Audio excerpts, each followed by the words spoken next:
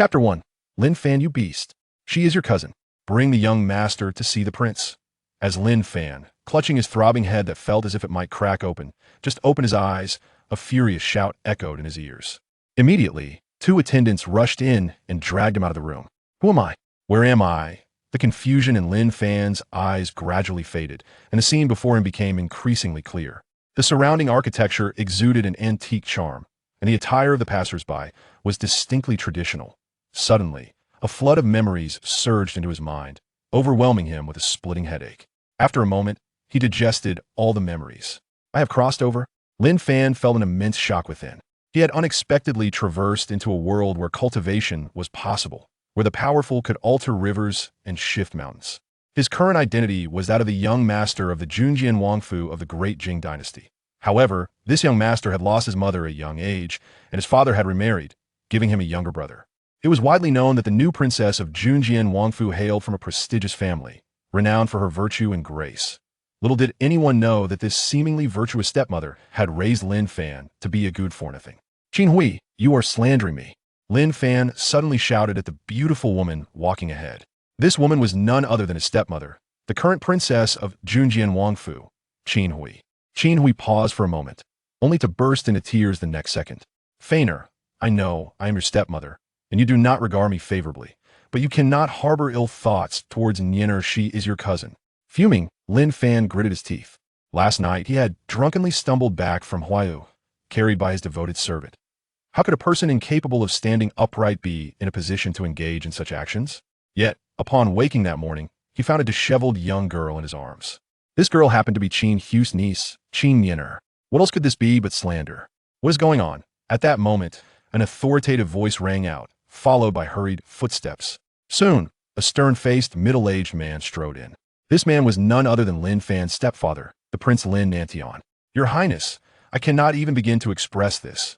Jinyiwei hesitated, seemingly overwhelmed with shame and anger. However, her demeanor only deepened Lin Nanshan's grave expression. His gaze fixed on Lin Fan as he sternly questioned, Unfilial son, have you once again committed some heinous act? Before Lin Fan could defend himself, Qin Hu's anxious voice interjected. Oh dear, Nyener, do not despair. Your uncle will surely stand up for you. All eyes turned towards them, only to find Qin Nyener struggling violently in Qin Hu's embrace, as if intent on throwing herself against the nearby pillar. Aunt, Nyener cannot bear to live in this world, any more my purity is lost. Qin Nyener struggled while weeping. Upon hearing this, even though Jinyiwei had not elucidated the situation, Lin Nantian comprehended it entirely. His fury ignited, and he raised his hand, striking towards Lin Fan. Unfilial son, in the past, I have spared you for the sake of your deceased mother. However, now you have even laid hands on your cousin. Today, I shall personally cleanse our household. As a prince renowned for his military accomplishments, Lin Nantian had already attained the mastery of a grandmaster. The power of his strike was sufficient to shatter mountains and split stones. A single blow could reduce Lin Fan to mere pulp. Out of the corner of her eye, Jinyiwei observed this scene with a glimmer of satisfaction. If this wretched creature were to perish, the title of heir would naturally fall to her son. Yet, in that fleeting moment, Lin Fan suddenly shouted, Wait, I have something to say. Lin Nanshan's hand halted just inches from Lin Fan's forehead. Father, is it not rather rash to condemn me based solely on the words of those two women? Lin Fan exhaled deeply and then boldly questioned. Do you dare call me rash? Lin Nanshan's countenance darkened as he spoke in a low voice. How many instances of bullying have you committed over the years that you think I am unaware of? Every time, it was your mother who cleaned up after your mess. I had hoped that her gentle guidance would lead you to amend your ways. Yet it seems your inherent wickedness has only deepened, culminating in such disgraceful acts. Father, I am the heir of the Prince of the Joint Forces. With but a beckon of my hand, countless beautiful women would vie for a place in my abode.The. Oh, I truly need to resort to force with someone as unremarkable as Qin Nyener? Lin Fan responded with righteous indignation. Preposterous. Summon the family law, 100 lashes, and then expel this son from the royal residence. Lin Nanshan's wrath intensified. He had not anticipated Lin Fan would treat his status as heir as a means to entice virtuous women. Should this information circulate, what face would the Prince of the Joint Forces have left? Father, please do not be hasty. I possess a method to prove my innocence. As the prince, you cannot allow yourself to wrongfully condemn me. Can you? Lin Fan asserted. Lin Nantian suppressed his fury and replied solemnly. I shall grant you this opportunity. If you cannot substantiate your innocence, then prepare to face the family law. Agreed, but you must guarantee that you will not interfere with my self-defense, Lin Fan added. Agreed, Lin Nantian acquiesced. Release me. Lin Fan commanded the two guards. The guards promptly glanced at Lin Nantian, and upon receiving his nod, they released Lin Fan. Rubbing his sore shoulder, Lin Fan approached the weeping maiden. Qin Yin'er, I kindly ask for your cooperation. Qin Yin'er paused, her eyes reflecting confusion. She turned to look at Qin Hu. Oh, not worry. With your uncle present, he would not dare to harm you. Qin Hui reassured her. Qin Yin'er, did you say I assaulted you last night? Lin Fan inquired. Qin Yin'er's face flushed crimson with embarrassment, yet she nodded in affirmation. Then did I actually enter? If I did, according to the laws of the Jing, I would be sentenced to death. If I did not, it would warrant 30 strokes of the rod and a compensation of 300 taels, Lin Fan continued. Qin Yin'er hesitated for a moment, and Qin Hui promptly gestured to her, given the circumstances, it was best to strike decisively. Summoning her resolve, Qin Yin'er whispered, You did not enter. That simplifies matters, Lin Fan sneered, then shouted, Guzi, come here from the crowd. A young boy dressed in servant attire hurried over. Young master. Lin Guzi's eyes were slightly red, filled with concern. Guzi, I have a task for you. Lin Fan pointed towards Qin Yin'er. Oh, you see her? You must now go and assault her. You must ensure that it is done as per my orders. Huh. Lin Guzi was momentarily taken aback. Go quickly. Lin Fan kicked in the backside. Miss Yin'er, I apologize, but I am but a servant to the young master and must obey his commands. With a steely resolve, Lin Guzi lunged forward. Aunt, save me. Qin Yin'er turned pale, hastily attempting to evade. Miss Yin'er, do not hide. How can I fulfill the young master's orders if you evade me? As Lin Guzi fumbled with his belt, he lunged forward. Impudence. Lin Nantian, witnessing the scene, was consumed by rage. He raised his hand, poised to strike Lin Guzi. However, before he could act, Qin Yin'er slapped Lin Guzi across the face. With a cry of agony, Lin Guzi was sent flying more than a meter away. Lin Fan, is this your method of self-justification? Lin Nantian's gaze was icy, fury threatening to erupt from within him. How could he have produced such a wretched offspring? Father, have you not realized yet? Lin Fan chuckled. Though Guzi is not a martial artist, he has learned some rudimentary skills. You are aware of my own capabilities. Even killing a chicken is a struggle for me. If Guzi cannot assault Qin Yin'er, and yet she and her aunt claim that I have, do you find that reasonable? Upon hearing this, Lin Nantian was momentarily speechless. The realization dawned upon him. The aura Qin Yin'er exhibited when she struck just now was nearly at the entry level of martial mastery. How could Lin Fan, devoid of any cultivation, possibly have assaulted someone on the verge of becoming a martial artist? Seeing the change in Lin Nantian's expression, Qin Hui and Qin Yin'er were taken aback. This inept individual had demonstrated such clarity of thought this time, employing this method of self-justification. Qin Yin'er deeply regretted revealing her strength moments ago. However, the thought of allowing a filthy servant to touch her was utterly abhorrent to her. Madam, Lin Nantian turned to Qin Hui. His intent was unmistakable. He sought a plausible explanation. Qin Hui was in a state of panic, acutely aware that without a plausible explanation today, it would be exceedingly difficult for Lin Nantian to trust her words in the future.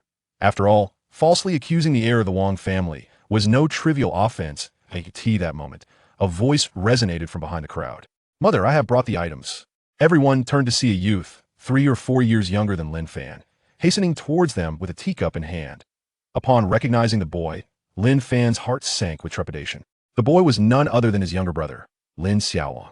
In Lin Fan's memory, this lad was quite the troublemaker, often causing him distress. Xiaolong, what is this?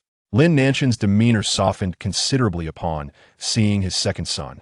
Lin Xiaolong was unlike Lin Fan, who had proven to be inept at the age of 14. He was well-versed in literature and propriety, exhibiting great filial piety, and was renowned as a martial arts prodigy in the capital. Father, this is the teacup used by Sister Yin'er, and it contains remnants of the soft bone powder. Additionally, I discovered some leftover from elder brother's room. As he spoke, Lin Xiaolong produced a porcelain vial. Cousin Yin'er is no longer alive. Qin Yin'er began to weep again, her sorrowful visage evoking pity from all present. Lin Nantian took the teacup, inhaling its contents with a furrowed brow. He then opened the porcelain vial for confirmation, his expression darkening once more. Turning to Lin Fan, he demanded, Lin Fan, do you have anything to say? Father, is it fair to conclude that this soft bone powder belongs to me based solely on this one-sided account? Lin Fan's voice was surprisingly calm. Perhaps influenced by the lingering emotions of his predecessor, he felt a profound disappointment toward this father of his. Bring him forth. Lin Xiaolong beckoned, and 2 guards escorted an elderly man into the room.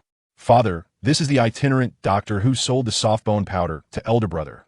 He has previously disgraced numerous women with this powder, as documented in the Ministry of Justice's archives. Sir, I was wrong. Had I known he was the heir, I would never have sold the medicine to him. The old man immediately pointed at Lin Fan, pleading for mercy. Lin Fan, with both witness and evidence at hand, will you still attempt to evade the truth? Lin Nantian inquired sternly that if the prince does not believe me, then what use is there in my further explanations?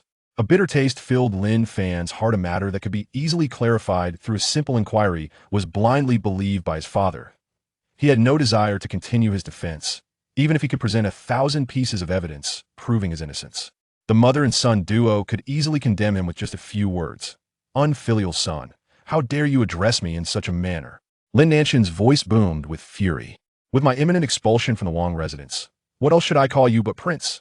Lin Fan met Lin Nanshan's gaze with unwavering resolve, a sardonic smile gracing his lips. Very well, very well. Lin Nantian trembled with rage. He then issued a decree. Take him away, administer 100 lashes, and expel him from the Wang residence. From this moment forth, Lin Fan shall no longer be the heir of the Wang family. 2 guards swiftly dragged Lin Fan toward the hall of punishment. Young master, I sincerely apologize. The madam has instructed me to take good care of you. One of the guards chuckled lightly, his voice laced with mockery. The whip descended like a torrential downpour, each strike accompanied by barbs that tore flesh, leaving a trail of blood and gore. A searing pain radiated from Lin Fan's back, causing him to convulse in agony. Damn it! Others traverse through time to indulge in luxury and romance, while here I am, arriving in this world only to be met with lashes instead of love. Yet he meticulously etched each pang of suffering into his memory, vowing that if he survived, he would exact 100-fold retribution for this torment. After 30 lashes, Lin Fan had grown numb to the pain. By the time he endured 50, his consciousness began to wane to 70 lashes. He thought he saw someone crying and collapsing onto him. Then, darkness enveloped him, and he succumbed to unconsciousness. Time passed, and when Lin Fan finally opened his eyes, a searing pain coursed through his back. As if his skin had been flayed, he lay on the ground, devoid of strength to turn over. Where am I? Did I die from grief and end up in the underworld? As he scanned his surroundings, he discovered an expanse of void, with only a bronze mirror suspended in the air. The sight of the mirror jolted Lin Fan. A bronze mirror? Could this be the object that brought me here? He vividly recalled the day he stumbled upon an antique stall while shopping. Finding the mirror intriguing, he picked it up for closer inspection. However, the rough edges caught his hand, drawing blood. In pain, he dropped the mirror, which shattered upon hitting the ground. Immediately, a powerful wave of dizziness overcame him, and when he regained consciousness, he found himself inhabiting the body of a similarly named young master. Is it your intention to bring me here just to suffer under the whip? Furious, Lin Fan disregarded his wounds and crawled towards the bronze mirror with desperate determination. He reached out and slapped the mirror with his palm. A brilliant light burst forth from the mirror's surface, and once again, a profound dizziness enveloped him. Thud! Lin Fan crashed to the ground. Almost instantaneously, an overwhelming force pressed down upon him, as if 10 hulking men were pinning him down, making it difficult for him to breathe or lift his head. Where on earth am I now? He resembled a feeble caterpillar, unable even to squirm. Yet, as he inhaled the air of this new world, a delightful scent of fresh grass wafted towards him. Accompanying the fragrance was a gentle, soothing energy that seemed to alleviate some of his pain. Struggling, he lifted his head to survey his surroundings. Lush greenery spread out before him, resembling a primordial forest, with towering trees nearby and soft grass surrounding him. With great effort, he maneuvered his hand in front of him and found the ancient bronze mirror firmly grasped in his palm. Father, what have you brought me to this place again? The oppressive gravity bore down on Lin Fan, subjecting every muscle and bone to an overwhelming force. Take me back. Hurry, return me to where I belong. Lin Fan shouted in desperation, but he felt that if he remained in this world any longer, he would be crushed to death under the immense pressure. A wave of intense dizziness washed over him once more. When he opened his eyes again, he found himself in a dilapidated temple. The pain from his back seemed to have diminished, but an insatiable thirst consumed him, as though his throat were ablaze. At that moment, footsteps echoed from outside. Soon after, the jubilant voice of Lin Guzi reached his ears. Young master, you are awake. He limped toward Lin Fan with great excitement. Upon seeing Lin Guzi, Lin Fan hurriedly exclaimed, Guzi, I need water. Your Highness, please hold on. I shall fetch it for you at once. Have a minute later. Lin Guzi dashed over, carrying a battered bowl. Your Highness, the water is here. Lin Fan hastily lifted the bowl to his lips and drank the water. An indescribable fishy taste lingered within, yet his overwhelming thirst compelled him to consume it all in one go. After quenching his thirst, Lin Fan finally felt as though he had been rejuvenated. Dog, help me up, he said. Lin Fan's voice was faint. Young master, you are still injured. Lin Guzi expressed his concern. It's all right. Please help me to my feet first. Lin Fan remarked, Young master, please exercise caution and be mindful not to aggravate your injury.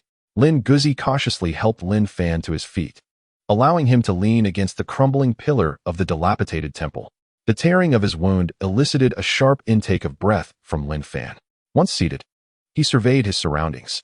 Indeed, it was a derelict temple, riddled with gaping holes and exuding an air of desolation. This realization confirmed that he had been unceremoniously expelled from the royal palace. Guzi, how is it that you two have been cast out from the palace? Lin Fan inquired. With a sly grin, Lin Guzi reminisced, years ago, when I was on the brink of starvation. It was the young master who rescued me and bestowed upon me the surname Lin. In that moment, I resolved to be the most loyal dog to the young master, especially when he was cast out from his home. As the most faithful canine, how could I not follow? This memory lingered in Lin Fan's mind. He recalled how Lin Guzi, emaciated and tormented by a band of old beggars, had elicited his amusement when he tossed a bun to him. From that day forth, Lin Guzi became his most devoted servant. Bathed in the moonlight, Lin Fan noticed the bloodstains on Lin Guzi's back. Dogzi, I vow to ascend to greatness, to become a person of exceptional stature, surpassing even the likes of the so-called king of the commoners. At that time, I shall ensure that you stand one beneath me and above all others. Lin Fan declared with unwavering resolve. Young master, your kindness overwhelms me. I would gladly embrace death for you. Lin Guzi replied, wiping away his tears. Death?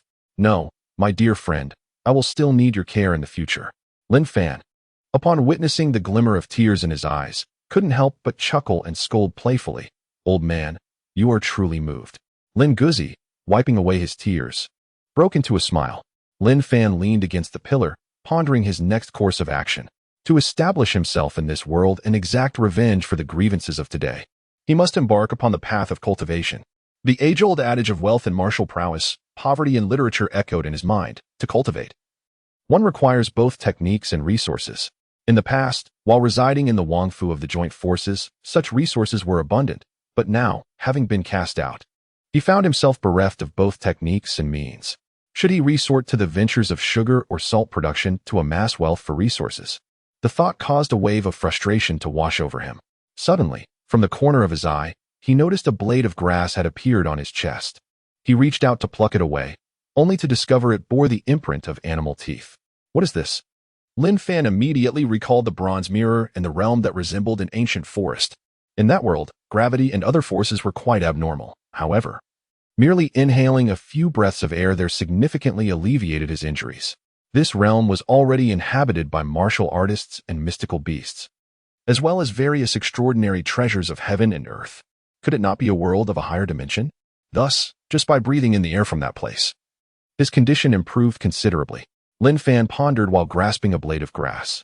If it were a world of higher dimensions, the air would possess extraordinary powers. Then surely this blade of grass must harbor even more wondrous abilities. Could it perhaps aid in my healing? With this thought, Lin Fan resolutely placed the blade of grass into his mouth. This grass is remarkably tough. Lin Fan chewed for quite some time, realizing that the grass leaves resembled tendons, exhibiting remarkable resilience. After chewing dozens of times, the leaves finally disintegrated. He swallowed them along with their juices. The moment the grass leaves descended through his esophagus into his stomach, he immediately felt a surge of power erupting from within. This force was incredibly ferocious, rampaging through his body, causing his organs to churn violently, inflicting excruciating pain that rendered his complexion pale and his body drenched in cold sweat. Young master, what is the matter with you? Upon witnessing this, Lin Guzi hurriedly supported Lin Fan, his eyes filled with anxiety and concern. Lin Fan gritted his teeth, his hands clutching his abdomen as he curled into a tight ball. His body trembled with pain, the force within him raging with increasing ferocity, as if it sought to tear him apart. His bones creaked ominously, muscles taut to the brink of rupture, as though they would snap at any moment. Just when he believed his life was drawing to a close, an extraordinary change unfolded within him. The chaotic energy began to gradually settle. The violent force seemingly tamed by an invisible power, flowing gently along his meridians. Wherever it traveled, warmth surged through the previously wounded areas, and the injuries healed at a visibly rapid pace. Lin Fan's eyes widened, his heart brimming with shock and delight. He could distinctly feel his body growing stronger, nourished by this extraordinary power. After a prolonged moment, Lin Fan exhaled a deep sigh of relief, his face radiating gratitude for having survived the ordeal. "Dog, I'm all right now," he said with a smile. Tears glistened in Lin Guzi's eyes as his voice quivered. "Young master, I feared the worst. I thought I had lost you." "Do not worry," Lin Fan reassured him with a gentle pat on the shoulder. "I am blessed with great fortune and resilience. It would be far too simple for me to perish. But, young master, what of your injuries?" Out of the corner of his eye, Lin Guzi glimpsed Lin Fan's back. What was once a mangled and bloody sight had now transformed into a smooth and fair expanse. Aside from a few remnants of dried blood, there was scarcely a trace of injury left. It was as if the celestial beings had imparted wisdom in his dreams, bestowing not only healing upon him but also an enhancement of his physical form. Lin Fan rose to his feet, his gaze sweeping the surroundings before ultimately resting upon the stone lion just over half a meter tall at the entrance. Lin Guzi discerned his intention and quickly interjected. "My lord, that stone lion weighs 500 to 600 pounds. You have only just recovered from your injuries. Please do not act recklessly." Lin Fan, however, paid him no heed and strode forward with determination, grasping the stone lion's ankle with both hands. With a sudden surge of strength, he effortlessly lifted the imposing stone lion, which weighed over 500 pounds. Behind him, Lin Guzi stood in stunned disbelief. When had his young master become so formidable? Previously, even lifting a courtesan had proved arduous. Yet now he could effortlessly raise a stone lion of such considerable weight. Lin Fan suddenly hurled the stone lion, weighing over 500 pounds, with great force, causing it to crash to the ground with a resounding bang. He brushed off his hands, feeling satisfied, and returned to the dilapidated temple. "Your Highness, with such strength, you are surely on the brink of attaining a new level," Lin Guzi exclaimed. "Entry level?" Lin Fan raised an eyebrow. "Guzi, you are aware of the realms of martial artists?" "Of course, young master. You often find yourself in trouble, and if I were unaware of the martial realms, how could I ascertain whether our guards could contend with the opposition?" Lin Guzi chuckled softly. "Do elaborate." Lin Fan sat upon a decayed log, his gaze fixed upon Lin Guzi. "The martial artists are categorized into 4 realms: the acquired stage, the master stage, the grandmaster stage, and the earthly martial sage. Yet, a staggering 99% of martial practitioners remain below the master stage, existing solely within the acquired realm." Lin Guzi introduced the concept of realms with a nod and shake of his head, seemingly eager to project an image of profound erudition. "The next realm is divided into 9 grades, with the 9th being the weakest and the first the strongest. Attaining the 9th grade signifies entry into the realm, typically endowing one with a strength of 800 pounds, allowing them to effortlessly contend with 10 ordinary individuals." "Young master, your strength is evidently not far from reaching the threshold of entry." Lin Fan furrowed his brows upon hearing the introduction. Having consumed the grass leaves and endured such immense suffering without attaining any results, he realized that avenging himself against Lin Nantian, a Grand Master, would be a formidable challenge. However, if even a mere fragment of the grass leaves from that realm possessed such extraordinary effects, there must be other treasures capable of enhancing one's strength. The pressing question remained: how could he re-enter that world? The bronze, ancient mirror. Lin Fan immediately grasped the critical juncture. As this thought emerged, a mirror swiftly materialized in his mind. Indeed, it was that ancient bronze mirror. "Let me give it another try." Lin Fan was about to make an attempt, but he immediately halted. If his consciousness were to traverse to that other realm, it would be acceptable. However, if his physical form were to follow, it would be akin to a transformation of the living into the dead. The dog must surely be terrified by his sudden disappearance. Contemplating this, he turned to Lin Guzi and said, "Guzi, you should step outside for a moment. I have matters to attend to." "Understood," Lin Guzi replied, without questioning Lin Fan's intentions. Simply complying with his request, he dashed out in a flash. Lin Fan had no doubts regarding Guzi's loyalty. He immediately directed his gaze towards the bronze ancient mirror and exclaimed, "Mirror, mirror, swiftly transport me to that world." The bronze mirror vibrated with a low hum, its ornate patterns shimmering with light, but in the next instant, it fell still once more. What could be the reason for this? Lin Fan was momentarily taken aback. This mirror was the very essence of his rise. Surely nothing was amiss. Outside the dilapidated temple, a group of beggars approached, brandishing their dog-beating sticks. "Huang San, you haven't deceived us, have you? If we eliminate those two within the temple, will a benefactor truly reward us with silver?" A beggar, marked by a dark mole on his forehead, cast a dubious glance at the leader of their group. "Ah, fear not. The deposit is secure in my possession. It cannot be false," Huang San proclaimed, producing a silver ingot that glimmered enticingly. This ingot weighed no less than 5 taels. A sum that would take an ordinary family in the Great Jing dynasty an entire year of toil to accumulate, leaving them with but 2 taels. "Third brother, I trust you. Once our task is accomplished, you must grant me 3 taels. I wish to indulge in some revelry at the Flower Rain Pavilion with Xiao Chui," chimed in another slightly portly beggar, grinning broadly. "Agreed," Huang San replied, his expression brightening. "The benefactor has promised that upon our success in dispatching those two, we shall receive 100 taels as the final payment. Each of us could claim 20 taels. 20 taels. Such a fortune would allow me not only to acquire a residence in a small county, but also to bring Xiao Chui home as my wife," exclaimed the beggar, his eyes alight with dreams of the future. He envisioned a life where, after purchasing a home and marrying Xiao Chui, she would tend to the household chores while he continued his begging on the streets. Surely, life would improve. The 5 beggars exchanged laughter and banter as they arrived at the temple's threshold. "Hush, do not speak. We must not scare away our 2 plump sheep inside," Huang San urged, gesturing for silence. "Why fear? Was it not said that one of them is wounded and cannot escape?" The slightly rotund beggar strode forward confidently and, with a swift kick, flung open the partially ajar temple door. The other 4, seeing this, had no choice but to follow suit. After all, they were many in number, and in terms of agility, most ordinary folk could not match their prowess. After all, beggars often faced the threat of dogs. Those with less nimble legs had long since met their demise at the jaws of such beasts. "What do you intend to do?" Lin Guzi was startled by the sudden intrusion of a beggar. Hastily, he grasped a wooden stick from the ground and positioned himself at the temple entrance. "Ah, it seems this fellow is unaware of the formidable prowess of the 5 heroes of the capital, daring to wield a stick before us." Huang San let out a cold laugh, his tone laced with disdain. "Third brother, deal with him." With that, one of the beggars shouted loudly, and the 5 beggars wielding their dog-beating sticks surged forward in a rush. The Lin Dogzi, though somewhat crude in his martial arts, was not without his challenges, for the beggars were far from defenseless.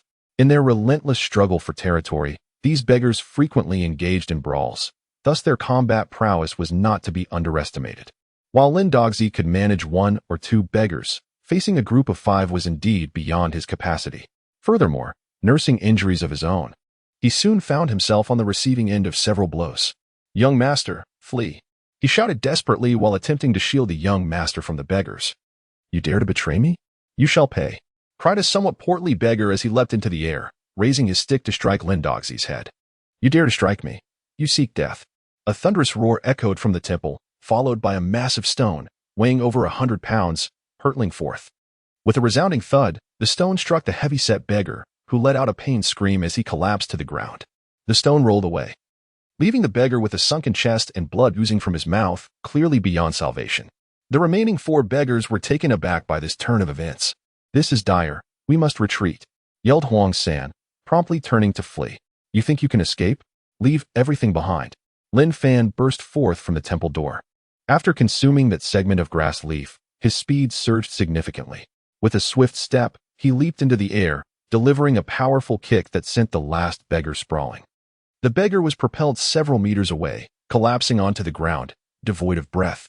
Lin Fan pursued and struck another beggar on the head with a resounding slap. Crack! The beggar's head spun around, his cervical vertebrae fractured, and he collapsed onto the ground. Lin Fan spared the remaining 2, merely shattering their legs before dragging them and casting them into the dilapidated temple. "Master, your prowess is truly remarkable." The limping dog approached with a gaze filled with reverence. "Merely a few worthless individuals." Lin Fan spoke with a calm demeanor. "My lord, please spare my life. I am willing to reveal the identity of the murderer. I implore you to show mercy and forgive our dog's life." Before Lin Fan could conduct his inquiry, Huang San had already begun to plead for mercy. "Speak swiftly," Lin Fan urged with tranquility. "It was someone from the Bingjian Wangfu who instigated me.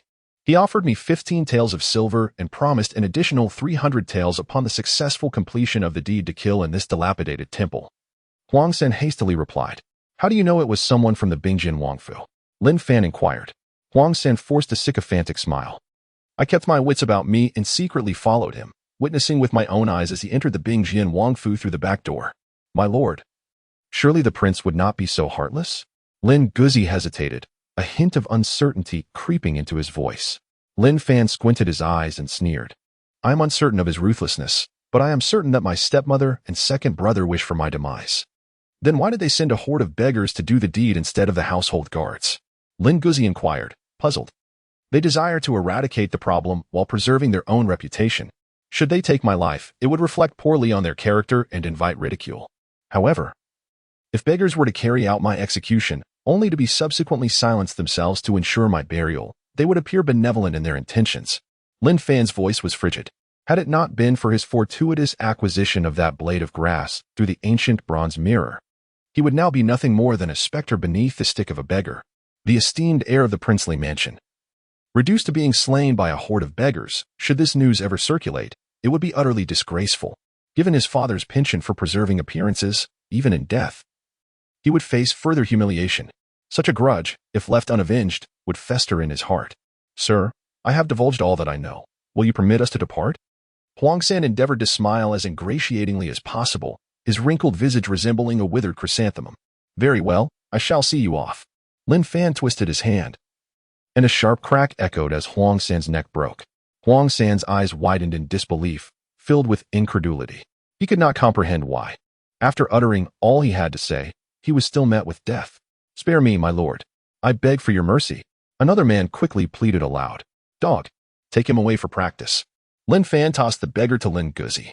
Now, devoid of the protection of the Bingjian Wangfu, he is bound to encounter numerous dangers. Lacking even the courage to take a life, how could he possibly seek vengeance against the Bingjian Wangfu? All right. Lin Guzi dragged the beggar out of the dilapidated temple. Shortly thereafter, the sound of stones crashing down echoed through the air. Within less than a minute, Lin Guzi, now covered in blood, returned to the crumbling sanctuary. "The young master is utterly deceased." Lin Guzi's complexion appeared somewhat pale, yet his eyes shimmered with excitement and fervor. As for the corpse inspection, did that wretched Qin Hui not bestow upon them 25 taels of silver? It serves as the perfect fare for our journey. Lin Fan spoke. No sooner had he finished his words than Lin Guzi sprang into action. In no time, he had thoroughly searched the 5 individuals, extracting all their silver and coins. 25 taels of silver and 220 copper coins, which in the past would not have sufficed for Lin Fan's indulgences in Hebei's fine wines. "That wretched Qin Hui is aware of our continued existence and will not relent easily. We must depart from this place at once. As soon as the city gates open tomorrow, we shall leave the capital without delay." Lin Fan rose to his feet, preparing to depart the dilapidated temple with Lin Guzi. However, as they stepped into the courtyard, their footsteps came to an abrupt halt. Lin Fan's gaze was fixed intently upon the middle-aged man leaning against a withered tree, his eyes brimming with vigilance. Clad in the customary attire of the Jinyiwei, this man, however, distinguished himself from the ordinary ranks with garments of exquisite elegance and sumptuousness, adorned with a beautifully embroidered spring knife at his waist. It was indeed startling to discover that the esteemed Wang residents had forged an alliance with the despicable and sordid Jinyiwei. Lin Fan appeared relaxed, yet his nerves were taut with tension.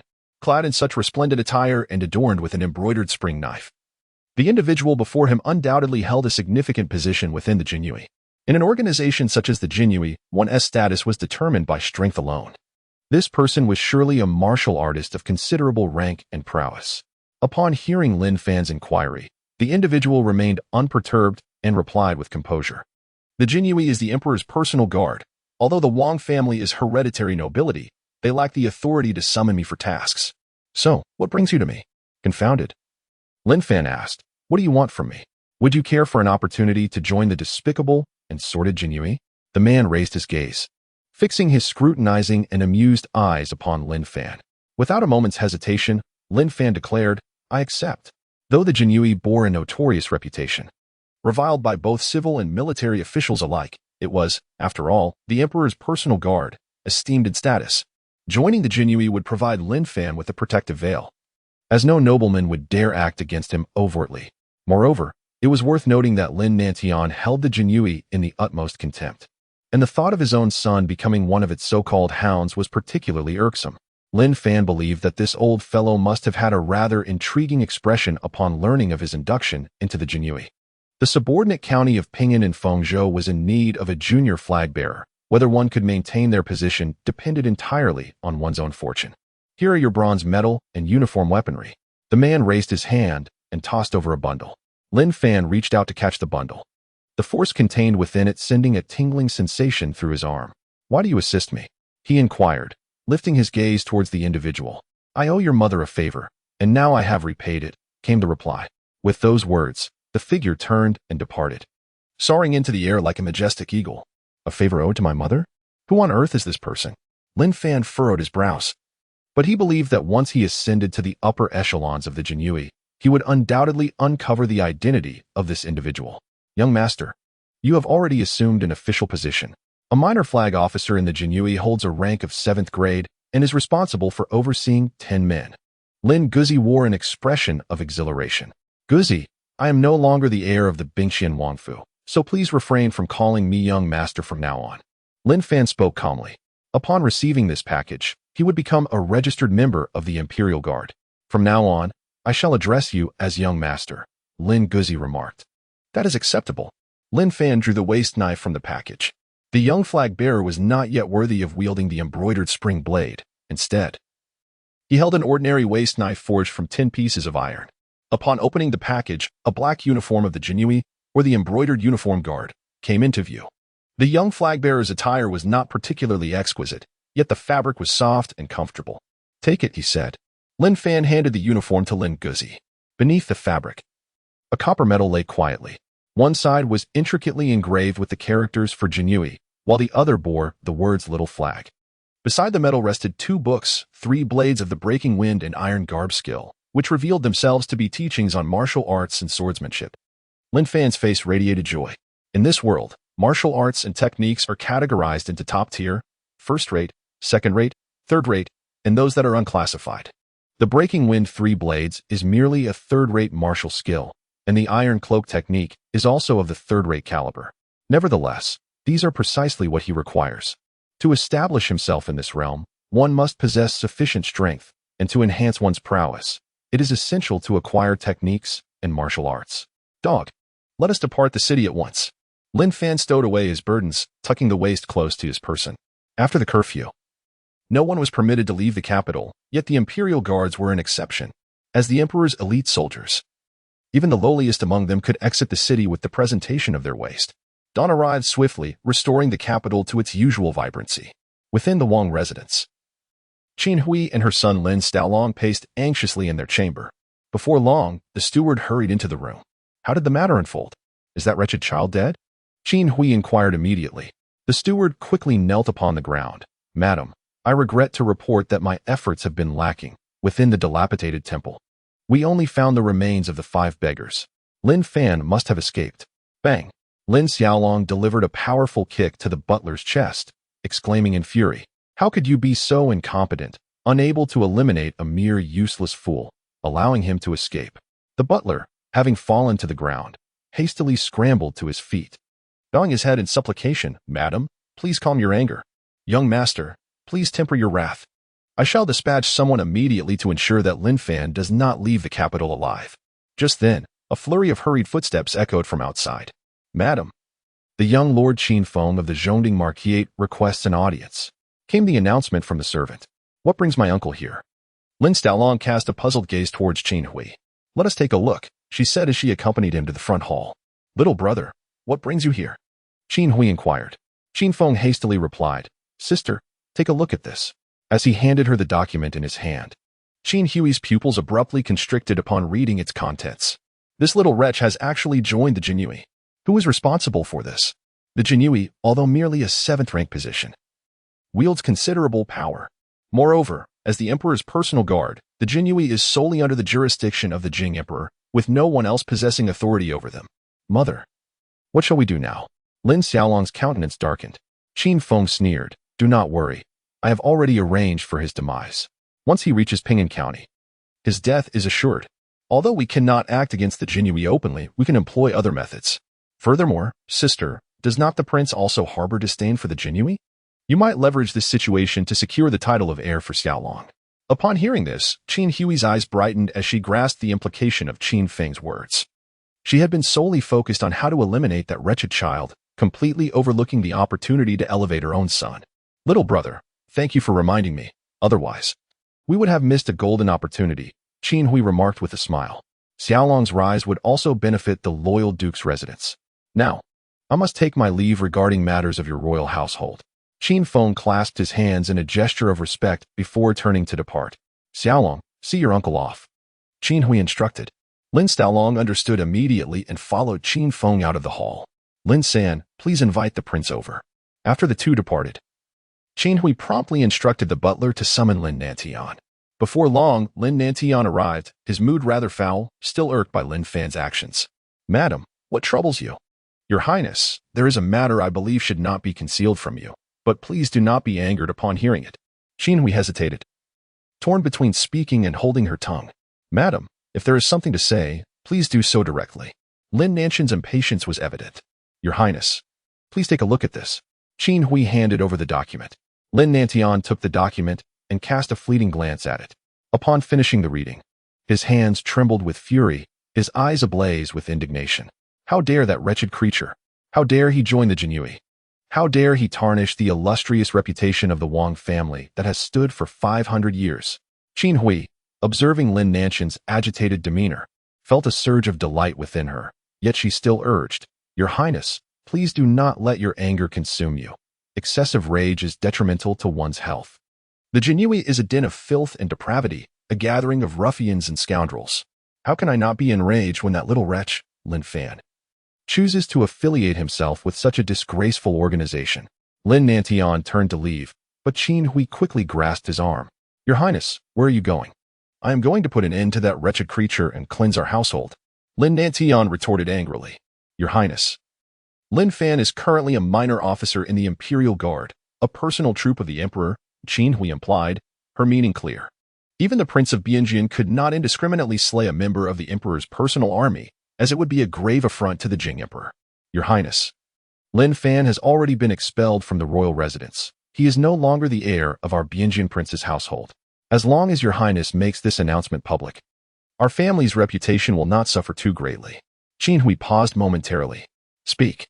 Lin Nantian commanded in a low voice. Xiaolong has grown, albeit somewhat disappointingly. Yet we have no alternative. The reputation of the royal household is paramount. Qin Hui spoke in veiled terms. Xiaolong is far superior to that wretched creature. After contemplating for a moment, Lin Nantian declared, We shall publicly announce the disinheritance of Lin Fan and establish Lin Xiaolong as the heir of the Bingjian prince's household. From this day forth, Lin Fan shall have no further ties to the Bingjian prince's estate. Qin Hui's expression brightened. I shall arrange this immediately. 200 miles outside the capital, Lin Fan and Lin Guzi galloped forth on their steeds, with 25 taels of silver that could only procure 2 inferior horses, leaving them with 5 taels for travel expenses. The distance from Ping'an County to the capital spans over 3,000 miles. It would take at least a month to traverse such a journey on 2 subpar horses. Thus, Lin Fan resolved to first journey to the dock in Linjiang County, from whence they could board a vessel and reach their destination in merely 6 days. As evening descended, the two successfully arrived in the city of Linjiang. Upon reaching Linjiang County, Lin Fan sought out a horse market, intending to sell the 2 inferior horses to recoup some of their costs. Gentlemen, these horses are of poor quality. I can offer no more than 4 taels of silver for each, the proprietor remarked, inspecting the horses' mouths and hooves before ultimately presenting his offer. Upon hearing this, Ling Guzi immediately retorted, Boss, while it is true that the horse is of inferior quality, your price is rather too low, isn't it? A price of 8 taels per horse would be more reasonable. The boss chuckled and shook his head. My young friend, do not be hasty. 2 horses for 8 taels is not a low price. I advise you to take your money and leave. The unscrupulous merchant added, Young master, let us not sell to him. Lin led the horse out of the courtyard, but at that moment, two burly men approached and blocked the entrance. Little brother. For taels of silver for 2 horses. Take the money and leave. The owner approached, his tone calm. Are you trying to force a purchase? Lin Fan inquired with a smile. The owner shook his head. Not at all. These 2 horses, one lame and one one-eyed, are nothing more than beasts destined for slaughter. For taels is quite generous, my young friend. One must learn to be content. Snap. Lin Fan raised his hand and delivered a resounding slap to the boss's face. With that single blow, the boss was sent flying, and 2 of his teeth flew out of his mouth. Ah, this hurts like hell. The boss lay on the ground, covering his face, and pointed at Lin Fan and his companion. Get rid of them for me, those 2 fools who dare to provoke me. The king of horses in Linjiang County. They are courting death. Lin Fan raised his hand and flung the bronze token forward. The token landed before the proprietor. Open your eyes wide and comprehend before you speak. Lin Fan admonished sternly. What a worthless trinket to embolden you to act so arrogantly. As the proprietor uttered these words, he cast a glance at the token. The moment he discerned the inscription upon it, a resounding buzz echoed in his mind, as if it were about to explode. At that moment, the 2 burly men had already approached Lin Fan, poised to strike. Just then, the proprietor shouted, Halt. Cease at once. The 2 men paused, their expressions filled with confusion. Trembling, the proprietor bent down to retrieve the token from the ground, wiping it against his garment. He then cautiously presented it before Lin Fan. Sir, your bronze medal, the proprietor murmured, his voice quivering as he bowed his head. Lin Fan tucked away the token and replied nonchalantly. What is the worth of my 2 steeds now? 200 taels. Bang. Lin Fan delivered a powerful kick to his boss's abdomen, sending him flying across the room. He then strode forward and placed his foot upon the boss's head, demanding with a stern voice, how much? 300 taels. The boss hastily exclaimed a figure. That price seems quite reasonable. Lin Fan bent down to assist his boss, gently brushing off the dirt from his shoulders with a warm expression. In the realm of commerce, one experiences both profits and losses. Purchasing 2 fine steeds for 600 taels is indeed a lucrative venture, is it not? Yes, indeed. Thanks to your esteemed patronage, I have profited. The boss, with his swollen face, managed to force a smile, revealing a gap in his front teeth.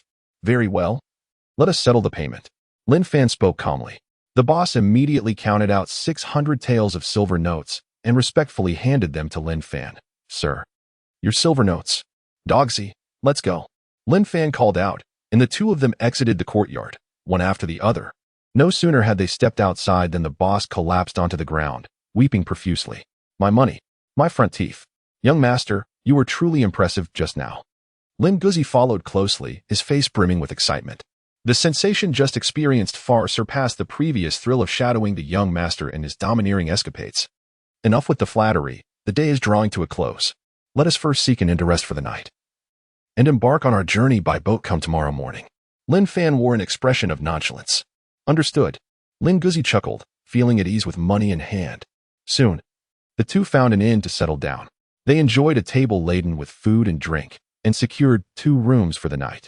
After satisfying their appetites, they each retreated to their respective chambers for rest. Upon returning to his room, Lin Fan lay on the bed, deep in contemplation. Now equipped with martial arts and a defined identity, his next objective was to devise a means to enhance his strength and status.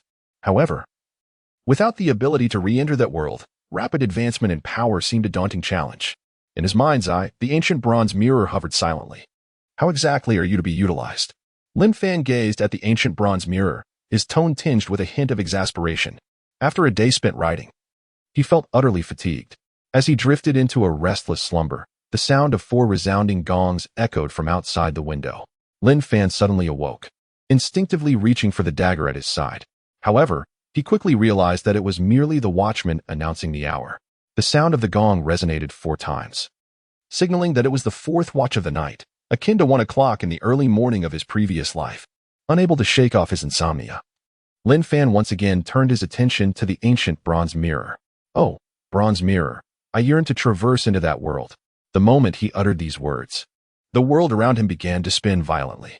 Almost instantaneously, a powerful force bore down upon him, pressing him flat against the ground.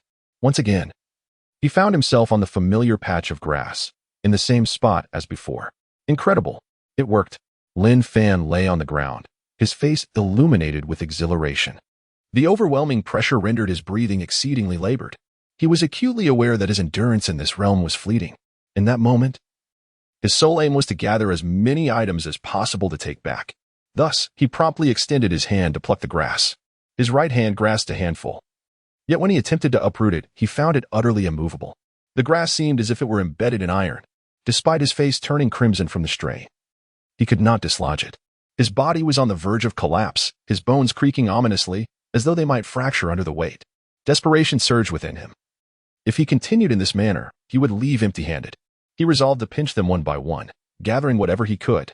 Lin Fan quickly reacted, releasing a handful of grass he had been grasping and instead gripping a blade of grass to pull down. With a sharp tug, the blade was torn from the ground. Yet his palm was met with a stinging pain from the jagged edge. Despite the agony of the wound, he persevered in plucking the grass. With each blade he uprooted, his palm bore an additional 2 cuts. After managing to pull the third blade, he could no longer endure the pain. His breath became labored, his entire body ached. And he realized that if he continued, he would become mere fertilizer for the very grass he was tearing. Tongjing, let us go. Lin Fan let out a powerful shout, only to be immediately engulfed by a profound sense of dizziness. Moments later, he found himself lying on the bed, gasping for breath. Glancing down at the 3 blades of grass, stained with blood and resting in the palm of his hand, he deemed it worth the effort. Lin Fan did not immediately consume the blades of grass. Instead, he took a moment to rest and reflect upon the details of his entry into that peculiar world. It was likely around this time last night that the bronze mirror had transported him there. Could it be that there exists an opportunity to enter that realm every day? Lying on his bed, he pondered, sensing that he was subtly approaching the truth. Tomorrow's attempt would reveal all. Having consumed these 3 blades of grass, he anticipated being able to endure longer and gather a few more. However, he was uncertain if he could bring tools along. If he could take a knife with him, his collection efficiency would undoubtedly be greatly enhanced. After resting for a while, he used a waist knife to cut each blade of grass into 3 segments, each approximately 2 to 3 centimeters in length. This way, during his next consumption, he would avoid the near-fatal experience of his first attempt. When his body almost succumbed to the overwhelming force, Lin Fan pinched a blade of grass, poised to place it in his mouth, when suddenly he recalled the 2 martial arts manuals he had yet to examine in detail. The breaking wind 3 blades is a technique of swordplay, which he decided to set aside for the moment, while the iron garment technique ought to be a method of cultivation. Lin Fan carefully examined the iron cloak art. This martial technique, practiced through rigorous physical training, refines the flesh and blood, enhancing strength while simultaneously hardening the body. Upon reaching perfection, one appears as though clad in a suit of iron, impervious to blades and spears, hence the name iron cloak art. Lin Fan meticulously memorized the incantation of the iron garment technique, then took a blade of grass and placed it in his mouth to commence his training. After thoroughly chewing the grass and swallowing it, he found that with the technique at his disposal to assimilate the energy contained within, the excruciating discomfort he had previously endured was absent. Instead, he was enveloped in an extraordinarily pleasant sensation, akin to luxuriating in a warm bath, with every muscle in his body experiencing unparalleled relaxation. After the duration of a single incense stick, he had completely absorbed the energy from the grass. Lin Fan felt his strength had indeed been augmented, yet he still found himself some distance away from achieving a minor mastery of the iron garment technique. Throughout the night, he consumed 8 blades of grass in succession. Upon swallowing the 8th blade, he sensed as if a membrane within his body had been cleared, allowing his vital energy and blood to flow with remarkable ease. Lin Fan opened his eyes and slightly circulated the vital energy within his body, noticing that his palms had darkened somewhat. This was the marvelous effect of the iron garment technique. When the circulation of vital energy rendered the skin the hue of tempered iron, it signified the mastery of this technique. With a minor achievement in the iron garment technique, my realm should have ascended to the 9th tier. A mere blade of grass would hold little value for me. It would be more beneficial to bestow it upon Dogsy to enhance his prowess. Lin Fan pondered quietly. As dawn broke, he descended to the kitchen to gather some potash. He mixed the grass leaves with the ash, kneading them into a small ball. Gazing at the black pill in his hand, roughly the size of a quail egg, Lin Fan displayed a look of satisfaction. "Young master, why are you awake so early?" Lin Guzi's breathing was somewhat rapid, clearly indicating that he had been searching for him for quite some time. "Guzi, I have attained the 9th rank," Lin Fan remarked with a smile. Lin Guzi's eyes sparkled with excitement. "Really? Young master, You are truly remarkable. Lin Fan presented the freshly crafted elixir, saying, "If you consume this potion, young master, my current strength is a result of having taken such a precious elixir. This is far too valuable, young master. You should keep it for yourself." In Lin Guzi's eyes shimmered a yearning, yet he continued to decline repeatedly. "If I entrust you with it, then you shall hold it. Am I to personally intervene should any petty trouble arise in the future?" Lin Fan feigned displeasure. Lin Gongzi's eyes reflected a struggle. Ultimately he spoke, "Young master, I shall take the small one. You have 1 incense stick's time to absorb the elixir, and then we shall proceed to the dock to take the boat." Lin Fan replied. Lin Guzi quickly nodded, and then hurried upstairs with the elixir in hand. Merely half a stick of incense later, he rushed down with an expression of sheer excitement. "Young master, this elixir is extraordinary. With just 1 pill, I have attained a new rank." Lin Guzi was filled with ecstatic joy. Lin Fan was taken aback. The blade of grass he had given to Lin Guzi was meant to be slightly longer.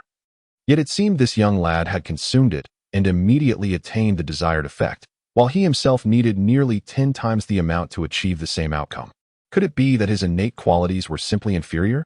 "Guzi, how is one to determine whether or not one has attained this effect?" Lin Fan couldn't help but inquire. Lin Guzi extended his hand, and a crimson thread danced beneath the surface of his palm. He then introduced, "Young master. This red thread is formed from the condensation of vital energy. 1 thread signifies the 9th rank, 2 threads denote the 8th rank, and 3 threads correspond to the 7th rank." Lin Fan extended his hand, channeling the vital energy within his body to converge in his palm. Indeed, a crimson thread materialized in the center of his hand. Lin Fan felt a bit disheartened. He had to use 10 times the amount to attain the same level as Dogzi. How poor must his innate talent be? Lin Fan let out a quiet sigh. It seemed that he could only rely on the ancient bronze mirror. Without this mirror, he would likely have lived a life of utter mediocrity. "Young master, what troubles you?" Lin Guzi asked, noticing the change in his expression and inquiring with concern. Lin Fan waved his hand dismissively. "It's all right. Let us proceed to the dock." The two set off towards the harbor, and after paying 6 taels of silver, they successfully boarded the ship. Indeed, the expenses of a long journey were not something an ordinary person could easily bear. The fare for a ticket covering over 3,000 miles would require a common family to save for more than a year. Over the course of 6 days, aside from venturing into the other world to gather herbs daily, Lin Fan devoted the remainder of his time to studying the technique of breaking wind 3 blades. "Dear guests, we regret to inform you that we are unable to take you to the dock at Ping'an County." Just as Lin Fan was engrossed in his study of breaking wind 3 blades, the ship's captain unexpectedly approached him. "Captain, this seems rather inappropriate. Is it customary to accept silver yet fail to deliver to the designated destination?" Lin Guzi immediately became displeased, suggesting that their young master travel to the county town on foot, which was no jest. The proprietor presented 2 taels of silver, stating with a wry smile, "This is the refund for you, totaling 2 taels. The rampant banditry in that region has led to 2 merchant ships being looted at the dock ahead, and we simply cannot afford to take that risk." Lin Fan interjected, "Then please let us disembark at a location closer to the county town." The proprietor expressed his gratitude profusely. Once the proprietor had left the cabin, Lin Fan remarked with a smile, "Banditry has reached the county town dock.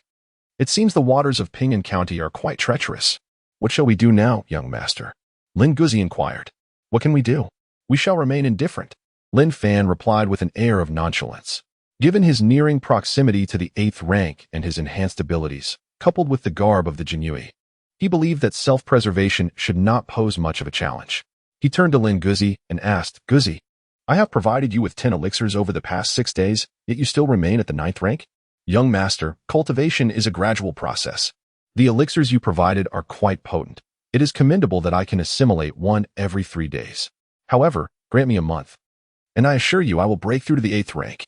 Lin Guzi pledged earnestly. "Is it not possible to consume the elixirs consecutively?" Lin Fan questioned, puzzled. Lin Guzi remarked, "Indeed, the physical endurance of a martial artist is finite. Continuously consuming elixirs or rare treasures of heaven and earth can overwhelm the body, potentially resulting in a backlash from the potency of the medicine, leading to internal injuries." Lin Fan was filled with perplexity. Over the past 6 days, he had diligently consumed 3 to 5 blades of grass daily, which had facilitated his rapid progress. As for the so-called backlash, he had experienced not a trace of it. Could it be that despite his somewhat inferior aptitude, His tolerance to the medicinal potency surpassed that of the average individual. "Young master, are you unwell?" Lin Guzi inquired, waving his hand before Lin Fan. Lin Fan smiled calmly. "It's nothing. Let us tidy up our belongings as we prepare to disembark." An hour later, the merchant ship entered the territory of Ping'an County.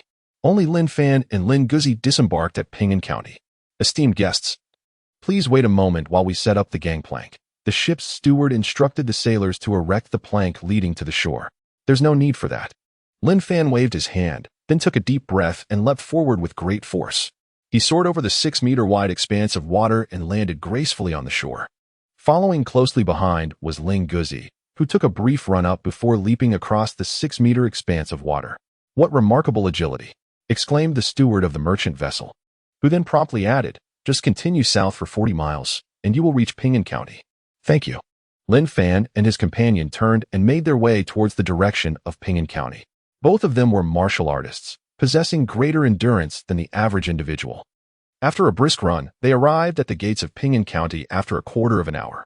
"Young master, your stamina is truly remarkable. Running 40 miles in one breath has utterly exhausted me." Lin Guzi gasped for breath, clearly exhausted. Lin Fan furrowed his brow slightly. Though he was also a 9th-grade martial artist, it seemed that the dog was significantly inferior to him in both strength and speed. Alternatively, it could be that the dog embodied the typical prowess of a 9th-grade martial artist, while he himself was far superior to the average. However, to validate this hypothesis, he needed to report to the Jinyiwei first. Since the establishment of the Great Jing dynasty, the imperial authority had traditionally refrained from exerting control over the countryside. As the emperor's personal guard, the activities of the Jinyiwei were historically confined to the capital's vital regions and key military economic centers.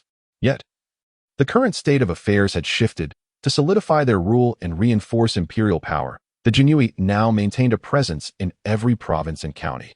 In Ping'an County, a general flag of the Jinyiwei was stationed, overseeing 5 smaller flags, each of which commanded 10 ordinary Jinyiwei, also known as Jinyiwei warriors. Upon entering the city, Lin Fan made a beeline for the Jinyiwei office. The Jinyiwei operated independently from the county government, thus possessing a separate administrative area. The county town, dilapidated and impoverished, was in stark contrast to the capital. Nevertheless, the official office remained remarkably opulent. A pair of fearsome stone lions stood sentinel before the vermilion-painted grand doors, which were flanked by 3 stone steps and featured a notably high threshold. "Halt! This is the Jinyiwei office. Unauthorized personnel are forbidden to enter." As Lin Fan stepped through the entrance, 2 individuals clad in black Jinyiwei uniforms promptly barred his path. "I am Lin Fan, a Jinyiwei junior flag dispatched from the capital. Here are my waist token and appointment documents." Lin Fan presented his waist badge and documents to the 2 men. After a brief glance at the badge and documents, they exchanged glances. "So it is Lord Lin. We kindly request you to wait in the side hall while I inform Lord Zongqi," one of the guards said, bowing respectfully before turning to leave. The other man then guided Lin Fan to the side hall. "May I ask how we should address our esteemed Lord Zongqi?" Lin Fan inquired. "Our banner bears the prestigious surname of Gao and the illustrious name of Chang." The tone of the mighty warrior was neither warm nor cold. Lin Fan cast a meaningful glance at Lin Guzi. Lin Guzi instantly understood, discreetly shaking out a banknote from his clothing.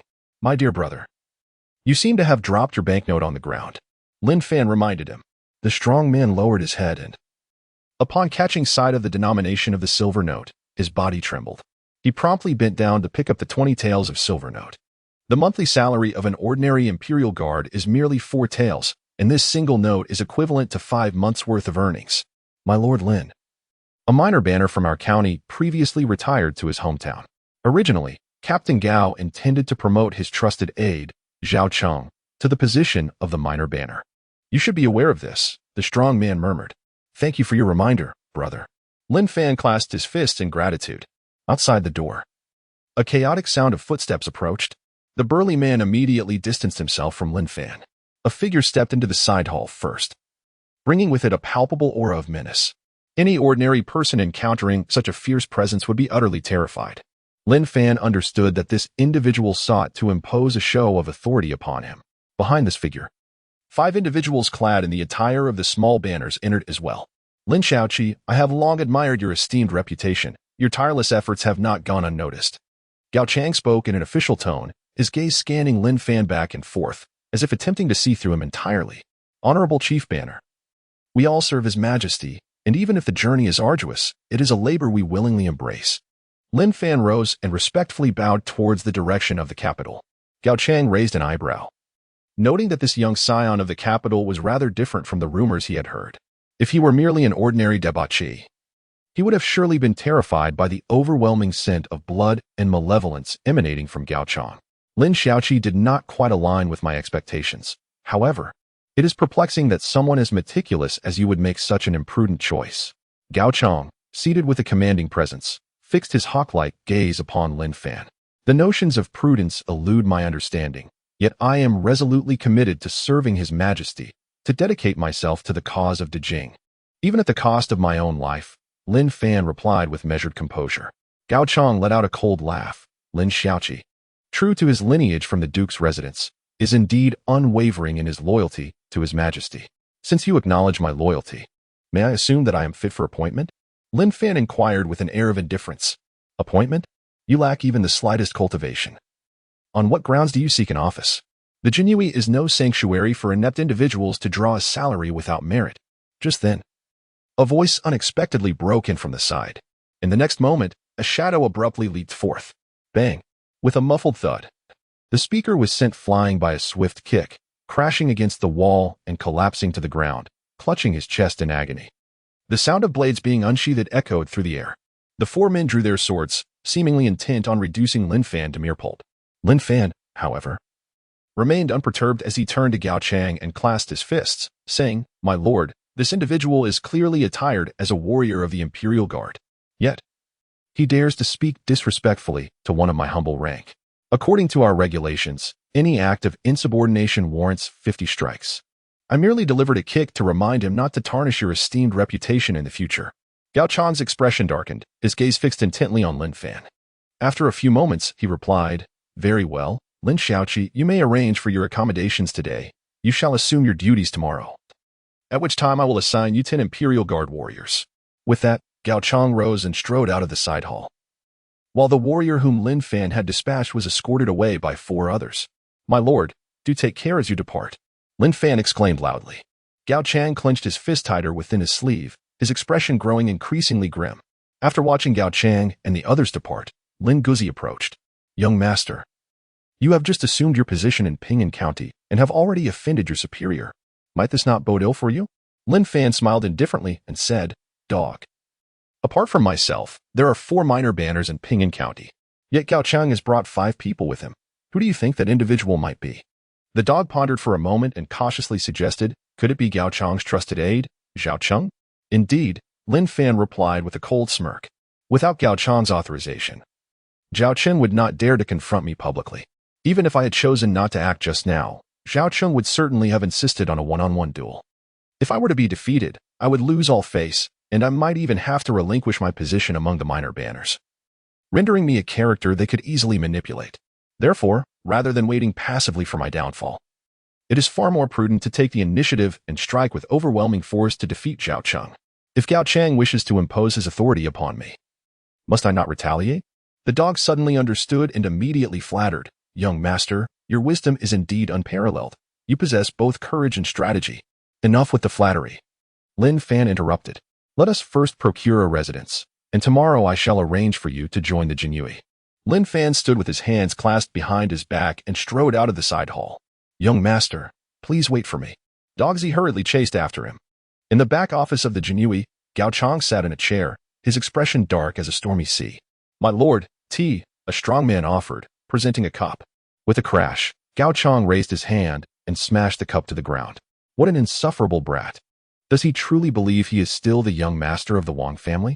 How dare he act recklessly in my territory? And you, Zhao Cheng, how can you not even defeat a worthless opponent? You have brought me nothing but shame. With your abilities, even if you were to lead a small flag, you would only embarrass yourself." Zhao Cheng's face remained pale. Lin Fan's kick had nearly dislocated his organs. Gritting his teeth, he replied, "My lord, that little brat attacked me unprovoked. He is also at the 9th rank. If we were to fight fairly, I would never lose to him." "Fairly?" Gao Chang retorted angrily. "He already kicked you before you even realized it. Even in a fair fight, you are not his match. My lord, once I recover, I will surely challenge him to a duel." I will not bring shame upon you, Zhao Cheng insisted, defiantly jutting his chin. If you weren't my sister's son-in-law, I would have relished the thought of using your head as a chamber pot. Why would that little flag want to duel with a brute like you? Gao Chang replied irritably. What sort of person has angered our esteemed commander to this extent? A mocking voice echoed from outside. A middle-aged man clad in a brocade robe entered. Lord Liu, what brings you to my Jinyiwei office while attending to affairs at the county office? Gao Chang's tone was frigid.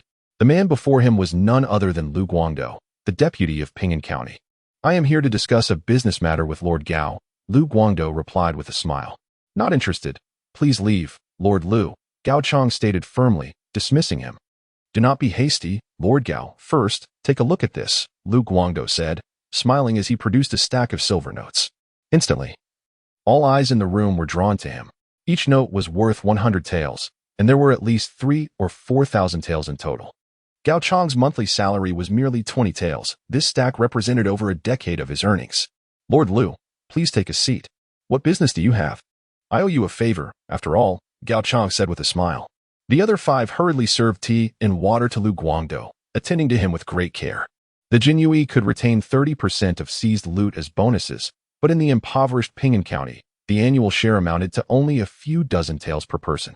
If Lu Guangdou's substantial deal went through, each individual could receive 200 to 300 taels. What assistance do you require from me, Lord Liu? Speak freely, Gao Chang assured, thumping his chest. Lu Guangdou pushed the stack of silver notes toward Gao Chang. It is nothing major. Each of our small flags governs different jurisdictions. Does it not? I merely wish to inquire whether Master Gao could assign the newly arrived young officer to a post outside the city. Upon hearing this, Gao Chang raised an eyebrow, and a glimmer of intrigue flashed in the eyes of the other 5. It seems that some individuals have incurred the wrath of the masses, destined for demise. After departing from the official residence, Lin Fan and his companion sought out a pawnshop to secure a place to stay. Ultimately, they spent 250 taels of silver to purchase a 3-courtyard residence in the southern part of the city.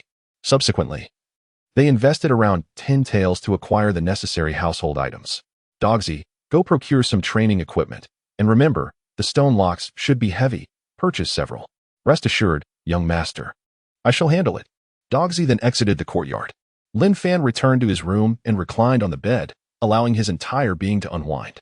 If all went as anticipated, he would be residing in this place for a considerable duration. As evening approached, a cacophony of sounds erupted from the courtyard. As Lin Fan turned around, he noticed that Lin Guzi had returned, accompanied by 3 robust men. These sturdy individuals were seen carrying stone locks and lifting wooden posts, swiftly preparing the courtyard. Before long, a simple training ground was established. Boss, we still have a batch of weapons available. Would you be interested? A burly middle-aged man approached Lin Fan without hesitation. Weapons? Lin Fan was momentarily taken aback. The middle-aged man promptly introduced himself. Boss, my name is Su Kuang, and I am the head of the Su Martial Arts School in Ping'an County. However, in these trying times, most people can barely afford a meal, let alone pursue martial arts. Thus, I have decided to sell the school's equipment to gather some silver to sustain our livelihoods. Lin Fan pondered for a moment, realizing that gaining more knowledge about weaponry would not be a disadvantage. Thus, he remarked, let us keep the weapons. Thank you, esteemed patron. Su Kuang's face illuminated with delight. He gestured grandly, eldest brother, second brother, return and fetch the weapons. Our generous patron desires them all. Understood, the 2 young men behind him replied in unison. The 3 of them promptly returned to the martial arts hall to retrieve the weapons. Young master, I have seen their weapons, and they pale in comparison to the standard sabers of the Imperial Guards. Why do we need their arms? Lin Guzi inquired, puzzled. We lack personnel, not weapons. Lin Fan replied with an air of indifference. Lack personnel?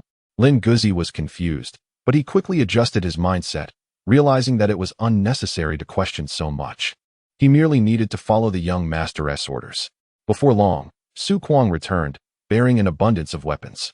However, the quality of these arms could only be described as mediocre. Yet, they were well maintained, likely having received ample oiling in their usage. In comparison to the weapons, the young girl who entered alongside the 2 young men captured Lin Fan's attention even more. The girl possessed a graceful countenance, and her movements were remarkably tidy and efficient, instilling a sense of comfort at first glance. Esteemed patron, we have a total of 24 weapons, along with those training implements, totaling 120 taels. Is that acceptable? Su Kuang inquired tentatively, having prepared himself for negotiations. Given the current years of disaster and the diminished value of such items, his mental threshold was set at 100 taels. To his surprise, as soon as he finished speaking, Lin Fan declared, "Guzi, fetch the money." Guzi promptly produced a stack of 120 taels in silver notes and handed them to Su Kuang with a smile, saying, "Director Su, please verify the amount." Only then did Su Kuang realize the situation, hurriedly replying, "No need to count, thank you, esteemed patron. Transactions are settled, no need for thanks." Lin Fan responded with a smile. "Then, esteemed patron, we shall not intrude any longer." Su Kuang quickly stowed the notes away. After Su Kuang and his companions departed, the sky had already darkened. Lin Fan sent his friend out to purchase some marinated meat and acquired 2 pounds of loose liquor. The two indulged in food and drink, celebrating the occasion of moving into a new home. "Young master, you were truly too kind to me. I wish to be your loyal dog for a lifetime." His friend, with bleary eyes, mumbled nonsensically, "What dog?"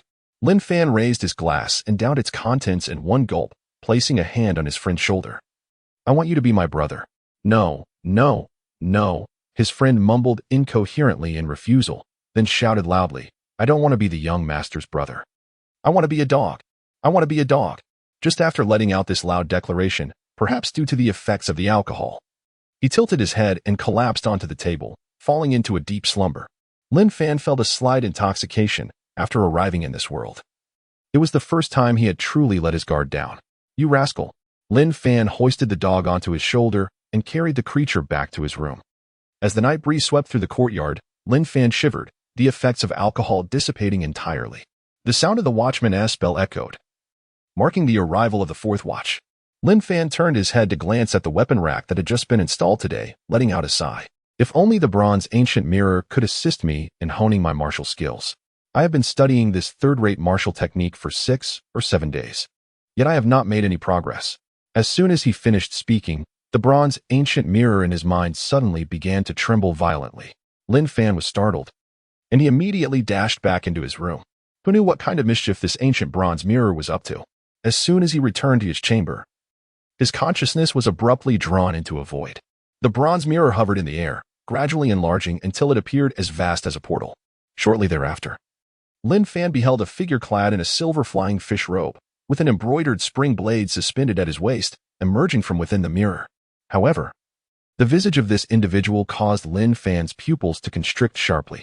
The person bore a cold, piercing expression, a slight smirk gracing his lips, exuding an air of defiance. Yet his features were strikingly similar to Lin Fan's own, only they appeared more weathered, as though he were gazing upon himself a decade hence. Gulp. Lin Fan swallowed hard, pondering what the ancient bronze mirror had just done. In the next moment, a figure resembling his future self stepped forth, emerging directly from the mirror. This astonishing sight left Lin Fan utterly astounded.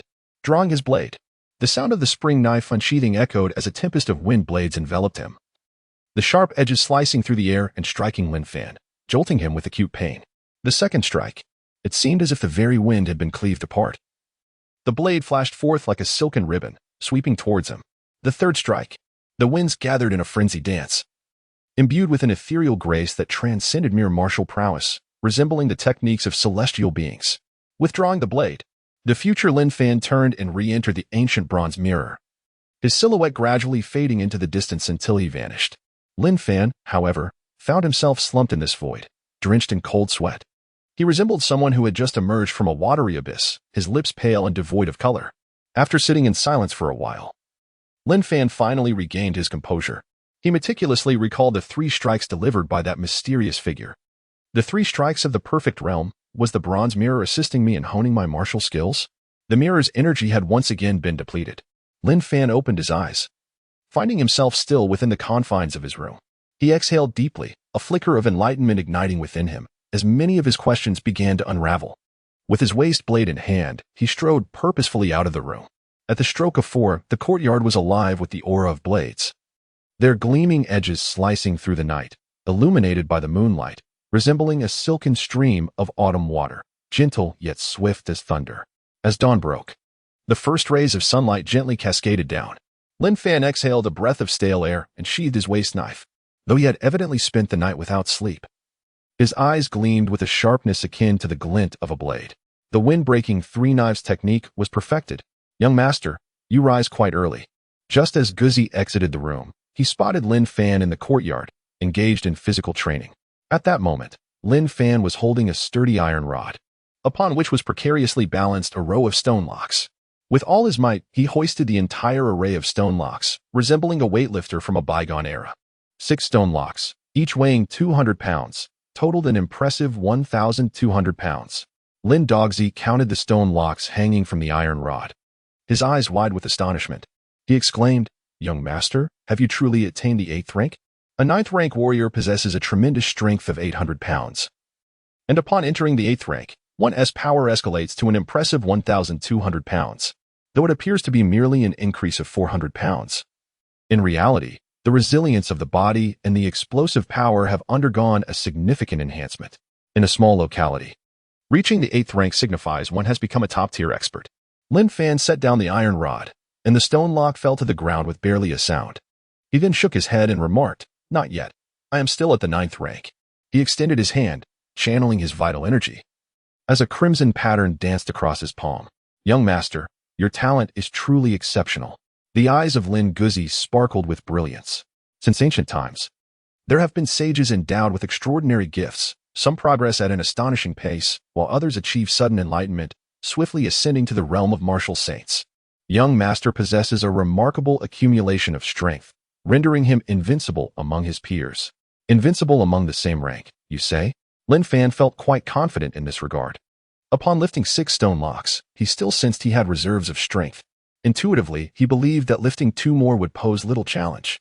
This amounted to a formidable force of 1,600 pounds, surpassing that of an average 8th-grade martial artist.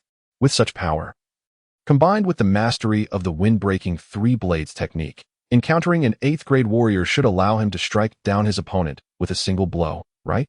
"Dogzi, go fetch some food. I am famished," Lin Fan remarked. "Got it." Lin Guzi immediately dashed out to procure some sustenance. Before long, he returned, carrying a large bag filled with meat buns and 2 bowls of thin porridge. After satisfying his hunger and thirst, Lin Fan donned the black flying fish attire of the minor flag and stepped out of the door, with Guzi closely following behind. Upon seeing Lin Fan's garments, the street vendors and passers-by instinctively recoiled. The Imperial Guards were notorious for their mercilessness. To offend them could lead one to the dark dungeons, suffering grave consequences. Soon, the two arrived at the government office, where Guzi waited at the entrance while Lin Fan strode confidently inside. The laborers passing by, upon catching sight of Lin Fan, hastily withdrew. The notorious name of this fierce individual had already spread throughout the entire government office. With a single kick, he had severely injured Zhao Cheng, a trusted aide of the chief flag, who was a 9th-tier martial artist. Who would dare provoke such a formidable figure? Lin Fan strode directly into the office of Gao Chang, entering without a greeting. "Master Gao, I have come to report," he declared, cupping his fists in a gesture of respect. As he stepped into the grand hall, Gao Chang looked up at him, a warm smile gracing his face. "Lin Shaoqi, please take a seat. Allow me to explain the regulations of our office." "I am all ears, sir," Lin Fan replied attentively. Lin Fan, showing no restraint, unceremoniously took a seat on the adjacent chair. Gao Chang's expression subtly shifted, as Lin Fan's posture and demeanor evoked a sense of familiarity. However, he was too indifferent to engage with someone who was on the brink of demise. "With your addition, we now have a total of 5 flags. Li Zheng oversees the Eastern District, Cheng Guangyuan manages the Western District, Lu Qi is in charge of the Southern District, Liang Bai governs the Northern District, and I, of course, preside over the official office." Gao Chang paused, observing Lin Fan's unwavering smile, and continued, "Now that you, Lin Shaoqi, have joined us, we are indeed like family. According to the rules of the Jinyiwei, 70% of all illicit gains must be surrendered, leaving 30% for ourselves. Each of us has our own territory to manage. And naturally, we cannot neglect you, Lin Shaoqi." Gao Darren persisted. Lin Fan responded with a smile. "Currently, there is no available space within the county, but there remains a vast expanse of territory outside. Although the profits may not be concentrated, the sheer volume is substantial. Henceforth, all lands beyond the city will fall under your jurisdiction, Lin Shaoqi. What do you think?" Gao Chang finally revealed the crux of the matter. Upon hearing this, Lin Fan could not help but scoff inwardly. Ping'an County was inherently a place of impoverishment. It was only during cases handled within the county town that one might manage to grasp a modicum of profit. Outside, among the destitute populace, what could one possibly gain? Even scraping the land thrice with a knife would yield less than a mere fraction of what could be acquired within the county town. It seemed that Gao Chang intended to sideline him from the power center of Ping'an County. Currently, he was merely a 9th-grade official. While the chief flag bearers were typically 7th-grade masters, he would have to bide his time until his own rank caught up. However, he resolved to assert his rightful authority where necessary. With this in mind, Lin Fan spoke, "Your Excellency, I shall abide by your arrangements. However, I have a trusted aide who accompanied me from the capital, and I wish to assign him a position. Might I inquire if this is agreeable to you?" A small flag bearer typically commanded 10 individuals, yet since you have made the request, I certainly cannot refuse you. Your subordinate may have one additional person. Should there be a genuine shortage later, you may arrange accordingly. Gao Chang gestured dismissively, adopting an air of delegation. In his eyes, Lin Fan was a man on borrowed time. Granting him a semblance of autonomy would change little. "Your Excellency, would you be so kind as to draft a document for me? I fear that other valiant men may object otherwise," Lin Fan inquired. "That is entirely permissible," Gao Chang replied, extracting a sheet of paper from his desk and beginning to write. In no time, the document was completed and stamped with the official seal. "Lin, my little flag bearer, are you now at ease?" Gao Chang handed over the document. Lin Fan swiftly cast a glance, confirming the accuracy of the content, and clasped his fists in gratitude, saying, "Thank you for your trust, my lord. Since there are no issues, Lin Xiaoqi, you should hasten to assume your duties. Your 10 strong subordinates are already awaiting you in the courtyard of the official residence. Do make haste." Gao Chang waved his hand dismissively. Your subordinate takes his leave. After Lin Fan clasped his fist in a gesture of respect, he turned and departed.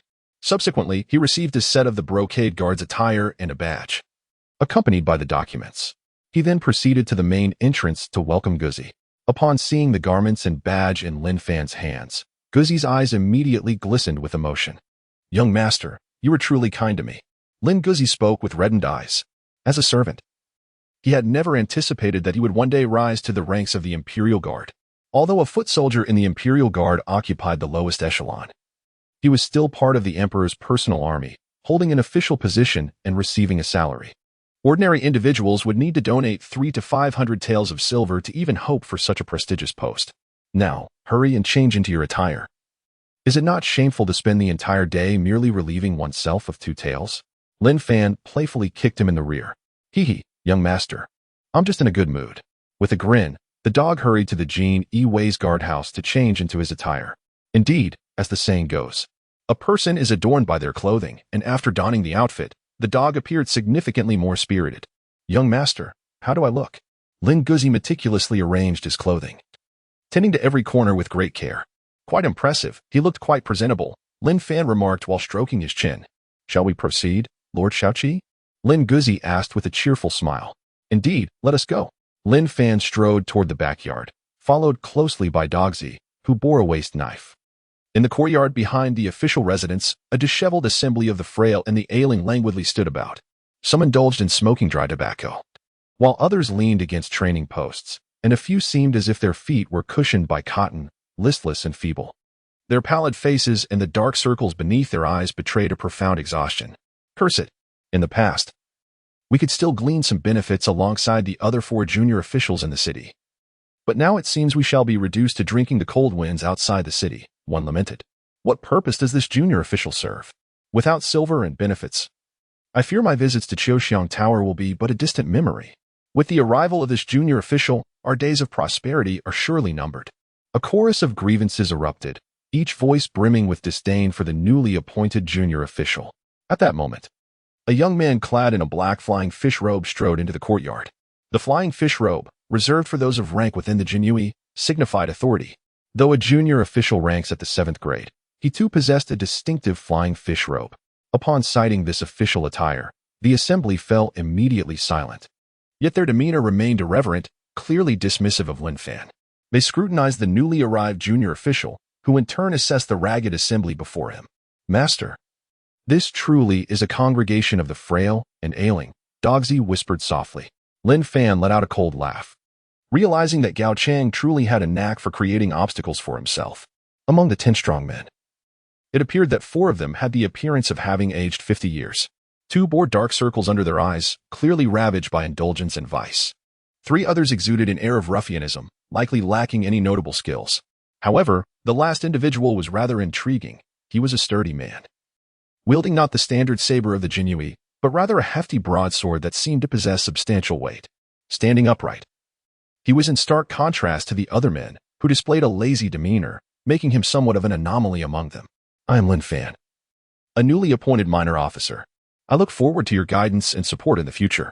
Lin Fan's demeanor was gentle, and his expression serene.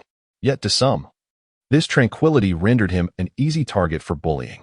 Lord Lin, our brothers have previously thrived alongside the other 4 lords in the county, often reaping considerable benefits. Now that we are under your command, we find ourselves at a loss, left to endure the harsh winds outside the city. Could you kindly address our concerns regarding our sustenance? The speaker was a young man with dark circles under his eyes, returning from a brothel that very morning only to learn of the change in leadership, leaving him quite displeased. In an instant, a shadow darted past. With a resounding bang, the young man was sent flying by a swift kick.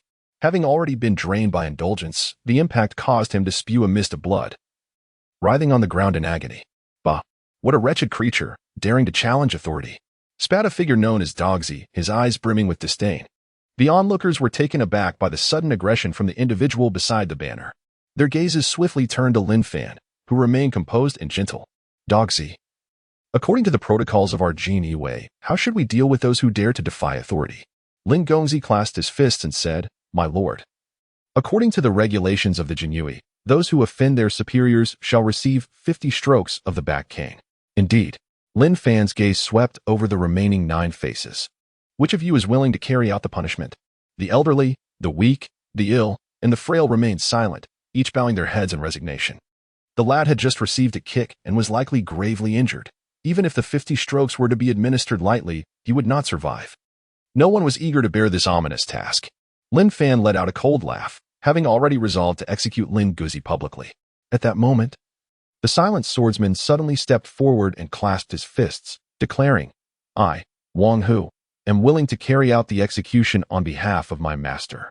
Upon hearing these words, the other 8 glared at him in fury, united in their resistance against the newly appointed minor banner. They could hardly believe that this man would be the first to surrender. Truly, he was not of their kind. Lin Fan raised his eyebrows in surprise, finding the situation quite unexpected. Very well, let us commence. Yes. Wang Hu immediately went to the torture chamber to retrieve a wooden staff. Subsequently, before the gathered crowd, he pinned the young man to the ground and began to strike him with the staff. The first blow landed, eliciting a pained scream from the already gravely injured youth.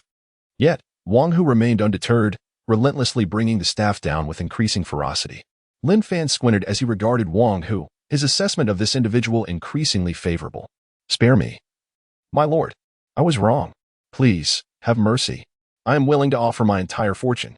The youth repeatedly cried out, begging for mercy, his pleas sending shivers down the spines of the 8 elderly, weak, sickly, and disabled witnesses. Some covertly cast a glance at Lin Fan, only to find him still embodying the demeanor of a refined gentleman, his expression betraying not the slightest change. As the punishment reached 20 strikes, the youth's cries grew fainter. By 30 strikes, he had fallen silent. After 40 strikes, his flesh was a gruesome pulp, and by 50, the flesh on his back had been reduced to mere mush. Once the final blow was delivered, Wang Hu lifted the wooden staff and clasped his fists in salute, declaring, My lord, the execution is complete. The onlookers turned their gaze back to the youth, presuming him to be beyond saving, for the bones on his back were now exposed. They had all anticipated that the new official would certainly establish his authority, but none had expected such a brutal method of asserting dominance. Brutally bludgeoning a fellow comrade to death. Well done, came the commendation. Lin Fan offered a word of encouragement. Thank you for your kind praise, my lord. Wang Hu stood firm, his staff in hand, still stained with fragments of flesh and blood. Lin Fan's gaze swept across the faces of the crowd, and each individual he met was marked by an expression of palpable fear. Everyone was anxious about the possibility of becoming the next unfortunate soul to be slaughtered for the amusement of the monkeys. I have a penchant for order and uniformity. Lin Fan spoke in a calm voice. As soon as his words fell, the 8 individuals seemed to be jolted by an electric shock, promptly straightening their postures. They arranged themselves into a horizontal line with remarkable speed, each standing even more erect than the last. Excellent. This exudes a sense of vigor. If only their faces could bear a hint of a smile, it would be even better, Lin Fan remarked with a smile. The crowd forced smiles upon their faces, each one looking more pained than joyful. Since everyone is standing straight now, allow me to reintroduce myself. Lin Fan's voice turned icy, his gaze slicing through the crowd like a sharp blade.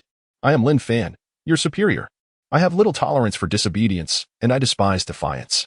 Do you understand? Understood. The crowd responded in unison, their voices echoing like thunder. Excellent. Now, form pairs and commence patrolling outside the city. I will be monitoring your progress at all times. While taking it easy is permissible, should I catch wind of any negligence, you will certainly regret it. With a single command from Lin Fan, the crowd promptly began to seek out their respective partners. Only Wang Hu remained solitary, ignored by all. Wang Hu, accompany me, Lin Fan instructed. Yes. Wang Hu responded eagerly. The group of 11 swiftly departed from the Jinyiwei headquarters. Passers-by on the streets were taken aback by the imposing spectacle. Whose home were they about to raid this time? It seemed the officials were once again in need of funds.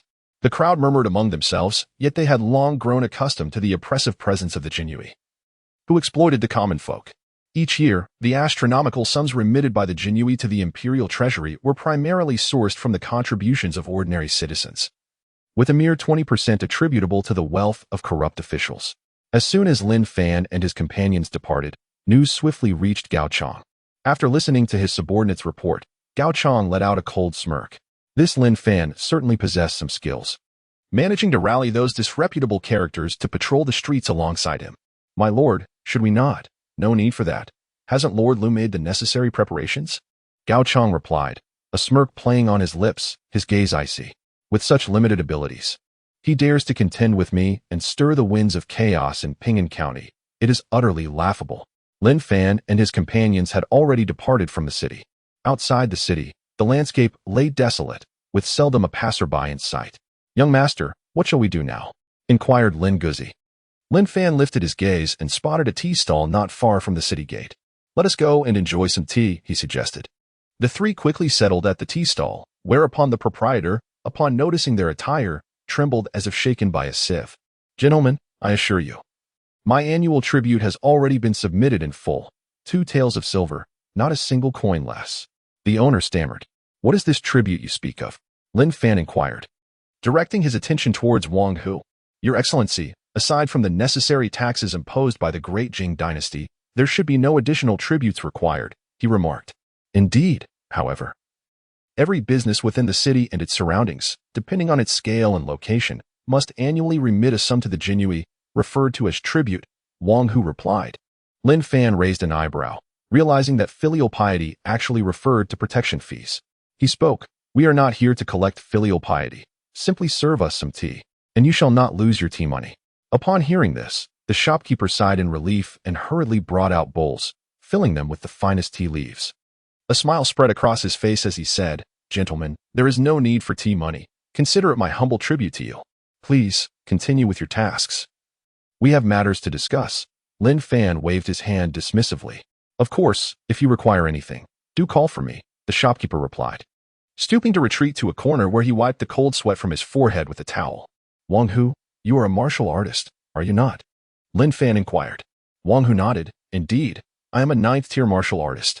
How is it that a martial artist of your caliber has been assigned to work under me? Lin Fan asked. Lin Fan fixed his gaze upon Wang Hu's eyes, meticulously observing every subtle shift in his expression. My lord, in Bingjian County, there exists a mountain known as Laniu Mountain, where my ancestors have served as hunters for generations. However, a decade ago, a band of mountain bandits emerged, mercilessly slaying my parents, wife, and children. Alone, I found myself powerless to avenge my family. Thus, I devoted all my savings to purchase an official position within the Jinyiwei, hoping to utilize their might to eradicate these brigands. Yet, upon my entry into the Jinyiwei, I repeatedly reported the banditry plaguing Lania Mountain, only to be met with indifference. My intelligence vanished without a trace, leaving me isolated and disregarded. As Wang Hu recounted these events, the hatred in his eyes was unmasked, his very blood surging with palpable fury, a testament to his profound indignation. Suddenly, he rose and knelt before Lin Fan on one knee. I sense that you, my lord, are unlike others. If you can assist me in avenging my grievances, I, Wang Hu, am willing to traverse fire and water for you, even to the point of sacrificing my life. Every nuance of his expression was etched into Lin Fan's memory. It appeared genuine. Such fury and unrestrained murderous intent could not arise without a profound vendetta. The fact that the bandits of Lania Mountain have thrived for a decade without being vanquished, surely you comprehend the implications of this? Moreover, as a mere junior officer with only 9th-tier cultivation, how could I possibly confront those bandits? Lin Fan gazed at Wang Hu and replied, "You have already attained the 9th rank before reaching the tender age of 20. Given your extraordinary talent, it is certain that you will eventually ascend to the 7th or even the 6th rank. I have waited for a decade, and I am willing to continue in this endeavor. As for the bandits' backing, I have devised a strategy to counter it." Wang Hu spoke earnestly, his eyes brimming with hope, akin to a drowning man grasping at the last straw of salvation. "Please rise," Lin Fan said calmly. Wang Hu was momentarily taken aback and inquired, "Does this mean you have agreed? I will undoubtedly eliminate the bandits, but not solely for the purpose of avenging you." Lin Fan lifted his teacup and took a sip, his gaze igniting with fervor. "I require achievements to ascend. I yearn for continuous promotions. I seek greater authority. And I desire to acquire more formidable techniques." Wang Hu, astonished, perceived in Lin Fan's eyes an insatiable thirst for power. He sensed that the position of the formidable leader might not be held for long. Nevertheless, as long as he could aid in avenging himself, that would suffice. Wang Hu promptly declared, "My lord, should you vanquish the mountain bandits, I am willing to serve as your loyal vanguard, assisting you in reaching the pinnacle." Lin Fan regained his composure and calmly said, "Very well, you may rise." Wang Hu returned to his seat. "Wang Hu, how much do you know about the mountain bandits?" Lin Fan took a sip of tea and raised his gaze. The band of mountain bandits comprised 32 individuals, including 10 9th-tier martial artists. Their leader, known as the Scarred Tiger, was a peak 8th-tier martial artist, likely just a step away from reaching the 7th tier. Mentioning this group of outlaws ignited a flame of hatred in Wang Hu's eyes. "Have they harassed many people down the mountain?" Lin Fan continued to inquire. Wang Hu replied, "Indeed, over the past decade, at least 800 lives have been lost at the hands of these bandits." The mere mention of the name Rotten Cow Mountain sends shivers down the spines of the people in Ping'an County. "Very well, let us make preparations and strike tomorrow," Lin Fan said calmly. "Ah?" Wang Hu was taken aback, incredulously asking, "My lord, you intend to eradicate the mountain bandits?" "Indeed, as the saying goes. A new official takes office with 3 fires. Eradicating the bandits of Rotten Cow Mountain shall serve as my 2nd fire." Lin Fan spoke with a tranquil voice, as if annihilating the bandits was as effortless as squashing a colony of ants. "My lord, the Scarred Tiger is a peak 8th grade warrior. You are no match for him," Wang Hu cautioned. "Enough with the unnecessary chatter. If you seek vengeance, follow me." Lin Fan finished the tea in his bowl and stood up. The dog pays. Lin Guzi promptly retrieved 6 copper coins from his sleeve and cast them onto the table. He then followed Lin Fan towards the city gate. Wang Hu, momentarily perplexed, hastened to catch up. As time went by, he began to surmise Lin Fan's destination. Soon, the Su family martial arts hall came into view. Observing this, Wang Hu inquired, "My lord, you do not intend to seek assistance from Master Su, do you?" Although Master Su is a 9th-tier expert with considerable experience, he is no match for Scarred Tiger. Even with his 2 9th-tier sons, it would be futile. "I do seek his assistance, but not to confront Scarred Tiger," Lin Fan replied. Lin Fan's expression remained serene as he strode towards the Su martial arts hall. The 2 young men who had previously delivered weapons were now diligently removing the signboard, their movements cautious, fearful of causing any damage. "Be careful, both of you. Although our Su martial arts hall is closed for the time being, rest assured it shall reopen one day, and this signboard will prove invaluable then," Su Quan earnestly advised his 2 sons. "Director Su." Lin Fan stepped forward and called out. Su Quan turned his head, and what met his gaze was the black flying fish attire of the Jinyiwei's junior flag officer. Upon recognizing Lin Fan's face, he was instantly taken aback in shock. "My lord, you are from the Jinyiwei?" Su Quang's voice trembled slightly. He inwardly lamented the situation. Realizing that this individual was likely the newly appointed junior flag officer of the Jinyiwei, rumored to be the talk of the town. Having accepted this gentleman's silver, how could he possibly escape unscathed? "Master Su," Lin Fan said, "there are matters I wish to discuss with you."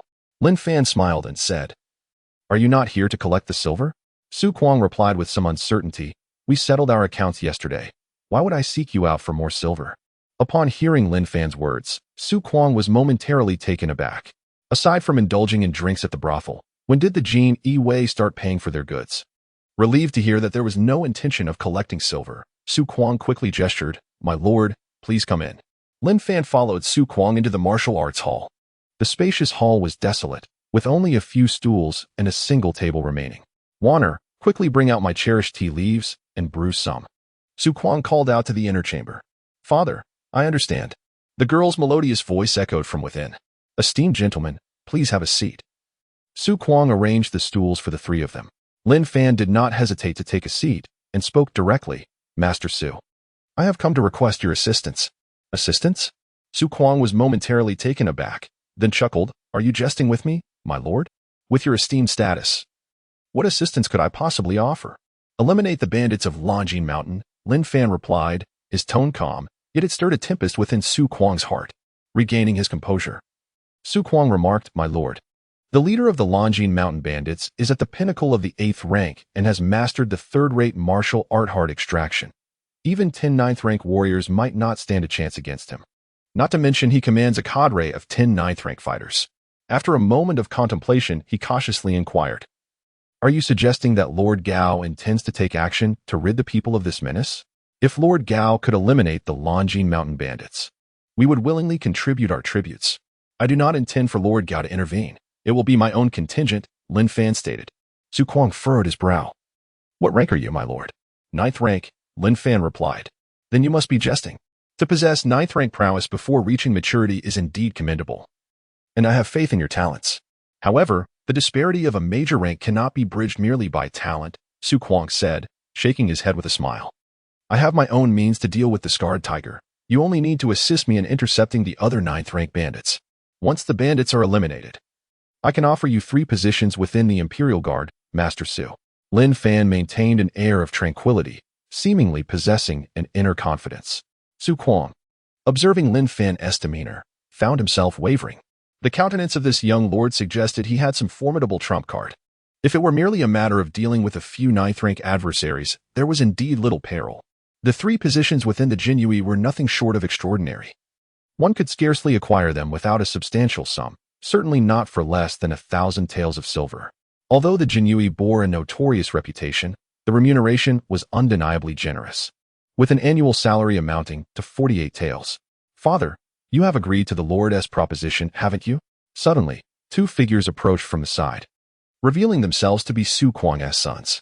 It appeared they had been eavesdropping for some time, and upon hearing the prospect of joining the Jinyiwei, they could no longer contain their excitement and had rushed forth. "You 2 unruly rascals, are the bandits of Longing Mountain truly any less formidable?" Su Kuang could not help but scold them. At that moment, Su Wanner, having prepared tea, also approached. With a graceful motion, she poured tea for all 4 of them. "Father, although the bandits of Longing Mountain are indeed fearsome, they are also vile men. Did you not often teach the disciples of our martial arts school to act with righteousness and uphold justice?" Su Wanner spoke softly. To act with righteousness and uphold justice. What martial artist has not harbored such dreams?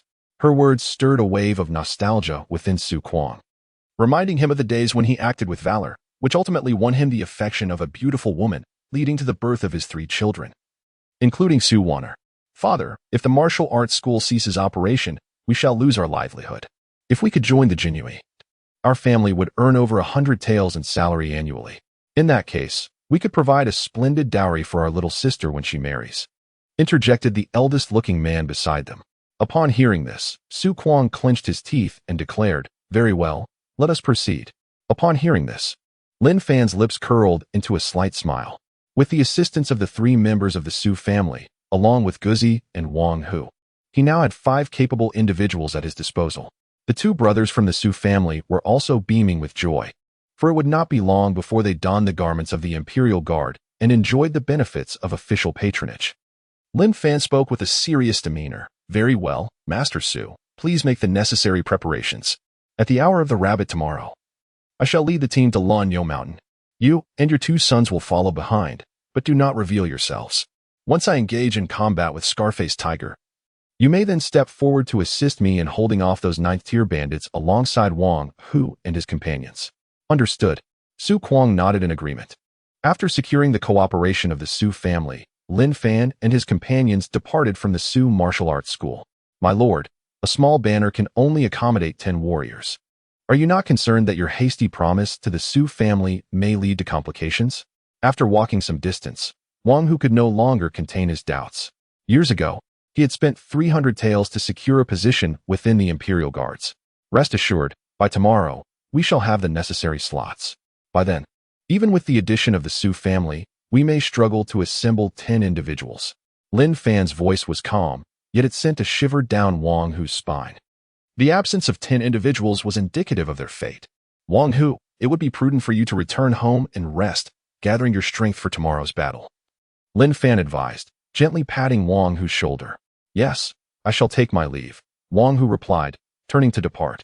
Young master, what shall we do next? Lin Guzi inquired. What shall we do? Naturally, we shall return home to sleep, Lin Fan replied, orienting himself before heading in the direction of his residence. In the evening, at the Jinyiwei headquarters, 8 weary men returned from their patrol outside the city. Upon discovering that Lin Fan was absent from the office, they erupted in complaints and curses.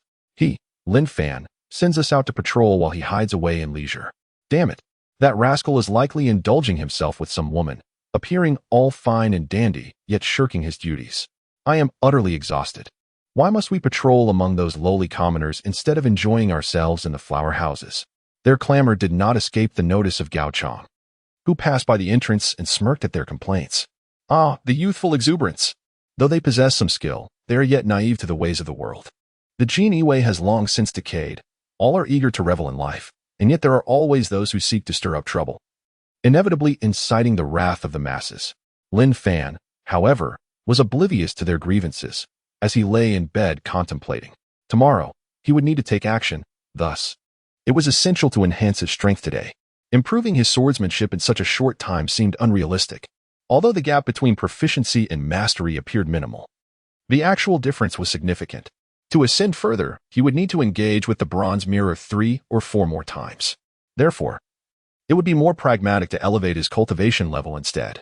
With this thought, Lin Fan's mind entered the realm of the copper mirror. The familiar weight of gravity bore down upon him once more. Yet, unlike his first experience, he was no longer in a state of helplessness.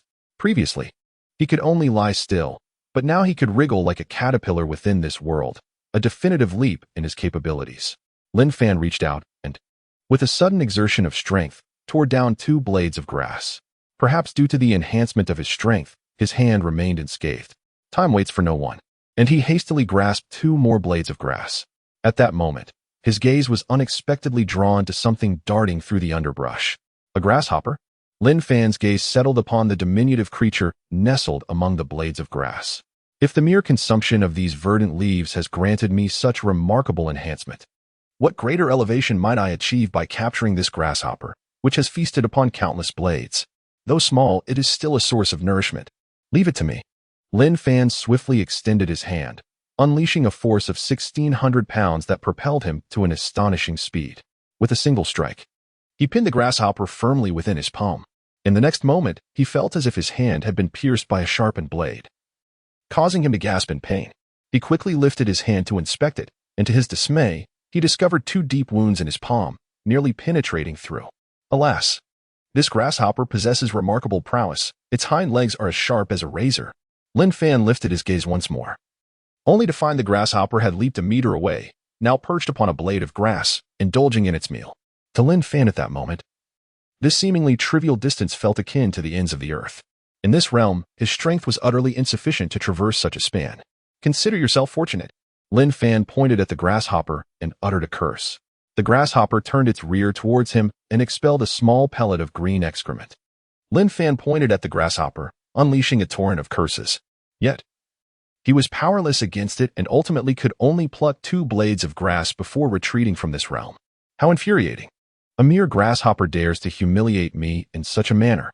Lin Fan's face turned crimson with rage. Once I enhance my strength and gain the freedom to act, I shall ensure you are driven to extinction. Due to the interference from the grasshoppers, he ultimately managed to collect only 6 blades of grass. Previously, he had recorded a total of 10, but now the quantity had diminished. As each blade of grass was consumed, Lin Fan diligently refined them through his iron garment technique. Soon, all 6 blades were entirely devoured. Lin Fan exhaled deeply and proceeded to the courtyard to assess his strength with the stone locks.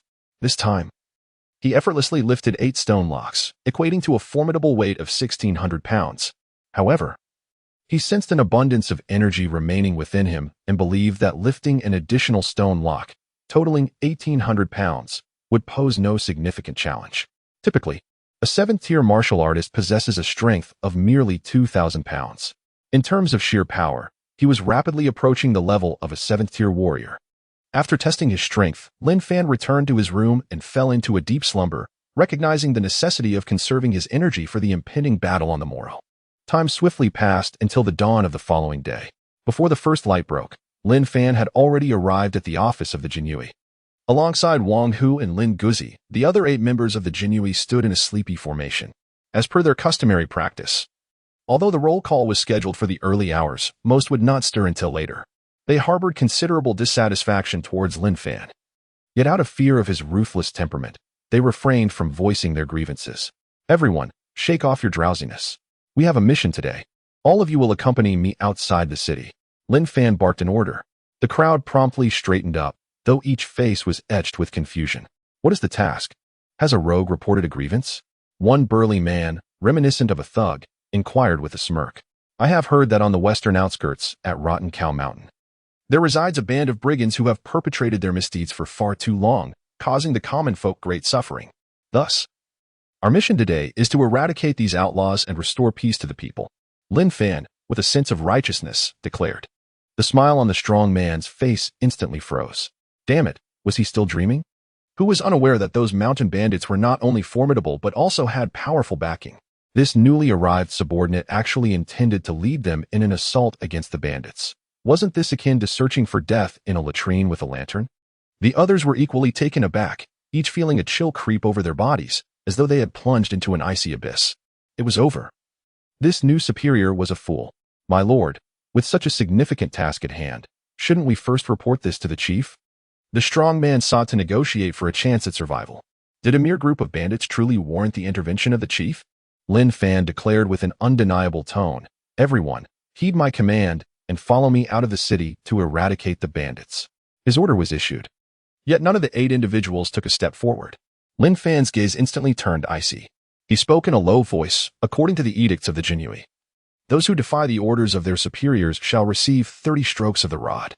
Those who do not wish to proceed may remain in the official office after their punishment." Beside him, Wang Hu clenched his fists, the sound of cracking knuckles echoing ominously. A chill ran through the crowd.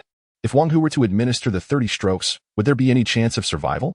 The unfortunate soul from yesterday had already perished after receiving the same punishment. If they were to confront the bandits and Lin Fan met his demise first, then there might still be a glimmer of hope for the rest. However, receiving those 30 strokes was tantamount to certain death. Contemplating this, the group could only reluctantly begin to move towards the entrance. "What on earth are you all dawdling for? Run for it," Lin Fan admonished sternly, prompting the group to hasten their pace. 11 individuals exited the official residence, making their way directly to the western city gate. Just as they departed, Gao Chong received the news. Upon hearing his subordinate's account, he was momentarily taken aback. "What? You mean Lin Fan has taken that motley crew to eliminate the bandits at Lanyushan?" "My lord, I was hiding behind the wall and heard everything clearly," replied the subordinate. "Aha." Gao Chang laughed heartily. "I was contemplating how to devise a reason for this lad to meet his demise. Yet he has ventured forth of his own accord before I even had the chance to act." "My lord, what shall we do now?" inquired Li Zheng, the officer in charge of the eastern city. Gao Chang responded with a grin, "What shall we do? We shall make it a grand affair." He then commanded, "Go to Shixiang Pavilion and order several exquisite dishes, then head to the western wine cellar to procure a few barrels of aged fine wine. And invite Lord Lu to celebrate with us. Your subordinate will attend to this immediately," Li Zheng replied with a smile. "Wait." Gao Chang called to Li Zheng and added, "Let Hualu close for the day and bring all the ladies here to join us for drinks. All expenses will be covered by this official." Li Zheng's grin widened with a more lascivious undertone. "My lord, your subordinate understands." After Li Zheng departed, Gao Chang could not suppress a cold laugh. "A mere inexperienced youth dares to contend with me. He is truly courting his own demise." In the desolate outskirts of the western city, Lin Fan and his companions had already traversed 20 miles at an alarming speed. The two, Guzi and Wang Hu, remained unscathed, both being ninth-grade martial artists. However, the remaining 8 were struggling. Their breaths labored like a bellows, gasping for air. "Esteemed leader, let us take a moment to rest. Otherwise, when we arrive, we shall lack the strength to flee even in defeat," pleaded a young master, leaning against a tree in desperation. Suddenly, a flash of steel gleamed. Blood splattered, and the young master's head was severed, soaring through the air. This shocking scene left everyone astounded. No one had anticipated that a mere plea for respite would provoke Lin Fan to commit murder. "Is anyone still fatigued?" Lin Fan raised his gaze, scanning the faces of the remaining 7. "We are not weary. We are not weary," they hastily gestured. "If you are not fatigued, then let us press on." With the salaries bestowed by His Majesty, yet failing to safeguard his subjects, what purpose do you serve? Lin Fan let out a cold snort. The crowd promptly supported their waists and continued on their journey. Lin Fan turned to glance and spotted the Su family hiding behind a tree. He then urged the remaining Imperial Guards to continue their journey towards Rotten Cow Mountain. Atop Rotten Cow Mountain, a cauldron simmered with overcooked beef. A band of bandits, led by the scar-faced man known as Scarred Tiger, feasted heartily, devouring meat and drinking from large bowls. A palpable aura of menace surrounded them. And within this so-called assembly hall, remnants of human bones adorned the walls. "Brothers, drink up." They raised their cups and downed their drinks in unison. The raucous bandits joined in, gulping their ale. "I received news yesterday that had me in stitches," Scarred Tiger declared, setting down his cup with a mocking tone. "What news, brother?" inquired a bandit of modest rank. "Lu Guangdo mentioned that an Imperial Guard officer is coming to eradicate our stronghold, and he wants me to deliver his head." Scarred Tiger laughed. "Can you believe an officer dares to act so brazenly before me? Isn't that amusing? Ha ha ha, indeed, it is comical. With you at the pinnacle of the 8th rank and possessing the formidable heart extraction technique, even a 7th-rank warrior would struggle against you. A mere officer, then, is essentially delivering himself to his doom." Another bandit chimed in eagerly. "Yet, brother, this officer is a member of the court, part of the Emperor's personal army. If we harm him, could it not invite disaster?" Another bandit pondered, stroking his chin thoughtfully. Scarred Tiger waved his hand dismissively, "Rest assured. Lu Guangdo has already conferred with that brute Gao Chang. Moreover, once this is accomplished, we shall reduce our tribute by 30% this year. That is precisely why I agreed." "So this task is indeed assigned by Wang Zhizhou?" a bandit queried. "I surmise so," Scarred Tiger replied. "I wonder what this officer's status is that he has drawn the ire of a 5th-rank prefect. However, that is no concern of ours. We merely need to handle our affairs for silver." "Brother speaks wisely." The bandits nodded in agreement. Life is meant to be lived joyfully. There is no need for excessive contemplation. By the way, what of the young maidens we recently seized from the merchant ship? Bring them forth for some amusement." Scarred Tiger said, glancing towards a nearby bandit. "Go, a few brothers, retrieve those maidens for our brother, so he may enjoy himself," the bandit ordered his subordinates. In a short while, approximately 10 young maidens were brought into the hall. Upon seeing the skeletal remains adorning the walls, the maidens turned pale with fright.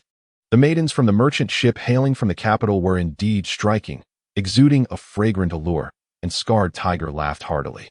Scarred Tiger seized a young maiden, his grotesque visage pressing against her as he inhaled the fragrant aroma that emanated from her. The 2 girls trembled in terror, weeping and struggling against their captor. "Release the young lady, you scoundrel. My master is a wealthy merchant from Shangzhou. If you harm her, he will not let you go unpunished," shouted one of the maidens, resembling a servant. "A wealthy merchant from Shangzhou? That counts for nothing here," Scarred Tiger retorted with a cruel laugh. "On my territory, you shall abide by my rules. If you please me, I may allow you to linger a few more days. If not, I'll cast you into the throng of beggars to savor your misfortune." "You beast! How shameless!" The maid spat in fury. Scarred Tiger's expression darkened at her words. He shoved the 2 girls aside and strode toward the maid. "What do you intend to do?" she gasped, retreating in fear. "To take your life," he declared. In the next instant, his hand pierced through her chest.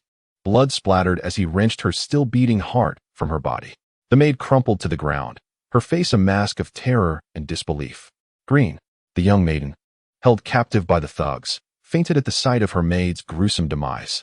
Scarred Tiger cast a glance at her, scoffing, "Fainted from fright? The delicate young ladies of the capital truly lack courage, ha ha ha." He then tossed the heart to a nearby henchman.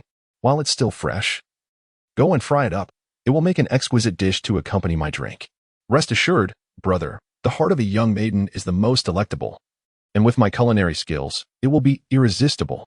The henchman chuckled, blood dripping from his hands as he made his way toward the hall as exit. The surrounding women, horrified by Scarred Tiger's brutality, trembled as if struck by lightning. At that moment, a henchman rushed in, his expression fraught with anxiety. Brother, there is trouble. A group of Jinyiwei has descended from the mountain. The 2 guards have already been slain. What? Scarred Tiger roared in fury, seizing the henchman by the collar. What is that man's name? The henchman, startled, stammered. I believe it's Lin Fan. Ah, that wretched beast has arrived sooner than expected. It seems my blade shall revel in bloodshed today. Scarred Tiger commanded, raising his hand. Brothers, follow me into battle. Let us slay that Jinyiwei officer. The minions shouted with fervor, while the 10 ninth-tier martial artists bore cold smirks upon their faces.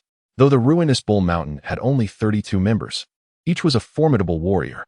The others, while lacking in rank, possessed a measure of martial skill, distinguishing them from ordinary bandits. A procession, armed and resolute, surged towards the entrance of the stronghold. On the narrow mountain path, Lin Fan led 9 of his elite guards, clad in resplendent garments, as they ascended the heights. 2 sentinels were slain by Wang Hu, yet he deliberately spared one to lure this band of mountain brigands into the open. My lord, exercise caution. Scarred Tiger's heart-piercing technique is formidable. Wang Hu leaned closer to offer his warning. Lin Fan replied with calm assurance, rest assured, I shall sever his claws, ensuring he will never again extract a heart. As they drew nearer to the rudimentary gates of the stronghold, the group could discern its outline more clearly. At last, Wang Hu could no longer contain his curiosity and inquired, my lord, what precisely is your trump card? Might you divulge a hint to your subordinate? Lin Fan unsheathed his blade and flicked his fingers, declaring, this is my trump card. Wang Hu, taken aback, hurriedly replied, my lord, do not jest. Scarred Tiger is at the pinnacle of the 8th rank and possesses the formidable heart-crushing technique of the 3rd tier. Even an ordinary 7th rank warrior may find it difficult to contend with him. Lin Fan turned his head to gaze at him earnestly and declared, do I appear to be jesting? Wang Hu was truly bewildered.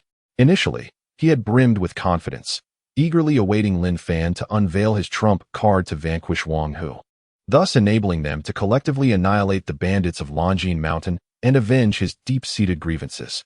However, to his dismay, Lin Fan was merely toying with him. Although the young calf may not fear the tiger, it does not imply that the calf can truly contend with the formidable beast. My lord, let us withdraw. With your capabilities, it will be but a few years before you ascend to the 8th rank, or even the 7th. There is no need to risk it here. He hastily urged Lin Fan. Lin Fan lifted his gaze and surveyed the surroundings, stating, it seems retreat is no longer an option, however. We can eliminate them and return with the merits. The makeshift gate swung open, revealing a fierce-looking scar-faced man striding forth, brandishing a tiger-head knife. Flanking him were 10 ninth-grade martial artists, while behind them stood a horde of ruffians, each bearing a menacing countenance, evidently skilled in combat, with blood on their hands. Which one is Lin Fan? Step forward to meet your demise. The scar-faced man proclaimed, raising his tiger-head knife to point at the crowd. The blade gleamed with a chilling sharpness, its surface stained a deep brown, a testament to the blood that had accumulated upon it. Before Lin Fan could utter a word, one of the Imperial Guards, adorned in fine robes, leapt forward to identify him. Your Majesty, he is Lin Fan. It is he who coerced us into annihilating you. The guard edged away, creating distance between himself and Lin Fan. Lin Fan observed with a cold smirk in his heart, without resorting to weapons. He had already betrayed the noble Su, revealing the true nature of this disjointed assembly. Scarred Tiger squinted as he watched the scene unfold, a smirk gracing his lips. He then spoke with amusement. Those coerced into joining the Imperial Guards, step aside. I shall spare your lives. Your Majesty, I was compelled. Your Majesty, so was I. In no time, all 7 Imperial Guards had vacated the scene, retreating to a distance of about 10 meters from Lin Fan. During this interval, Lin Fan refrained from intervening. If these individuals did not leave, how could he create opportunities to recruit anew?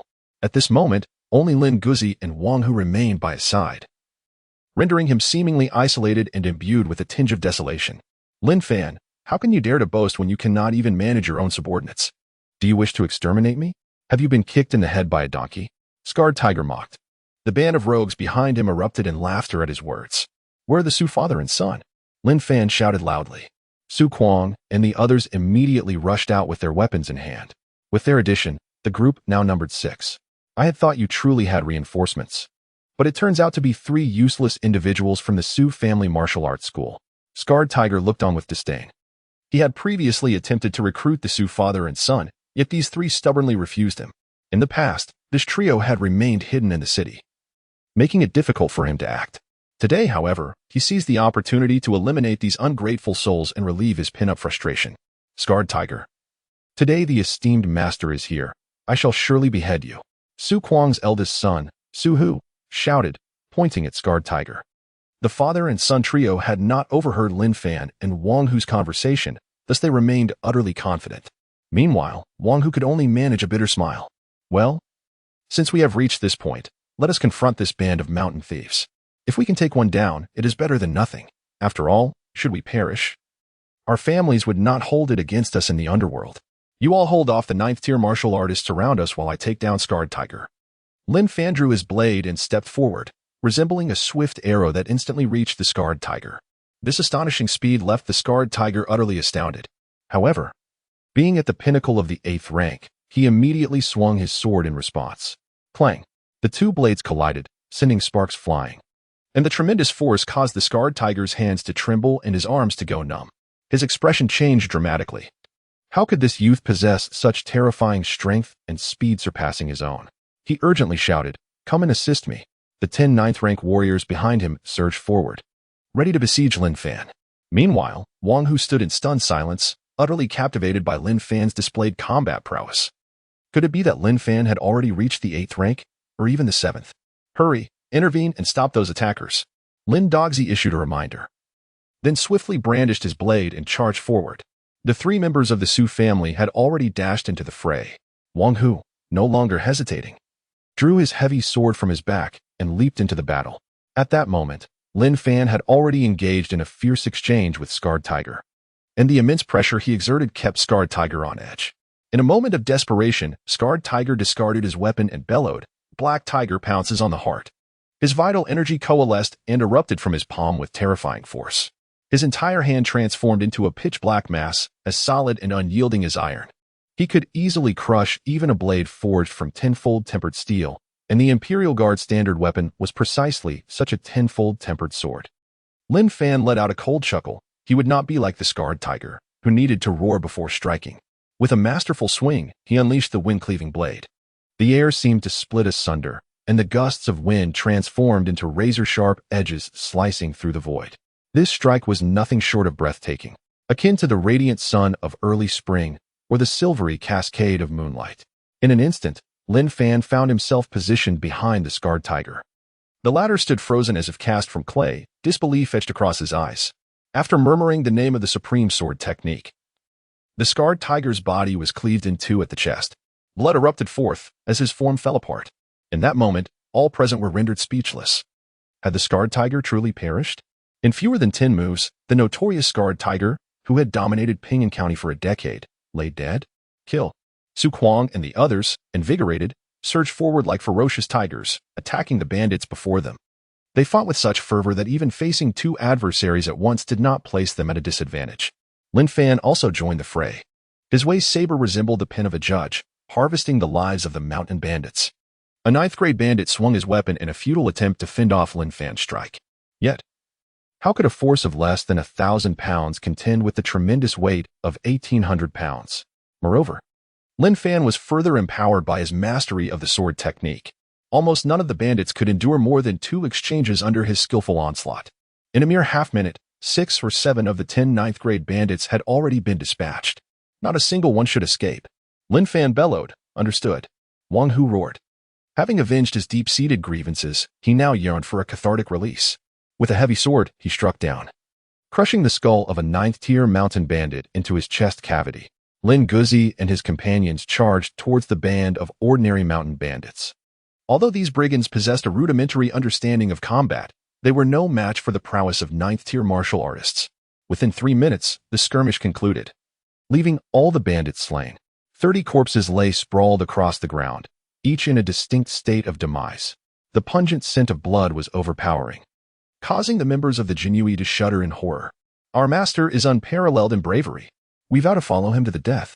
The 7 Jinyiwei who had previously stood aside fell to their knees, fervently expressing their loyalty, far from offering timely assistance. This group could barely be considered a mere embellishment upon the already splendid. Lin Fan found them utterly ridiculous. Dog, Wang Hu. Eliminate them all and make way for those who come after. Lin Fan's voice remained calm, yet he had already determined the fate of the 7 lives before him.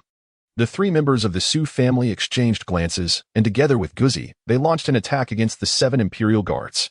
My lord, we are also Imperial Guards. If you slay us, it will not bode well for you. One of them exclaimed. Indeed, we are comrades in arms. Why must you force our demise? We are merely seeking to avoid danger and pursue our own interests. The 7 men cried out urgently, seemingly attempting to defend their position. This official has received reports from the populace regarding the mountain bandits causing havoc.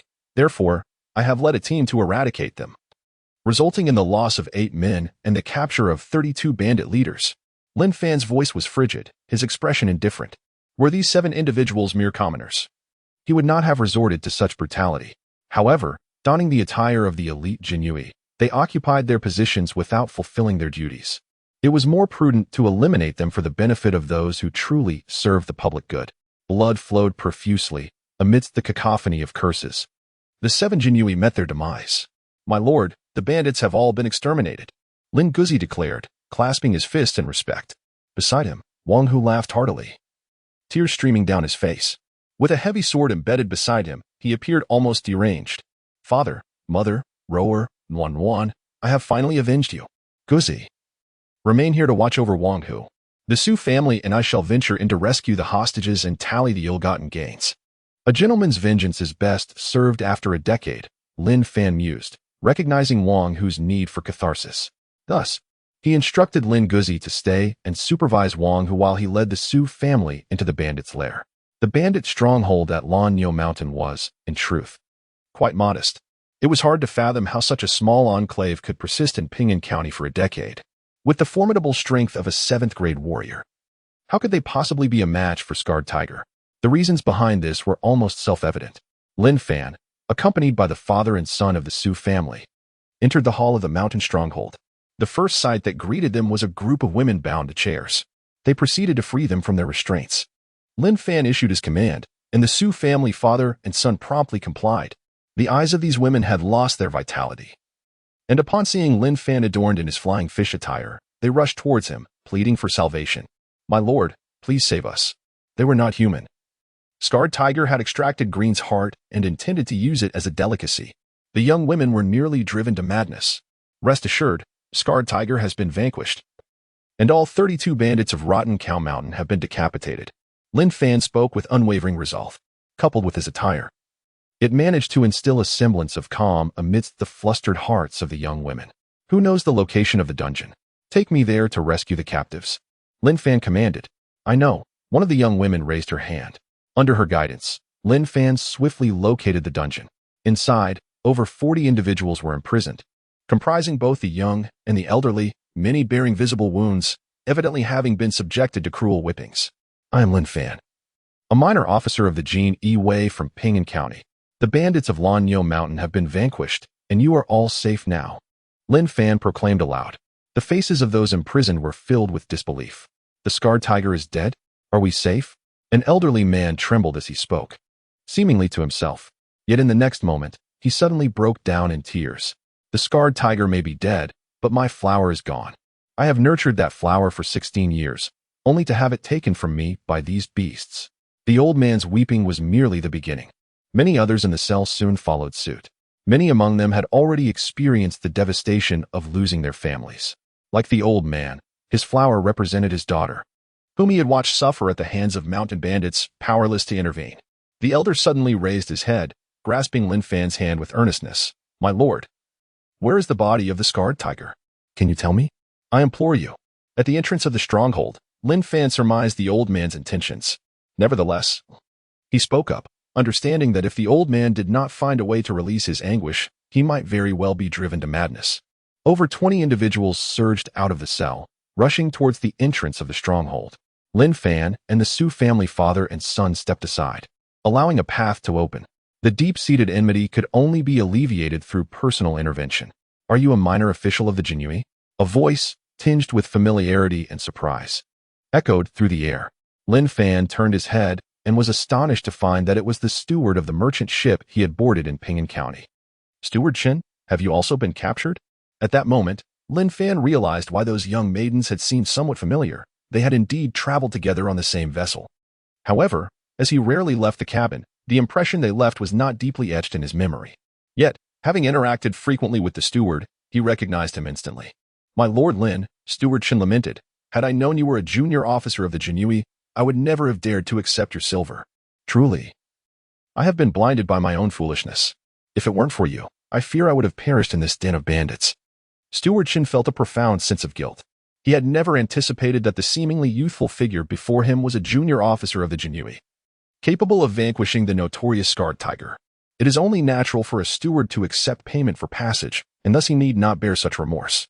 Yet, was it not true that the merchant ship had docked? How then had Steward Chen been ensnared?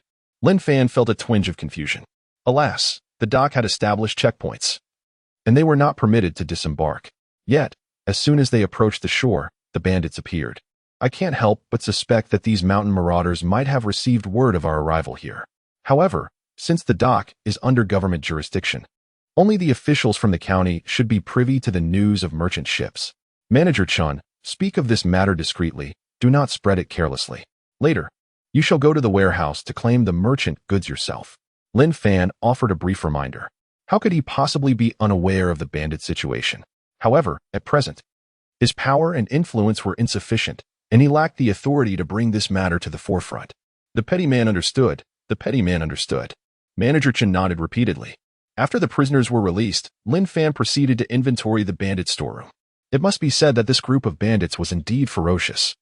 Aside from the goods aboard Manager Chen's merchant ship, they possessed an astonishing 20,000 taels of silver, 100 taels of gold, and an assortment of jade artifacts filling 2 large chests, not to mention a mountain of grain and meat. It is worth noting that the annual tax revenue of Ping'an County amounts to a mere 15,000 taels of silver. These treasures could easily equate to 2 to 3 years' worth of taxes for the county, according to the regulations of the Jinyiwei, where 70% must be submitted and 30% retained. Lin Fan's gains from this venture amounted to nearly 10,000 taels. Utilizing the bandits' oxen and carts, Lin Fan transported all the silver and gold away. With the assistance of Manager Chen's personnel, there were ample hands available for the task. Lin Fan walked ahead, with the vehicle laden with stolen goods closely trailing behind. Soon, he and the Su family father and son arrived at the entrance of the mountain stronghold. Upon witnessing the scene before them, the three were taken aback. The bodies of the bandits lay scattered, riddled with wounds, their flesh mangled and bloodied. Some common folk had even stuffed pieces of flesh from the tiger's body into their mouths. They wept bitterly, tears streaming from their eyes like a raging river breaching its banks. Lin Fan felt a surge of emotion within him. He strode forward with confidence, clasping his fists and proclaiming in a resonant voice, "Esteemed elders and fellow villagers, I deeply regret the suffering you have endured." The once vacant and listless gazes of the townsfolk turned toward him. "In the future, should any of you face oppression or injustice, do not hesitate to come to the Jinyiwei office to report your grievances. I, Lin Fan, vow to see this matter through to the end." His voice boomed, reaching the ears of each individual present. "If only you had come sooner, my Lord Lin," an elderly man cried out, his voice hoarse. Lin Fan's expression was grave as he bowed respectfully to the common folk, clasping his fists together in a gesture of apology. "I am truly sorry." The elder replied, "Your words carry great weight, but we bear no ill will towards you. Had it not been for your intervention, it is uncertain whether anyone would have avenged our grievances or sought justice on our behalf." Suddenly, the old man bowed deeply. "You are indeed our benevolent lord." In the next moment, the entire assembly of citizens knelt on the ground, prostrating themselves before Lin Fan, fervently calling out in reverence. This scene left Lin Fan momentarily stunned, as if some unseen string within him had been plucked. Initially, his sole ambition had been to grow stronger, to exact revenge, to make those associated with the Wang residents pay dearly, and then to live a carefree life.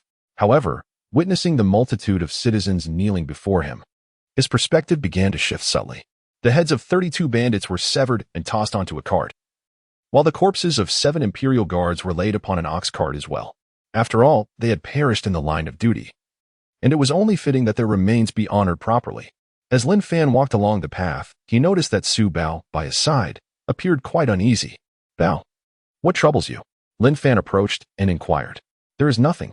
Su Bao quickly shook his head. Lin Fan furrowed his brow and chided. Speak quickly. Su Bao hesitated for a moment before ultimately retrieving 3 letters from his pocket.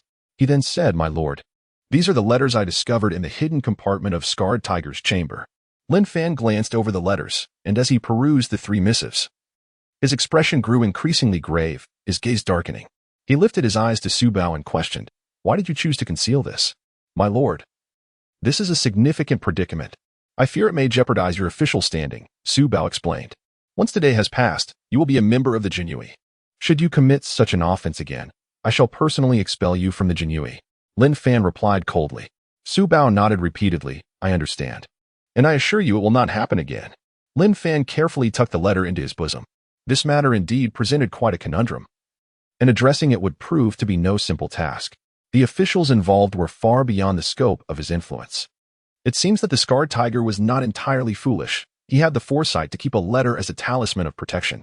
Little did the Scarred Tiger know he would meet his demise at the hands of his own safeguard, which ultimately served no purpose. Within the Jinyiwei headquarters, the atmosphere was one of revelry and merriment. The table, typically reserved for the handling of documents, had transformed into a lavish banquet laden with fine wines and delectable dishes. On either side, Jinyiwei officers indulged in the company of beautiful courtesans, sipping exquisite wines brought to their lips. The culinary delights from the food fragrance pavilion paired with aged wines from the Western City's wine cellar created an opulent scene. Were it not for their official attire, who would suspect this was the Jinyiwei headquarters? Ha ha ha, delightful, simply delightful. Li Zheng boomed with laughter, one hand caressing the delicate fabric of a courtesan's attire, the silken texture stirring within him a mischievous urge, even prompting thoughts of displaying his marksmanship right then and there. Master Gao, I must trouble you, Lu Guangdou said. I've heard of your fondness for collecting martial skills. Here is a tome of martial techniques, a small token of my esteem. Lu pulled forth a manual of martial arts and had a nearby woman present it to Gao Chang. Upon receiving the manual, Gao Chang glanced at it and found it to be a rare footwork technique, albeit of third-rate quality. His face broke into a wide grin. Master Lu, you are exceedingly courteous. A mere minor flag bearer such as myself can easily manage this. Since we both serve in Ping'an County, it is only natural that we look out for one another. The peace and prosperity of our county are largely due to the responsible Jinyiwei like yourself. Lu Guangdou chuckled. Since you are my elder, I shall shamelessly call you younger brother, and you may refer to me as older brother. Wouldn't that be splendid? Historically, the Jinyiwei had never been fully embraced by other officials. The so-called Imperial Guards had always remained solitary servants. Now, in this moment of revelry, Gao Chang spoke with newfound ease. Well then, I shall take the liberty of calling you younger brother as well. Lu Guangdou raised his cup. To you, my younger brother, I propose a toast. Ha ha ha, Master Lu, you are too kind. Gao Chang lifted his cup in kind, downing its contents in one gulp. At that moment, he felt a swell of pride. What of the civil officials? They were still calling him brother, still relying on him for their affairs. As the banquet grew increasingly boisterous, the revelers became more unrestrained. Master Lu, in our little corner of Ping'an County, should the Jinyiwei wish to eliminate someone, it is truly as simple as uttering a word. Though I am merely a flag bearer, I wield considerable power over life and death. As the Emperor's personal guard, His Majesty permits me to act first and report later. Gao Chang clasped his fists in a salute towards the capital. Lu Guangdou, upon hearing this, could not suppress a cold laugh within. If His Majesty were to discover that you applied the principle of acting first and reporting later in this context, he would likely strip you of that dogskin cloak. And what of your claim that in Ping'an County, one can simply eliminate whomever they wish? Where does that leave me, the county magistrate? Disguised as a dogskin-clad Imperial Guard, he still wished to be on friendly terms with a cultured official. It was truly laughable. Yet, Lin Fan's affairs remained unresolved, and Lu Guangdou maintained a facade of amiability. He praised, indeed, my dear brother Gao, I am well aware of your capabilities. As for that brother Lu, I have dispatched Lin Fan to Rotten Ox Mountain. However, you can be trusted, correct? Lin Fan won't return unscathed? Gao Chang chuckled. Rest assured. My dear brother, Scarred Tiger possesses considerable skill. Not to mention Lin Fan. Even an ordinary 7th-tier martial artist would scarcely be a match for Scarred Tiger. Moreover, he commands 10 9th-tier experts. Lu Guangdou responded, "That eases my mind. I truly did not anticipate that an 8th-tier peak martial artist could be utilized by Brother Lu. It is quite unexpected."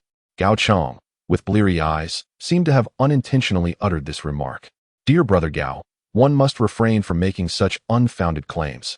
I lack such prowess," Lu Guangdou subtly conveyed with a glance, and Gao Chang immediately grasped his meaning. He had previously contemplated taking action against Scarred Tiger, given the substantial benefits involved, but each time he considered it, a warning would deter him. It now appeared that the warning stemmed from Lu Guangdou's superiors. With the conversation reaching this juncture, it became apparent to all that further discussion would be inappropriate. Those who wished to dine did so, and those who desired to drink indulged accordingly. A few Imperial Guards could no longer restrain the second brother, leading a lady to another room to discuss life's intricacies. "Brother-in-law, I raise a toast to you." Zhao Cheng approached Gao Chong, lifting his cup with a smile. Gao Chong glanced at him. "You have something to say, don't you?" "Hee hee. You caught me again." Zhao Cheng chuckled. "Brother-in-law, with Lin Fan dead, shouldn't the position of the small banner fall to me? Why the rush? I am the overall banner. And surely your benefits will not diminish," Gao Chang replied tersely. "Brother-in-law, I'm anxious. The monthly salary for a strong man is merely 4 taels. It's hardly sufficient. If I could be promoted to small banner, it would bring honor to you and my sister, wouldn't it?" Zhao Cheng's face was adorned with a broad smile, replete with flattery. "Rest assured, tomorrow I shall secure a letter of appointment for you." Gao Chong patted his shoulder. "But there is one more thing. You must adhere to your title during work hours." "Understood, overall banner lord." Zhao Cheng feigned seriousness. "Go away." Gao Chong delivered a powerful kick to the man's backside. He had already begun to contemplate how he could impress his wife's brother with a small flag. Surely, his wife would pull off something extraordinary that evening to express her gratitude. Just then, a round object suddenly flew in from outside the door. It landed with a dull thud on the ground, rolling a few times before coming to a halt against the foot of a courtesan. The entire gathering paused, their cups suspended in midair, to gaze at the unusual sight. As they discerned what it was, shock washed over them. The courtesan, in particular, leaped aside in fright, clutching her companion and bursting into tears. For it was a bloodied human head. Indeed, Master Gao had demonstrated remarkable foresight by preparing a celebratory feast in advance, for which they were immensely grateful. Following this unsettling event was a voice that Gao Chang found all too familiar. His expression froze as he looked up to see Lin Fan, accompanied by Lin Guzi and the Su family father and son, entering the room. Lin Fan? The name escaped Gao Chang's lips involuntarily. At that moment, Lu Guangdou, who had just raised his cup, froze in disbelief. How could this be? How could that young man possibly still be alive? If he was alive, then whose head lay on the ground? While he pondered this, Lin Fan provided the answer. "That is the head of Scarred Tiger, a notorious bandit who had gathered a gang of ruffians at Lousy Cow Mountain in our Bingjian County. They committed all manner of atrocities and even dared to rob passing merchant ships. I took a group to eradicate this band of mountain thieves." Lin Fan spoke as he strode forward, approaching a table where he forcefully kicked aside the seated Imperial Guard. Seizing a wine jug, he took a hearty swig, the liquid soothing his throat and invigorating his spirit. The operation had proceeded smoothly. All 32 bandits had been slain, and a considerable amount of loot had been seized. According to the regulations of the Imperial Guard, 70% must be submitted, with 30% retained. Of the latter, an additional 30% would be handed over to the superior authority. Lin Fan turned to Gao Chong and said with a smile, "My dear Gao, it seems you are destined for prosperity this time. I estimate that you will receive at least 3,000 taels of silver." At the mention of this sum, Lu Guangdou nearly crushed the wine cup in his hand. He had spent 3,000 taels to procure Lin Fan's head, only to find himself unsuccessful and having to sacrifice the Scarred Tiger instead. If that individual were to learn of this, he would surely be inclined to sever his own head and use it as a night pot. This wretched little creature could not simply meet his demise at the hands of the Scarred Tiger as expected. The expressions of everyone in the room were frozen in disbelief. Lin Fan's gaze settled upon Lu Guangdou, and with a smile, he inquired, "Esteemed Sir Gao, I do not believe I have had the pleasure of meeting this gentleman. Might you be so kind as to introduce us?" Gao Chang's expression darkened like the depths of a stormy sea. Yet he understood that he must refrain from uttering too much. He could only reply in a low voice, "He is our County Vice Magistrate Lu Guangdou of Bingjian County." "Ah, so it is Vice Magistrate Lu. I have long admired your esteemed reputation." Lin Fan squinted his eyes with a cheerful smile. The gaze he directed at Lu Guangdou made the latter feel utterly uncomfortable. Could it be that this young man had obtained some evidence linking him to the scarred tiger? Nevertheless, he mustered his courage and clasped his fists, saying, "I have long heard of your remarkable prowess, young Master Lin, and it is indeed extraordinary." His teeth were nearly ground to dust, yet he had no choice but to speak in such a manner. After the celebratory feast concluded, he felt compelled to request Lord Gao to report this operation to Lord Baihu. "Feeling utterly fatigued today, I shall take my leave now." Lin Fan set down his wine cup and, after adjusting his attire, strode out with Lin Guzi and the others. Just as they departed, Gao Chang violently hurled his cup to the ground. "Lord Liu, is this the so-called scarred tiger you spoke of? I see nothing but a sickly creature." His face flushed with humiliation, he seethed at having been publicly slapped by a mere subordinate, wishing he could twist Lu Guangdou's head off. Had it not been for this man, he would not have faced such disgrace. At that moment, Lu Guangdou's expression was equally grim. He retorted, "Gao Chang, it is clearly your fault. How could you not have informed me of his capability to slay an 8th-tier pinnacle warrior? Now, with the scarred tiger lost and tens of thousands of silver wasted, how am I to report this to my superiors? Those who walk divergent paths shall not conspire together. I kindly ask you to vacate my Jinyiwei office." Gao Chang suppressed his fury, gesturing towards the door. "This filthy place is beneath my disdain. I refuse to share a nest with snakes and rats." With a flourish of his sleeve, Lu Guangdou strode out of the office. "My lord, shall we continue drinking?" a Jinyiwei officer inquired tentatively. His silver spear was eager for action, yet this unexpected turn of events had interrupted his plans. "Drink? What nonsense! Get out." Gao Chang swept all the food and drink from the table to the floor. "If anyone dares to utter a word about today's events, I will have their life. Do you understand?" His gaze was icy, a clear threat to all present. "Understood, understood." Both the courtesans and the Jinyiwei officers nodded fervently. "Then hurry and leave." With that thunderous command, the courtesans hastily departed. With lives at stake, who would care for silver? Soon, the room was left desolate. Gao Chang's fist smashed a hole into the table. "Lin Fan, I shall not rest until I see your downfall." Meanwhile, Lin Fan had reached the county office. "Pray inform the magistrate." The Jinyiwei officer Lin Fan requests an audience. The clerk was taken aback. The Jinyiwei? In this era of imperial authority descending to the countryside. The Jinyiwei served the emperor, patrolling various counties. However, they typically operated independently of the county office, seldom intersecting throughout the year. It was indeed peculiar for a subordinate to arrive unannounced. Nevertheless, he clasped his hands in respect and replied, "Lord Lin, please wait here. I shall notify him at once." Lin Fan stood quietly at the entrance of the county office, awaiting his turn. This was the path spoken of by Wang Hu. Although the bandits of Lania Mountain had their backing, County Magistrate Wang Onping was renowned for his integrity. Yet, his authority had been effectively usurped, leaving him unable to combat the bandits. Nevertheless, even a county magistrate stripped of power remained the highest official in the jurisdiction. Securing the support of Wang Onping would simplify matters considerably.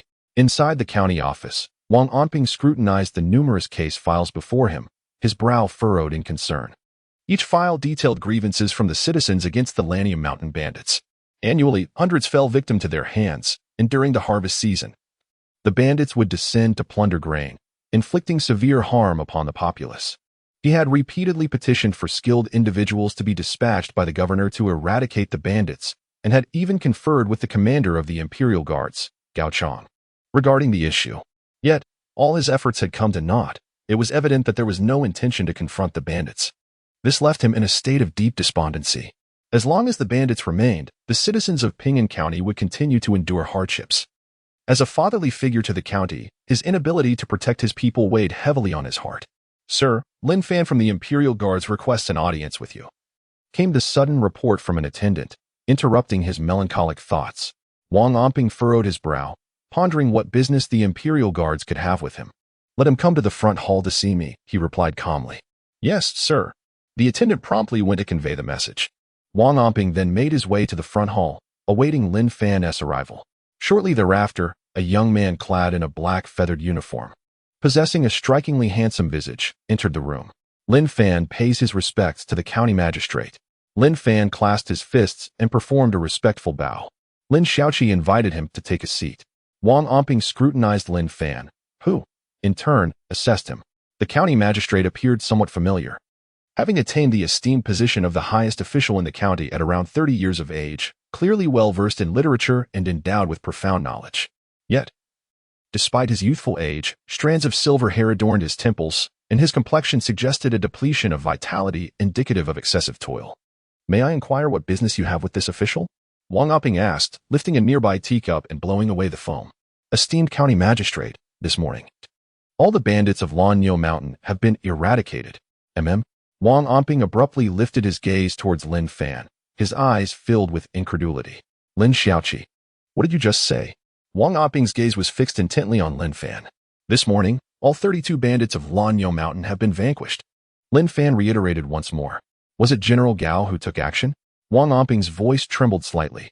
"No, it was not Gao Chong who intervened. It was I who led a team to the mountain to eliminate the bandits." Lin Fan's voice was serene, while a look of incredulity filled Wang Oping's eyes. Lin Fan, still under the age of 20, could hardly be a match for the scarred tiger. "My lord, please take a look at this first." Lin Fan withdrew a letter from his bosom.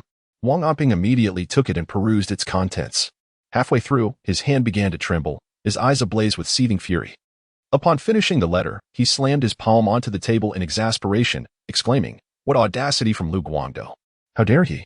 The letter was indeed a correspondence between Lu Guangdou and Scarred Tiger, conveying their mutual exchanges. As the county magistrate, Wang Oping was well acquainted with Lu Guangdou's handwriting, and he quickly discerned that this was an authentic missive penned by Lu himself. "My lord, upon returning to the Jinyiwei office after vanquishing the bandits today." "Do you know what I witnessed?" Lin Fan inquired. Wang Oping responded, "What did you see?" "Gao Chang was hosting a celebratory banquet with Lu Guangdou," Lin Fan replied. Lin Fan's voice was calm. "Why are they holding a celebration banquet?" Wang Oping pondered, increasingly perplexed. "It must be because Lu Guangdou was instigated to eliminate me. He then colluded with Gao Chang and assigned me to patrol outside the city, intending to dispose of me through the hands of the Scarred Tiger. Today at the hour of the rabbit, I set out to exterminate the bandits. They believed I would surely perish. Hence they held the banquet in advance," Lin Fan explained. "Lin Xiaoqi, you are merely a junior officer. Why would Lu Guangdou wish to eliminate you?" Wang Oping inquired. "Have you ever heard of Lin Fan, the heir of the Duke of Bingjian in the capital?" Lin Fan asked with a smile. "Indeed, I have heard of him, but it is unfortunate that such a lineage, known for its loyalty and filial piety, has produced someone like this," Wang Oping said, only to be struck by the profound smile on Lin Fan's face. Suddenly, he realized the truth and exclaimed in shock, "You are Lin Fan, the heir of the Duke of Bingjian?" Lin Fan shook his head, saying, "I used to be the heir of the Wang family, Lin Fan, but now I am merely Lin Fan of the Jinyiwei." Wang Oping recalled some rumors, mentioning that Lin Fan had insulted his cousin and was subsequently expelled from the Wang residence. At this moment, he seemed to regain his composure and chuckled. "My lord, what is amusing you?" Lin Fan inquired, puzzled by his laughter. Wang Oping replied with a smile, "I find it amusing that hearsay is rarely the truth. It appears that young Lin has been wrongfully accused, and there are those who wish to eliminate him through Lu Guangdou. You are indeed remarkably astute. No wonder you have attained the position of county magistrate at such a young age," Lin Fan praised sincerely. Wang Oping shook his head with a bitter smile. "What good is a county magistrate if he is powerless? He cannot even subdue a band of mountain bandits, and the common people suffer greatly while he remains impotent." "My lord, is this not your opportunity?" Lin Fan suggested. "Though I possess letters, I suspect that Lu Guangdou has powerful allies within the provincial government, making it difficult to bring him down," Wang Oping sighed. "My lord, have you forgotten my current status?" Lin Fan scoffed, his eyes glinting with cold light. Upon hearing this, Wang Oping immediately understood and said, "I will clear young Lin's name. I have many old friends in other provinces. Although they despise the Jinyiwei, they are individuals who abhor evil. I can write to them to restore young Lin's reputation." Upon hearing this, Lin Fan's face broke into a smile. Conversing with an astute individual is indeed a straightforward affair. To ensure one's own safety, one must strive for fame, for the greater the renown, the less likely one is to be harmed. In this campaign against the mountain bandits, I seized ill-gotten gains amounting to tens of thousands of taels, alongside over 30,000 pounds of grain. According to regulations, the Jinyiwei may retain 30%, and I am willing to allocate this entirety to enhance the welfare of the populace, benefiting the common folk," Lin Fan declared with solemnity. Wang Oping's smile broadened. This matter could also be documented in a letter, and Lin Xiaoqi's reputation would surely reach the ears of the emperor. "Thank you, my lord." Lin Fan expressed his gratitude with a clasped fist. And what of Lu Guangdou? Wang Omping inquired. Lin Fan wore a solemn expression. Eradicating corrupt officials is the sacred duty of the Jinyiwei. Then it shall be entrusted to you, Lin. Wang Omping bowed respectfully to Lin Fan. There is no need for such formality, my lord. This gesture startled Lin Fan, prompting him to quickly assist Wang Omping to his feet. After departing from the county office, Lin Fan made his way straight home. Lin Guzi, Wang Hu, and the Su father and son were already waiting in the courtyard. Sir, what is the situation? Wang Hu stepped forward as soon as he saw Lin Fan return. Lin Fan calmly stated, Everyone, return early to prepare. Let us convene at the Su clan martial arts hall at the stroke of midnight. Should the mission succeed, I assure you, generous rewards await. Understood. The five responded, their faces alight with joy. Lin Fan addressed the Su family father and son, saying, shortly, You will accompany Guzi to the official office to receive your uniforms. From this moment onward, you shall become members of the Jinyiwei. The Su family bowed in acknowledgement. Very well, you may all return and rest. Lin Fan gestured with his hand. As the crowd dispersed, Wang Hu went back to pay respects to his deceased family, while the Su family trio followed Lin Guzi to the official office to collect their warrior uniforms and complete the necessary registration, with the official document bearing the high-ranking seal. They had no fear of being unrecognized by the officials. Once everyone had departed, Lin Fan found himself alone in the empty courtyard, his gaze somewhat distant. Initially, his enlistment in the Jinyiwei was motivated by self-preservation and the hope of avenging past grievances. He did not consider himself a virtuous man, yet he could not abide the rampant corruption and the disregard for human life. The alliance with the Wang family and their martial generals likely did not originate from Lin Nanshan's design. Rather, it seemed the loyal and noble lineage of the Qin family, known for their connections with civil officials, was behind this scheme. It appeared that many names would need to be added to his records. Having achieved such merit, he pondered whether there might be an opportunity for promotion. With Gao Chang still serving as the commander, the chances seemed slim. A flicker of light danced in Lin Fan's eyes. Perhaps there was an opportunity to clear the obstacles ahead, to enhance his strength, and then patiently await the opportune moment. In the southern part of the city stood an opulent mansion with 5 courtyards, marked by a plaque inscribed with 2 characters, Lu Fu. It was indeed the residence of County Lieutenant Lu Guangdou. It was hard to fathom how a mere county lieutenant could possess such a lavish estate. The mansion was staffed with numerous servants, and 10 guards patrolled its grounds. In the study, Lu Guangdou spread out a sheet of letter paper. Yet he found himself at a loss for words. Should that esteemed individual discover that he had bungled the task and lost the capable scarred tiger, a valuable asset for acquiring silver, he would surely erupt in fury. Moreover, he was most anxious about whether scarred tiger might leave behind any loose ends. If Lin Fan were to uncover any incriminating evidence, the higher-ups would undoubtedly demand his life. Overwhelmed with despair, he could barely muster the appetite for dinner. My lord, it is already the hour of the rat, and you have yet to eat. Perhaps you should have a bite, said a woman clad in luxurious brocade as she entered the study with a platter of delicacies. The meal was indeed exquisite, featuring a plate of stir-fried chicken tongues and another adorned with silver inlays. Lu Guangdou waved his hand dismissively. I have no interest in dining at present. Please take it away. No sooner had he spoken than a chilling voice suddenly resonated from outside the door. Lord Lu, you might as well eat something. Once you enter the Imperial prison, such fine dishes will be a rarity. Who goes there? Lu Guangdou's expression tightened, and he swiftly drew the sword that hung on the wall. However, his movements betrayed his lack of martial training, as he clumsily held the sword with trembling hands. Jinyiwei's little banner, Lin Fan, requests an audience with Lord Lu in the Imperial prison. A tall figure emerged from the shadows. As the light from the study illuminated the man's face, Lu Guangdou shuddered even more. He glared at Lin Fan and barked, I am the county lieutenant of Pingyang. If you wish to arrest me, you must first present an imperial edict. Otherwise, you have no authority to seize me. An edict? Lin Fan scoffed, then declared with a resonant voice, by imperial decree, the Jinyiwei may apprehend you without such formalities. Where's Wang Hu? At your service.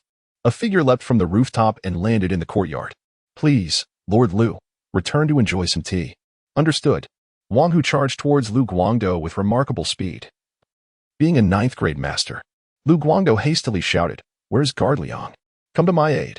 My lord, I am here. A man vaulted over the wall and lunged directly at Wang Hu.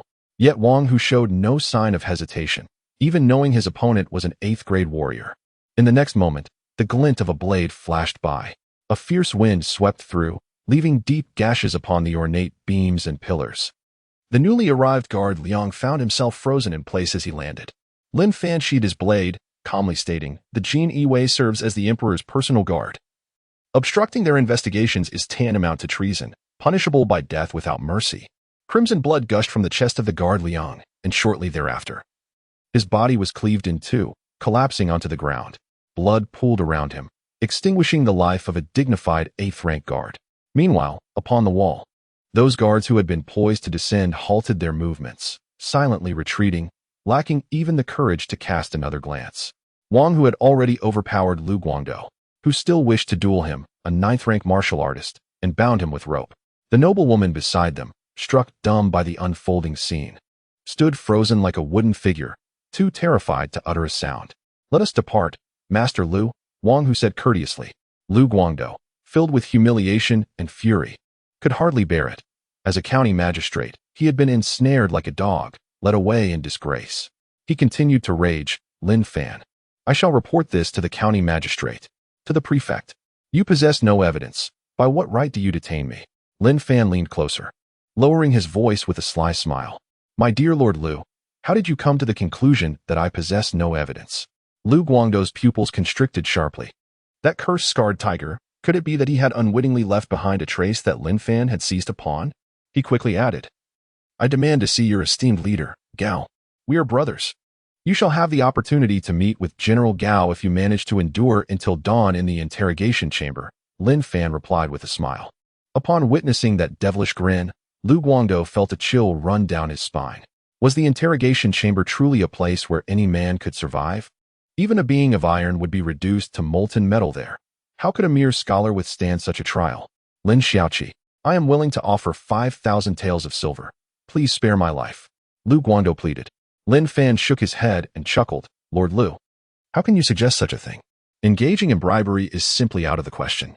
The reputation of the Jinyiwei is already tarnished, and your words could lead to my downfall. I owe you 5,000 taels, and I intend to repay that debt, do I not?" Lu Guangdou hastily sought a justification. "As for the repayment, it seems unnecessary. Once you find yourself in the imperial prison and the ill-gotten gains are seized, I shall naturally receive my fair share of 30%. Lin Fan, weary of further discourse with this individual, waved his hand dismissively. "Take him away." Wang Hu, leading Lu Guangdou, strode forth from the gates of the Lu residence, making his way directly to the Jinyiwei headquarters. Just as they exited the door, Lin Guzi hurried over, clasping his fist in respect. "My lord, all those who intended to leak information have been eliminated, and the Su family, comprising the father and his 2 sons, remain steadfast in their watch." Lin Guzi's words extinguished the final flicker of hope within Lu Guangdou's heart. He had harbored the hope that someone might slip through the small door to relay a message, but he never anticipated that Lin Fan would be so ruthless, even orchestrating the assassination of the messenger. Truly, he is devoid of filial piety. The 3 men dragged Lu Guangdou, who resembled a lifeless dog, to the Jinyiwei office. Upon entering, the night watchman, a formidable figure, immediately beheld this scene. Naturally, he recognized Lu Guangdou, just as he was about to inquire. Lin Fan shot him a glance that silenced him instantly. "You shall remain vigilant here tonight. Any dereliction of duty could cost you your head. Do you understand?" Lin Fan gently patted the shoulder of the burly man and smiled as he offered his advice. "I understand, my lord," the man promptly assured, though inwardly he lamented his misfortune at encountering such a predicament during his night watch. "Dogsy, you should continue to keep watch alongside this brother." Lin Fan pondered for a moment before turning his head to issue a command. "Understood." Lin Guzi clasped his fist in salute. Lin Fan and Wang Hu dragged Lu Guangdou into the dark confines of the interrogation chamber. A pungent aroma of blood and decay assaulted their senses. The walls, adorned with deep brown stains, bore witness to the remnants of dried blood. Nearby, a shelf was stocked with an array of implements, including iron brushes and finger clamps. A small furnace burned continuously, its flames never extinguished, providing a reliable source for heating branding irons and water. The process of branding is well understood. While the boiling water serves to complement the iron brushes, first, one would douse with boiling water, followed by the application of the iron brush, ensuring that the experience would be decidedly unpleasant for Lu. "Wang Hu, I entrust him to you," Lin Fan remarked. "As I have yet to conduct an interrogation myself and am unfamiliar with the methods, Please ensure that Lu Darren does not perish under your care. Lin Fan, with an air of composure, casually pulled out a chair and seated himself with an imposing demeanor. Rest assured, my lord, I have served in the Jinyiwei for a decade. My methods are beyond question. Until Lord Lu divulges all the information, he is assuredly safe, Wang Hu remarked with a grin.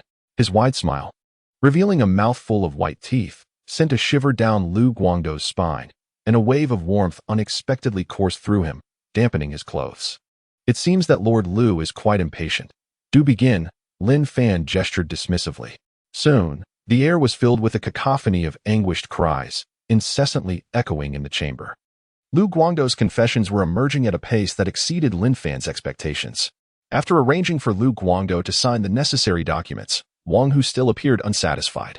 He shook his head in lamentation. What a pity, we have only employed 2 instruments of torture, and we haven't even utilized the iron brush. Why couldn't Lord Lu endure just a little longer? Lu Guangdou, dragged into the prison like a lifeless dog, cursed Wang Hu's ancestry in his heart upon hearing those words. Clearly, the instruments of torture were not being applied to him, so he felt no pain. Did he? My lord, you may rest. We shall take our leave for now. Lin Fan could no longer endure the pungent stench permeating the prison, and, covering his nose, he exited the interrogation chamber. A glance at the confession revealed a considerable catch. It had even escalated to the vicinity of Fengzhou. However, the information seemed rather scant, suggesting that the connections in Fengzhou were also tenuous at best. This was, in some ways, a relief, for there were formidable adversaries that he was ill-equipped to confront at present. Your Excellency, this catch is far too substantial.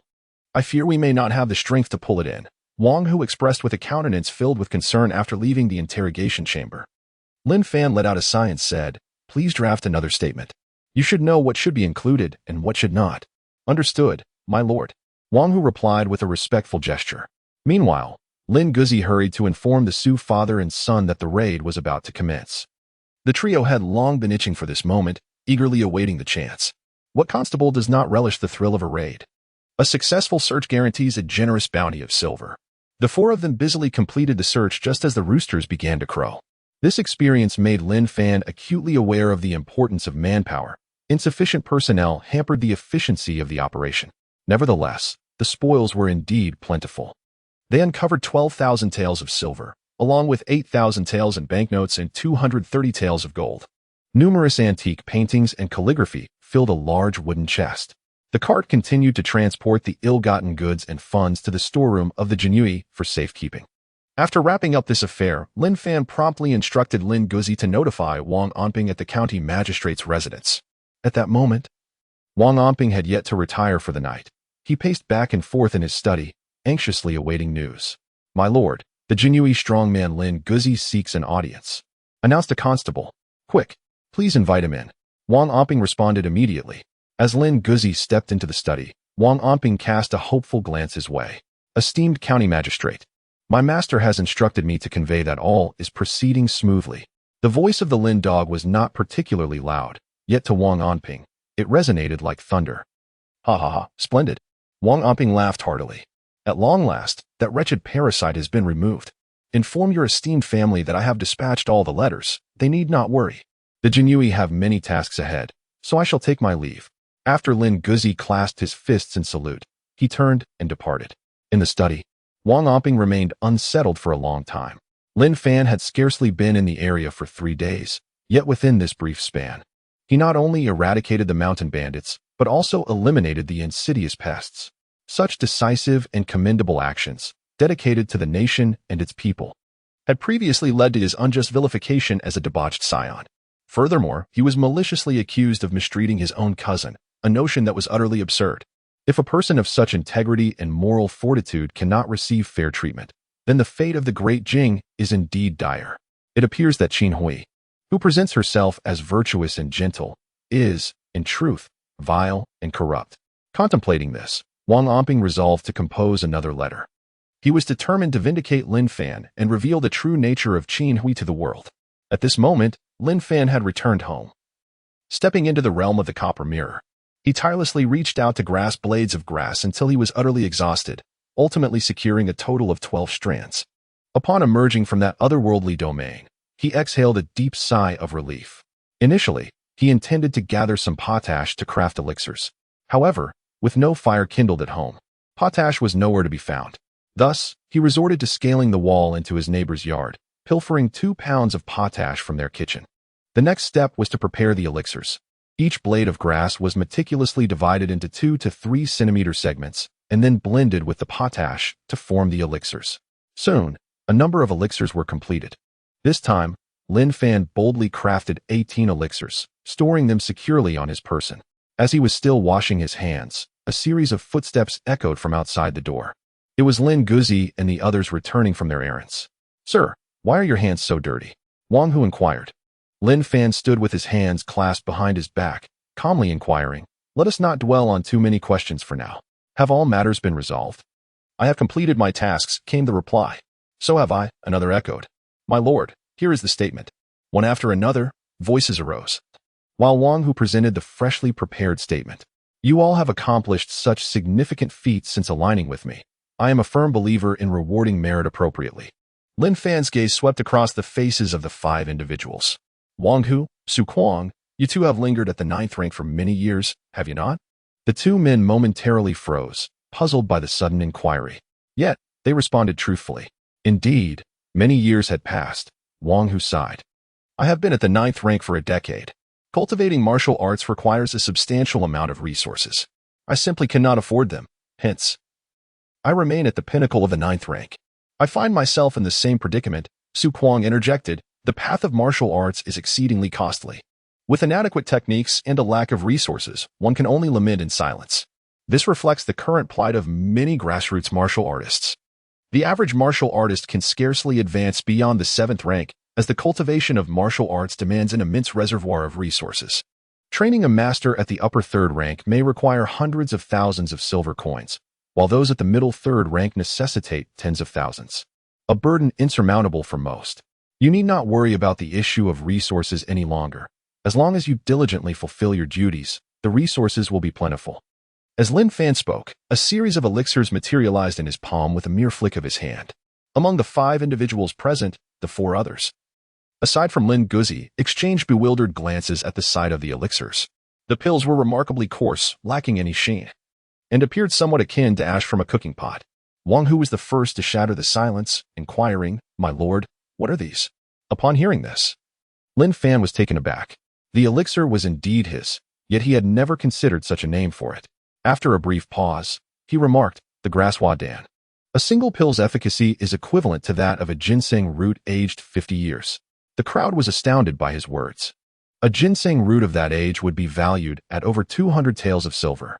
Could such a rudimentary pill truly rival the worth of a 50-year-old ginseng? So, what say you?" Lin Fan, having lost his patience, wondered if these individuals were using their eyes merely for venting frustration. They failed to recognize the fine treasures placed before them.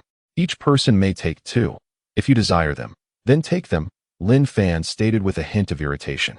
Without the slightest hesitation, Lin Guzi immediately reached out and seized 2 pills. Upon witnessing this, the others promptly took their rightful share as well.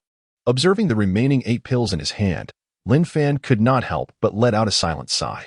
The painstakingly crafted elixirs had been whisked away in the blink of an eye. Enough, the rewards have been claimed, and it is time to return.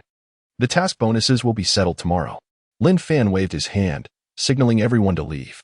Suddenly, a thought crossed his mind, and he added a reminder, "By the way, tomorrow at noon, for the roll call, please do not arrive too early." Lin Fan stifled a yawn and turned to retreat to his room for slumber. Wang Hu and the 3 sons of the Su family diverged in their paths at the entrance, parting ways. Lin Guzi returned to his chamber to refine the elixir. While the 4 individuals lacked discernment, he was well aware of the potency of this elixir. In comparison to a 50-year-old ginseng, its efficacy was undoubtedly comparable, even more readily absorbable. Under the cover of night, the Su family, father and 2 sons, hurried along. "Father, this elixir appears rather rudimentary. Is it truly effective?" Su expressed his skepticism as he examined the dull, ashen pill in his hand. Beside him, Su Bao interjected, "I believe there is no issue. Master Lin is a respected figure, and possessing the strength to vanquish an 8th-tier peak, he wouldn't deceive us regarding such matters. Why bother questioning? We shall discover its effects upon returning." Su Kuang remarked, "Indeed, father is wise." Both Su Hu and Su Bao nodded in agreement.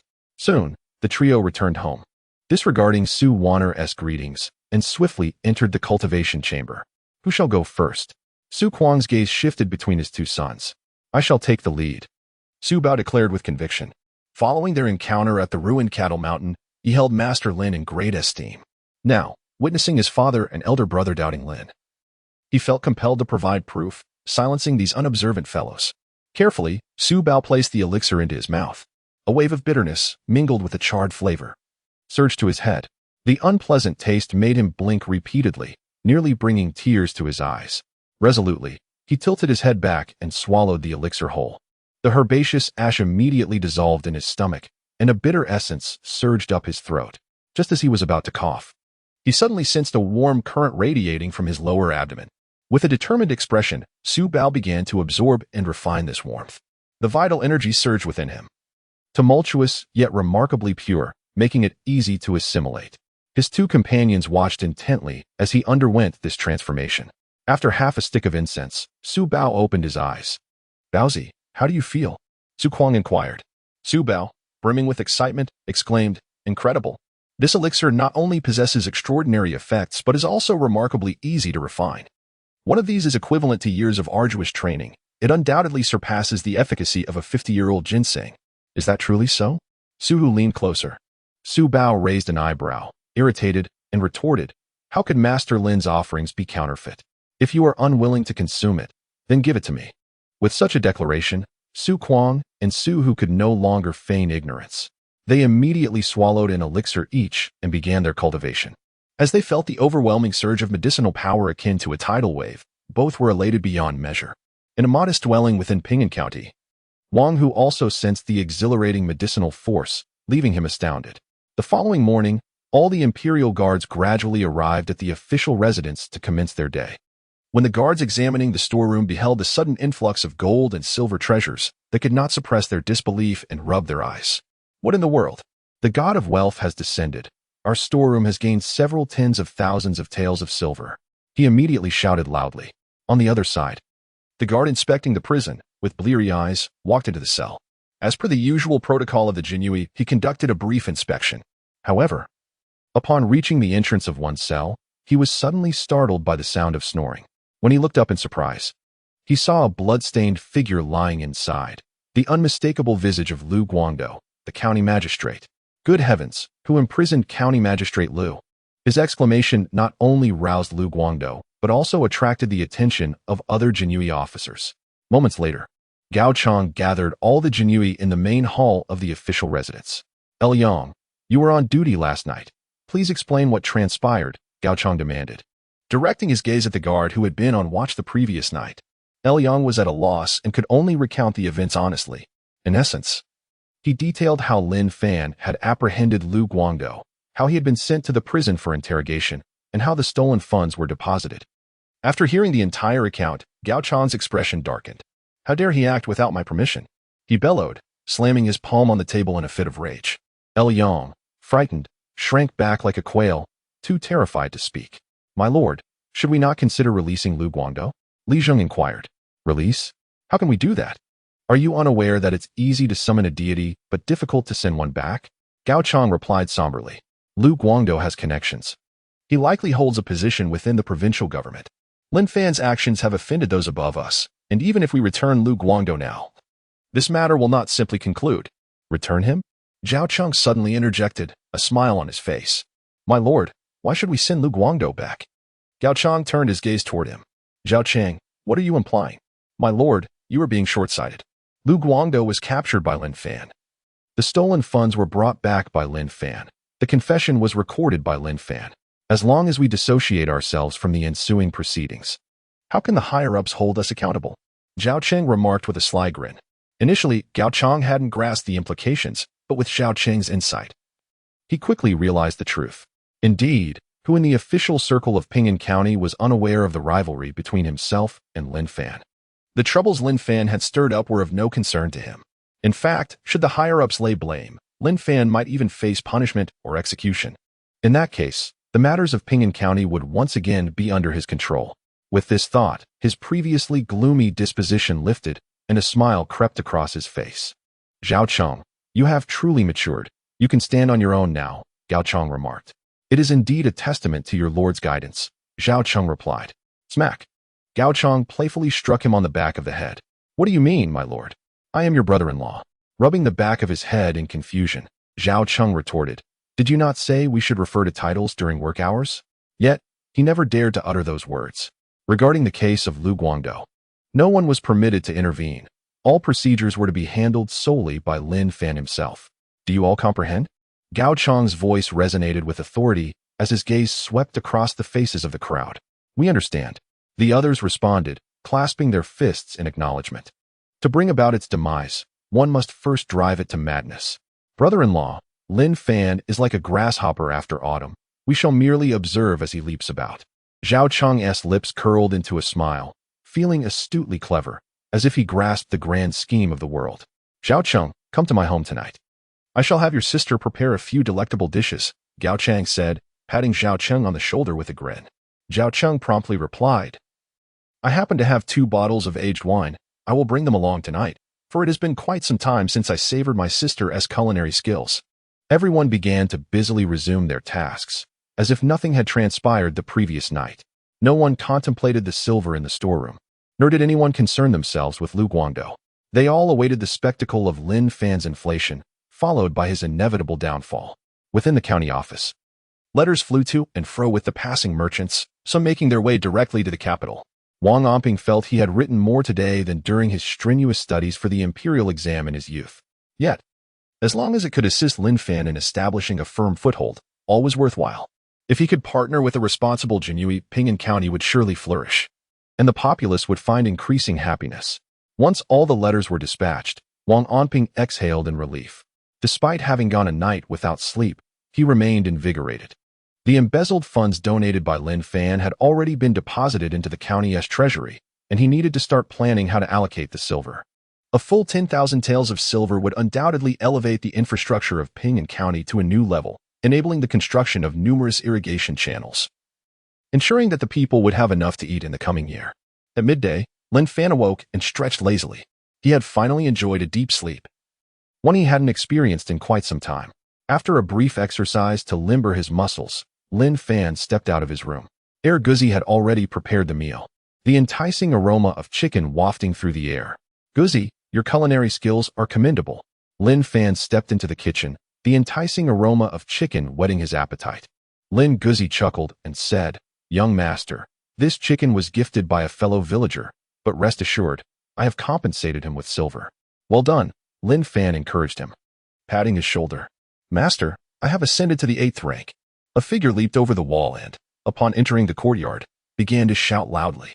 Who is this madman? Lin Fan stepped outside and focused his gaze. To his astonishment, it was Su Kuang. Upon noticing him, Su Kuang hurried over, brimming with excitement, and exclaimed, Master, thanks to your elixir, I have ascended to the rank of an 8th-tier warrior. He extended his palm, where crimson patterns coiled like serpents, 2 vivid lines symbolizing his newfound status. Quite impressive, Lin Fan acknowledged with a nod of approval. Father, why are you running so fast?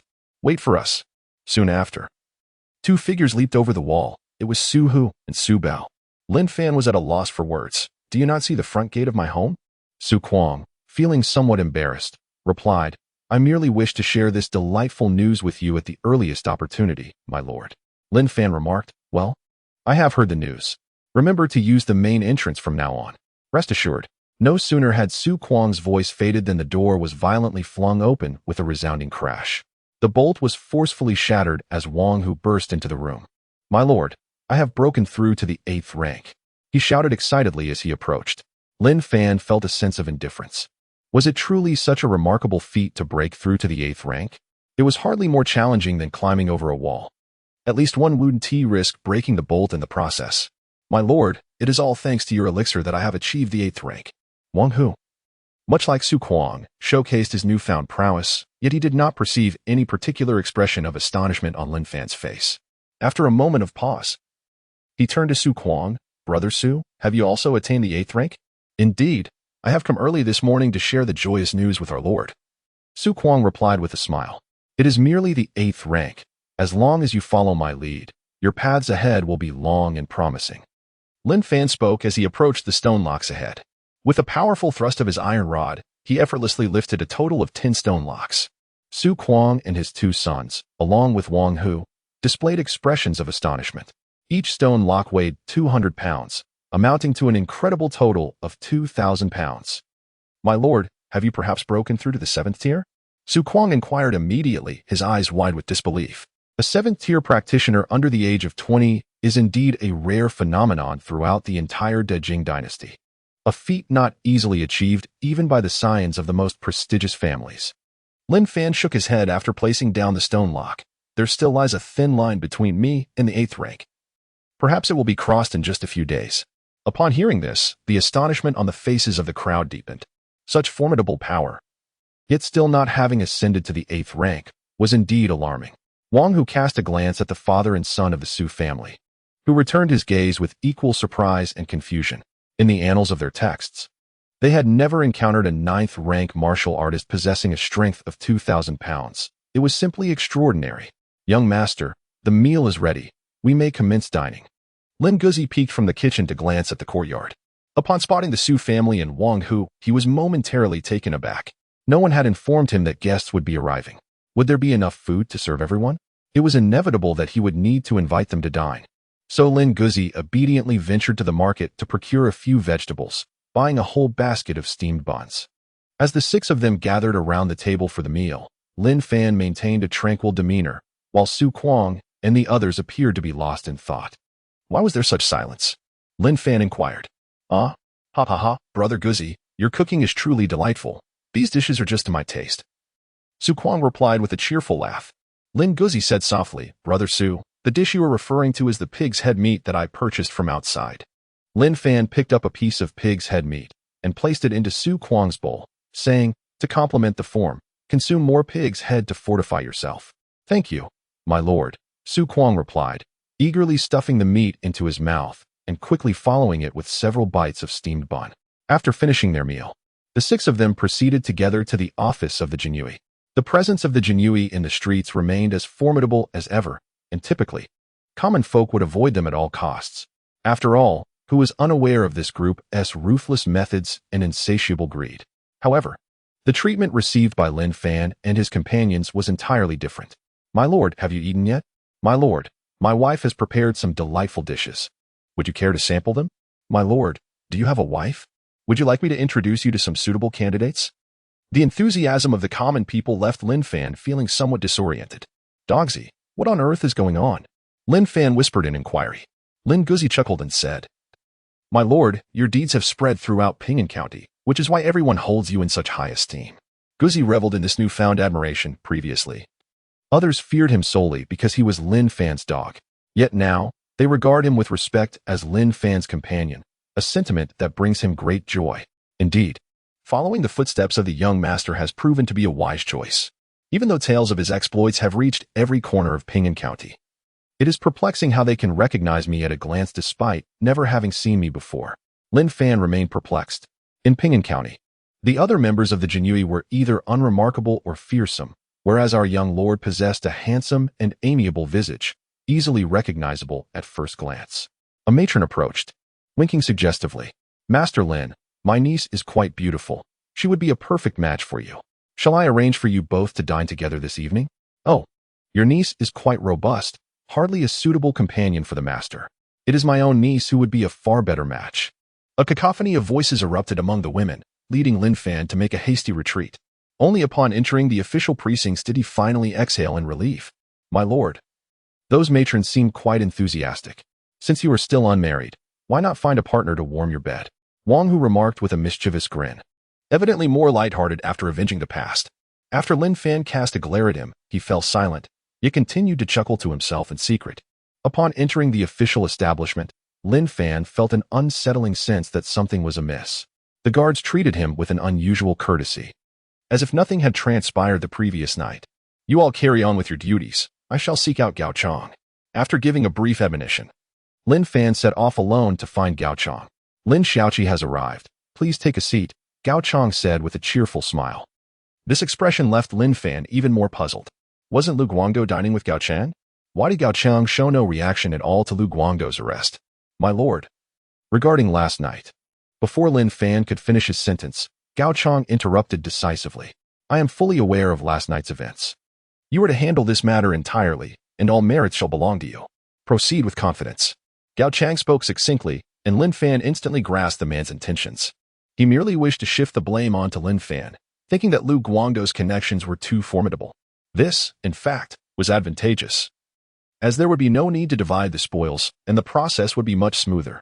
With this in mind, Lin Fan clasped his fists and said, Thank you for your trust, my lord. I shall take my leave now. Go on, go on. Gao Chang waved his hand dismissively. After Lin Fan departed, Zhao Cheng emerged from behind. How did I perform, brother-in-law? Gao Chang laughed heartily.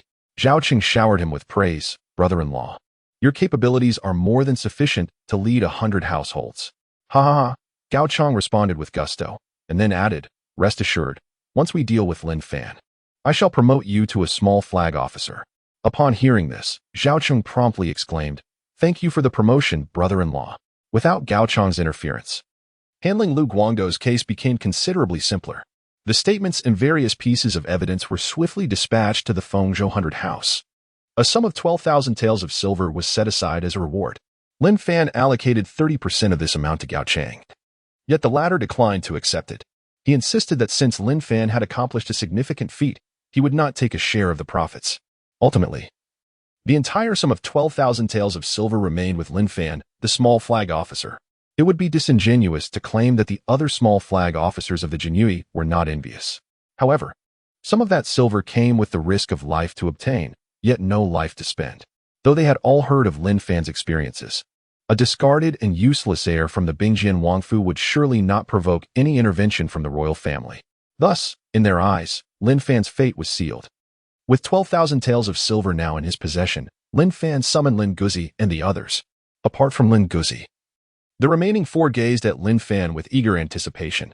Everyone was well aware of the rules of the Jinyiwei. Once the task was accomplished, it was time for the distribution of rewards. Lin Fan cast a glance over the faces of the 5 individuals before calmly stating, The case of Lu Guangdou has concluded, and our small banner has amassed a total of 12,000 taels of silver. Upon hearing this figure, everyone inhaled sharply, astonished by the unexpected bounty. They had not anticipated such a substantial reward. Previously, during the campaign against the mountain bandits, all the silver had been donated to the county office. Therefore, I have decided to allocate 1,500 taels to each of you this time. Lin Fan's voice, calm and composed, resonated in the ears of the crowd like a thunderclap. Typically, a strong man might receive 300 to 500 taels, which would be considered quite generous. After all, the officials would take their share, and their superiors would also require funds.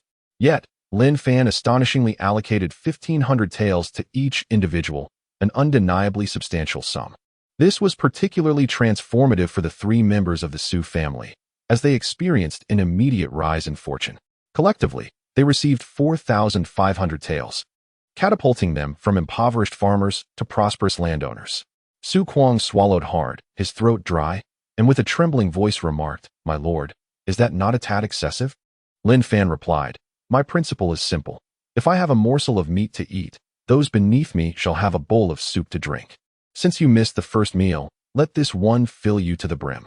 Lin Fan bore a gentle smile upon his face, his tone warm and inviting. In the midst of their conversation, he reached into his bosom and produced a stack of silver banknotes, each bearing a denomination of 100 taels. Wang Hu, these are for you. Lin Fan counted out 15 silver notes and handed them to Wang Hu. Wang Hu trembled as he received the notes, his heart racing with anxiety. When he joined the Jinyiwei, it had only cost him a few hundred taels of silver. Now, this sum had multiplied several times over. Su Kuang, this is yours. Lin Fan counted out 15 taels and handed them to Su Kuang. Thank you, my lord. Su Kuang exclaimed, his eyes glistening with emotion. Not long ago, he was troubled by the hardships of life, even contemplating becoming a hired hand to make ends meet. Now, with 1,500 taels in hand, he need not worry for the rest of his days. Lin Fan once again presented each of Su Hu and Su Bao with 15 silver notes. The 2 brothers had never encountered such a substantial sum of money, leaving them trembling with excitement. Su Bao, in particular, fervently expressed his unwavering loyalty, proclaiming his willingness to sacrifice everything without hesitation. This is yours, my friend. Lin Fan took out 15 cards and handed them to Lin Guzi. Lin Guzi pushed the silver notes back without a hint of reluctance in his eyes. Young master, what use do I have for silver notes? I have followed you since childhood. My life is yours, and thus these silver notes belong to you as well. Guzi, you must also establish your own household in the future, marry, and have children. How can you win a wife without money? Take this, Lin Fan stated with undeniable certainty. Lin Guzi's eyes brimmed with emotion as he declared, Young master, I swear to follow you unto death, and for generations to come, I shall remain by your side. His words were heartfelt. Previously, he had merely been a servant. Even as a servant to the heir of the Wang family, he was still considered lowly. However, now the young master had not only made him a member of the Imperial Guard, but also provided him with a means to earn wealth. The young master was his everything. Even if the path ahead led to the gates of hell, at the mere command of Lin Fan, Lin Guzi would charge forth without a moment's hesitation. After the distribution, Lin Fan still held 4,500 taels in his possession. Lin Fan spoke earnestly. The silver has been distributed among everyone, yet it is imperative to understand one crucial matter. Such significant cases are exceedingly rare. We must not overlook the mundane matters that arise in our daily duties. Should any citizen seek justice, we need to cleanse the corruption from our ranks. It is essential that you all remain vigilant and execute your responsibilities diligently. Do you comprehend? We understand. The crowd replied in unison. Excellent. Now commence your patrols. Not only beyond the city walls.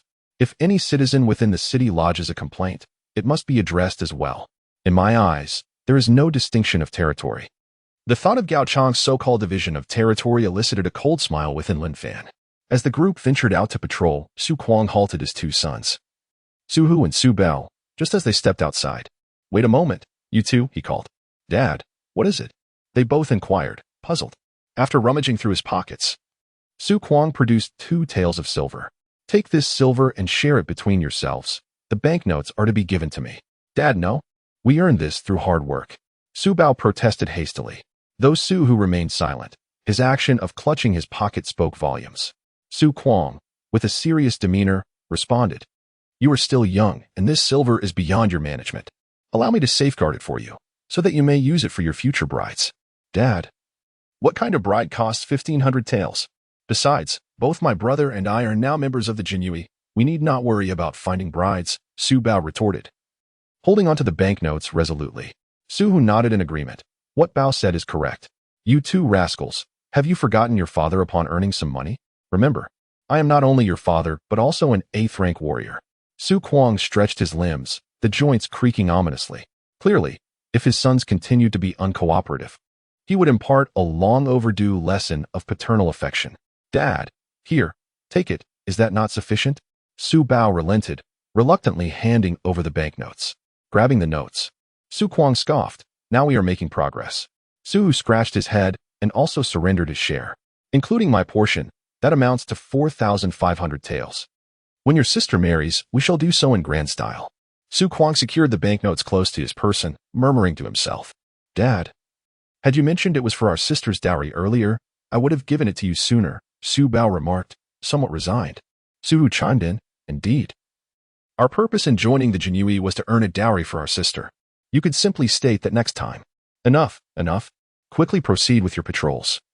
Dawdling will surely displease Lord Lin, Su Kuang urged. Su Kuang gestured with his hand, and upon hearing his words, the two brothers immediately set off to patrol. That afternoon, Lin Guzi and his companions received numerous reports from the citizens outside the city. Most of these complaints pertained to the local gentry exploiting the common folk. By the end of the day, a sum of 458 taels of silver was accounted for, a figure that ordinary citizens could scarcely hope to attain in a lifetime. As Lin Fan's reputation grew, an array of cases began to pour in. My lord, this is a report from the owner of the winery in the west of the city, Wang, who presented a case file. He claims that officials threatened him and forcibly demanded a substantial sum as a tea fee. I have a case as well, Su Kuang added, presenting a legal document. I have one too. I have one as well. The group produced various legal documents, all secretly submitted by the merchants and citizens of the city. They were aware of the unspoken rules of the Jinyiwei, yet they had witnessed Lin Fan's decisive and vigorous approach to justice. The animosity between Lin Fan and the commander Gao Chang is no secret. Hence, they dared to take the perilous step of seeking justice through Lin Fan. Among the most egregious cases presented was one brought forth by an elderly woman from the city. The contents were inhumane and utterly appalling. The plaintiff was none other than Liang Bai, a subordinate of the Imperial Guard. The complaint was inscribed in blood, despite the poor quality of the brush used for writing. The elegant script revealed that the old woman hailed from a distinguished family. Upon finishing the document, Lin Fan's countenance darkened significantly. This elderly woman was originally the matriarch of the Zhang family in Ping'an County. Although the Zhang family was affluent, they were also known for their benevolence. The beauty of the Zhang daughter was well known throughout Ping'an County, capturing the admiration of Liang Bai. After numerous rejections of his marriage proposals, he resorted to imprisoning the patriarch, Zhang Leoi, under false pretenses. After coercing a confession, he mercilessly exterminated 32 members of the Zhang family, humiliating Miss Zhang in the presence of her parents. Overcome by disgrace, she tragically took her own life by colliding with a pillar.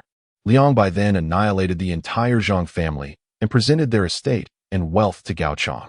The former Zhang residence now stood as the Gao estate. What audacity from Lin Bai? What brutality from Gaochang? To trample upon human lives and seize property is truly monstrous. Lin Fan's voice was frigid, laced with murderous intent. My lord, considering this involves other subordinates of the Imperial Guard, we may find it difficult to take action, sighed Lin Guzi.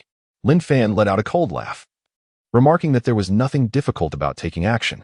Once the edict was issued, evidence would naturally emerge, and with the evidence in hand, the case would inevitably come to a conclusion. However, upon hearing his words, several faces reflected concern. After all, it involved Gaochang, who was not only the commander of the Imperial Guard but also a 7th-rank martial artist, making him a formidable opponent.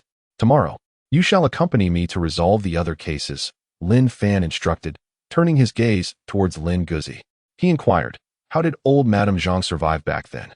Lin Guzi replied, old Madame Zhang's heart was slightly misaligned, which fortuitously allowed her to escape with her life. After crawling out from the mass grave, she disfigured her appearance and resorted to begging for a living in the city. Lin Fan recalled the elderly woman who had recently been begging near his small courtyard. He had once given her some coins, and it appeared that she was indeed the old matriarch, Madame Zhang. He paused momentarily, deciding it prudent to limit his interactions with Madame Zhang to avoid drawing the ire of Gao Qiangliang, who might resort to silencing her. Understood, my lord.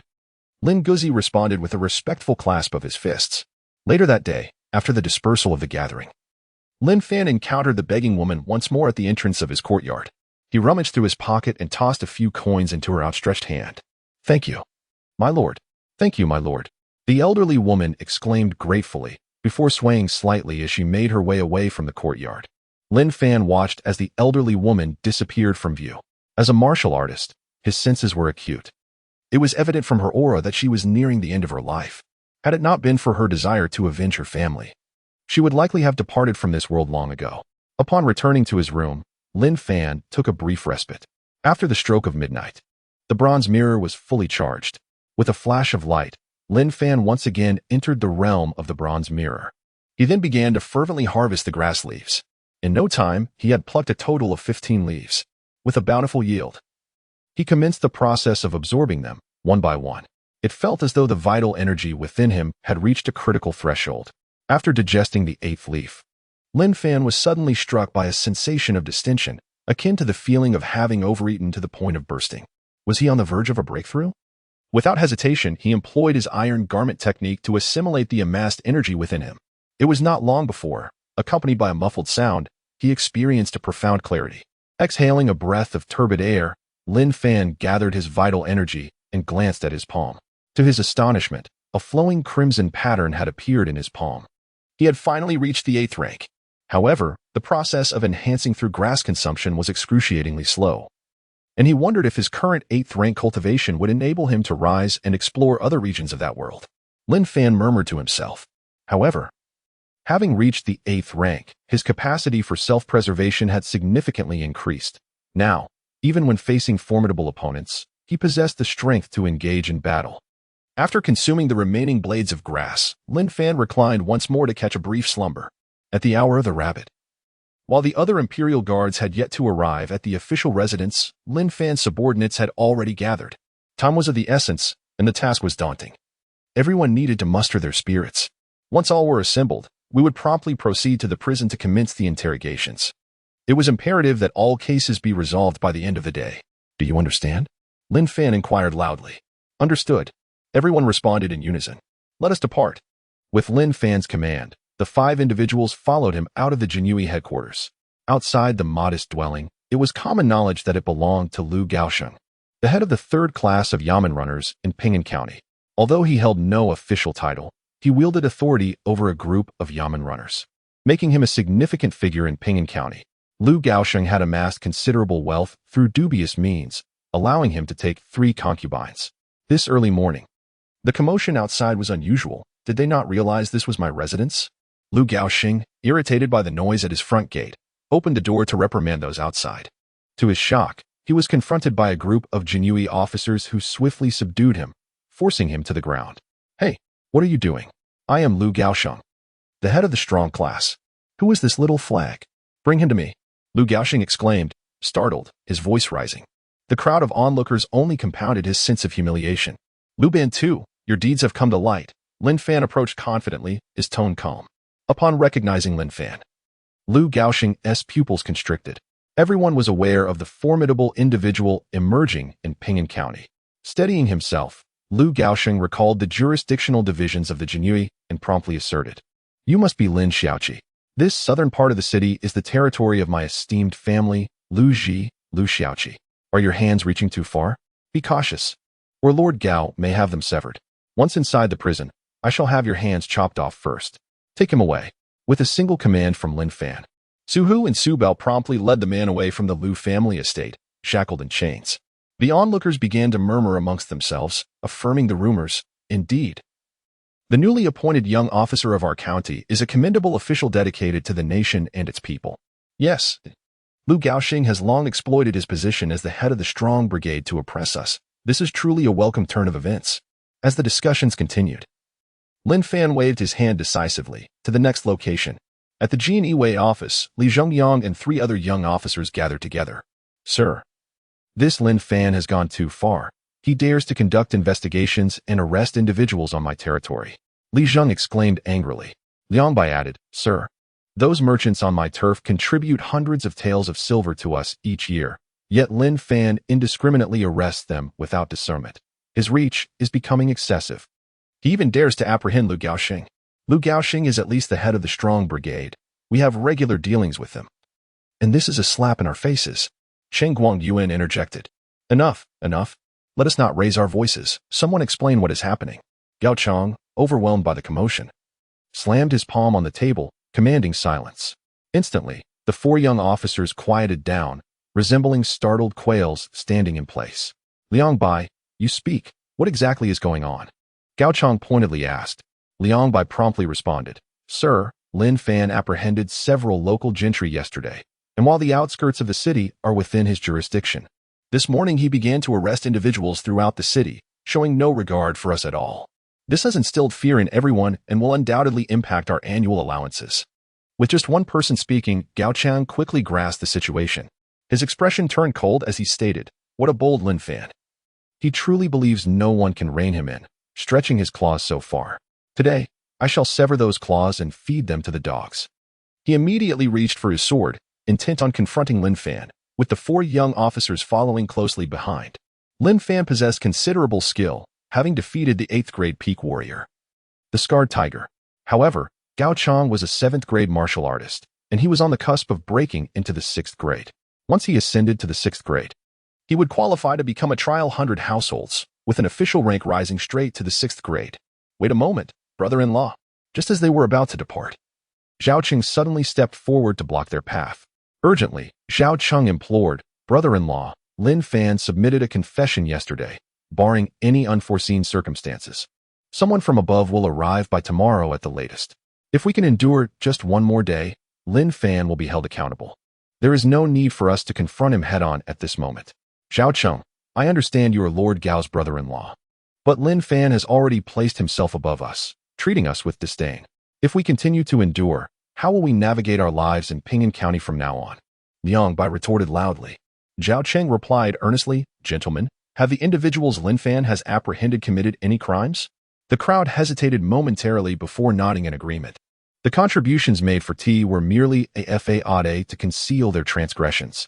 Our Jinyiwei lacks a clearly defined territory, and Lin Fan presently apprehends those who have committed offenses. Even if matters escalate, we hold no advantage. After all, no one is likely to perish overnight. It would be prudent for them to confess their crimes. Once we endure until tomorrow when the envoy arrives, Lin Fan will be stripped of his official position, thereby securing their lives. A Lin Fan without an official title is akin to a fish on the chopping block. Zhao Cheng spoke fervently, prompting deep contemplation among the others. It seemed to hold merit, as Li Zheng stroked his chin thoughtfully. The others nodded in agreement. Gao Cheng's fury gradually subsided, replaced by a comforting smile. He patted Zhao Cheng on the shoulder and said, "Zhao Cheng, you have truly matured. I assure you, once Lin Fan is dismissed, that position of the small flag will undoubtedly be yours." "Thank you for your promotion, brother-in-law," Zhao Cheng replied, exhaling in relief. "Now what shall we do?" Liang Bai inquired. "We shall eat and drink as we please, awaiting the envoy's arrival tomorrow," Zhao Cheng responded. Gao Cheng added, "Excellent. Once Lin Fan loses his position, we shall strike hard at the fallen dog." In the capital of Dying, the court assembly had been ongoing for quite some time, filled with trivial discussions devoid of substance. The Jing Emperor was growing drowsy, finding the endless prattle of these inept individuals far less enjoyable than indulging in tender moments with his beloved consort. The head of the military officials, Lin Nantian, wore a furrowed brow, his mood decidedly bleak. His household was beset by misfortune, having produced a wayward son who had the audacity to join the disreputable Jinyiwei. Every time he attended the court assembly and felt the gazes of others upon him, he experienced a burning shame. Whenever he overheard whispers, he sensed they were discussing the wasteful son of the Duke of Bian, who had entered the Jinyiwei. Why couldn't Lin Fan, being his child, emulate Xiaolong's diligence and obedience? As the assembly neared its conclusion, the Minister of Rights, Wang Lang, suddenly stepped forward. "Your Majesty, I have a matter to present." The Jing Emperor opened his eyes and cast a glance at the elderly gentleman with white hair.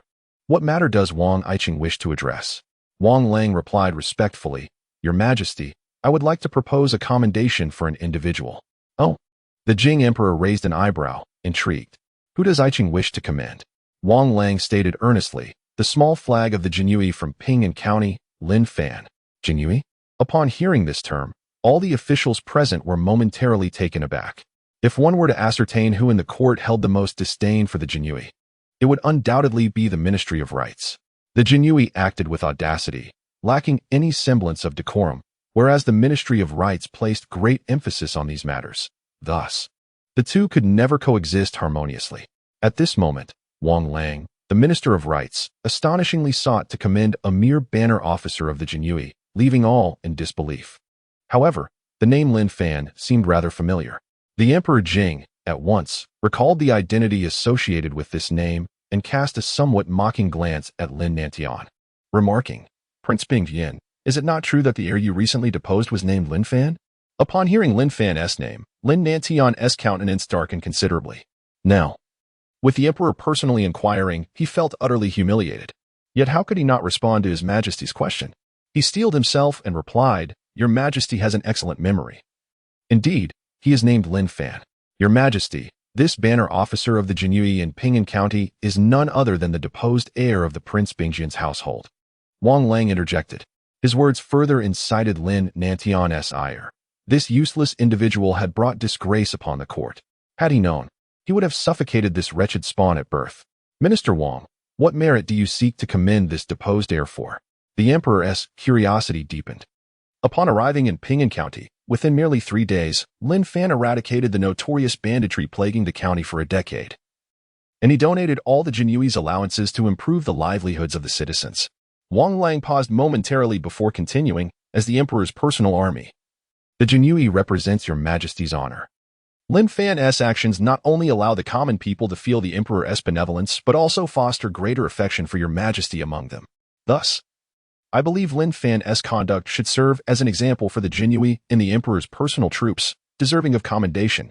At Wang Lang's proclamation, the court was taken aback. It was truly unexpected that this once dissolute heir of the capital would engage in such noble acts for the country and its people. Lin Nantian was utterly astounded. How could this be possible? That good-for-nothing had always been selfish. It was already remarkable that he did not abuse his power as a member of the Jinyiwei to oppress the common people. How could he possibly act in such a manner? On the dragon throne, Emperor Jing was greatly pleased by Wang Lang's words. Indeed, Lin Fan was now a minor officer in the Jinyiwei, a part of his personal guard. Lin Fan performed a noble deed, undoubtedly earning the adoration of the populace as their emperor. However, he was acutely aware of Lin Fan's past reputation. Thus, he inquired, "My dear Minister Wang, I have heard whispers of Lin Fan's former notoriety. Are you truly certain that he has enacted such commendable actions for the benefit of the nation and its people?" "Your Majesty," Wang Lang replied, "it is not uncommon for a wayward son to return to the fold in our dynasty. Lin Fan has joined the Jinyiwei, becoming part of the emperor's personal guard, and under your Majesty's auspicious influence, it is only natural that he would exhibit some transformation." The assembly regarded the Minister of Rights with newfound respect. He was typically meticulous about propriety, yet here he unabashedly extolled the virtues of another. Indeed, Wang Lang demonstrated considerable skill and flattery. While the discerning could easily perceive his sycophantic praise, the Jing Emperor held a different perspective. In his already buoyant mood, the Emperor could not suppress a broad smile upon hearing Wang Lang's words. What of the valiant General Wang? Even he could not manage his own son. Yet, with Lin Fan now within his personal guard, the dynamics shifted dramatically. He had transformed into a devoted servant of the nation. Did this not affirm the Emperor's own flourishing spirit, marking him as a truly illustrious sovereign? Considering Minister Wang's assertions, the Jing Emperor concluded that Lin Fan indeed warranted commendation. After a moment's reflection, he declared, "As he currently holds the rank of a minor banner officer, let us elevate him to the position of a trial 100-man commander, bestowing upon him the embroidered spring blade and 1,000 taels of silver, along with a tome of first-rate martial arts from the Imperial Armory. Your Majesty is truly wise." Wang Lang responded respectfully. As the court session adjourned, Lin Nantian immediately intercepted Wang Lang at the palace entrance. "What brings you to hinder my path, my lord?" Wang Lang inquired. Lin Nantian spoke in a deep voice, "Minister Wang, do not be deceived by that little wretch. He has always been selfish and self-serving. How could he possibly undertake such a selfless act?" Wang Lang let out a cold laugh and replied, "Your Highness, if you do not trust your own son, I truly feel pity for young Master Lin. If your wife were indeed as virtuous as the rumors suggest, how could she allow her son to be tarnished by such disgrace throughout the capital? I have yet to hear of a virtuous mother whose offspring is known for their debauchery." Lin Nantian was momentarily taken aback. Yet he had witnessed Qin Hui's virtuous nature firsthand. Moreover, Xiaolong had also been well-educated. Just as he was about to retort, he realized that Wang Lang had already distanced himself. Alas, this little creature possesses remarkable acting skills, capable of deceiving a person of Wang Shangshu's esteemed caliber. Lin Nantian sighed. Unable to fathom that Lin Fan could indeed change, nor could he believe that Qin Hui's virtue was merely a faade. Meanwhile, Wang Lang had not ventured far before encountering another group of individuals. Lord Wang. The officials, upon spotting him, hastily extended their greetings. "My lord, what brings you to commend a minor official of the Jinyiwei? They are nothing but a den of filth." One official began to voice his grievances. "Our esteemed faction has always been at odds with the Jinyiwei. Why did you not consult us beforehand?" The Minister of Works interjected. Wang Lang explained, "Esteemed gentlemen, the matter concerning Lin Fan was brought to me personally by a former student through a letter. There is little doubt regarding its authenticity. Even if this matter holds truth, you ought not to advocate for a member of the Jinyiwei," another official remarked. Wang Lang chuckled and shook his head, stating, "Though the Jinyiwei is indeed a corrupt establishment, is it not the case that a standard has now emerged?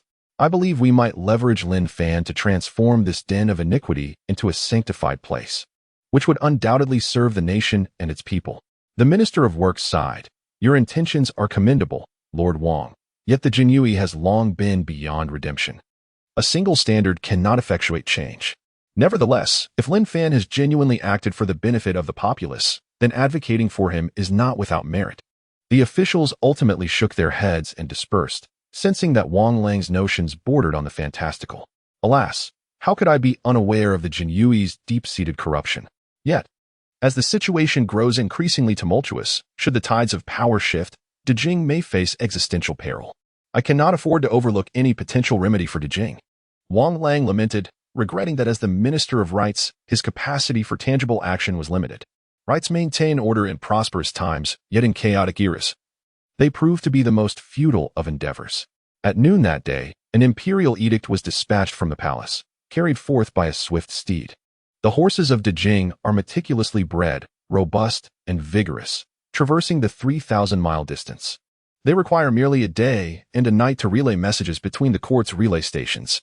In Ping'an County, Lin Fan had apprehended over 50 individuals, with a lengthy procession following behind, nearly filling the interrogation chamber to capacity. The moment had arrived for Wang Hu to demonstrate his capabilities. However, within just 2 hours, Wang Hu emerged from the interrogation chamber, clutching a thick stack of confessions, each bearing signatures and seals. How could this be accomplished so swiftly? Lin Fan furrowed his brow. Wang Hu replied, "My lord, I am as perplexed as you. I scarcely employed any torture, and they all confessed willingly, providing reasonable and substantiated claims that will serve as irrefutable evidence. When occurrences deviate from the norm, there must be something amiss," Lin Fan murmured. "My lord, what shall we do now?" Wang Hu inquired. Lin Fan stated, "First, we must gather the testimony and evidence, and then we shall see how Magistrate Wang is faring. As for our operation tonight, the operation will proceed as planned." "Understood." Wang Hu clasped his fists in salute and then resumed organizing the evidence. Time passed swiftly, and soon it was time to disperse. After parting ways, Wang Hu and the others reconvened in Lin Fan's courtyard. "Are we all prepared?" Lin Fan's gaze swept across the faces of the 5. "We are ready," they replied in unison. "Excellent. We shall depart promptly at the hour of high." As the sounds of the evening echoed, the clanging of the gong was followed by the watchman's call. Lin Fan and his companions swiftly departed from the courtyard, traversing towards the northern part of the city under the cover of night. Not far from the entrance of the courtyard, amidst a pile of firewood, an elderly woman watched the 6 individuals leave, murmuring a prayer for their success and the downfall of malevolence. The night was deep, shrouded in thick clouds that concealed the moon. In a 3-compound residence to the north of the city, Liang Bai had just finished a modest drink with his subordinates after a gathering. Upon returning home, his concubine had prepared a warm bath for him. As he settled into the soothing water, a wave of unparalleled comfort enveloped him. Ah, this is what life should be. Reclining in the tub, his concubine presented him with fresh fruits. Indulging in the fruits while soaking, he felt utterly content. However, thoughts of Lin Fan's actions earlier that day soured his mood. How dare he stir trouble in my domain? Sooner or later, I shall exact my revenge. Suddenly, the door of the Liang residence was forcefully kicked open, followed by a commanding shout. "Imperial Guards conducting an investigation. All non-essential personnel withdraw." Liang Bai, still in the tub, was instantly incensed. He sprang forth from the water. Yet in the next moment, the bathroom door was kicked open, and Wang Hu and Su Kuang charged towards him. "Lin Fan, as fellow Imperial Guards, how dare you lay hands on me?" Liang Bai summoned all his strength, attempting to push Wang Hu and Su Kuang back. Having recently ascended to the 8th rank of martial artists, he believed he could severely injure them. However, within moments, he found himself pinned back into the tub, their immense strength rendering him unable to lift his head. It dawned on him that both Wang Hu and Su Kuang were also 8th rank martial artists. Cold chains constricted around him as he was forcibly dragged out. "Lin Fan, are you aware that we are both Imperial Guards? You have apprehended me, and my superior will be informed." Liang Bai was filled with rage. Naturally, no one would be pleased to be hauled into the courtyard while in a state of undress during their bath. The servants and concubine, having never witnessed their master in such a disheveled state, lowered their heads in silence, refraining from uttering a word. "Liang Bai, your troubles have just begun." Lin Fan's voice was calm. "What is the matter? I cannot comprehend what you are saying. Release me at once." Liang Bai exclaimed angrily. Lin Fan's gaze was icy. "Surely you remember the 32 members of the Zhang family?" Liang Bai paused momentarily, then swiftly retorted, "I do not comprehend your words. Release me at once, or Lord Zhongqi will not spare you. Once you descend into the imperial prison, you will understand," came the reply. "Take him away." With a sweeping gesture, Lin Fan commanded that all members of the Liang family be shackled and brought to the office of the Jinyiwei. Those languishing in the prison cells, roused by the commotion outside, sensed the arrival of yet another unfortunate soul. The first sight that met their eyes was a multitude of pale bodies. While the musculature appeared robust, certain aspects resembled mere toothpicks. Who might this be? The physique is indeed sturdy, yet the prowess leaves much to be desired. One jested amidst the misery. However, in the next instant, the humor froze upon his face. "Lord Liang?" Liang Bai shot a furious glare at the jester. his eyes ablaze with indignation. Liang Bai, you are well aware of the methods employed by the Jinyiwei. You can either confess willingly or be compelled to experience our techniques firsthand, Lin Fan stated coldly. Huh, what could you possibly want me to confess? I can't comprehend your words, Liang Bai retorted with a sneer. Tell me, Lin Fan, do you truly believe you can act tyrannically in Ping'an County? Release me now, and perhaps I shall grant you a more favorable tomorrow. Do you understand? Wang Hu, I entrust this to you. Lin Fan patted Wang Hu on the shoulder before turning to exit the imperial prison. Liang Bai was taken aback and hurriedly exclaimed, Lin Fan, don't go. Are you out of your mind, biting everyone like a rabid dog? Shortly thereafter, a series of agonizing screams echoed from within. Lin Fan leaned against the wall at the entrance of the prison, gazing up at the moon. The dark clouds were receding, and the bright moonlight gradually spilled forth. Liang Bai proved to be remarkably resilient, enduring over an hour of anguished cries before they finally ceased. Wang Hu emerged from the prison, blood on his hands, presenting a stack of confessions. How did it go? Lin Fan perused the statement and inquired. The words of the Zhang family matriarch rang true in every respect. Wang Hu's voice was somewhat muted, and a glimmer of murderous intent shone in his eyes. The tragic annihilation of the Zhang family evoked memories of his own plight. Time was of the essence. It appeared that he would not be able to eliminate this adversary today. Lin Fan furrowed his brow and raised his gaze to the front. A figure approached with great intensity, followed closely by 3 others. Lin Fan, you possess an audacity most remarkable, daring to inflict punishment upon a colleague. Gao Chang reprimanded sternly. He had assumed that Lin Fan had settled down, yet unexpectedly, he was met with such an astonishing revelation. He had even captured Liang Bai. Had it not been for Liang Bai's cousin residing next door, the news of Liang Bai's fate in the prison would have gone unheard. My lord, according to the regulations of the Jinyiwei, those involved in the case must recuse themselves. It would be prudent for you to withdraw from Liang Bai's matter. Lin Fan replied calmly. He had intended to interrogate Liang Bai and promptly submit the confession to County Magistrate Wang, subsequently seeking a way to bypass the Baihu and present it to the Qianhu, but he had not anticipated Gao Chang's swift arrival.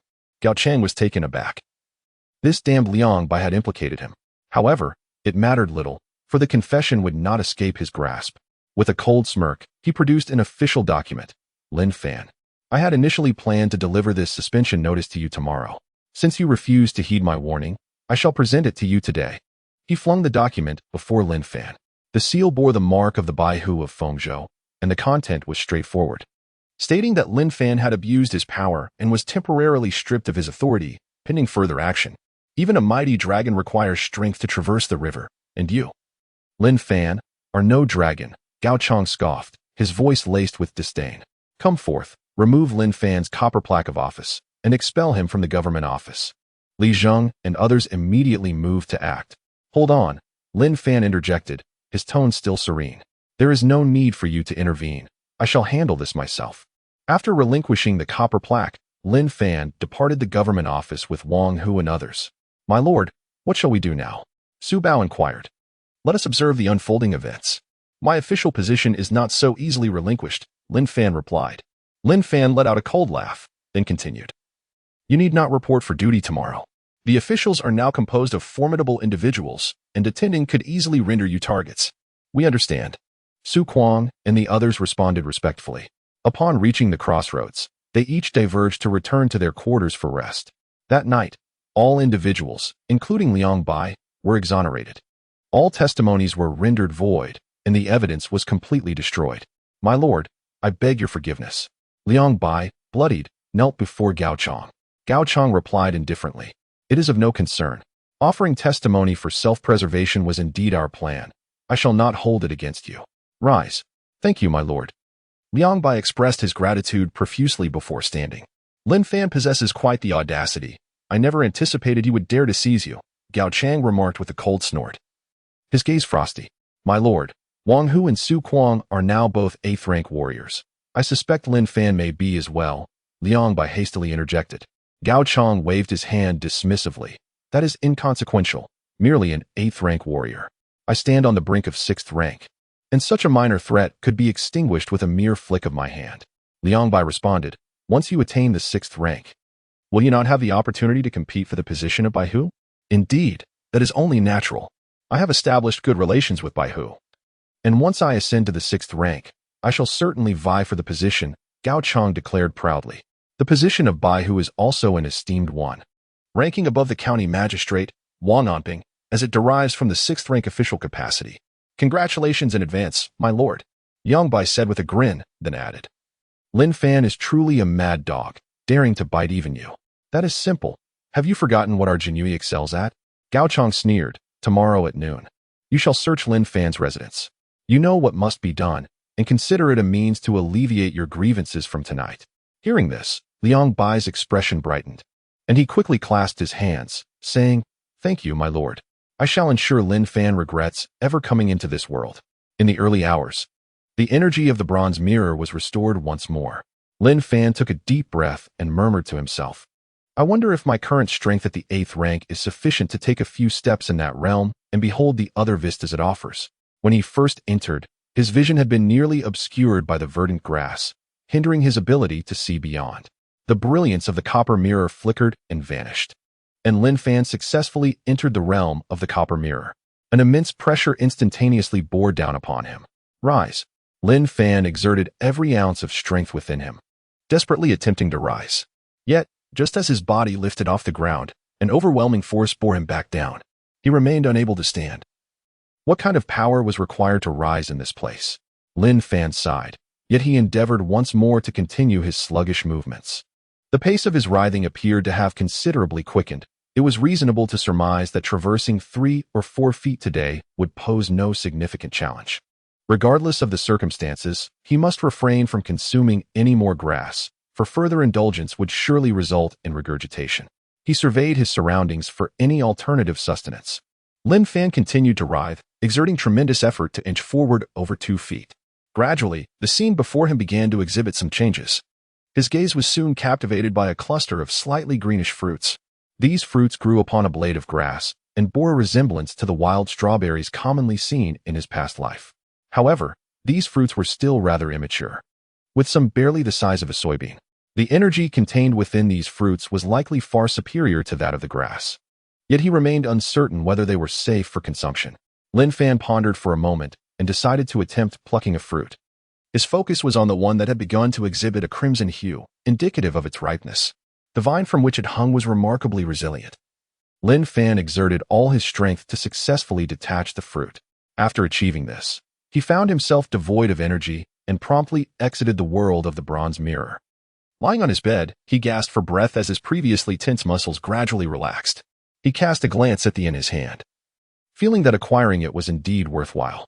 After a brief respite, Lin Fan sat up, contemplating whether the fruit was poisonous. He resolved to test it on a living creature, setting his sights on the last rooster in the backyard. Earlier that day, villagers had gifted him 2 chickens, 1 male and 1 female. The hen had been stewed, leaving only the rooster alive in the yard. The rooster appeared somewhat unwell, having witnessed the slaughter of its mate, a traumatic experience that had taken a significant toll on it. Lin Fan cautiously carved out a piece of fruit the size of a sesame seed. He then affixed the morsel to a kernel of corn and tossed it to the imposing rooster. The rooster glanced at the corn kernel and promptly gulped it down. Lin Fan quietly awaited, meticulously observing the condition of the rooster. Before long, the rooster suddenly rose to its feet, as if grasped by an unseen hand at its throat, emitting a series of hoarse cries. Subsequently, it began to flap its wings erratically, swaying unsteadily, and soon it toppled over onto the ground. Is it dead? Lin Fan frowned. Is this fruit truly poisonous? He gazed at the fruit in his hand and sighed. It seemed rather pointless. It would be more beneficial to gather a few blades of grass to enhance his strength. Alas, he decided to keep it for potential use in poisoning in the future. Lin Fan let out a sigh once more, on the verge of turning away when a sudden rustling sound reached his ears.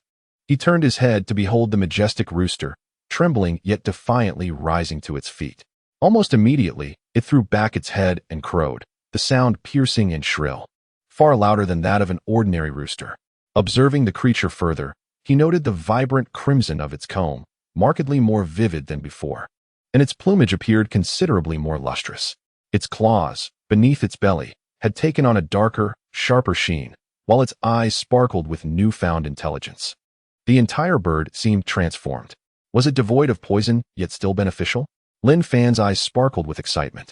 He promptly returned to his chamber to partake of the fruit. For safety reasons, he divided the fruit into 4 equal portions. After consuming 1 portion, he immediately commenced his cultivation. A surging power coursed through his body, evidently surpassing the energy contained within mere grass leaves. Once he refined a single portion of the fruit, Lin Fan experienced a significant elevation in his realm. The effects of just 1 portion exceeded those of 10 grass leaves, indicating that the prospect of advancing to the 7th tier was indeed within reach.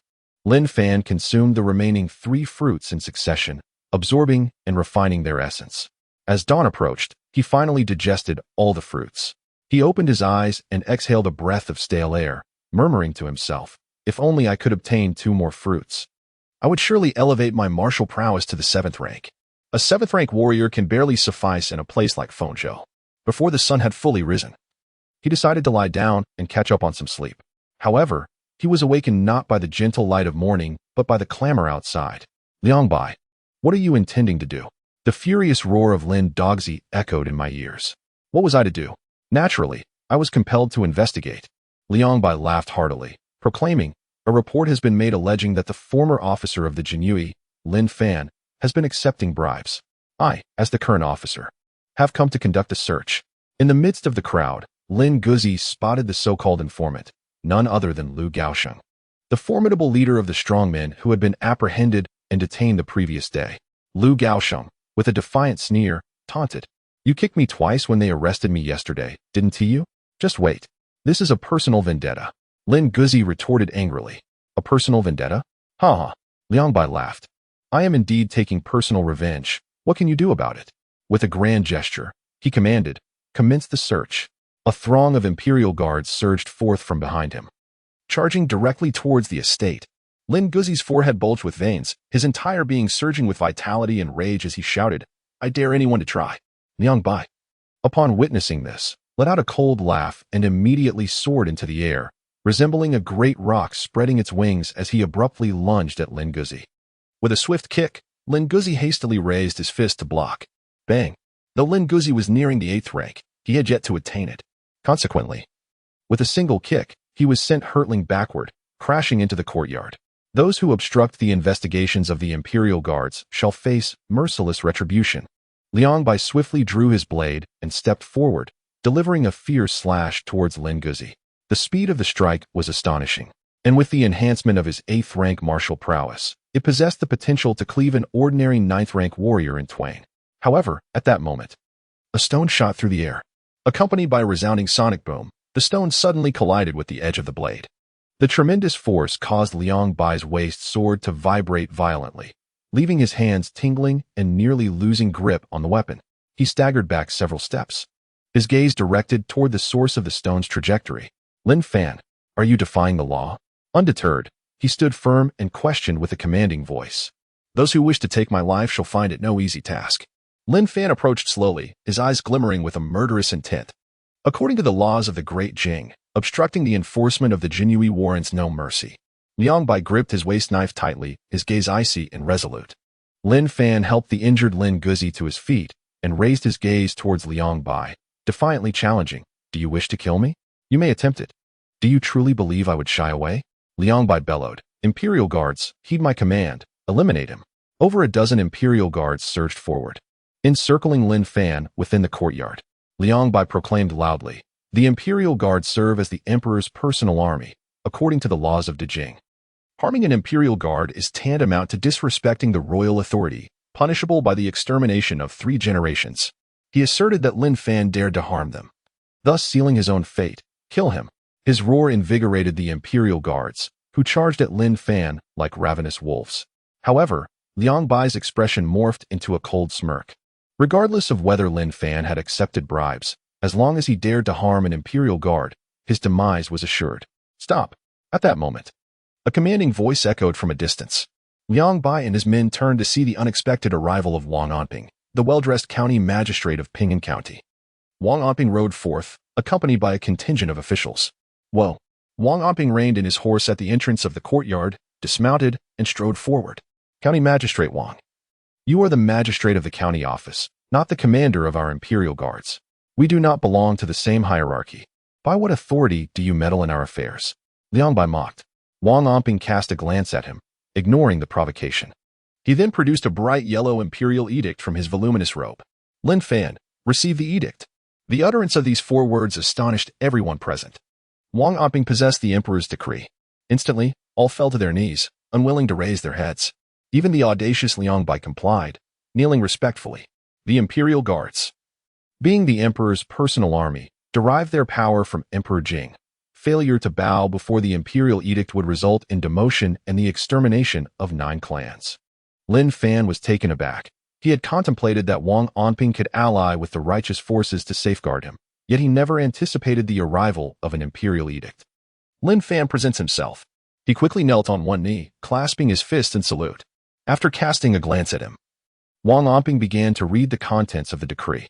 To Lin Fan of the Jinyiwei, who since his entry into the guard has achieved numerous remarkable feats. Your ambitions are commendable, and your actions praiseworthy. Henceforth, Lin Fan is hereby promoted to the rank of Trial 100 households. It is my hope that you will henceforth exert even greater diligence and live up to my expectations. Furthermore, I bestow upon you a finely crafted spring blade, with the expectation that you will wield this sharp weapon to protect the nation and ensure the safety of its people. I also grant you 1,000 taels of silver to commend your accomplishments and to be utilized wisely. Additionally, I confer upon you a manual of exceptional martial arts, with the desire that you will delve deeply into the study of martial disciplines, enhance your skills, defend my realm, and safeguard the common folk. Thus it is decreed. Upon the conclusion of the proclamation, Wang Anping smiled and said, Lin Baihu, receive the edict. Thank you, your majesty, for your grace. Lin Fan stepped forward to receive the imperial edict. At that moment, Liang Bai was already so frightened that his face turned pale, and his body trembled as if caught in a violent storm. The 100 households had ordered Lin Fan's suspension, yet with the arrival of the edict, Lin Fan unexpectedly ascended to the position of Trial 100 households and was even bestowed with the embroidered spring blade. This is the end. All is lost. Lin Bai, I am concerned that you may find yourself without capable subordinates, so I have brought along the county's constables for your command, Wang Anping remarked with a smile. Lin Fan received the imperial decree and the bestowed rewards. Clasping his fists in gratitude, he said, Thank you, Lord Wang. My lord, I am also an officer of the court. I am the head of the strong brigade. Upon hearing this, Lu Gaoxing immediately approached, a sycophantic smile adorning his face. Head Lu, it would be unnecessary for you to trouble yourself. The imperial prison suits you far better. Lin Fan's smile suddenly vanished as he barked an order. Seize Lu Gaoxing. A group of constables immediately rushed forward, apprehending Lu Gaoxing and fastening him in shackles. Lin Fan clasped his fists and said, Master Wang, I shall commence the eradication of the pests in Ping'an County. I promise to treat you to a drink on another day. Ha ha. I eagerly await the celebratory feast for Lin Baihu's promotion. Wang Anping responded with a hearty laugh before turning to depart from the courtyard. The removal of the corrupt elements in Ping'an County was undoubtedly a momentous occasion for the common folk, and he would certainly not impede such a noble endeavor. Lin Baihu, I was mistaken. Please, consider me as inconsequential as a fleeting breeze. Liang Bai, sensing Lin Fan's gaze upon him, immediately pleaded for mercy. My lord, leave this scoundrel to us, came the voices from a distance. Lin Fan looked up and saw Wang Hu and the Su family trio rushing towards him. Liang Bai was bound in chains, yet the 5 subordinates of Su Kuang were evidently insufficient. Lin Fan pondered for a moment, then turned to the group of Jinyiwei and proclaimed, Now, I present you with an opportunity to redeem yourselves. From this point onward, you shall heed my commands without dissent. Many thanks, Lord Baihu. We shall devote ourselves wholeheartedly. The group of Jinyiwei responded in unison, expressing their gratitude for the mercy shown by Baihu. These men had only ever encountered the highest rank of a total flag, yet now Lin Fan had transformed into a trial Baihu of the Jinyiwei. Although his title bore the word trial, he was still a Baihu, a 6th-rank official, and they dared not oppose him. Capturing individuals was indeed necessary, but first, Lin Fan needed to don the attire befitting a trial Baihu. Clad in a silver flying fish robe, he replaced his weapon with the imperial bestowal, the embroidered spring knife, and a bronze plaque emblazoned with the words Trial Baihu hung at his waist. Clothes make the man, and upon donning the shimmering silver attire, Lin Fan's demeanor seemed to ascend to a new pinnacle, exuding an aura of authority without the need for anger. As he stepped out of the chamber, the assembled Jinyiwei gazed upon his garb with envy, for the rank of Baihu was a height that 99% of Jinyiwei would never hope to attain in their lifetimes. Lin Fan replied calmly, "Let us proceed to deal with Gao Chang first, and then we shall eliminate the other pests. My lord, I am aware of Gao Chang's whereabouts. I shall lead the way." A member of the Jinyiwei immediately stepped forward to offer his service. Lin Fan raised an eyebrow and said, "Very well, lead the way." The Shixiang Pavilion, the largest and finest restaurant in Ping'an County, housed them. In the top private room, Gao Chang sat confidently in the main seat, with his brother-in-law Xiao Cheng to his left and his capable aide Li Zheng to his right. Opposite them were the young banner holders Qingguang Yuan and Lu Ji. The table was adorned with delectable dishes, while a delicate beauty nestled in his embrace. Drinking and dining, they reveled in bliss. After today, Lin Fan would be expelled from our ranks in Ping'an County. The territory would remain ours, so let us raise our glasses in unison. Gao Chang lifted his cup and downed its contents in one gulp. The other four followed suit, emptying their cups. "Zhao Cheng, you handled this matter remarkably well. I truly did not expect you to possess such acumen," Gao Chang praised, patting Zhao Cheng on the shoulder. Startled by the compliment, Zhao Cheng hurriedly replied, "All thanks to your guidance, brother-in-law. Without your mentorship, I could not have progressed so swiftly." "Ha ha." Gao Chang laughed heartily. "You've become quite the smooth talker. Rest assured. Once we eliminate Lin Fan, the position of the young banner will be yours." "Thank you, brother-in-law." Zhao Cheng quickly raised his cup in salute. Suddenly, Li Jing interjected, "Sir, Lin Fan has 2 8th-grade warriors under him. Will Liang Bai be able to handle them alone?" Gao Chang waved his hand dismissively. "Li Zhang, this is where your understanding falters. What is Lin Fan now? He is merely a commoner, whereas Liang Bai belongs to the Jinyiwei. Does Lin Fan not pride himself on his knowledge of the great Jing laws? What crime does attacking the Jinyiwei constitute? Can he truly be unaware of that?" "Such a clever strategy, my lord," Li Zheng praised repeatedly. Gao Chang smiled. "This plan is all Zhao Cheng's doing. He has been performing admirably lately. You all should take notes. Zhao, the young banner, is impressive. A master strategist, truly worthy of being Lord Gao's brother-in-law." All present, sharp-witted as they were, recognized Gao Chang's intent to elevate Zhao Cheng's status, and they offered their praises in unison. "Ha ha ha. Everyone, let us enjoy our meal." Gao Chang beckoned to the others to eat. The beauty in his arms continuously poured wine for them. Meanwhile, below the Shixiang Pavilion, a crowd suddenly parted, revealing a contingent of Jinyiwei rushing in to encircle the establishment. Following closely, a figure rode in on horseback, clad in a silver-white fish-scale uniform, with a beautifully embroidered spring knife at his waist. As he reined in his steed amidst the gazes of the onlookers, the horse reared up, letting out a loud neigh that elicited gasps from the crowd. Lin Fan dismounted with a swift and decisive motion, lifting his gaze towards the 3-story food fragrance pavilion. Within, there was not the slightest indication of disturbance. It seemed that Gao Chang and the others were thoroughly engrossed in their meal. Otherwise, with such a commotion below, it was improbable that they would remain oblivious. "My lord, do you require us to charge in?" Wang Hu inquired as he stepped forward.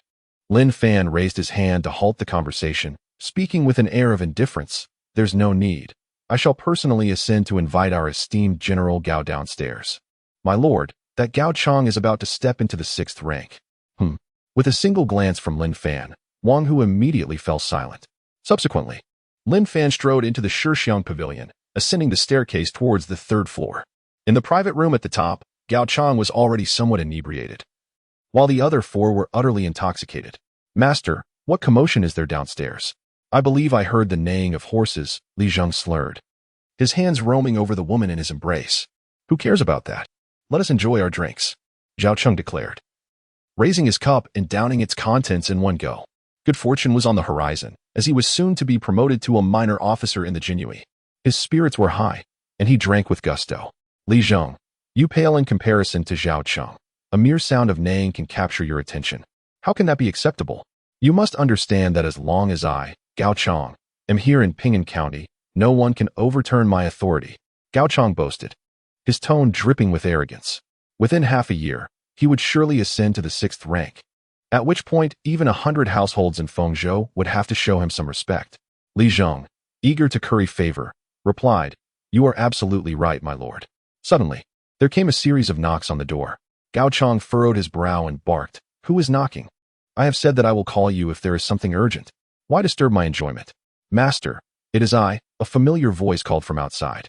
However, Gao Chang quickly retorted, "You? Who do you think you are?" Even if the King of Heaven himself came, disturbing my pleasure would yield no good outcome. My lord, allow me to handle the intruder. Lu Ji, swaying slightly, stood up and approached the door. Yet upon opening it, he immediately froze in place. Lu Ji, what is the matter? Gao Chang asked with displeasure. Thud. Lu Ji collapsed to the floor, exclaiming, Your subordinate pays his respects to you, my lord. Gao Chang chuckled derisively. Lu Ji, you must be thoroughly drunk to kneel like that. I am right here. Then, a sharp crack echoed in the room as Lu Ji was sent flying by a resounding slap. In a heartbeat, the remaining occupants, still seated, beheld a figure clad in shimmering silver fish scale attire. The 100 households lord? Gao Chang froze as his position faced the door, granting him the clearest view. However, upon recognizing the individual's face, he shot upright, the effects of alcohol vanishing in an instant. Lin Fan, how dare you don the uniform of 100 households? Do you seek the annihilation of your entire clan? Gao Chang slammed his palm on the table, pointing an accusing finger at the newcomer. The other three, too, were instantly sobered, their mouths agape in astonishment at the sight of Lin Fan. Silver fish scale attire? How could Lin Fan possibly wear such a uniform? What gives him the right? Gao Chang, you dismissed me from my position last night. Do you not know whether I am now qualified to judge you? Lin Fan spoke with a tranquil voice, yet the embroidered spring blade he held in his hand gleamed conspicuously. The sheath was adorned with intricate fragments of red and blue gemstones, and the engravings were exquisitely crafted. Such embellishments signified that this embroidered spring blade was a royal bestowment. Although the Imperial Guards were standardly equipped with embroidered spring blades, not every captain was entitled to possess one granted by the Emperor. The implications of the two were entirely distinct. Lin Fan, from whom did you pilfer this embroidered spring blade and flying fish attire? Today, I shall seize you to uphold the dignity of the Imperial Guards. Gao Chang bellowed immediately. It was utterly inconceivable for him to accept that Lin Fan had been promoted to captain. As his shout echoed, the others began to realize the gravity of the situation. Indeed, this lad had only just joined the Imperial Guards a few days prior. How could he possibly ascend to captaincy, let alone acquire a royal embroidered spring blade? It must be stolen. Without hesitation, Gao Chang leaped into action, drawing his sword and striking towards Lin Fan. With a pinnacle cultivation of the 7th rank, he was formidable, generating a fierce wind that swirled around him, the blade's aura radiating menacingly. In a flash, the two clashed, sparks flying in all directions, yet they separated almost instantaneously. Gao Chang stumbled back several paces, his foot shattering the dining table, nearly causing him to fall. In stark contrast, Lin Fan remained utterly unperturbed, wielding his blade with a calmness akin to an unyielding mountain. How is this possible? Gao Chang exclaimed, his face drained of color. Lin Fan was undeniably an 8th-grade martial artist. How could he possibly suppress someone at the pinnacle of the 7th grade? What are you four doing? Attack together! Gao Chang bellowed. Instantly, the four surged forward, blades drawn, with Gao Chang leading the assault and the others providing support.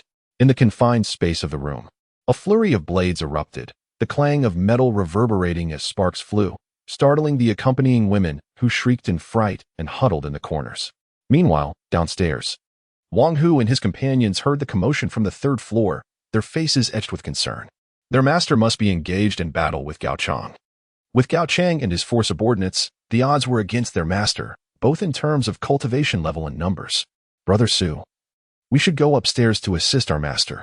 Gao Chang is fierce, and with 3 8th-grade martial artists and 1 at the pinnacle of the 9th grade. It would be perilous if anything were to happen, Wang Hu urged, turning to Su Kuang. Su Kuang's eyes flickered with determination. Agreed. The two prepared to ascend the stairs to lend their aid. However, in the next moment, the railing of the 3rd floor box was suddenly shattered, and a figure plummeted from above. The crowd instinctively recoiled in alarm. Gao Chang. Wang Hu gasped in surprise. Following that, figures began to cascade down from the 3rd floor like dumplings, revealing 3 additional subordinates and Zhao Cheng. As Gao Chang rose from the ground, blade in hand, ready to flee, a figure leapt down from the 3rd floor in a sudden, dramatic descent. Lin Fan unleashed the wind-breaking 3 blades with the force of a mighty strike against Mount Hua. Gao Chang swiftly raised his blade to block. The tremendous power of the descending strike crashed upon the waist knife in Gao Chang's grasp. With a sharp clang, the waist knife shattered, and the Xiuquan blade sliced downwards, instantly severing Gao Chang's left arm at the root. Blood gushed forth as Gao Chang let out a heart-rending scream. Bang! Lin Fan delivered a powerful kick to Gao Chang's chest, sending him flying horizontally for over 10 meters before crashing violently against the pillar of the Shixiang pavilion. Blood spurted from Gao Chang's mouth, rendering him unable to rise again. Having settled the matter, Lin Fan elegantly mounted his horse in one fluid motion, displaying an air of grace and decisiveness. Take them all away. With this commanding order, a throng of Imperial Guards swiftly encircled and subdued Gao Chang and his accomplices. Lin Fan rode swiftly, pursued closely by the Imperial Guards escorting the prisoners. The townsfolk gazed at the retreating figures, their eyes filled with astonishment. Has Lord Lin been promoted to 100 households? With a figure like him, dedicated to the nation and its people, the citizens of Ping'an County are indeed fortunate. Today, the atmosphere in Ping'an County is particularly lively. The Imperial Guards are ceaselessly traversing the streets in search of wrongdoers. In just half a day, those who had only recently emerged from the prison were all apprehended once more. Furthermore, 5 more individuals, including Gao Chang, were added to the list. The cries of anguish from the prison echoed for an entire day. A mountain of confessions lay before Lin Fan on his desk. Even Gao Chang could not withstand the tortures administered by the Imperial Guards, revealing everything in meticulous detail. Among the 4 small banners of the Imperial Guards and 1 chief banner in Ping'an County, none possessed a clean conscience.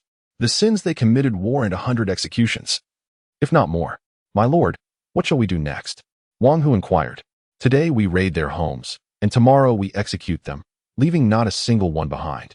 Lin Fan's demeanor was tranquil, yet his words sent shivers down the spine. Currently, there were over 80 individuals imprisoned in the decree prison, nearly half of whom were officials from the county office, along with a small contingent of heavily culpable warriors from the Jinyiwei. Should they all face execution, the county office would be rendered nearly incapacitated, and the number of Jinyiwei in Bingjian would plummet from over 40 to merely 20. Wang Hu hesitated momentarily before inquiring, Sir, should we inform the county office? There's no need, Lin Fan replied with indifference. County Magistrate Wang is more eager than I for these parasites to perish. Since he has not dispatched anyone to plead for mercy, he must be prepared for a significant purge. Understood. Wang Hu immediately set about confiscating properties. Cartloads of gold and silver treasures were transported into the storerooms of the Jinyiwei. The minor officials were exceedingly corrupt. Even a mere clerk had accepted bribes amounting to over 100 taels of silver. It is unfathomable how many innocents have suffered injustice and ruin due to these ill-gotten gains.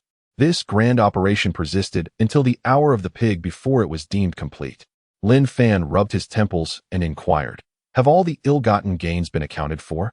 Lin Guzi replied, It is accomplished, and we owe a debt of gratitude to the county magistrate for sending assistance. Otherwise, we would have likely spent the entire night counting. How much? Lin Fan inquired, lifting his gaze. The wealth was estimated to be around 150,000 taels of silver, alongside 8 estates, among which the residence of Gao Chang was the most opulent, a grand compound with 5 courtyards. Upon hearing the figure uttered by Lin Guzi, Lin Fan was taken aback. 150,000 taels. This was not akin to the bandits of Lanyo Mountain, who would rob passing merchant vessels. The silver in the hands of these vermin had been extorted from over 50,000 ordinary citizens of Ping'an County. All silver belonging to the victims would be fully returned, while the unclaimed silver would be confiscated and surrendered. Lin Fan stated, I understand. Understood, Lin Guzi responded. Lin Fan awoke and stretched lazily, instructing his comrades to disperse. This night in Ping'an County was destined to be anything but peaceful, as the oppressed citizens were stirred to tears by their anguish. Upon returning home, Lin Fan had barely settled onto his bed when he suddenly heard commotion in the courtyard. He promptly seized his blade and, with a vigilant gaze, scanned the surroundings. To his astonishment, various items began to soar over the wall into the yard, bolts of fabric, grains, and even some cured meats. These supplies continued to pour into the courtyard in an unceasing stream.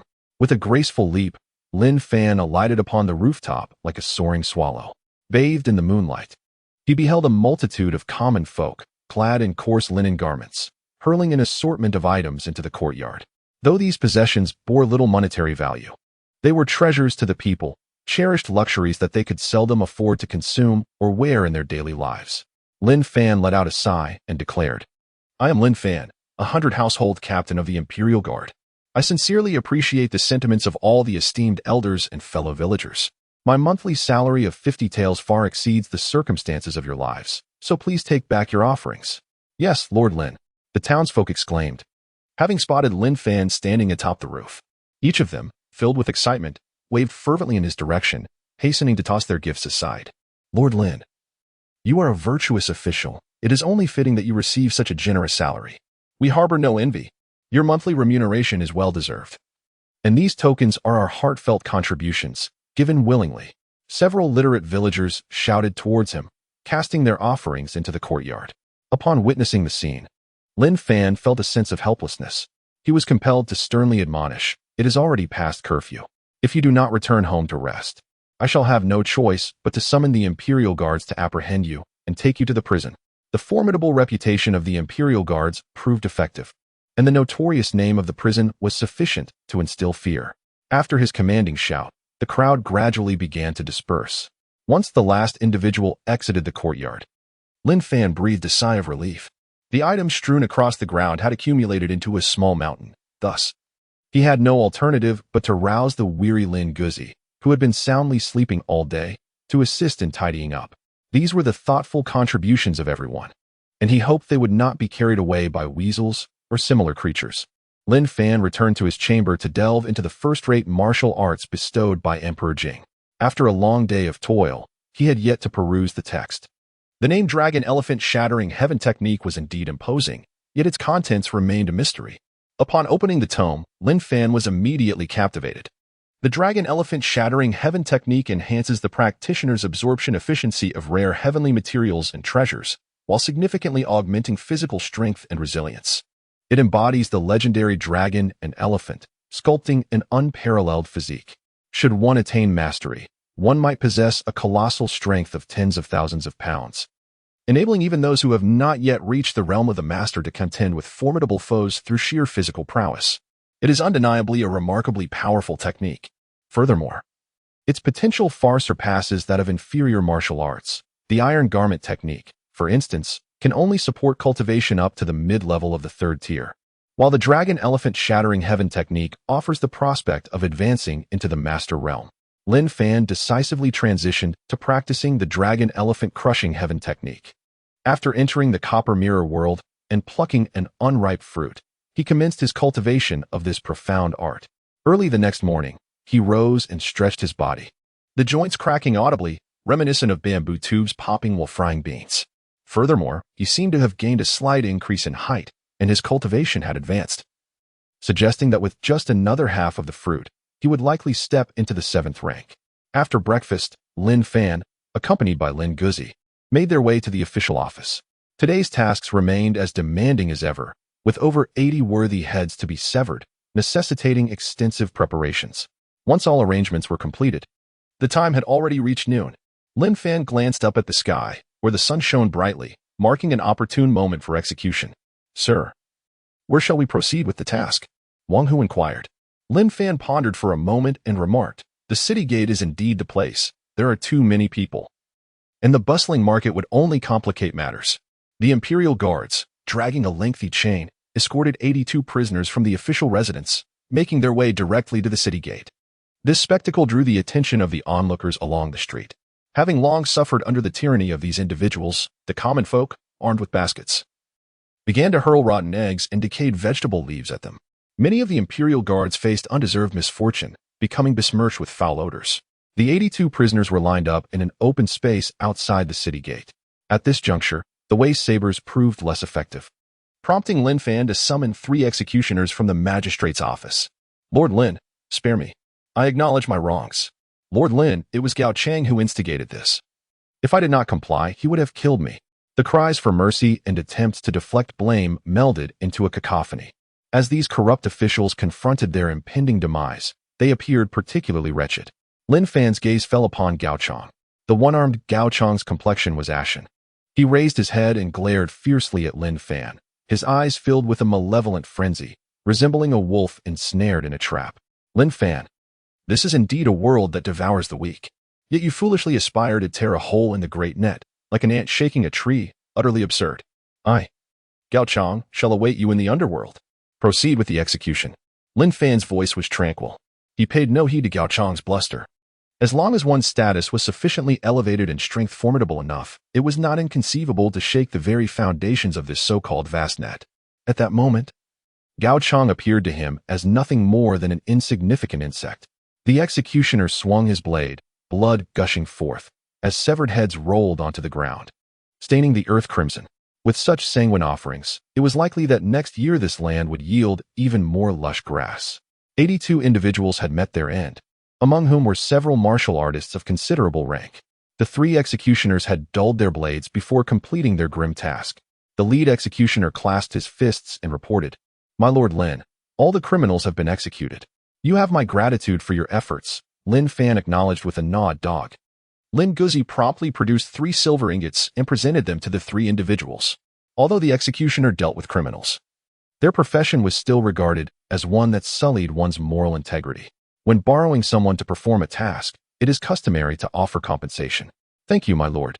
The executioners did not decline, expressing their gratitude before smoothly accepting the silver ingots.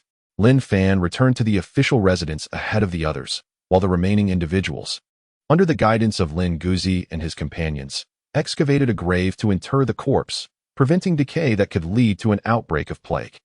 Upon his return to the official residence, Lin Fan, as a trial 100 households officer, had already ascended to a prominent position in the Great Jing dynasty. Although trial 100 households donned the silver-white flying fish attire, they inevitably held less power than their fully fledged counterparts. 100 households in Great Jing managed 2 general flags and 30 elite Imperial Guards directly under their command, totaling approximately 140 personnel. Whereas a trial 100 households retained a general flag status, albeit with an elevation in official rank. Without significant accomplishments, one would typically be promoted to a 100 households position after 3 years, assuming roles in different locales. Should the immediate superior 100 households pass away, the trial 100 households could seize the opportunity to assume their position, thereby governing 2 counties. In Fengzhou, there exist 2 such influential 100 households. One is named Chu Feiying, overseeing the Imperial Guards of Baoquang and Yongtai counties, while the other, Ling Huan, governs the Imperial Guards of Pingan and Ningyi counties and is currently Lin Fan's direct superior. The official document bears Ling Huan's seal, suggesting a close relationship between Ling Huan and Gao Chang, which may lead to potential obstacles for me. However, according to protocol, I must report to the Fengzhou 100 households office within 3 days. Additionally, Lu Guangdou likely possesses backing, potentially holding a high position in Fengzhou. His previous decision not to eliminate me suggests he may act again, for he cannot afford to leave any loose ends with the loyal Duke. Lin Fan rubbed his temples, feeling a throbbing headache. It was truly perplexing how so many individuals sought to take his life. Moreover, it was time to strategize and firmly establish control over the Jinyiwei in Pingan County. After more than an hour, Lin Guzi and his companions returned to the official residence after dealing with the bodies. "Guzi, summon everyone for a meeting." Lin Fan promptly issued his orders. "Yes, my lord." Lin Guzi clasped his fists in response and then turned to exit. Under his arrangement, the remaining 23 strong men of the Jinyiwei gathered in the courtyard. Lin Fan strode forth, his gaze sweeping across the faces of the 23 formidable warriors. They were but a ragtag assembly, yet they constituted the only power he could currently command. Lin Guzi, Wang Hu Su Kuang, Su Hu Su Bao. Lin Fan called out 5 names in one breath. The 5 individuals immediately clasped their fists and responded in unison. "At your service," Lin Fan stated with solemnity. "From now on, the 5 of you will serve as the junior officers of the Jinyiwei in Pingan County, responsible for overseeing all Jinyiwei and maintaining order within the county." "Yes," the 5 responded, overwhelmed with joy, except for Wang Hu. The other 4 had only recently joined the Jinyiwei. This promotion elevated them from ordinary guards to junior officers. Although it seemed like a modest step, it marked a significant transformation from their previous status, granting them official titles. Their monthly salaries increased directly from 4 taels to 8. Lin Fan said solemnly, "Do not rejoice too soon. Our office currently has only 23 strong men. I need you to swiftly recruit the remaining 27. While strength is not paramount, high moral character and loyalty are imperative." Su Kuang suddenly interjected, "My lord, when it comes to recruitment, I do have an idea." Lin Fan raised an eyebrow, inquiring, "What thoughts do you have?" "My lord, I used to run a martial arts school, and many of my disciples still reside in Pingan County. They generally possess commendable character. If you permit, I would like to invite them to give it a try," Su Kuang replied. "That is acceptable," Lin Fan nodded, then added, "However, they are strictly prohibited from collecting donations privately." Su Kuang hastily assured, "Rest assured, my lord, I would never engage in such unscrupulous activities." After making the necessary arrangements, Lin Fan entrusted the remaining matters to 5 newly appointed subordinates, while he returned to his position to continue analyzing the situation. Time passed swiftly, and after the dispersal, Lin Fan, along with Lin Guzi, made their way home. Upon reaching the entrance, they were met with the sight of an elderly woman leaning against the door. "Madame Zhang, please awaken." Lin Guzi hurried over, intending to assist the elderly woman. However, upon making contact with her frail body, he was immediately struck by a chilling sensation in his palm. He quickly reached out to check beneath her nose. Turning to Lin Fan, he said, "Young master, she has passed away. She was also a pitiful soul. Let us move her body to the courtyard for now, and tomorrow we shall procure a coffin for her burial." Lin Fan sighed. He had discerned during their last encounter that old Madame Zhang was on the verge of exhaustion, her vitality waning. With vengeance fulfilled and the final burden of her heart laid to rest, old Madame Zhang had lost the will to continue living. As Lin Guzi was about to lift the corpse, a box unexpectedly fell from the embrace of old Madame Zhang, landing on the ground. "Sir, there is something," Lin Guzi hastily remarked. Lin Fan bent down to pick up the box. Upon opening it, he was astonished to find a scroll of martial arts technique within. Not just any technique, but a second-tier movement skill known as the wind step. Such movement techniques are exceedingly rare. Even a third-tier skill holds value comparable to an ordinary second-tier martial art. This second-tier movement technique is worth a fortune. "Sir, this must be a token of gratitude from old Madame Zhang," Lin Guzi remarked. Lin Fan gazed at the martial technique in his hands and finally declared, "Let us also prepare a ceremonial burial mound for the other members of the Zhang family tomorrow, so that they may rest alongside the matriarch, allowing the family to reunite." That night, Lin Fan chose to practice the wind step using a bronze mirror. However, this time, the Lin Fan emerging from the mirror was clad in a crimson flying fish attire. The manifestation of the perfected wind step resembled a celestial being gliding on the winds, akin to a transcendent immortal in graceful flight. After a meticulous observation, Lin Fan returned to the courtyard to practice once more. The second-tier movement technique proved significantly more challenging to master than the third-tier swordplay. As the night unfolded, he barely reached the threshold of minor success in the wind step. Lin Fan returned to his room for a brief respite.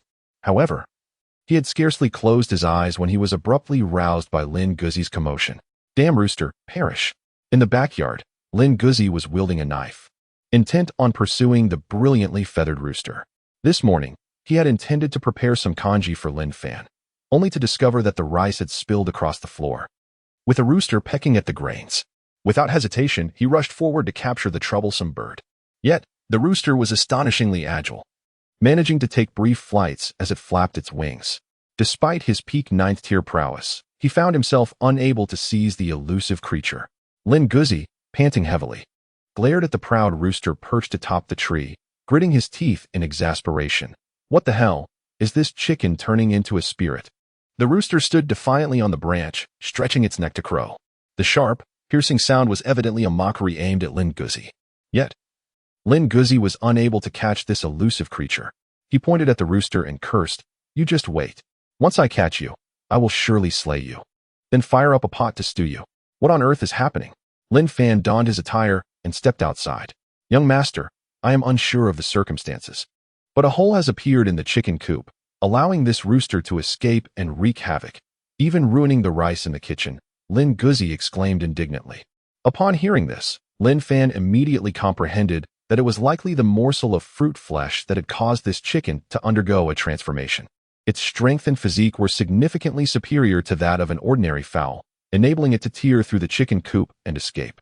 "Dog," he remarked, "why should you take offense at a mere chick? Our household lacks for nothing in terms of sustenance. We may as well keep it." Lin Fan smiled helplessly. Lin Guzi, with a look of grievance, said, "Young master, it refuses to come down from above, and look, it continues to provoke me." Lin Fan raised his gaze, and indeed, the large rooster's eyes were imbued with a newfound intelligence, its expression unmistakably one of disdain directed at Lin Guzi. Subsequently, he stepped forward, leaping into the air with sudden vigor, reaching out to seize the rooster. The rooster, in immediate response, flapped its wings and took flight to evade capture. Lin Fan lightly tapped the branch with his toes, resembling a swift swallow as he pursued. He reached out and seized the rooster by its neck. Lifting the little creature and gently descending back to the ground, Lin Guzi hurriedly stepped forward and said, "Young master, please grant me the chicken. I assure you that I will stew it to perfection, achieving a delightful harmony of color, aroma, and flavor." Lin Fan glanced at the rooster flapping its wings in his hand, contemplated for a moment, and finally said, "Let it be this time." With his words, Lin Guzi refrained from pursuing his intention to strike the bird. However, Lin Fan harbored his own thoughts. As he ventured further into the realm of the copper mirror, he was certain that many unfamiliar plants and creatures would emerge. In such instances, living specimens would be essential for testing poisons, and this rooster would undoubtedly serve as an excellent subject for experimentation. From now on, I shall provide you with ample food daily. Do not waste it recklessly, understand? Lin Fan grasped the rooster by its neck and scolded it sharply. The rooster appeared to comprehend, ceasing its frantic flapping of wings. "Begone!" Lin Fan threw the rooster out. To the astonishment of Lin Guzi, the rooster remarkably returned to its cage on its own. "Let us simply procure some food along the way. Let us proceed." Lin Fan called out before leaving the courtyard. "Young master, wait for me." Lin Guzi hurriedly followed. The two shared a simple meal at a roadside stall before proceeding to the government office. With the pests of Ping'an County nearly eradicated, the Jinyiwei had little work left to do. Their remaining tasks consisted mainly of monitoring information and documenting the conduct of officials. Time swiftly passed until the afternoon. Su Kuang entered the government office, accompanied by a group of robust men. "My lord, what do you think of these individuals?" he inquired as he brought them directly before Lin Fan.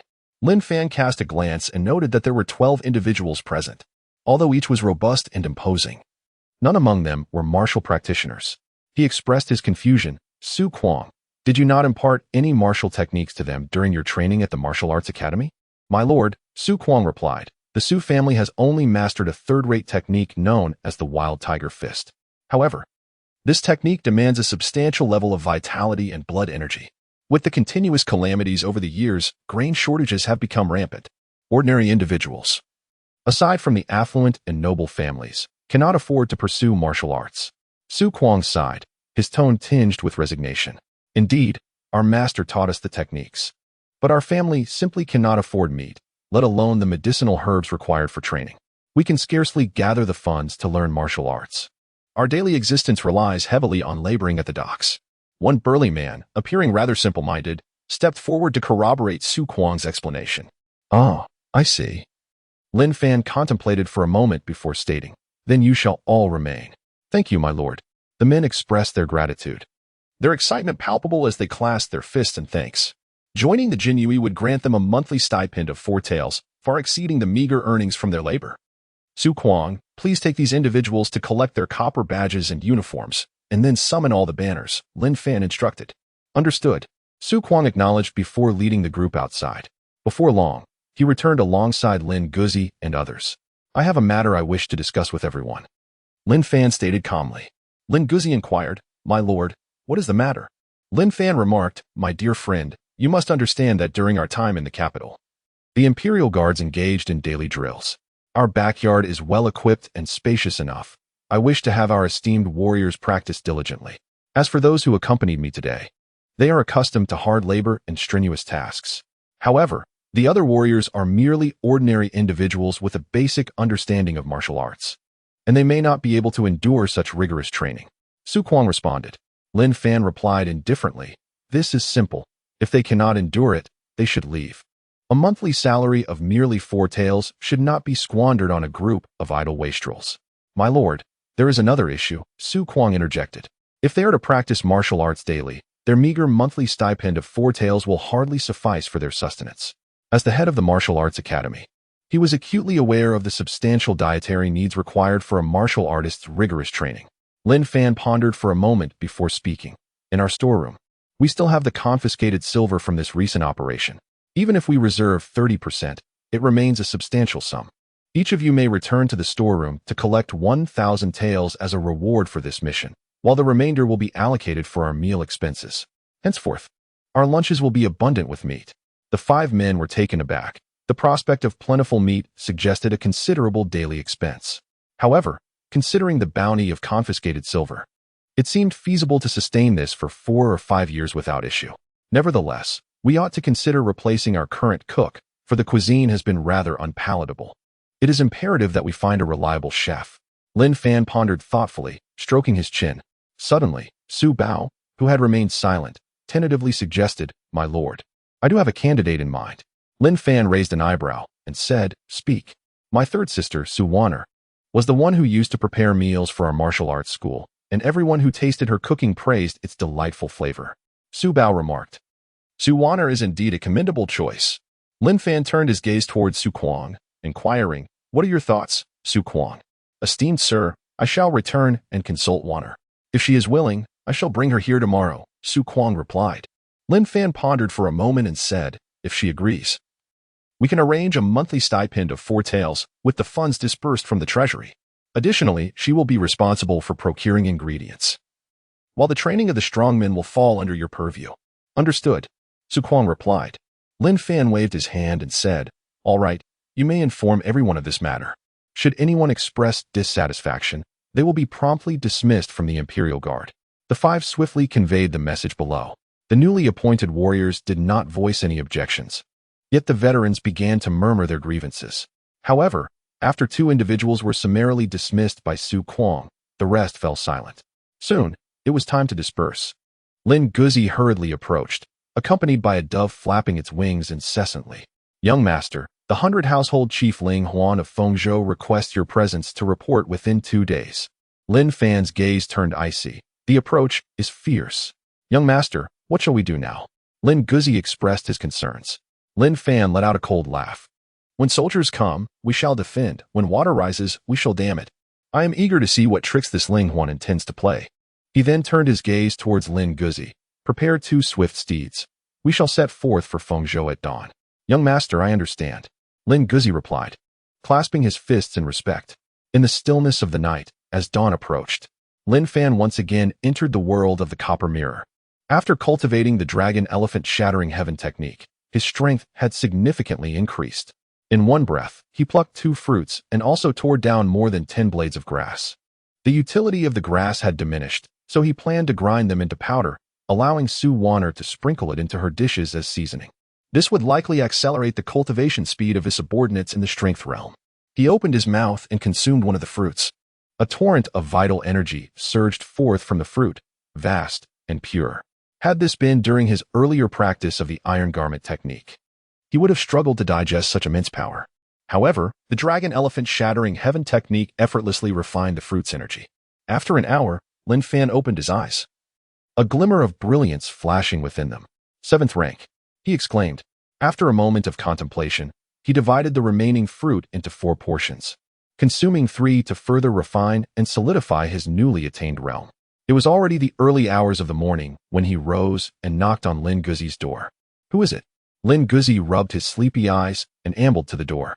Upon opening it, he was met with the sight of Lin Fan, his face awash with perplexity. "Young master, you are still awake?" Lin Fan said, "Dog, let us enter and converse." Upon hearing this, Lin Guzi felt a shiver run through him. His young master, known for his nature, should have frequented the brothels 1,000 times by now.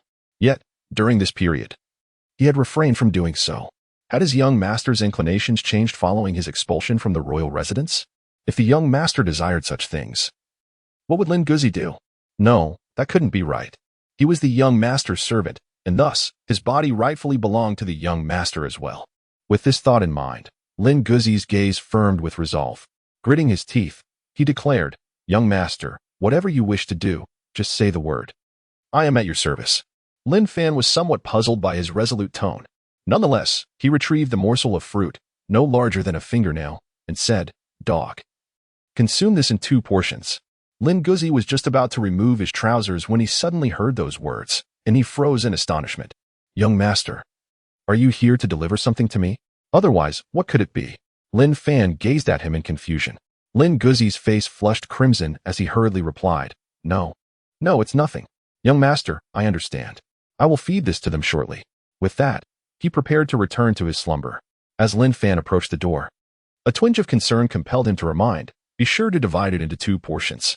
"Rest assured, young master, I shall remember," Lin Guzi affirmed. After bidding farewell to Lin Fan, Lin Guzi settled onto a stool and took a sip of tea. His errant thoughts quelled, his gaze fell upon the morsel of fruit, no larger than a fingernail. After dividing the fruit into 2 halves, he promptly consumed one portion. He harbored no doubts about the gift bestowed upon him by Lin Fan. As the fruit slid down his throat, it felt akin to swallowing a ball of flame.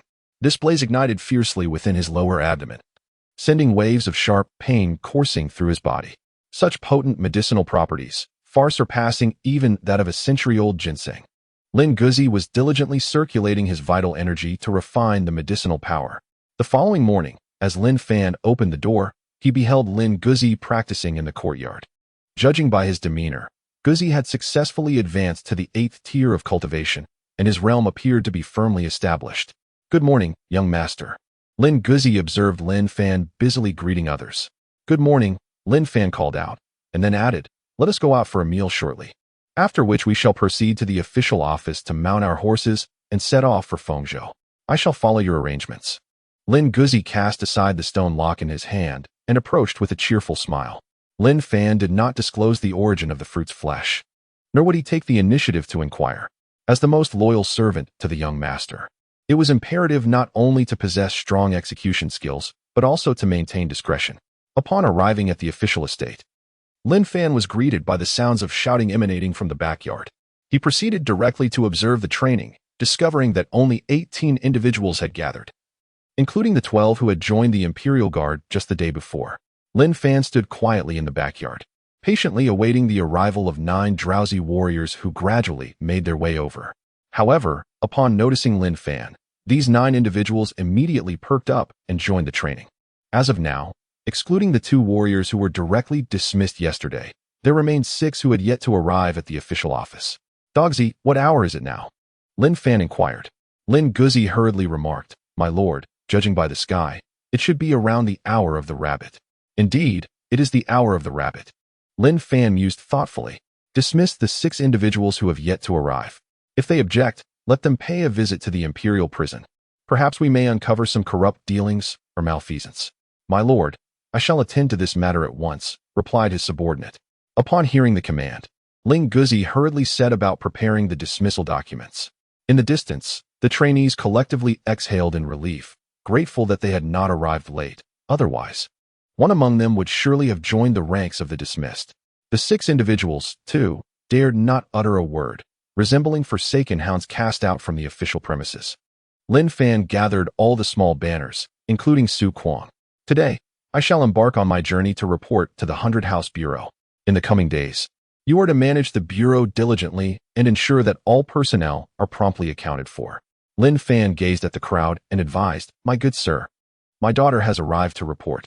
Shall we commence with the meat preparations today?" Su Kuang inquired. Lin Fan said, "Go and summon her." Shortly thereafter, Su Wanner was brought forth. It was evident that the 3 gentlemen held this young lady in high regard. In just a few days, her attire had transformed into fine fabrics, and she adorned herself with an array of gold and silver jewelry. Nevertheless, the young lady still exuded a spirited charm, though Lin Fan couldn't shake the feeling that there was an indescribable nuance in the way she looked at him. "Su Wanner, from now on, you shall be in charge of our lunch at the Flag. Please ensure that the meals are delectable and vary the meat dishes as much as possible." Lin Fan spoke as he retrieved a porcelain vial. Within it lay finely ground herbs, intermingled with an assortment of other spices. Furthermore, when preparing a meal, one must take a small pinch of the seasoning from the vial and add it to the pot. "Do you understand?" Su Wanner nodded and replied, "I understand." "Excellent. This seasoning from the porcelain vial is solely for the preparation of meals for the chief and must not be used for personal purposes." After Lin Fan reiterated his instructions, he handed the porcelain vase to Su Wanner. Once all matters were meticulously arranged, Lin Fan and Lin Guzi, clad in plain clothes, departed from Ping'an County, setting their course towards Fuzhou. As they rode out of the city, this journey on horseback felt entirely distinct from their previous departure from the capital. Both possessed considerable cultivation, and their steeds had been upgraded from mere nags to splendid steeds. The distance from Ping'an County to Fengzhou spans 150 li. Despite the mountainous terrain along the way, they arrived at the gates of Fengzhou by afternoon. "Young master, shall we proceed to the 100 House Bureau now?" inquired Lin Guzi. Lin Fan remarked, "Let us first seek an inn to rest for the night, and tomorrow we shall meander through Fengzhou before making our way to the 100 Household Office." The streets of Fengzhou were bustling with throngs of people, the air filled with the incessant calls of vendors. Amidst the crowd, 2 elegantly attired young men sauntered along the thoroughfare. The young man in the lead possessed a striking countenance, exuding a natural poise in every gesture. In contrast, the youth beside him appeared somewhat timid, occasionally shuddering, which lent him an air of comicality. "Dogsy, what troubles you? Have you been infested with lice?" Lin Fan could not help but inquire upon seeing the dog in such a state. Lin Guzi scratched his chest once more, expressing his grievance. "Young master, this brocade garment is quite uncomfortable to wear. I find my coarse linen attire far more agreeable. Just look at how this outfit slips and slides upon my body. It is utterly unpleasing. Truly, you are like a wild boar unable to digest fine grains." Lin Fan shook his head in resignation. "Young master, where exactly are we headed?" After walking for quite some time without pause, Lin Guzi felt a sense of confusion. "Do you not see the multitude of carriages on the street? If we were in the capital, such a number of carriages would be commonplace. Yet, in this small state, how could there be so many exquisite carriages?" Lin Fan remarked. "And then?" Lin Guzi inquired, perplexed. Lin Fan let out a sigh and continued to explain. "From the presence of these carriages, it is evident that significant events are unfolding in Fengzhou. Therefore, young master, I must seek a place to gather information." Understanding dawned upon Lin Guzi, who then smacked his forehead and exclaimed, "Young master, could it be that you have forgotten about that place? It is indeed an excellent spot for acquiring news." "What place?" Lin Fan was momentarily taken aback, struggling to comprehend the words of Lin Guzi. After a brief pause, he felt the warmth of jade in his embrace as exquisite wine was brought to his lips, while the melodious sounds of brass instruments filled the air. His gaze was captivated by ethereal beings clad in delicate attire, gracefully dancing around him. "Young master, to gather information, the most suitable place is undoubtedly the brothel." Lin Guzi chuckled. Lin Fan raised an eyebrow and remarked, "Dog, when it comes to intelligence, you are indeed unparalleled." "You flatter me, young master." Lin Guzi replied with feigned modesty, though his face betrayed an undeniable sense of pride, sipping on a fine drink, listening to gentle melodies, and admiring the beauty before him. Lin Fan also tuned into the murmurs of the crowd. The bustling establishment was indeed a melting pot of diverse characters, and soon he gleaned the information he sought. It appeared that the Ouyang clan's triennial literary gathering was set to take place the day after tomorrow. This Ouyang family was no ordinary lineage. The current head, Ouyang Lin, was the son of the esteemed imperial tutor of the great Jing dynasty. Ouyang Lin had adeptly inherited his father's legacy, emerging as a renowned scholar in his own right. To secure the top position at the literary gathering would not only yield a monetary reward, but also grant the winner a jade pendant. This pendant would entitle its bearer to request assistance from the Ouyang family, provided the request adhered to their principles. In a sense, the jade pendant served as a talisman of protection, for Ouyang Lin was not only a distinguished scholar, but also a master of martial arts, having achieved the pinnacle of his craft through literary pursuits. It was rumored that he had once sparred with a grandmaster. While he did not emerge victorious, he did not suffer defeat either. The monetary prize alone was insufficient to capture the attention of numerous esteemed families. Yet the allure of the jade pendant was enough to entice nearly every clan in the great Jing dynasty. Of course, being recognized by Ouyang Lin and becoming his disciple would be even more advantageous. After all, while the pendant allowed for a single favor, becoming a disciple would establish an enduring alliance akin to having a formidable grandmaster as a protector. However, Lin Fan felt that the literary gathering of the Ouyang family bore little relevance to him. Upon discovering the source of the unrest in Fengzhou City, he lost interest in the upcoming event and chose to immerse himself in the music, his gaze lingering on the beauty before him.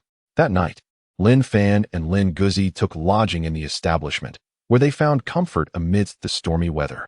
At the break of dawn, Lin Fan bestowed 20 taels of silver upon the serving girl, sending her on her way.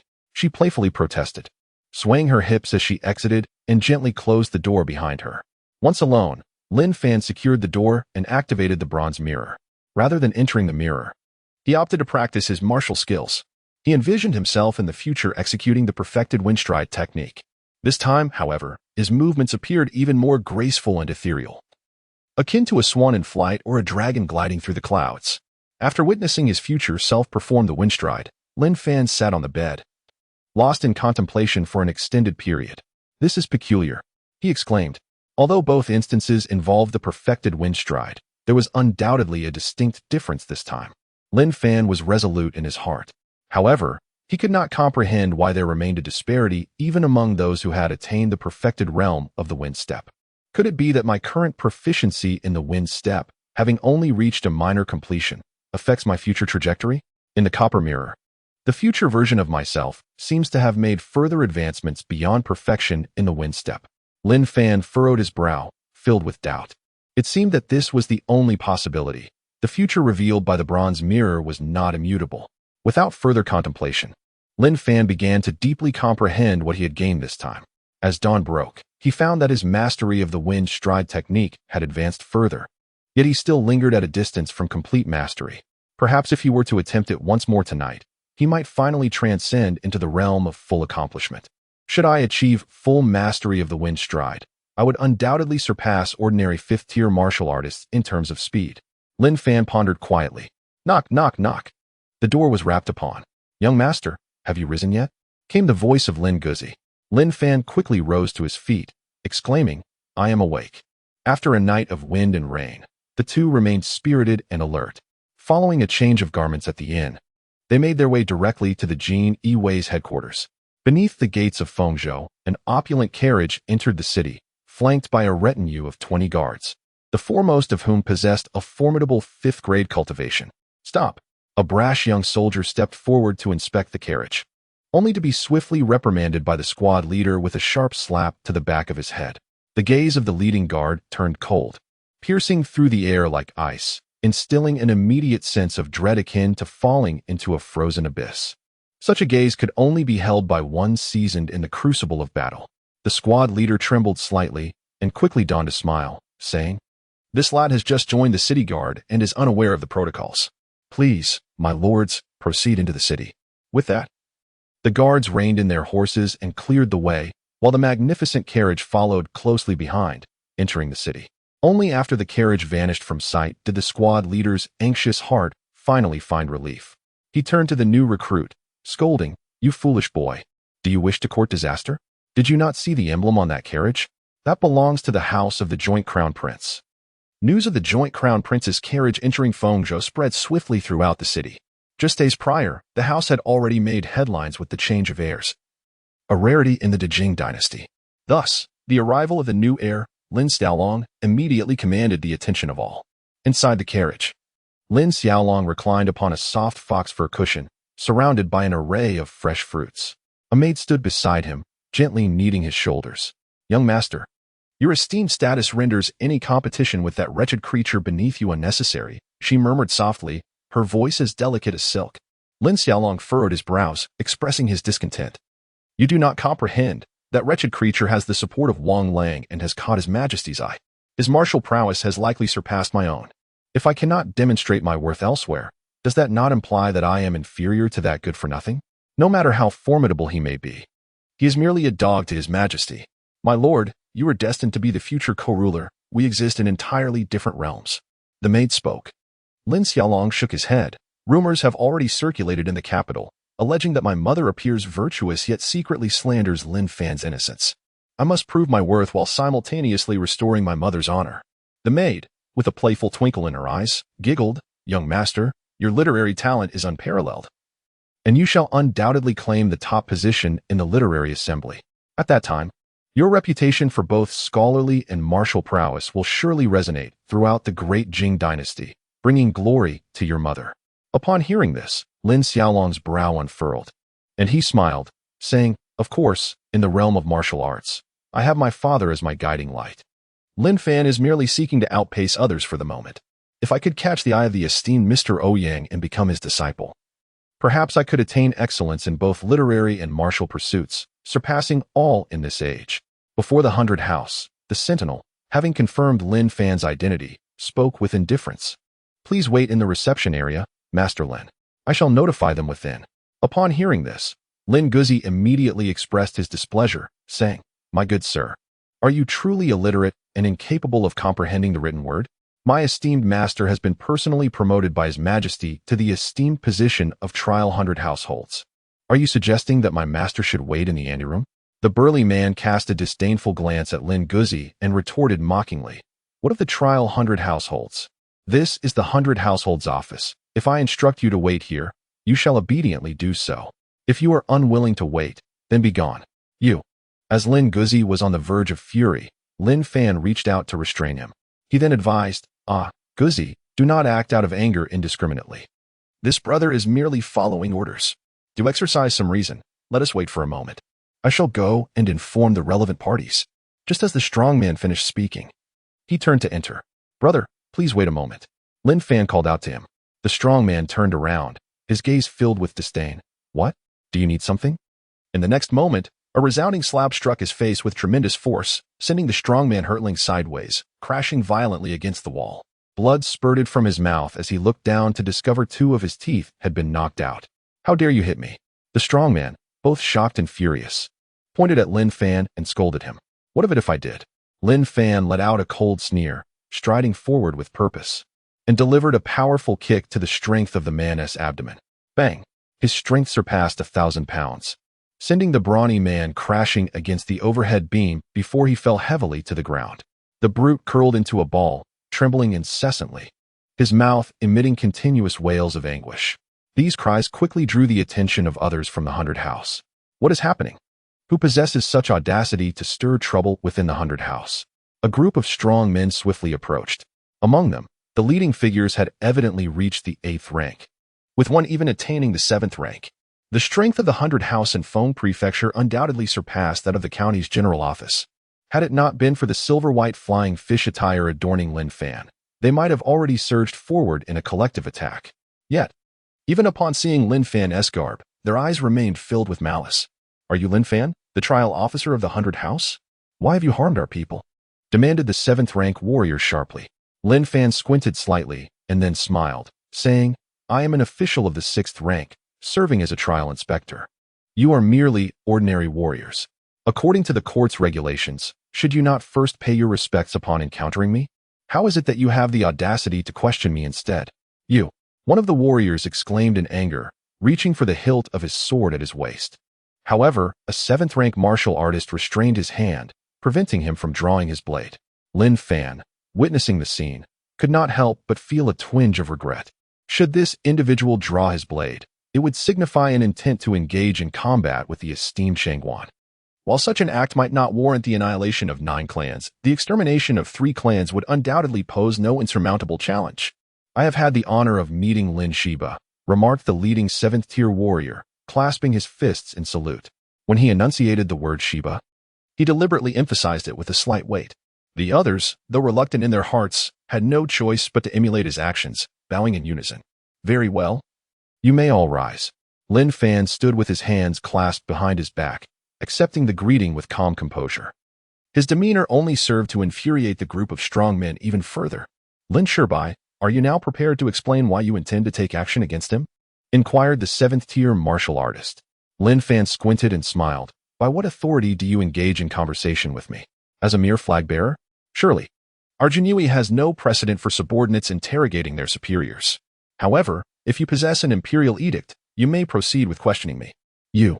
At this point, not only the strong men, but even this 7th-rank martial artist could no longer endure.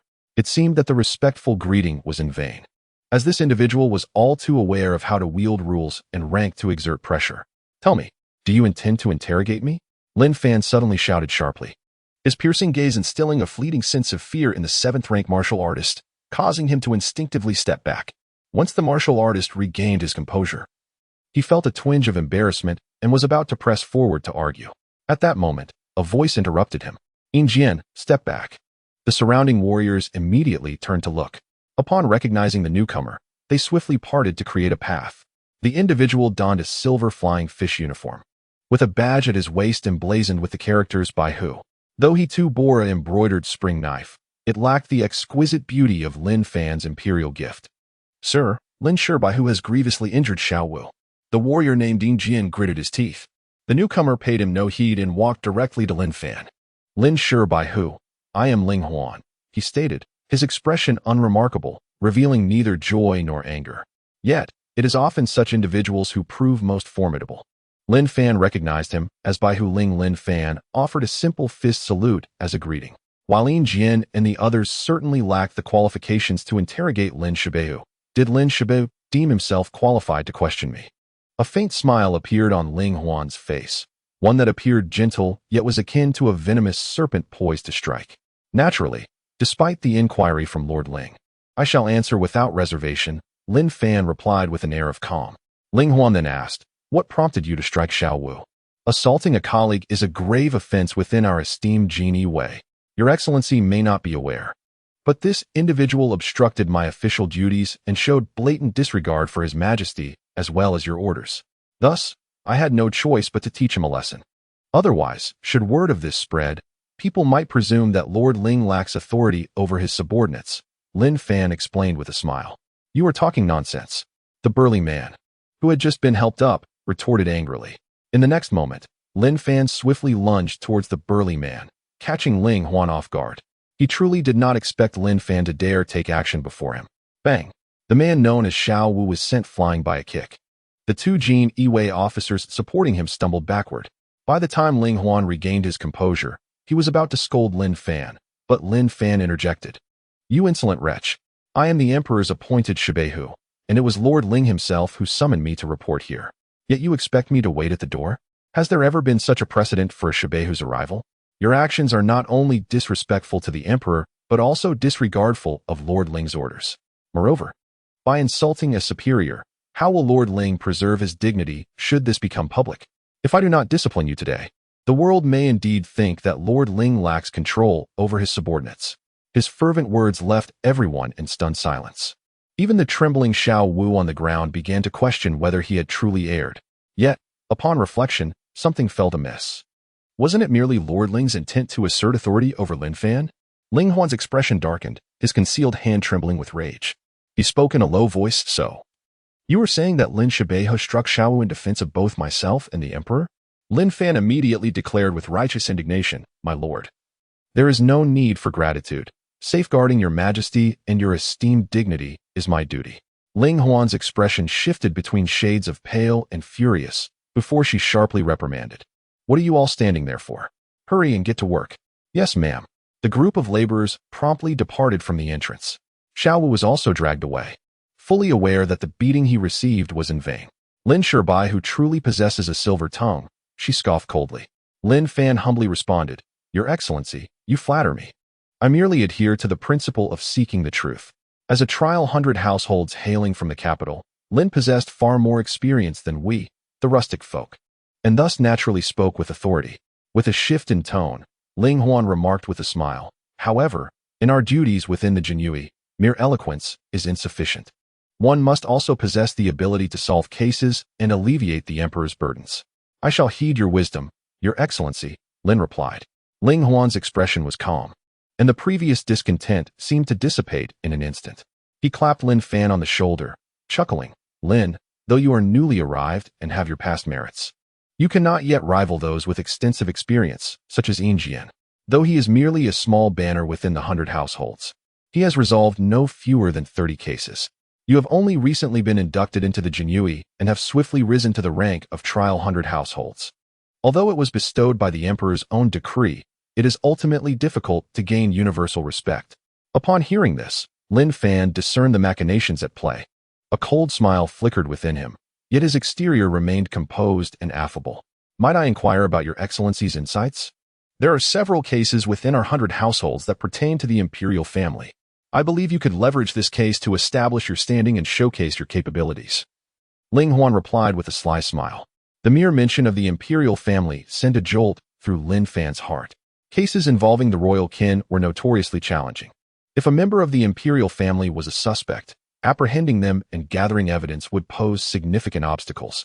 If they were the victims, the situation became even more precarious, as any entity daring to act against the royal family would possess either ruthless efficiency or formidable power and connections. After all, Lin, your position was conferred by the Emperor himself. Do you not wish to contribute to the royal family? Ling Huan observed Lin Fan's change in demeanor, his smile growing ever more pronounced.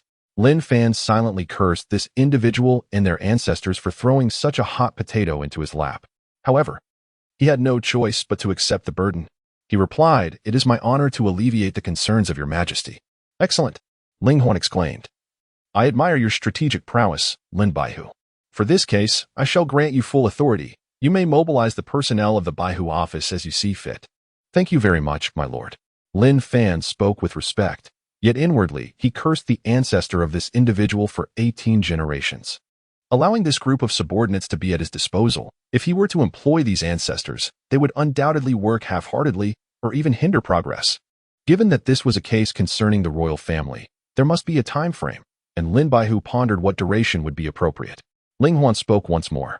Lin Fan felt a sense of exasperation, his irritation growing.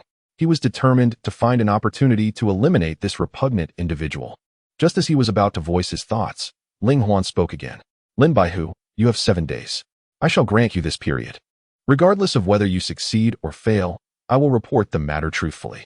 Lin Fan gritted his teeth in anger, but managed to utter, very well. The case file resided in the archives, catalogued under the number 9527, which Lin Baihu could access at his discretion. I shall take my leave to attend to other matters, said Ling Huan before turning to depart. After watching Ling Huan leave, Lin Fan spat disdainfully, just wait until I find an opportunity. I will surely make you pay. Time was of the essence, so Lin Fan promptly sought directions and proceeded directly to the archives. The archives of the Baihu station comprised 3 spacious rooms. As Lin Fan gently pushed the door open, preparing to enter, he was met with a sudden flurry of activity within. Raising his gaze, he noticed a writing desk positioned directly opposite him, behind which sat a youthful figure, seemingly no older than 16 or 17. Upon hearing the arrival of a visitor, the young man promptly rose to his feet. I am Cheng Feng, the custodian of the archives at the 100 House Bureau.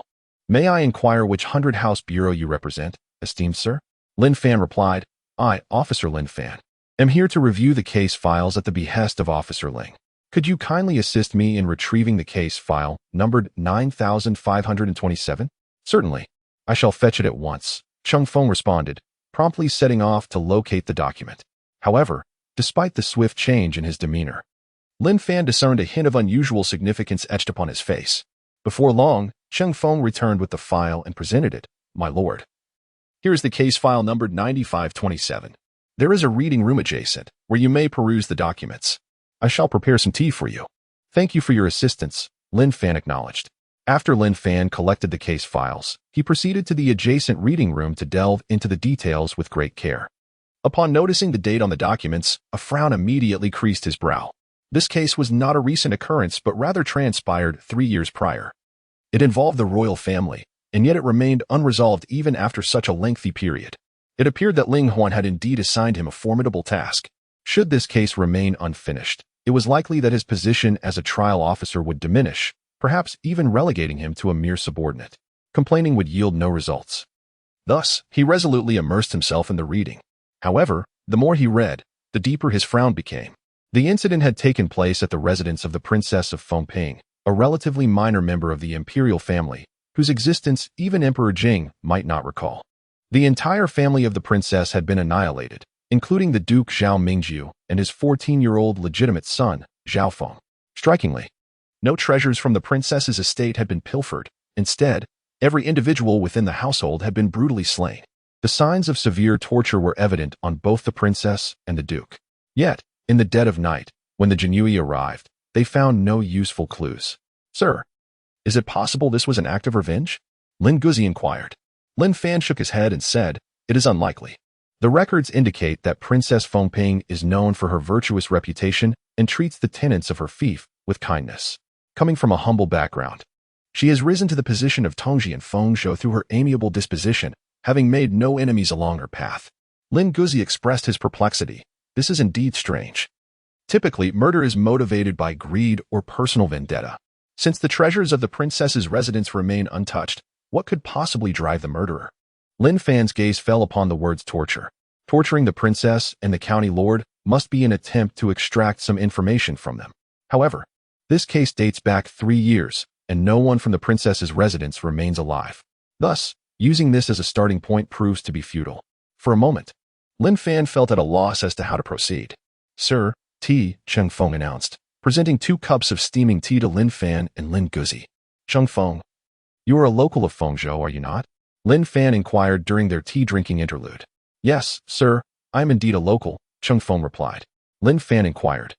What do you know about Princess Fengping? Well, Cheng Feng pondered for a moment before responding. Princess Fengping has always maintained a low profile, and there are not many rumors surrounding her. However, I have heard that her father, the county magistrate, served in our Fengzhou and comes from humble beginnings. He is exceptionally intelligent and possesses a profound love for literature, often returning home at night with a book in hand to study diligently. Studying diligently at night? Lin Fan keenly seized upon these 4 words. The incident occurred during the night. If the county magistrate enjoyed reading books late into the night, could it be that the place of his capture or demise was indeed the study? Hailing from a humble background, County Magistrate Zhao Jinyiwei must possess exceptional intellect to have ascended to the position of a prefect. Thus, at the site of the magistrate's misfortune, there might be traces deliberately left behind that could serve as clues. Cheng Feng, do you know the location of the princess's residence? Lin Fan inquired, lifting his gaze. Cheng Feng nodded. Of course, everyone in Fengzhou City knows where the princess's residence is. Could you take us there for a visit? Lin Fan asked. Cheng Feng displayed a look of hesitation. Master Lin, I can certainly take you, but I must also tend to the archives. No problem. I shall inform Lord Baihu. And you may accompany me, Lin Fan replied. Very well, Cheng Feng consented. As merely a common guard of the archives, devoid of any martial prowess, releasing him was quite straightforward. After all, the more cooperation from the Baihu, the greater the responsibility Lin Fan would bear. The 3 exited the Baihu office and proceeded directly to the princess's residence in Fengping. The layout of Fengzhou City was rather poor, with winding streets that left one struggling to discern direction. Cheng Feng, you seem quite familiar with the route to the Fengping princess's residence, Lin Fan remarked with a smile during their journey. Cheng Feng promptly responded, though the roads of Fengzhou City are intricate, as long as we keep heading south, we cannot go wrong. The princess's residence is situated in the southern part of the city. I see, Lin Fan nodded thoughtfully. Soon, the trio arrived before a somewhat dilapidated mansion. Weeds grew rampant, even atop the gatehouse. Nevertheless, the former grandeur of this estate was still discernible. After all, being of royal lineage, even a collateral princess would have her residence constructed to certain specifications. The main gate was secured with an iron lock, a standard lock used by the Imperial Guards, designated for sealing off premises. Sir, please wait a moment. I have the key, Cheng Feng stated. While speaking, he rummaged at his waist for a moment and soon produced a key. Upon unlocking it and pushing open the door, a cloud of dust enveloped them, accompanied by a sense of decay and ruin.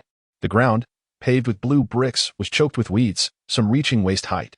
Various garden plants, neglected, had grown wildly, giving the area a disordered appearance. The entire manor exuded a chilling atmosphere. As soon as they stepped inside, the temperature seemed to drop significantly. Cheng Feng, Lin Fan called out, and Cheng Feng returned to his senses, hurriedly saying, This is my first time seeing the Duke's residence. I am quite astonished. And I hope I do not embarrass you. Not at all, Lin Fan replied with a smile. Such grand abodes are undoubtedly constructed from the toil and sweat of countless common folk. Cheng Feng quickly clarified, You have misunderstood, my lord.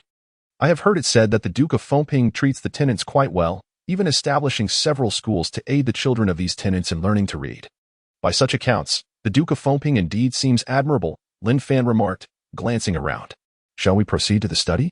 The 3 of them navigated through the overgrown grass, traversing a somewhat dilapidated corridor. The rockery was covered in a thick layer of moss, and the pond's waters had taken on a greenish hue, leaving one to wonder if any goldfish still thrived within. Judging by the surroundings, this should indeed be the study. Lin Fan observed the knife marks etched upon the wooden door, suggesting that this location was indeed one of the crime scenes.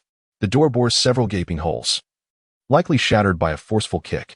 Upon entering the study, his gaze was immediately drawn to a writing desk overturned on the floor, its surface marred by several knife scars. The nearby bookshelf also exhibited numerous traces left by blades. Clearly, on the fateful day, the county magistrate Zhao Jinyiwei had been engrossed in his reading within the study when a group of assailants burst in with the intent to capture him. In his attempt to resist, he found his scholarly prowess insufficient to bestow him with the strength required for effective defense. Ultimately, after a futile struggle, he was subdued by the assailants. The wall bore mottled brown stains, likely the result of blood seeping into the surface. Lin Fan ventured further inside, discovering that the bookshelves were utterly bare. Where are the books?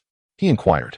Cheng Feng replied, following the incident, the Jinyiwei of the Baihu division found themselves unable to identify the perpetrator and ultimately had no choice but to temporarily seal the case. The treasures were surrendered to the capital, while nearly all the manuscripts fell into the hands of the Ouyang family. Lin Fan raised an eyebrow, pondering. How did the scrolls from the princess's residence end up in the possession of the Ouyang family? The former head of the Ouyang family was the imperial teacher, who had a penchant for collecting manuscripts. The Marquis Zhao Mingjue held numerous rare texts, prompting the imperial teacher to acquire all the scrolls, consolidating them within the Ouyang family. However, the imperial teacher passed away 2 years ago due to illness, Cheng Feng replied. Upon hearing this, Lin Fan fell into a deep contemplation. He now harbored a conjecture. Could it be that Zhao Mingjue left traces upon certain scrolls when the intruders made their entrance? As a person of considerable intellect, it would be illogical to pass up such an opportunity. However, the predicament grew more complicated as all the scrolls had now fallen into the possession of the Ouyang family. Although the imperial tutor had long since passed, the Ouyang family's status remained extraordinary. The current head, Ouyang I, not only possessed remarkable strength, but was also a contemporary sage. Thus, investigating within the Ouyang household appeared to be an unrealistic endeavor. It was not merely Lin Fan, a humble trial official, who would find this daunting. Even the commander of the Jinyiwei would have to show deference to Ouyang I. My lord, what troubles you? Cheng Feng inquired. Lin Fan waved his hand dismissively, saying, It's nothing. Let us continue to explore.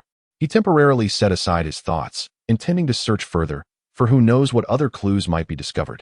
Before long, the trio had thoroughly examined the entire residence of the county lord, leaving no corner unexplored, and their investigation persisted until the sun was nearly setting. The case had transpired 3 years prior, and at that time, no substantial clues had been unearthed. With so much time having elapsed, it was likely that any potential leads had been washed away by the passage of time. Lin Fan sighed, feeling a sense of helplessness within. My lord, is there still a need for my services? Cheng Feng inquired. Lin Fan cast a glance at him and said, It's all gone. But you've been busy with us all day. Allow me to treat you to a meal.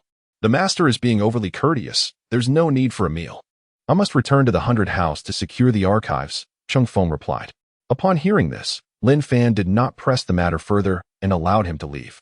After watching Cheng Feng depart, Lin Guzi inquired, Young master, what shall we do now?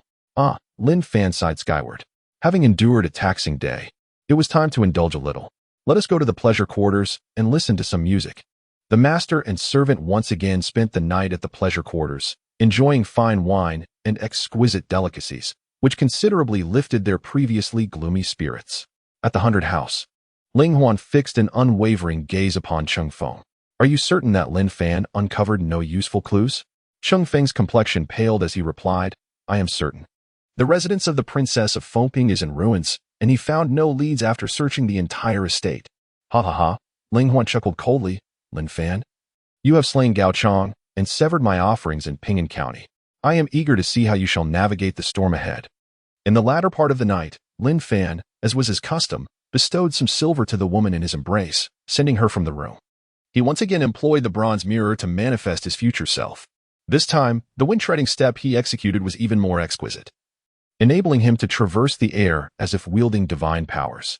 Moreover, Lin Fan gleaned a wealth of insights from this experience. By dawn, he had thoroughly assimilated the knowledge acquired, and the wind-treading step had officially reached the realm of great accomplishment. Now, even when confronting a 5th-rank master, he felt equipped to engage. Young master, are you awake? Lin Guzi arrived punctually to knock on the door. As the door swung open, Lin Fan emerged, adorned in splendid attire. Upon seeing his appearance, Lin Guzi was momentarily taken aback. Young master, are we not heading to the 100 House today? What 100 House? Today. I shall take you to attend a literary gathering, Lin Fan replied with a serene smile. The sole lead lay with the Ouyang family, thus, attending the literary event became a necessary first step. Lin Guzi busily remarked, I must also change into a different set of attire. Those literati hold the Jinyiwei in the utmost disdain. Before long, Lin Guzi donned his usual garments. The two set forth towards the eastern part of the city. The Ouyang family resided in the east of Fengzhou, renowned as one of the most prestigious households, not only within Fengzhou but throughout the entire Guangming prefecture. Even the standards of the Fengping princess's residence pale in comparison to those of the Ouyang family. As they journeyed, the duo beheld numerous ornately decorated carriages making their way eastward. Indeed, there are quite a few attendees for the literary gathering, Lin Fan remarked with a sense of wonder. Lin Guzi suddenly tugged at his clothes and whispered, Young master, look. Following the direction pointed out by Lin Guzi, Lin Fan's pupils constricted sharply, and a fleeting chill swept across his eyes. The carriage of the Prince of Bingjian was in sight, indicating that Lin Xiaolong had also arrived. His voice turned frigid. He remembered vividly the false accusations and the 100 lashes he had endured. Had it not been for the ancient bronze mirror, he would have already been nothing but carrion in the jaws of a wild dog. Young master, please do not act impulsively. If he is able to ride in this carriage, he must already be the heir to the Prince of Bingjian, accompanied by guards. If you were to harm him, it would truly be a catastrophe, Lin Guzi urged anxiously. Lin Fan's eyes were filled with animosity, yet his voice remained remarkably calm. Rest assured, I will not seek vengeance against him until I attain sufficient status. With the young master's talents, surpassing the prince is merely a matter of time. Knowing that the young master holds such thoughts brings me comfort, Lin Guzi sighed in relief. Before long, the two arrived at the entrance of the Ouyang residence. The literary gathering was not held at the Ouyang family home, but rather at the Ouyang villa, a vast garden separated from the Ouyang family by a single street. This villa was a magnificent landscape meticulously crafted for the Ouyang family by the late emperor, costing several 100,000 taels of silver. Its elegant scenery is extraordinarily suited for scholars and poets to compose verses. The young scions of the Ouyang family typically attended their studies here, and even the current emperor had briefly been educated in this very place. The existence of the villa serves as a testament to the Ouyang family's esteemed position. Nevertheless, the Ouyang family conducts itself with a degree of modesty. Their servants do not casually insult others, earning them a commendable reputation in Fengzhou City. At the entrance of the villa, the Ouyang family's guards were diligently inspecting invitations. Upon witnessing this, Lin Fan furrowed his brow, realizing the situation was rather unfavorable, particularly with the need for an invitation. However, just as he was enveloped in his thoughts, a modestly dressed scholar entered without an invitation. Yet, after registering, he was surprisingly granted access, illuminating Lin Fan's perspective. It appeared that an esteemed invitation was not an absolute necessity. Anyone possessing literary talent who wished to attend the literary gathering could gain entry. Come on, dog, let's go inside as well. Lin Fan strode forward with great confidence. Adorned in resplendent attire, accompanied by a retinue of attendants, resembling a scion of a prestigious family. Upon reaching the entrance, the guard clasped his fists and inquired, "Esteemed young master, do you possess an invitation?" Lin Fan replied, "No. In the absence of an invitation, may I kindly ask the gentleman to register nearby? After receiving the ticket, you may then enter." The guard remained courteous, displaying none of the disdainful behavior often seen in others. Lin Fan, accompanied by Lin Guzi, was about to proceed to the registration desk. Just as he poised his pen to write, a mocking voice emerged from the side. "I couldn't help but notice how familiar you looked. I never imagined you were truly my esteemed elder brother." The onlookers immediately shifted their gaze toward the speaker. Upon recognizing him, gasps of surprise rippled through the crowd. They had encountered the young master before. Everyone promptly bowed in respect to the young man, who was none other than Lin Fan's half-brother, Lin Xiaolong. Lin Xiaolong had initially entered the side courtyard, but soon realized that his father had requested him to bring a gift to Master Ouyang, which he had inadvertently left on the carriage. Thus, he turned back to retrieve the gift. To his surprise, as he approached the entrance of the side courtyard, he beheld a familiar figure. After a few moments of careful scrutiny, he confirmed that it was indeed his worthless elder brother, Lin Fan. Lin Fan understood that there was no escaping his fate, so he set down his pen and turned to face Lin Xiaolong. His gaze was icy, a fleeting glimmer of murderous intent flashing from the depths of his eyes. "Lin Fan," he declared, "you have been expelled from the Bingjian Wangfu. I am now the rightful heir of the Bingjian Wangfu. Why do you not pay your respects upon seeing me?" Lin Xiaolong approached with an air of arrogance, his gaze directed at Lin Fan filled with disdain. "Why should I pay my respects to you?" Lin Fan replied with a gentle smile. However, the warmth of his smile sent chills down the spine of Lin Guzi, who stood nearby. The more amiable Lin Fan appeared, the more intense the fury within him grew. He had witnessed the same smile directed at Gao Chong before, who subsequently met his demise. "I am the heir of the Duke's mansion, while you are merely a dog," Lin Xiaolong exclaimed with fury, attempting to exert his formidable presence to compel Lin Fan to bow in submission. The sight of the once noble heir kneeling before him would indeed be a source of immense satisfaction. Slap! Lin Fan's hands moved with remarkable speed, and with a sharp crack, he delivered a resounding slap across Lin Xiaolong's face. Lin Xiaolong was sent spinning through the air by the force of that slap, rotating several times. Despite being a ninth-tier martial artist, he was unable to muster even a single motion of resistance. The guards behind him immediately surged forward, intent on subduing Lin Fan. Lin Fan retrieved his waist token and sternly admonished, "What do you intend to do? I am a personal soldier of the Emperor, an esteemed captain of the Jinyiwei. Are you plotting rebellion by laying hands on the Emperor's guard?" With such a grave accusation, the guards immediately ceased their actions. Indeed, his words held weighty truth. Should they proceed with violence, the prince's residents might escape retribution, but they would undoubtedly face a perilous fate. Lin Xiaolong, covering his face, exclaimed furiously, "Seize him at once. He is nothing but a dog, a worthless wretch. Why do you fear him? I am the esteemed captain of the Imperial Jinyiwei, appointed by His Majesty himself, serving as the Emperor's personal army. Are you suggesting that His Majesty is incapable of discerning character?" Lin Fan let out a cold laugh. "Even if you are the heir of the Duke's mansion, what does it matter? To dare insult His Majesty. I shall take it upon myself to teach you a lesson on behalf of your father today." With those words, Lin Fan charged forward, delivering a flurry of punches and kicks toward Lin Xiaolong. The wails of pain echoed continuously as Lin Xiaolong, a ninth-tier martial artist, found himself utterly defenseless against Lin Fan's onslaught. Yet, curiously, the guards dared not intervene. Who could forget that Lin Fan's position as a 100-man captain was bestowed by His Majesty himself? To label Lin Fan as a waste would be tantamount to declaring the Emperor incapable of discerning talent. With a mere utterance, Lin Fan had firmly established the moral high ground. Surrounded by countless eyes and ears, there could be no room for deception. Lin Fan lifted Lin Xiaolong and delivered a flurry of slaps to his face. Before long, the unfortunate fellow's visage became swollen, blood frothing from his mouth. A pitiful sight to behold. Lin Shibai, the captain of the guards, could no longer contain himself. "That's enough, Lin Fan. If you continue, Lin Xiaolong will be unfit to attend the literary gathering." Lin Fan halted his movements and whispered softly into Lin Xiaolong's ear, "Dear brother, the realm of politics is vastly different from the comforts of home. One must tread carefully and speak with prudence. Consider this a complimentary lesson from your elder brother. In the future, remember to think before you speak." With that, he unceremoniously tossed Lin Xiaolong to the ground. Such an affront to His Majesty by a young lord ought to have led to his imprisonment and interrogation to discern any discontent he may harbor against the crown. However, today, in consideration of the prince's reputation, I shall let it pass. Should there be a next time, I shall show no mercy. Lin Fan let out a cold snort before promptly turning around to prepare for registration. However, at that moment, the guard in charge of the registration suddenly covered the form with his hand. "My apologies, Sir Lin," he said with a look of regret, his smile tinged with helplessness. "My master is not particularly fond of associating with the Imperial Guards, as you can surely understand. If there were anyone who held the Imperial Guards in disdain, it would undoubtedly be the scholars of the countryside, and even Ouyang could not be an exception. To navigate within this circle, one must adhere to certain unspoken rules." Upon hearing this, Lin Fan comprehended the intent of the guard. It seemed pointless to place the guard in a difficult position.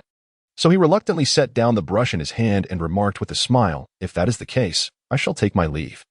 Lin Fan turned away with Lin Guzi, his movements exuding gracefulness, and coupled with his handsome visage, evoked a sense of regret among many young talents. Although Lin Fan had once been a dandy, he now demonstrated a sense of duty towards his country and people. It was a pity that he served in the Jinyiwei. In my opinion, he would be better off resigning from the Jinyiwei. With such noble character, he could certainly carve out a remarkable career in officialdom. Alas, the Jinyiwei is destined to remain at odds with his literati. The murmurs behind him were numerous, filled with both regret and admiration. Lin Fan listened carefully, yet he did not take it to heart. Should he pursue an official position, the civil officials would be ruthlessly suppressed by the loyal duke, while the military officials would fall squarely into the hands of Qin Hui and his mother, with the Wang residence being the pinnacle of military authority. Thus, the only viable path that truly remained open was that of the Jinyiwei. Lin Fan harbored no regrets about joining the Jinyiwei, even if granted another chance at life. He would undoubtedly choose the same path. However, at this moment, he found himself pondering the identity of that mysterious figure. What manner of existence could utter a single phrase that elevated him to the rank of a junior officer in the Jinyiwei, all while evading the notice of others? Such an accomplishment could only be attributed to the pinnacle of the Jinyiwei's hierarchy. Regrettably, on that day, the individual donned civilian attire. Otherwise, he might have discerned their status through their garments. "Young master, those few slaps were truly satisfying. Lin Guzi chuckled. Lin Fan let out a cold snort. What does it matter to slap a few faces? Once I ascend to the position of commander, I shall ensure this fool meets his end. The young master, distinguished and extraordinary, will undoubtedly see that day. However, what shall we do next? Should we abandon our participation in the literary meeting? Lin Guzi inquired. Abandon? Lin Fan scoffed. To forsake is utterly impossible. Since we cannot enter through the front door, we shall seek an alternative route. Huh? Lin Guzi questioned. Young master, do you know of another way into the Ouyang courtyard? A way? What is a way? In this world, there is no path. It is merely that when many tread the same ground, it becomes a path. Arriving at a secluded spot, Lin Fan raised his gaze towards the courtyard wall. Lin Guzi seemed to comprehend Lin Fan's intentions. In the next moment, Lin Fan lightly tapped his toes, soaring into the air like a swift swallow, before gracefully landing within the confines of the courtyard wall. Such remarkable agility! Lin Guzi was taken aback, but quickly urged, Young master, wait for me. His skills were not as exceptional, yet with his 8th-tier cultivation, scaling the modest height of over 3 meters was a trivial feat. The two found themselves amidst a bamboo grove, fortunate that there were few people around. Young master, this is the villa of the Imperial Master's family. If we are discovered, we shall be in dire straits, Lin Guzi whispered. Lin Fan turned his head and said, Could you refrain from being so lewd? With your timid demeanor, anyone can easily tell that you are not a respectable person. Is it that obvious? Lin Guzi hunched over, his eyes darting around in keen observation. Bang! Lin Fan delivered a swift kick to his backside. Lin Guzi fell into the dirt. Clutching his rear in pain, he exclaimed, Ouch! Why did you kick me, young master? As he lifted his gaze, he was met with an unfamiliar face, causing him to shudder and scramble backward in fright. Stand up. Do not tarnish my reputation. Lin Fan scolded sharply. Lin Guzi promptly stood upright. The young man remarked, You appear rather unfamiliar. The stranger, puzzled, responded, I hail from the vicinity of Linjiang Prefecture. So it is only natural for me to seem unfamiliar. Lin Fan replied with a smile. Ah, so you are a talented individual from Linjiang Prefecture. No wonder you possess a hint of the accent from the capital. The young man paused momentarily before introducing himself. I am Ouyang Sheng, and my father is Ouyang I. May I inquire your esteemed name? Ah, so you are Ouyang.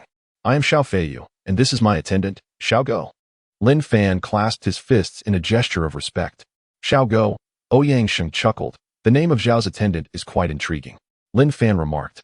A name is merely a moniker. One should choose it freely and without constraint. Brother Xiao is indeed a remarkable individual. Why not accompany me in a discourse on profound matters? Ouyang Sheng also expressed his eagerness. Such a pursuit is most desirable. Lin Fan and Ouyang Sheng walked side by side, with Lin Guzi trailing behind them. As their conversation deepened, Ouyang Sheng found himself increasingly admiring Lin Fan. After all, Lin Fan had also undergone 9 years of compulsory education in his past life, effortlessly recalling the ancient sayings. While he might not be able to provide detailed explanations, he certainly could impress Ouyang Sheng with his knowledge. This only heightened Ouyang Sheng's excitement, prompting him to invite Lin Fan to his residence for a discussion on poetry and literature. Meanwhile, outside a separate courtyard, the swelling on Lin Xiaolong's face had significantly diminished due to the application of various medicinal herbs. However, the lingering bruises remained evident. Damn, Lin Fan, just you wait. I will make you pay. Lin Xiaolong roared within the confines of the carriage. Throughout his life, he had been coddled and accommodated by everyone. And even during sparring sessions with the soldiers, they would deliberately hold back. Yet today, his handsome visage had been transformed into a grotesque sight by Lin Fan's blows. To add insult to injury, this humiliation occurred before the eyes of many, leaving him feeling utterly disgraced. Young master, please do not let your anger consume you. It would be unwise to jeopardize your health over that wretched little creature, the maid urged anxiously. Zuer, how could I possibly refrain from being furious after being publicly humiliated by that insufferable scoundrel? I am filled with a fervent desire to skin him alive and shatter his bones. Lin Xiaolong clenched his fists tightly, filled with rage. The young master's arrogance is but a fleeting moment. Ultimately, he is nothing more than a dog. Once you secure the title of the champion of the literary contest, you will become Master Ouyang's disciple. At that point, crushing him will be but a mere utterance. Zhuer spoke softly and gently. Lin Xiaolong's fury subsided somewhat as he turned to Zhuer, gritting his teeth and saying, Zhuer, you are right. Once I secure the title of champion in the literary contest, I shall find a way to rid myself of that wretched creature. Only with his demise can the resentment in my heart be alleviated. My lord, it is good to see you have come to terms with this. What is Lin Fan, after all, but a mere dog? You, my lord, stand tall and proud, like the luminous moon in the sky, while he is but a flickering star, not even worthy to be compared. Surely the moon does not allow itself to be angered by the glow of a firefly. Indeed. I shall participate in the literary contest and strive to claim the championship, thus avenging my past humiliation. Lin Xiaolong successfully transformed his fury into motivation. After briefly concealing the injuries on his face, he dismounted the carriage and strode into the private courtyard. It was already the hour of the snake, and all the young talents attending the literary gathering had found their seats. The expansive pear garden was filled with tables, each occupied by guests.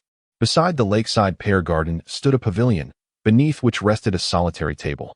Many of the young gentlemen present were not first-time attendees of the literary gathering, and were well aware that this table was reserved for Ouyang Sheng, the son of the Ouyang family. A slender boat glided from the heart of the lake, and the crowd soon beheld Ouyang Sheng disembarking. Following closely behind him was another young gentleman.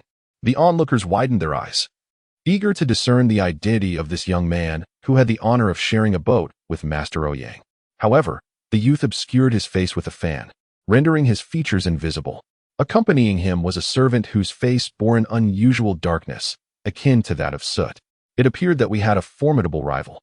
To share a vessel with Master Ouyang, one must surely be no ordinary individual. Yet, the young man's behavior was rather peculiar. Why conceal his face with a fan and shy away from revealing himself? I doubt that he could contend for the top position. After all, the heir of the Wang family has also arrived, and he is equally accomplished in both martial and literary pursuits. As the crowd murmured in speculation, Ouyang Sheng and the young gentleman behind him took their seats in the pavilion. Lin Xiaolong's gaze was frigid, and within him brewed resentment towards another individual. Despite his status, he had not been invited to sit at the waterside pavilion, raising questions about the identity of the person who could share a seat with Ouyang Sheng. Once this young master claimed the top position, he vowed to uncover the identity of that person, mentally marking them for future reference. Below the pavilion, Ouyang Sheng turned and inquired, "Brother Xiao, why do you conceal your face with a fan?" Lin Fan hesitated momentarily before responding. "Do you not find that concealing one's face with a fan adds an air of mystery?" Ouyang Sheng stroked his chin, pondering. Indeed, it does seem to validate that ancient saying, "The divine dragon reveals its head but not its tail." He then glanced at Lin Guzi and asked, "But why does Xiao Go use potash to cover his face?" Him, Lin Fan paused. "He suffers from a skin condition, and this potash, made from a blend of herbs, serves to remedy his ailment." "Herbal ash? I see." Ouyang Sheng chose once more to place his trust in Lin Fan. After discussing scholarly matters in the study with Lin Fan, he had been thoroughly impressed by his knowledge, even considering it on par with that of his father, leading to a burgeoning blind trust in him. Before long, a figure approached, walking upon the surface of the lake. Clad in white robes with a long beard and beautiful mustache, he glided over the water like a celestial being. With each step, he seemed to traverse several zhang effortlessly, embodying the grace of a transcendent being. The middle-aged man landed on the shore and strode towards the solitary writing desk placed at the head of the area. "We have met Master Ouyang." All the young talents rose simultaneously to pay their respects. The son of the imperial tutor, a contemporary sage, a master of literary and philosophical arts. When these three descriptors converge upon one individual, their status is elevated to a level that commands admiration. Ouyang Wen was that individual, standing at the pinnacle, and he was also the Marquis of Wenchang in the dying dynasty. "Please, all scholars, take your seats." Ouyang Wen's voice resonated robustly. The assembly promptly settled down. "I am exceedingly gratified that you all could attend this gathering," he continued. "I shall present the Wenchang sword, bestowed by the late emperor. As a prize, the one who claims the top position shall receive this sword." As he spoke, Ouyang Wen produced a magnificent sword, adorned with numerous gemstones. Its golden threads and silver patterns exuded opulence while emanating a sharp aura. Even from afar, one could sense the sword's exceptional quality. The Wenchang sword, forged from celestial iron, was not merely a weapon. It was a symbol of status and identity. The eyes of many young talents sparkled with desire. Securing the Wenchang sword would mean an heirloom for generations to come. "What a splendid Wenchang sword! This young master shall claim it." A glimmer of brilliance flashed in Lin Xiaolong's eyes. Yang could clearly perceive the yearning in the eyes of the gathered crowd. Stroking his beard, he chuckled. This Wuchang sword is singular. Those who wish to claim it must reveal their true abilities. I hope you all will demonstrate your genuine talent and scholarship, and refrain from resorting to plagiarism or the appropriation of others' works. We understand. The talented individuals responded in unison. Let the literary contest commence. I shall present the first question, Yang declared, casting his gaze around the assembly. The tension in the air was palpable.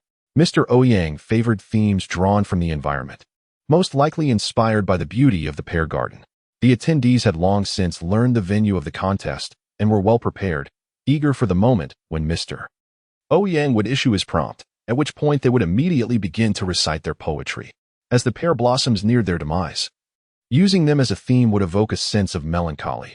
Instead, the lotus leaves in the lake had just begun to sprout, vibrant and full of life. Let us take this as our subject for poetry, suggested Yang 1. Upon hearing the initial half of his statement, the participants brimmed with confidence. However, when they realized the theme was to be those newly emerged lotus leaves, they were taken aback. They had not prepared any verses regarding the lotus leaves. Furthermore, what could one possibly write about a mere budding tip? Sir, I have composed a poem, a young man declared aloud. The crowd turned their gaze to find it was none other than Li Yuran, a talented scion of the esteemed Li family, renowned for their literary prowess. Li Yuran was among the finest of them. Quiet waters flowed gently round fragrant groves. Emerald leaves unfurl towards the azure sky. Jade dew condenses, enhancing the allure. A pond of elegance reflects the rosy dawn. As Li Yuran recited his poem, the audience was left in awe. Even Yang was slightly taken aback. He then smiled and remarked, truly worthy of the Li family of Yin Nan, this composition is indeed remarkable. With Li Yuran's poem delivered, 95% of the participants had already conceded the pursuit of victory. Yet, was there still another scholar with a masterpiece to share? If not, this round would undoubtedly belong to Li Yuran. Mr. Yang, I have a poem, came a voice from the crowd, and all eyes turned to see it was Lin Xiaolong. Though Lin Xiaolong's face bore the marks of bruises, his countenance remained strikingly handsome. Adorned in splendid attire, he exuded an air of elegance intertwined with a hint of valor. Who are you? Yang inquired, unfamiliar with Lin Xiaolong. During his years of service in the palace, Lin Nantian had only brought Lin Fan along as the second son. Lin Xiaolong had not yet attained the privilege of attending royal banquets. I am Lin Xiaolong, son of the esteemed Duke of Bingjian, he replied, clasping his fists in greeting. Oh, so you are the young master of the Bingjian Duke's residence. It has been several years since I last saw your father. I did not expect you to attend the literary gathering as well, Yang remarked, his demeanor softening considerably. He held a favorable regard for Lin Nantian, and seeing Lin Xiaolong was akin to encountering a promising descendant of his own. My father deeply misses the esteemed scholar and has entrusted me to bring a token of his regard, Lin Xiaolong stated with dignified humility. Your father is exceedingly gracious. Yang responded, Pray, young Master Lin, do share with us your poetic compositions. Lin Xiaolong paused momentarily and then spoke. The crystal-clear spring flows over the stones, while the tender lotus blooms shyly. A dragonfly occasionally perches on the pointed tip, disturbing the shimmering waves that dance before the eye. I am no match for young Master Lin, Li Yuran conceded directly. Yang was also taken aback, then exclaimed, Indeed, young Master Lin's poem is truly a masterpiece. The crowd was equally astonished. The crown prince of the Bingjian kingdom is indeed well-rounded in both literary and martial pursuits. No wonder the crown prince would undertake such a rare initiative as changing heirs. The new heir is undeniably remarkable. It seems there could be no one whose work surpasses young Master Lin's. Just as Yang was about to continue, Yang Sheng, seated in the pavilion, suddenly interjected. Father, Brother Zhao's work may well rival that of the young master. Lin Fan was momentarily taken aback. How could Yang Sheng perceive his fleeting thoughts? Yang remarked, somewhat astonished. It was only then that he noticed a young and handsome figure seated beside Yang Sheng, who was obscuring his face with a fan. Unwilling to reveal his true identity, curiosity compelled him to inquire, which esteemed family do you hail from? I am Xiao Feiyu from the Xiao family of Linjiang. Lin Fan replied, his voice slightly hoarse. Xiao, why does your voice sound so raspy? Yang Sheng asked in a low tone. Lin Fan replied softly. The tea is lodged in my throat. The Xiao family of Lingyang? Yang pondered carefully, seemingly unfamiliar with this family. The numerous young talents present also could not recall whether there existed a Xiao family in Lingjiang. While there were indeed gifted individuals from Lingjiang, none could remember the recent emergence of a Xiao family. It could be presumed to be a family of humble origins, yet noble aspirations. Ouyang contemplated this quietly before saying, "Young Master Xiao, do you have any remarkable works to share with us for our appreciation?" "I wouldn't call it remarkable. Just a humble poem," came the modest reply. Lin Fan paused for a moment before commencing his recitation of the poem. The spring's silent waters cherish the gentle stream. The shade of trees reflects the love for clear skies. The audience, upon hearing this initial line, found it quite pleasing. In just 14 simple characters, the scene vividly came to life. Ouyang was also rather content with this line. "What a display of pretentiousness," Lin Xiaolong scoffed. Lin Fan continued. "The little lotus has just revealed its delicate tip, and already a dragonfly perches atop." Upon hearing the final line of the poem, Ouyang's eyes sparkled with realization. He murmured, "The spring's well silently cherishes its gentle flow, while the shade of the trees lovingly reflects upon the water's serene surface. The little lotus has just revealed its delicate tip, and already a dragonfly perches atop. So simple yet profound, the scenery vividly springs to life upon the page. What a splendid poem! What a splendid poem indeed!" He suddenly lifted his gaze towards Lin Fan, exclaiming in admiration, "My esteemed nephew, this poem is one that even I could scarcely compose. It flows effortlessly and deserves to be regarded as a masterpiece. With this single poem, you, my dear nephew, have already earned the title of literary prodigy." Lin Xiaolong was taken aback, utterly astonished that the duck he thought was within his grasp had suddenly taken flight. The champion had turned out to be none other than that Xiao Feiyu. Wasn't this literary contest just beginning?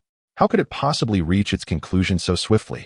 Below, a multitude of talented youths quietly recited the poem recently composed by Lin Fan, each one expressing their admiration in hushed tones.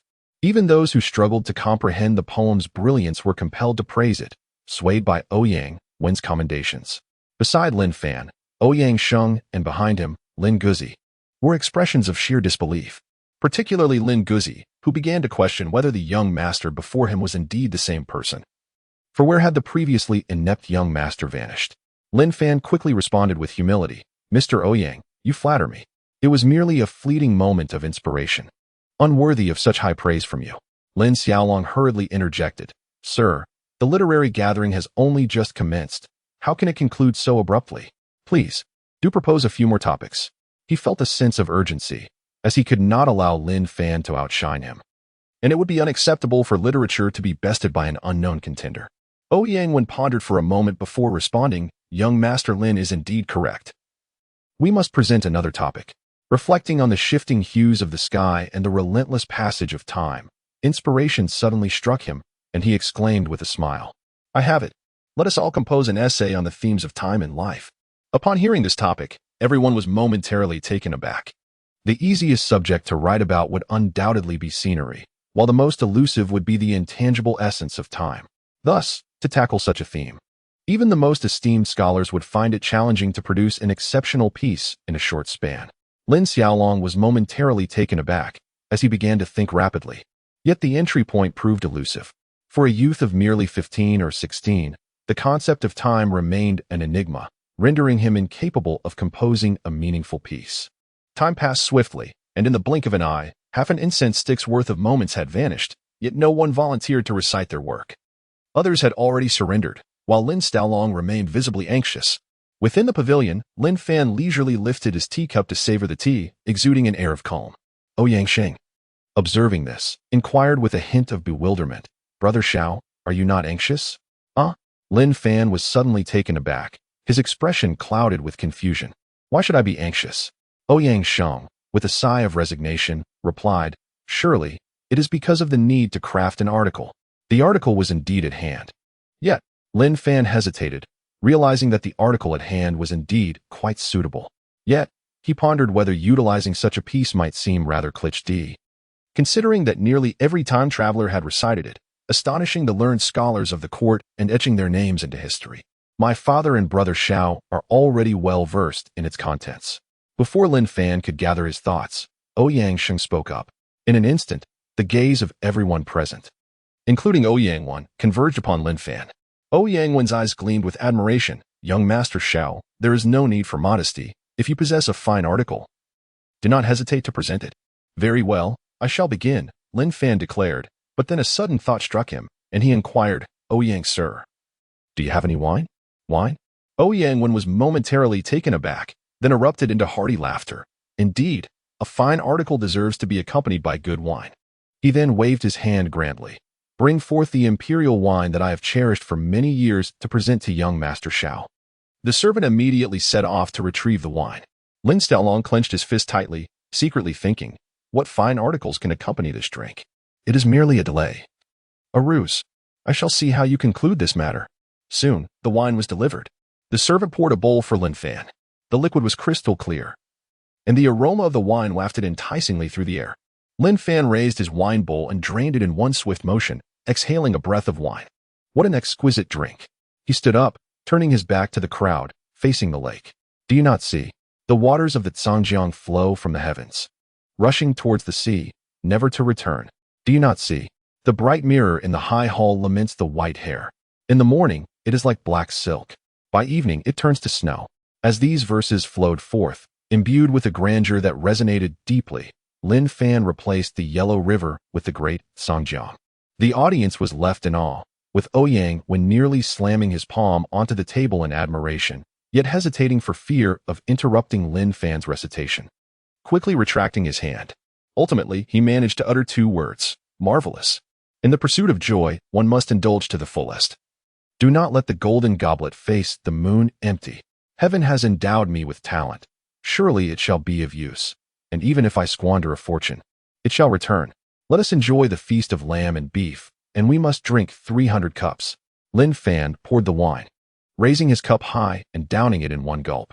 Ouyang Sheng, the Marquis of Wenchong, urged, raise your glasses, let not the cups cease.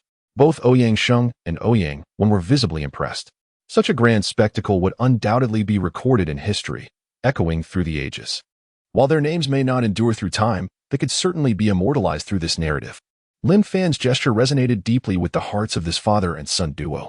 Who among the literary elites does not yearn for eternal fame? Ouyang gazed at Lin Fan with increasingly benevolent eyes. Let us sing a song together. I implore you to lend your ear. 5 flower steeds and coats worth 1,000 gold pieces. Let us summon the children to exchange them for fine wine, so we may dissipate the sorrows of eternity together. Lin Fan, slightly inebriated, felt an overwhelming sense of elation. He was so lost in his merriment that he failed to notice the folding fan slip from his grasp and fall to the ground. Mr. Ouyang, I humbly present a piece of my work for your esteemed critique. Lin Fan turned around and cupped his fist in a salute towards Ouyang. Everyone was immersed in the grandeur of this magnificent piece of writing. Even Ouyang Sheng, a master of literary and philosophical arts, was captivated and unable to extricate himself. The only person present who remained silent, with a grim expression on his face, was Lin Xiaolong. Impossible, it cannot be. Lin Xiaolong suddenly lifted his head to gaze at the water pavilion. However, upon recognizing Lin Fan's visage, he momentarily froze, then abruptly stood up. Raising his hand to point at Lin Fan, he sternly reprimanded, Lin Fan, how could it be you? This exclamation jolted everyone from their reverie. All eyes turned towards the water pavilion. Many present had encountered Lin Fan at the main entrance, thus they recognized him at a glance. It was only then that Lin Fan realized his fan had inexplicably fallen. Alcohol truly muddles the mind. He was unaware that he had lost his fan. This situation had escalated into a significant predicament. Sir, he is not named Xiao Feiyu. He is Lin Fan, my elder brother who was stripped of his title as heir, and he serves as a member of the Imperial Guards of Dejing. Lin Xiaolong's face bore a fierce yet exhilarated expression as he hastily pointed out. At that moment, everyone recalled Lin Fan's identity, the embroidered uniform guard, a group most despised by scholars. Yet, it was this very guard who had crafted an exquisite poem and recited an imposing essay. With such remarkable talent, why would he choose to serve as an embroidered uniform guard? Indeed, what a pity it is. One wonders how Mr. Ouyang will deal with him, for he harbors a profound disdain for the embroidered uniform guards, having previously petitioned multiple times for their abolition during his time in court.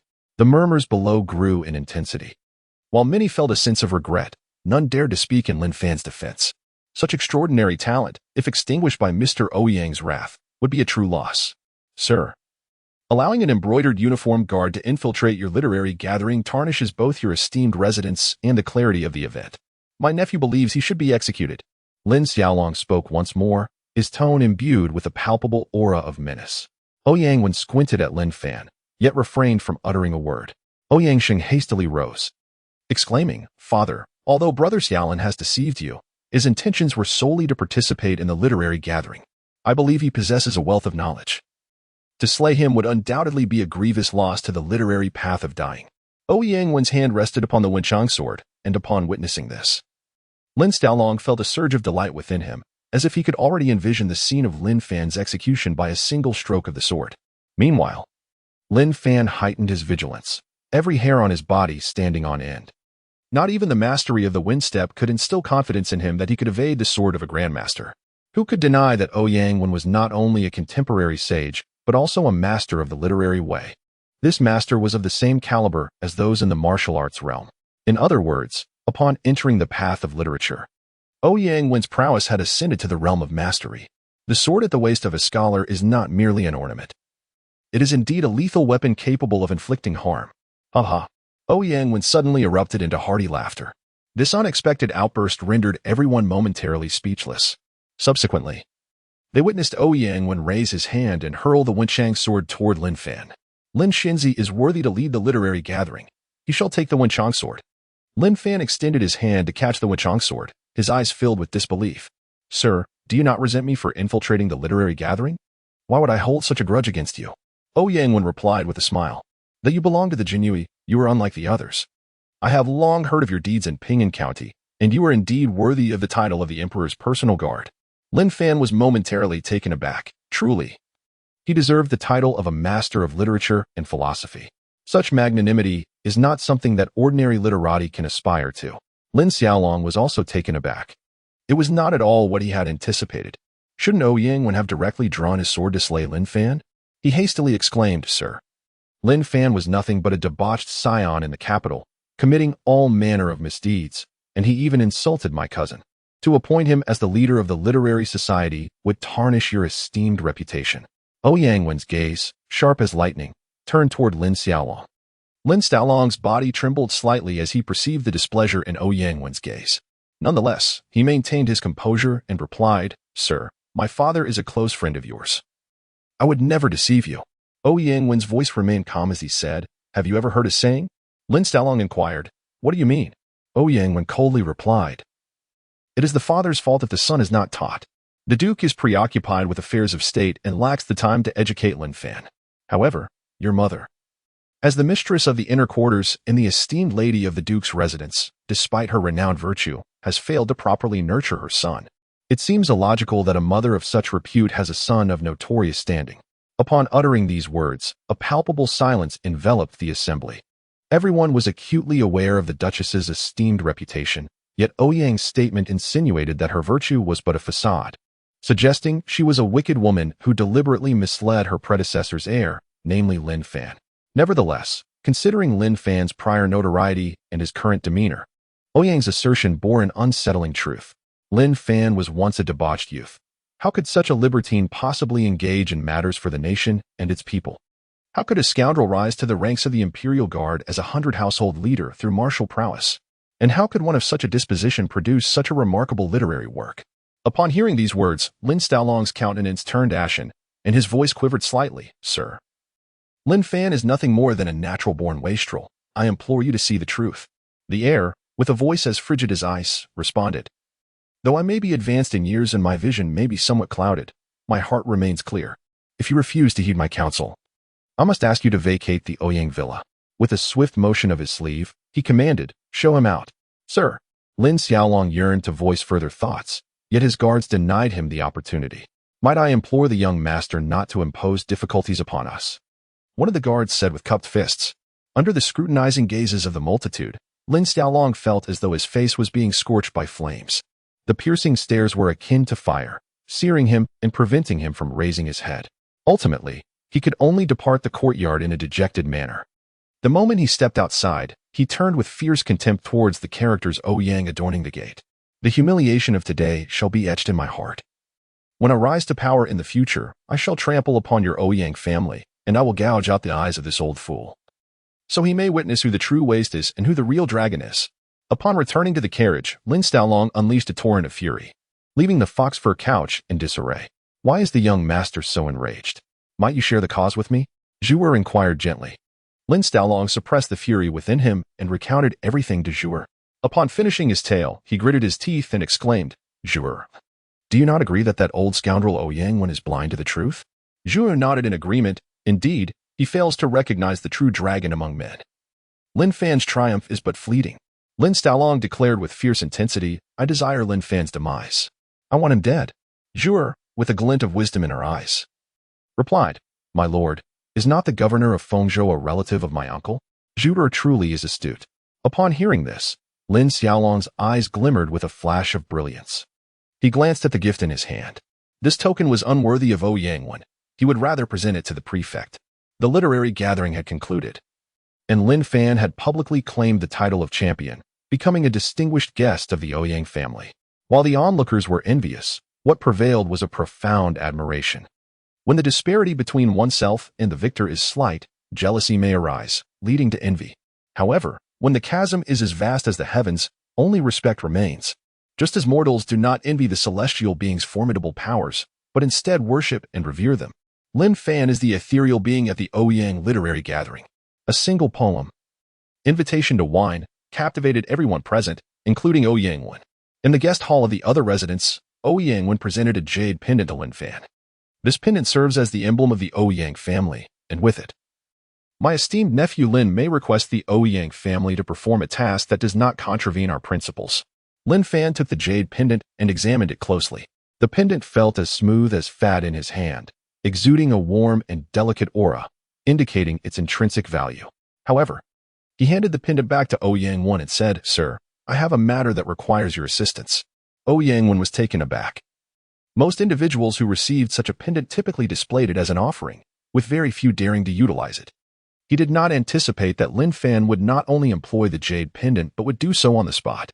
Nevertheless, since the pendant had already been bestowed, he had long since prepared himself to assist the esteemed leader of the literary society in accomplishing a task. Thus, he replied with a smile, "Please, dear nephew, speak your mind. As long as it lies within the capabilities of the Ouyang family, we shall exert every effort to assist you," Lin Fan immediately said. "Upon hearing of the tragic incident at the residence of Princess Fengping, I learned that all the books within the estate were purchased and collected by the Ouyang family. I wish to see these volumes." Ouyang paused momentarily, then burst into laughter. "My dear nephew, what need have you for a jade pendant under such circumstances?" He then addressed Ouyang Sheng, "Shenger, please escort Lin Xiancheng to the library." "Understood, father," Ouyang Sheng replied with a bow, then turned to Lin Fan. "Brother Lin, please follow me." "Thank you, esteemed sir." After Lin Fan bowed respectfully to Ouyang, he followed Ouyang Sheng to the library. Once Lin Fan had departed, Ouyang picked up his brush and meticulously transcribed the verses Lin Fan had recited at the literary gathering onto the paper.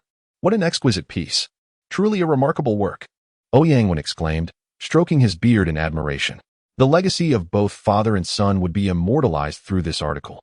It was imperative that this work, along with the name of Lin Xian, be celebrated throughout the great Jing dynasty. Meanwhile, Lin Fan and Ouyang Sheng had already arrived at the Ouyang family's library. At this moment, Lin Fan finally comprehended why the term library was chosen instead of book repository. The space designated for storing books resembled a storeroom, vast enough to encompass 8 or 9 rooms. Within stood numerous bookshelves, each brimming with volumes of literature. A mere glance was enough to evoke a profound sense of awe. With so many books, how will one ever find what they seek? Lin Fan exclaimed in astonishment. Ouyang Sheng chuckled. "This is merely one of the libraries of the Ouyang family. We possess 2 others of similar stature.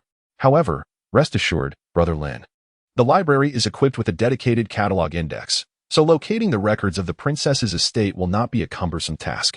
As he spoke, he approached a particular bookshelf, which was entirely filled with catalogs.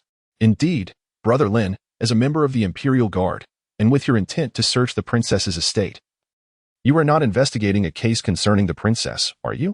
Ouyang Sheng inquired while perusing the volumes. "Indeed. I am tasked with examining the case pertaining to the princess's estate.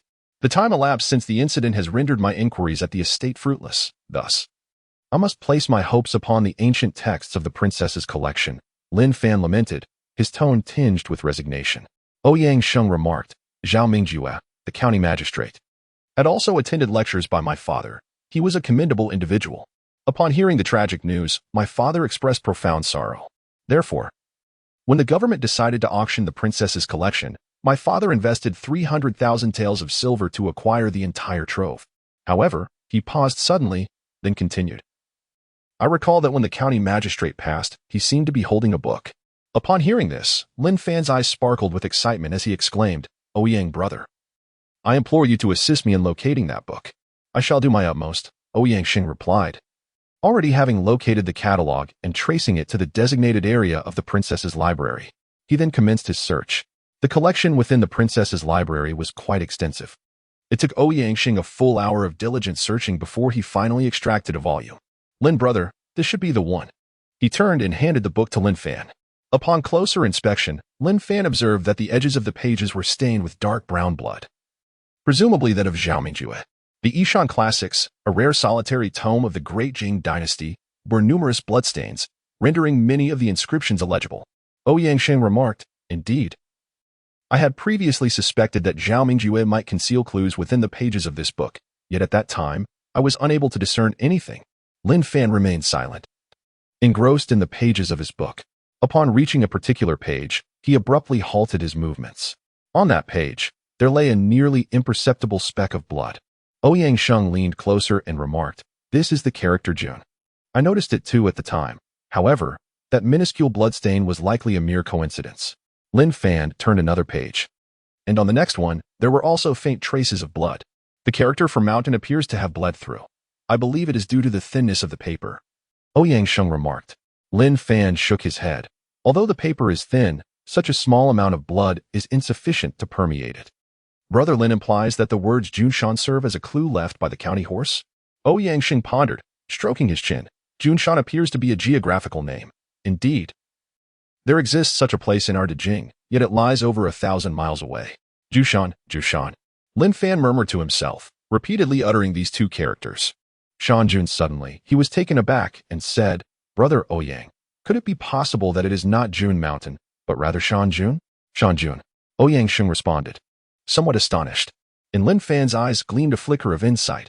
While the mountain lord may embody the ferocity of a tiger, it is inconceivable that a tiger would venture into the residence of a princess to commit foul deeds. This suggests that tiger might be a title embedded in someone's name or perhaps a nickname. He turned to Ouyang Sheng and inquired, Ouyang, are there any individuals in Fengzhou or its vicinity whose names or nicknames include tiger? Upon the mention of the word tiger, Ouyang Sheng immediately recalled a figure, Qi Yuhu, Jiang Duan, a formidable power in the eastern part of Fengzhou, currently serving as the village head in Jiangjia village.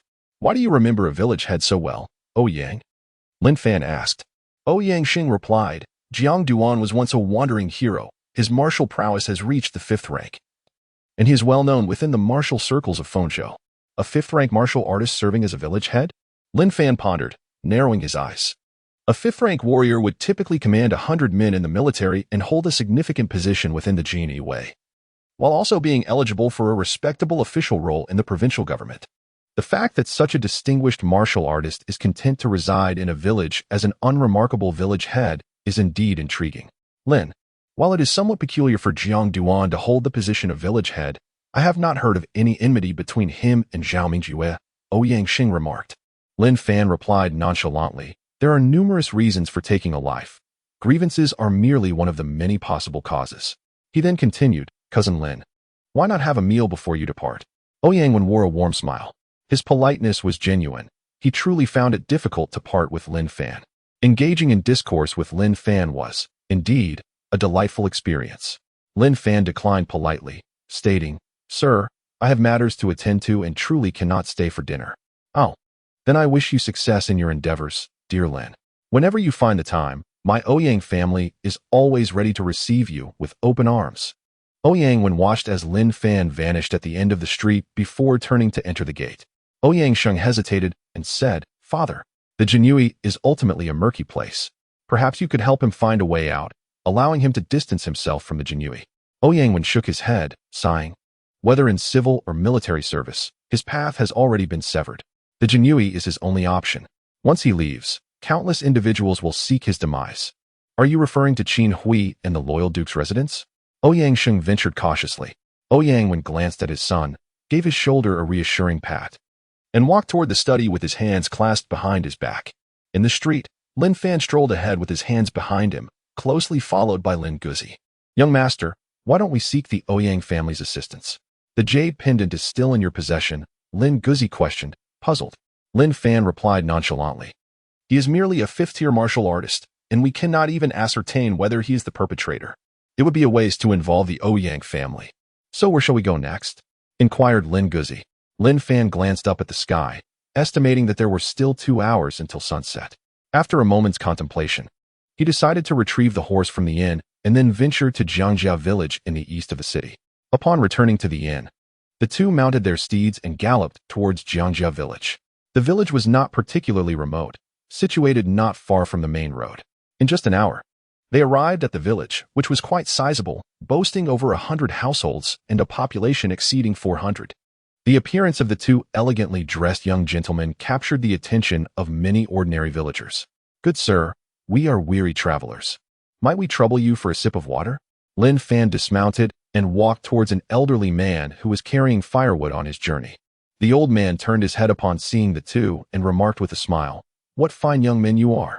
My humble abode is just ahead. If you wish to quench your thirst, do accompany me. Then I shall take you up on your kind offer." Lin Fan dismounted and led his horse, following closely behind the elder. The elder guided the two through the village. Shortly thereafter, the trio passed by an extensive and imposing wall. Lin Fan gazed in astonishment at the imposing wall beside him and exclaimed, "Old man, whose residence is this? What a grand estate." The elder chuckled and replied, "This is the estate of Jiang Lijing. In his youth, he was a valiant ranger, capturing numerous fugitives and earning many rewards. Upon returning to the village as Lijing, he constructed this magnificent abode to provide for his mother in her twilight years, truly a devoted son." "Ah, I see. But with such a vast residence, doesn't it seem rather empty with just him and his mother living here?" Lin Fan questioned, puzzled. "Indeed, it would seem so," the elder clarified. "However, Jiang Lijing is accompanied by a group of 9 brothers, all esteemed martial artists. As we pass by the wall, we often hear the sounds of their vigorous training." Lin Fan's gaze shifted slightly, realizing that dealing with a 5th-tier martial artist and 9 accomplices was no trivial matter. "Young man, ahead lies the home of the old man," the elder remarked. The old man carried firewood into the small courtyard and, upon opening the door, served Lin Fan and Lin Guzi each a bowl of tea. To Lin Fan's astonishment, he noticed floating tea leaves in the water, though their moldy scent had entirely masked the fragrance of the tea, likely due to improper storage. "Old man, you still possess tea leaves?" Lin Fan inquired with a smile after taking a sip. "They are the leftover tea leaves my son brought back when he was out working, rejected by the host family. Please do not disdain them," the elder replied. "How could we?" Lin Fan exclaimed, draining his cup in one gulp, then asked, "Old man, where is your son?" The elder suddenly froze, then sighed. "He was forcibly conscripted by the court to fight in the northern frontier, and it has been over a year since I've heard any news of him." Lin Fan fell silent upon hearing those words. After more than a year without news, it was highly likely that the person in question had already passed away. Nevertheless, he offered some words of comfort. "Your son surely has the protection of fate. Do not worry, esteemed elder." Sighing, he added, "Alas, I have yet to marry and have not left behind a legacy for you, my old friend. But enough of this. It is getting late, and we should hasten our journey while there is still light." The old man rose to collect the tea bowls, his sleeves inadvertently brushing across his face. He made his way to the kitchen and, trembling, returned to the courtyard with 2 pieces of dry flatbread. "Young man," the elder's voice trailed off. The courtyard was now empty, and on the stone table where Lin Fan and the elder had just shared tea lay 2 dangling copper coins. Outside the village, 2 magnificent steeds galloped towards Fengzhou City. "Young master, shall we not scout the Jiang family?" Lin Guzi inquired. Lin Fan cast a glance at him and said, "Sneaking in? Do you intend to tread upon the ground beneath the watchful eyes of a 5th-tier expert? What shall we do then?" Lin Guzi responded, "Let us return to the inn first. Are we not visiting the pleasure quarters today?" "What pleasure quarters? We have serious matters to attend to." Lin Fan struck the horse's rear with a whip, causing the steed to accelerate abruptly. By the time they returned to the inn, Night had already fallen. After hastily consuming their meal, the two retreated to their respective rooms to rest. Lin Fan had merely slumbered for a brief interlude. Awakening punctually in the early hours of dawn, he inhaled deeply, re-entering the realm of the bronze mirror.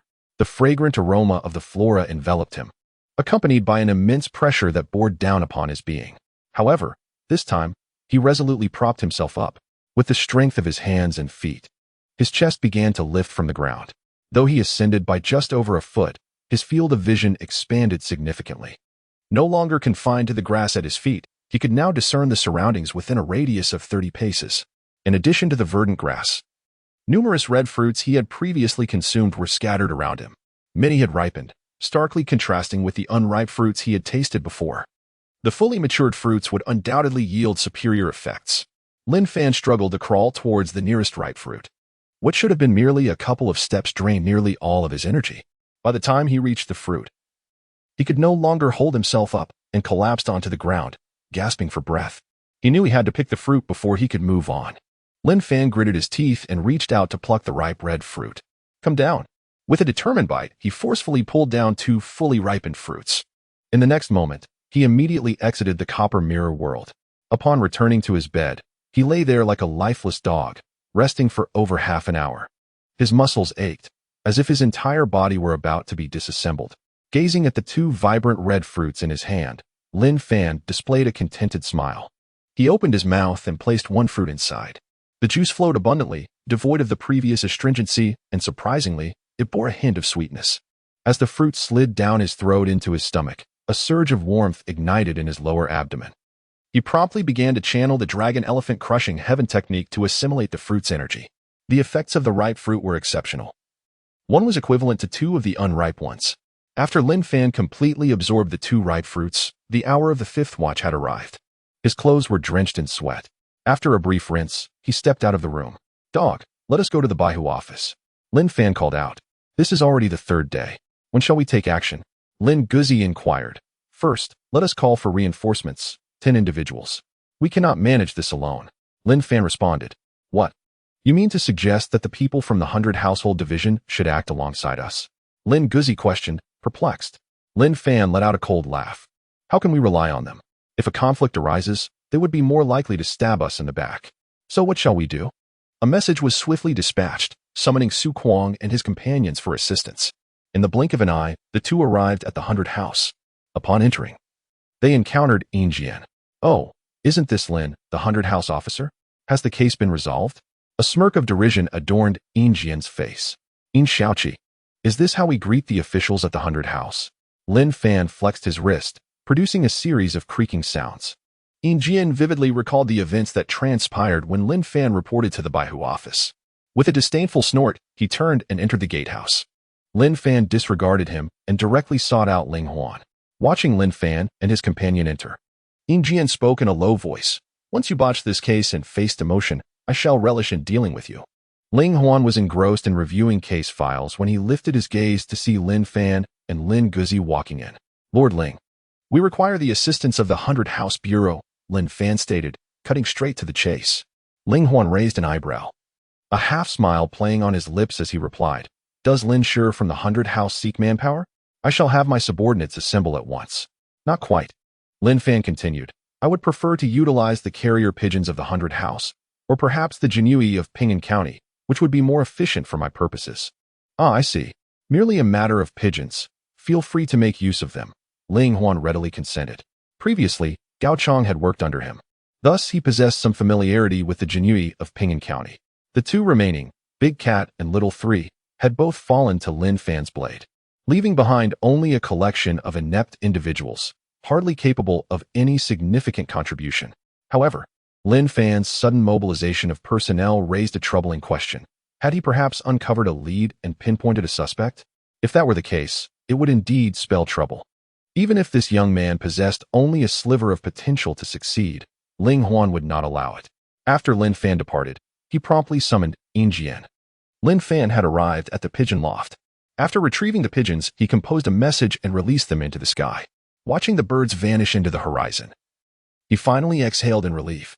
The time had been too brief, merely 3 days had passed, and he was uncertain how well that group had been training. Yet time waits for no one. He could only hastily call upon them for assistance. In Bingjian County, at the main office of the flag officers. With Su Kuang's diligent efforts, they had completed the recruitment of 50 Imperial Guards. Among them, 36 were his former students from martial arts training, while the remaining 14 comprised the original staff of the office. After just over 3 days of training, the office appeared rejuvenated, with everyone looking spirited and glowing with health. At that moment, they were all lined up in front of the kitchen, eagerly awaiting Su Wanner to finish preparing a large pot of rice. The rich aroma of meat filled the air, causing everyone to swallow involuntarily. Wanner possessed remarkable culinary skills. Such fragrant meat surely promised a delectable feast that could provoke one to devour their own tongue. Strangely, the meat consumed at the office invigorated them, making them feel as if their vitality was surging forth. With another day of practice, one might even reach the 9th rank. I can now lift a stone lock weighing 750 pounds. As they awaited their meal, laughter and chatter filled the air. The 14 seasoned veterans had thoroughly integrated into this community. Life felt more fulfilling than before. Upon returning home, their wives remarked on their improved marksmanship. In the kitchen, Su Wanner carefully retrieved a porcelain jar, gently sprinkling some fragments into the pot. After stirring with a ladle, she called out to those outside, "Form an orderly line. Each person gets 1 bowl. If it's insufficient, come for more. No one is allowed to eat the buns." Of course, who would eat buns when there's meat? Ha ha, today it's lamb, how delightful. Su Wanner ladled out generous portions of meat, filling each bowl to the brim. After serving the meat, everyone found a corner to squat down and began to eat heartily. With each bite, they savored the meat, feeling an exhilarating warmth surging within. As if flames were igniting in their bellies, their vitality swirling. Everyone was enjoying the feast immensely. Suddenly, Su Bao came sprinting over. A message from the master via carrier pigeon. He held a pigeon in his grasp. The group hurriedly gathered around him. Wang Hu personally plucked the letter from the pigeon's leg, opened it, and was momentarily stunned. He then chuckled, "The master has instructed us to journey to Fengzhou. He claims there are merits and rewards to be gained." "Ah, let us hurry then," Su Bao exclaimed. Wang Hu and the others could hardly contain their excitement. Since joining the Imperial Guards under Lin Fan, they had transformed from destitute individuals to possessing thousands of taels of silver. The notion of ideals and contributions was mere talk. Wealth was undoubtedly the most potent source of motivation. "Let us not rush," the master said. "We depart tomorrow. Additionally, we must arrange for those who will remain behind to ensure the office operates smoothly," Wang Hu said with a smile. "What? I refuse to stay behind. I must accompany you," Su Bao hastily exclaimed. "I shall not remain behind. I too wish to partake in the endeavor. Without any tasks, my bones shall rust." "Rusting bones? Shall I intensify your training then?" After deliberation, the group reached a decision. Su Hu, who had yet to ascend to the 8th rank, would stay back with 10 strong men, while the rest would set off early for Fengzhou. The official quarters lacked sufficient horses, necessitating an early departure. Bingjian County lay over 100 kilometers from Fengzhou City, and it was imperative to arrive before nightfall. As night fell, Lin Fan once again entered the realm of the Copper Mirror, having previously ascended to the fruit. This time proved less laborious. Upon his departure yesterday, there remained 3 ripe fruits and one that was a blend of green and red on the verdant branches. However, upon closer inspection, Lin Fan noticed that one of the ripe fruits had vanished, evidently consumed by another creature. Fortunately, the remaining fruits were untouched.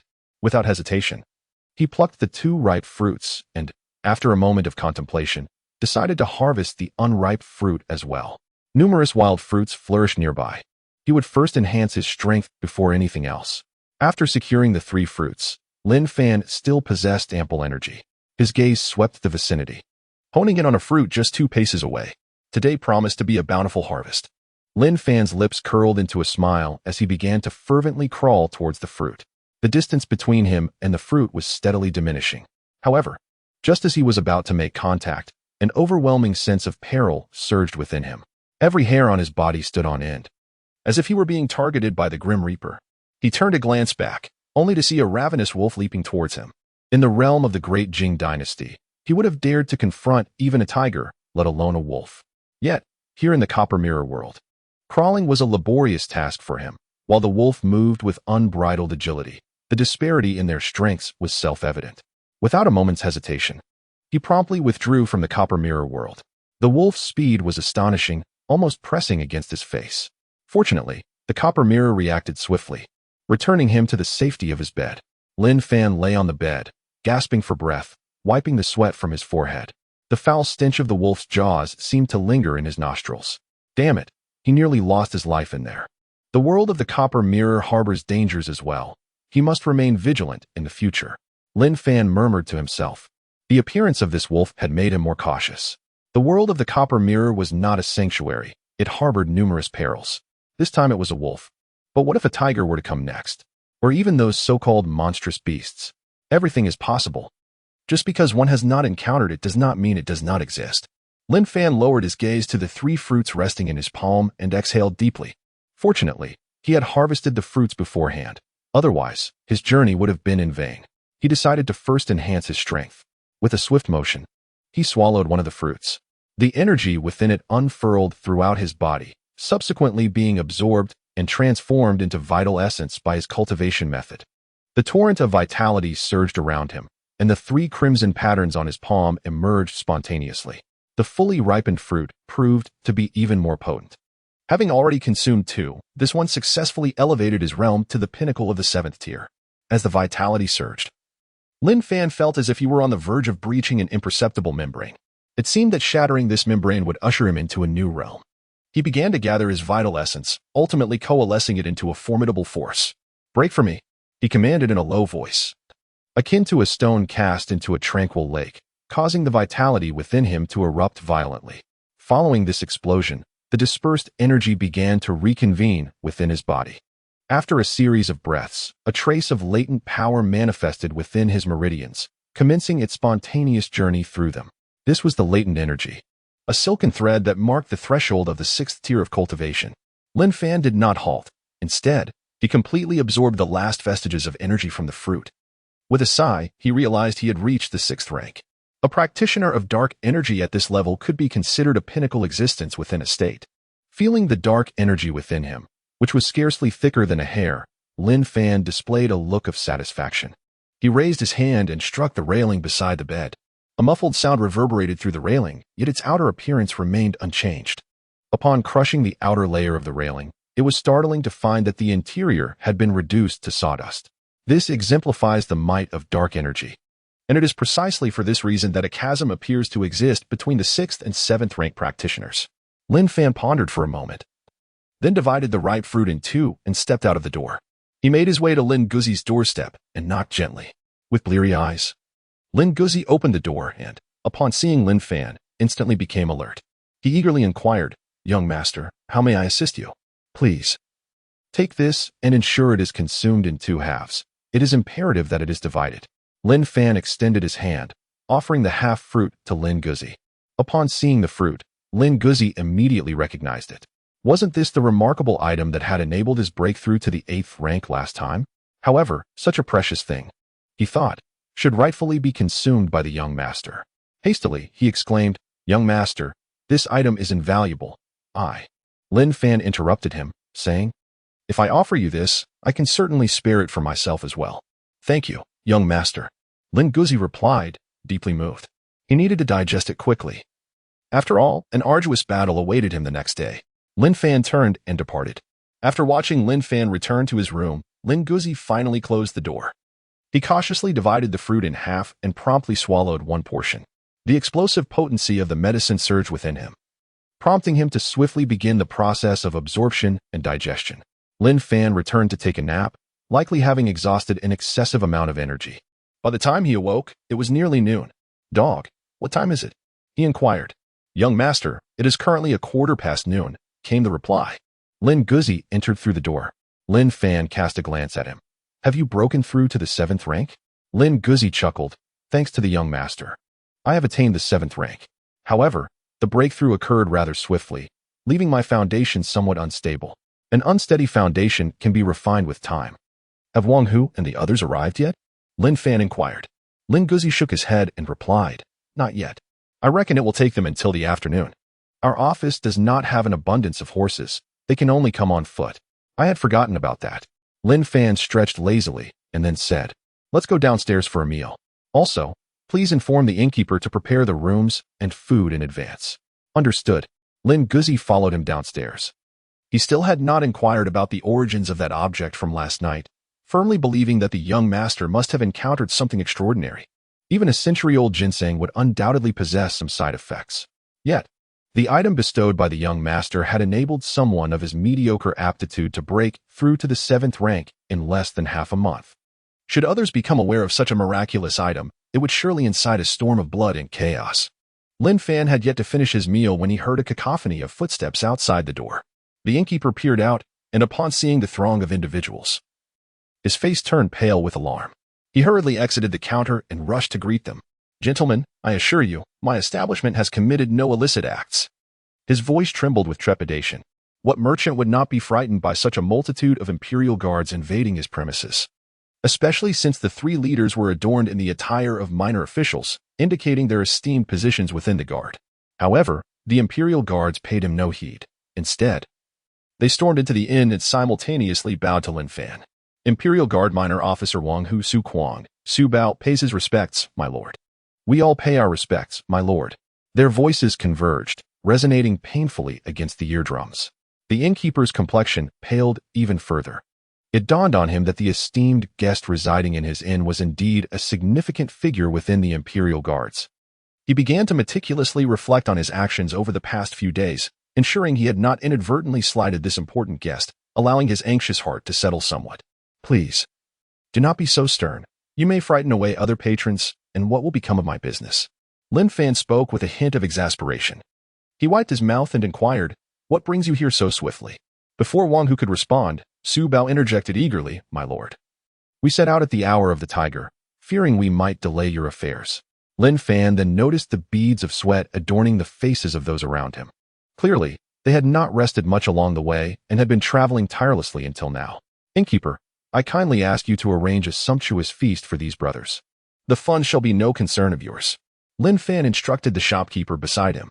However, upon noticing the sudden pallor on the shopkeeper's face, he immediately comprehended the source of his concern. After all, the Imperial Guards had never paid for their meals. Thus, he addressed Lin Guzi, saying, "Guzi, first give the shopkeeper 50 taels. Let the food and wine be served without restraint, and any excess shall serve as a deposit for the room." Lin Guzi promptly produced a crisp 50-tael banknote, placing it into the innkeeper's hands with urgency. "Take it," he commanded. The innkeeper felt the warmth of the banknote in his grasp, momentarily uncertain whether to accept it. "Once you've accepted the note, prepare the wine and dishes without delay, or I shall bring ruin upon your establishment."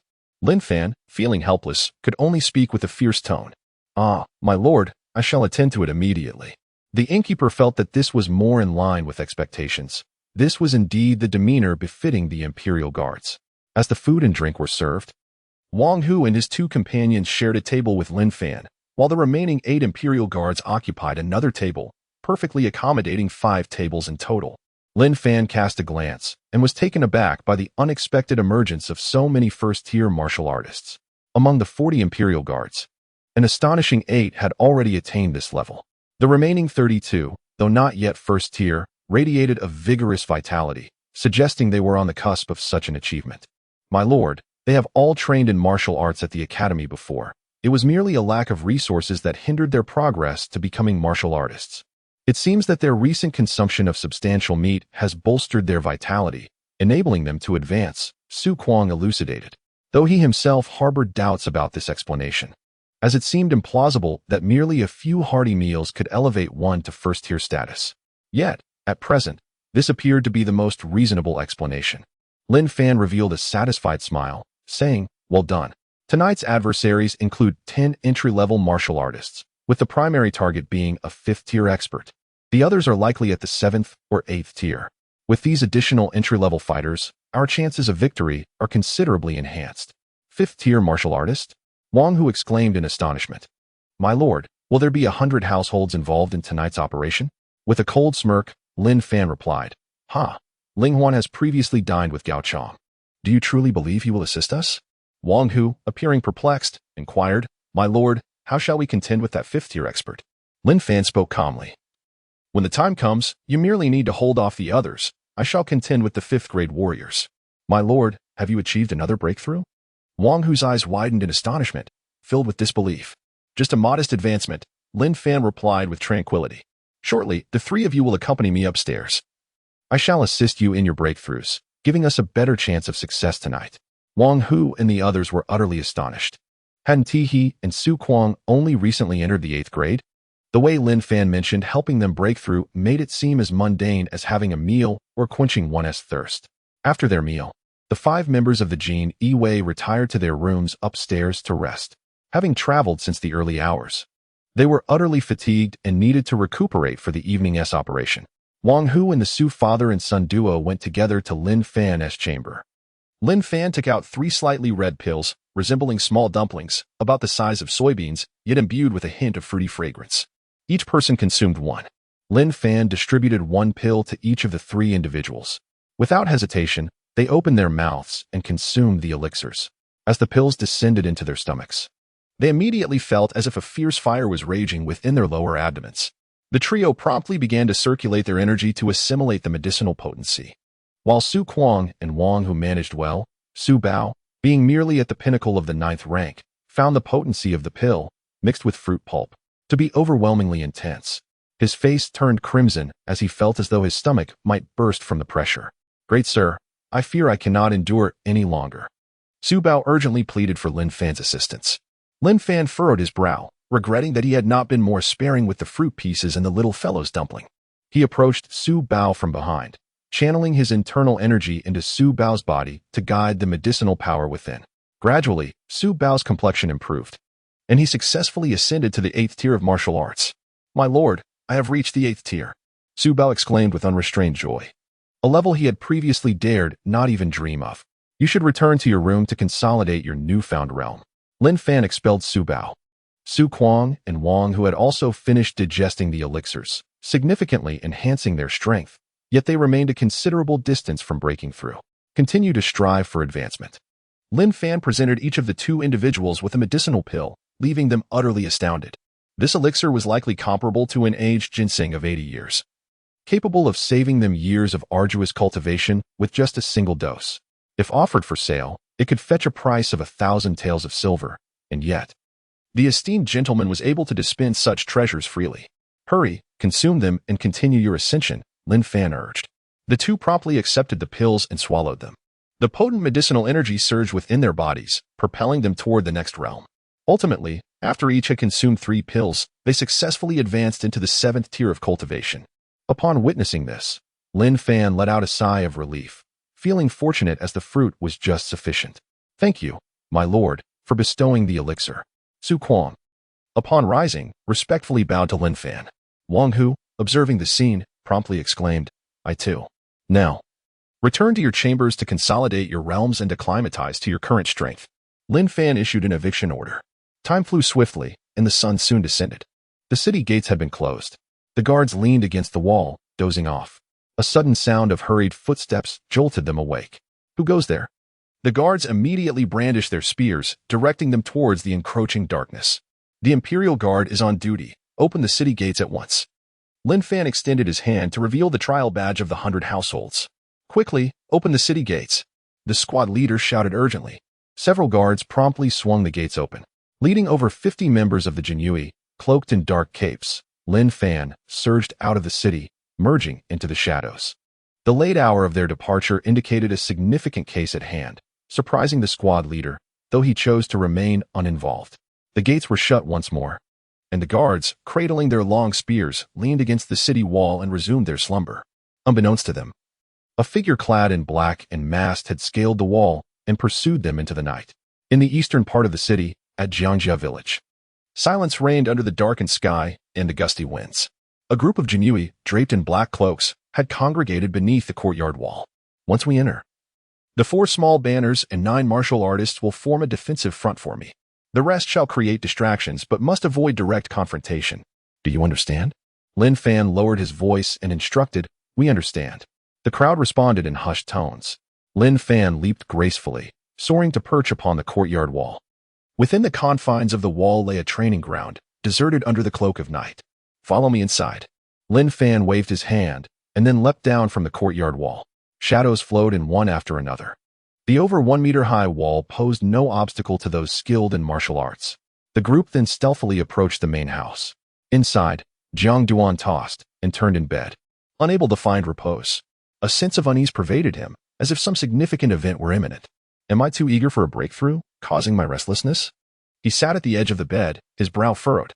Suddenly, a cacophony of barking erupted throughout the village.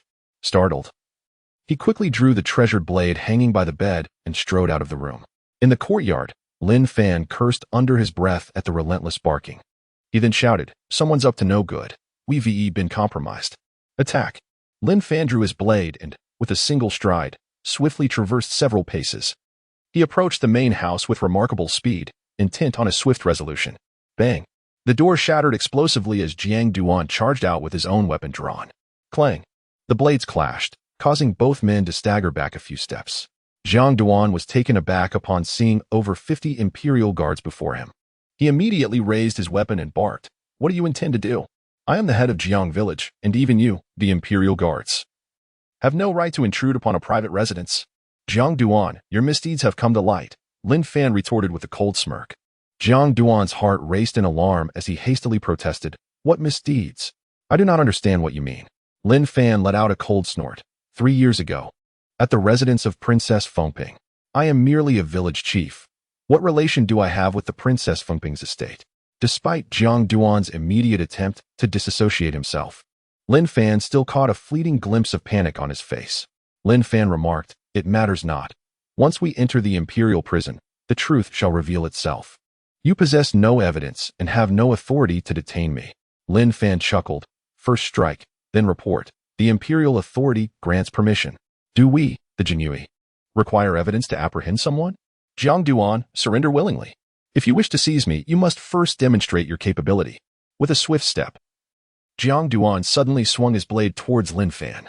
A fifth-tier master, his dark energy coiled like a rope, and the force of his strike produced a distinct sound as it sliced through the air. In the face of such a fierce attack, Lin Fan did not choose to defend himself. Instead, he opted for offense. The embroidered spring knife emerged, slicing through the air like a glistening ribbon of autumn water. Clang! The two blades collided, sparks illuminating the night. Jiang Duan was taken aback. Lin Fan clearly exuded the aura of a sixth-tier master, and to engage him in direct combat was surprisingly not to his disadvantage. Moreover, the immense force transmitted through the blade was overwhelming, not merely dark energy, but genuine strength. This power sent a jolt of pain through Jiang Duan's tiger mouth, as if it were about to split apart. Lin Fan was inwardly astonished. Indeed, the fifth-tier dark energy was formidable. As the energy coursed through his body, he felt a slight soreness in his muscles and a tingling sensation in his bones. However, thanks to his robust physique and strength that surpassed that of his peers, this discomfort remained within his tolerable limits. The sound of clashing metal resonated continuously. The sparks generated by their duel resembled shooting stars or the fleeting brilliance of fireworks. "Form a line and assist the master," Wang Hu bellowed. Subsequently, Su Kuang and Lin Guzi charged forward alongside him, armed with blades. All three were at the 7th tier, and engaging Jiang Duan in a direct confrontation would likely spell their demise. Yet they could still manage to disrupt the formation. Jiang Duan was already struggling to contend with Lin Fan. Each collision felt as if he were being struck by a rampaging wild bull. The addition of 3 7th-tier warriors made his predicament even more dire, as danger loomed ever closer.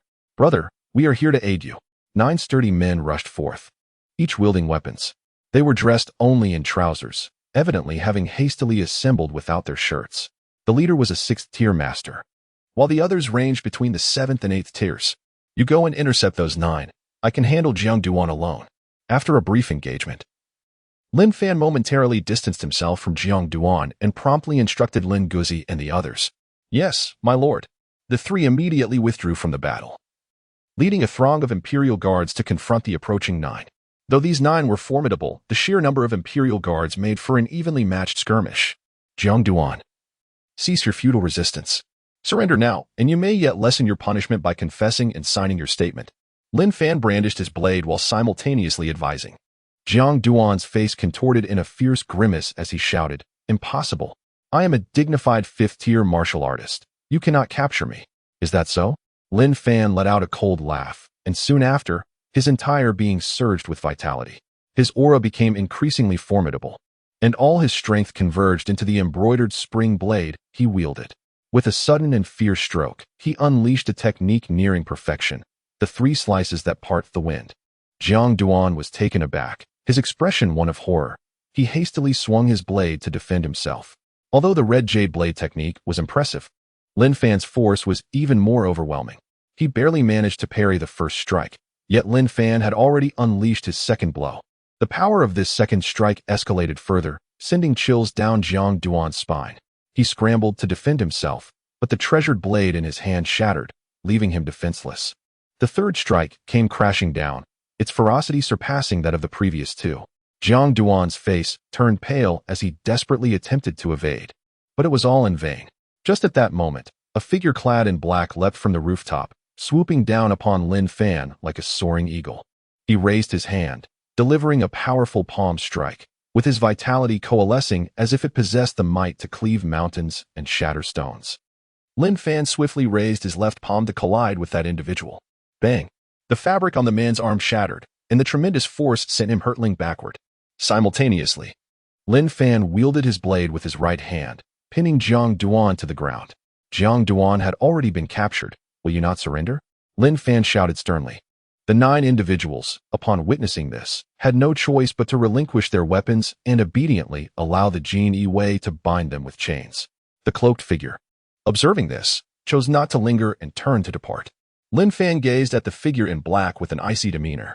A 5th-tier martial artist possessing extraordinary power. With a target easily identifiable, as there are only a handful of 5th-tier martial artists in Fengzhou. My lord, are you unscathed? Lin Guzi hurriedly approached with a concerned inquiry. Lin Fan shook his head and said, "It's nothing."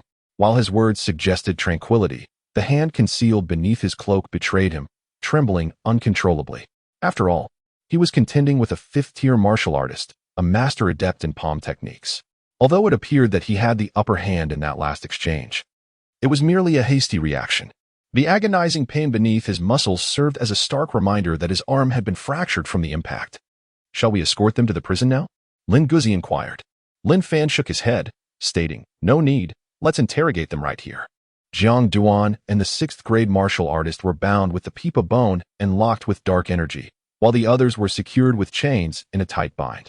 "Speak up," he commanded. Lin Fan sat calmly on the chair, his voice serene. "I have nothing to explain. The case of the Duke's residence is not my doing." Jiang Duan's tone remained resolute, clearly intent on maintaining his stance without yielding. "You ought to be aware of the reputation of our Jinyiwei. Consider your blind mother. I do not have the time to indulge you. If you do not provide an account within half a stick of incense, you shall bear the consequences." Lin Fan's gaze was indifferent. The case was undoubtedly orchestrated by Jiang Duan. Even if he were not directly involved, he could not escape culpability. Lin Fan did not consider himself a virtuous individual. After joining the Jinyiwei, he had no intention of adhering to any moral code. "You are shameless. Do not involve my mother. She has nothing to do with this matter. If you dare to harm her, I will personally rend you apart." The mention of Jiang Duan's mother instantly transformed him into a ferocious beast. Even though he was restrained, he struggled violently, desperate to tear a piece of flesh from Lin Fan. "Behave yourself." The 2 strong men abruptly yanked the chains, pulling him back. Blood dripped from the chains onto the ground, producing a disconcerting sound. Jiang Duan gasped heavily, his crimson eyes fixated on Lin Fan. Murdering a member of the royal family is a crime punishable by extermination of the entire clan.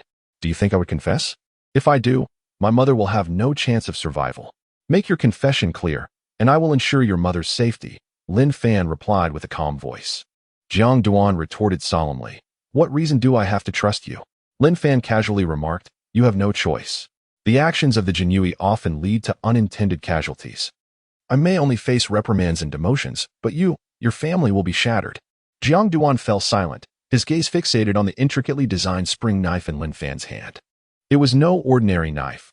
The jewels and golden threads adorning it were the exclusive insignia of imperial bestowal. "Very well, I confess," he uttered, the words seemingly draining all the strength from his body. His voice was hoarse as he continued. "I was responsible for the deaths of 62 individuals at the Fangping princess's residence." "What was your aim?" Lin Fan inquired. Jiang Duan shook his head. "There was no aim." "Speak the truth." Lin Fan furrowed his brows, displaying a hint of impatience. Without a clear objective, this testimony would lack foundation, making it exceedingly difficult to establish a solid case. Jiang Duan raised his gaze towards him. "It would be wise for you to refrain from further inquiries. Even with a bestowed embroidered spring knife, some consequences are beyond your capacity to bear. Objective. Lin Fan reiterated once more. Indeed, it is difficult to persuade a stubborn ghost. Jiang Duan spoke in a grave tone. I hope you can settle my mother's affairs before your demise. Otherwise, I shall not spare you even in death. Very well. I concede to your request, Lin Fan replied decisively. Are you familiar with the Qingyi Tower? Jiang Duan raised his gaze to Lin Fan, his words laden with significance. I am affiliated with the Qingyi Tower. The reason I obliterated the Princess of Fengping's residence was due to an order from the Qingyi Tower. Upon hearing the name Qingyi Tower, Lin Fan was momentarily taken aback. It is the most formidable force in the Jianghu of the Great Jing dynasty, rumored to be under the command of a Grand Master. The number of powerful masters is not insignificant, with members of the Qingyi Tower dispersed throughout the nation. Even the officials of the Great Jing dynasty adopt a laissez-faire attitude when confronted with the Qingyi Tower, neither suppressing nor supporting it. They maintain a stance of mutual non-interference. Lin Fan soon regained his composure. Why would the Qingyi building target the Princess of Fengping's residence? Jiang Duan grinned and replied, This is all the fault of Duke Zhao Mingjue. What does that have to do with the Duke?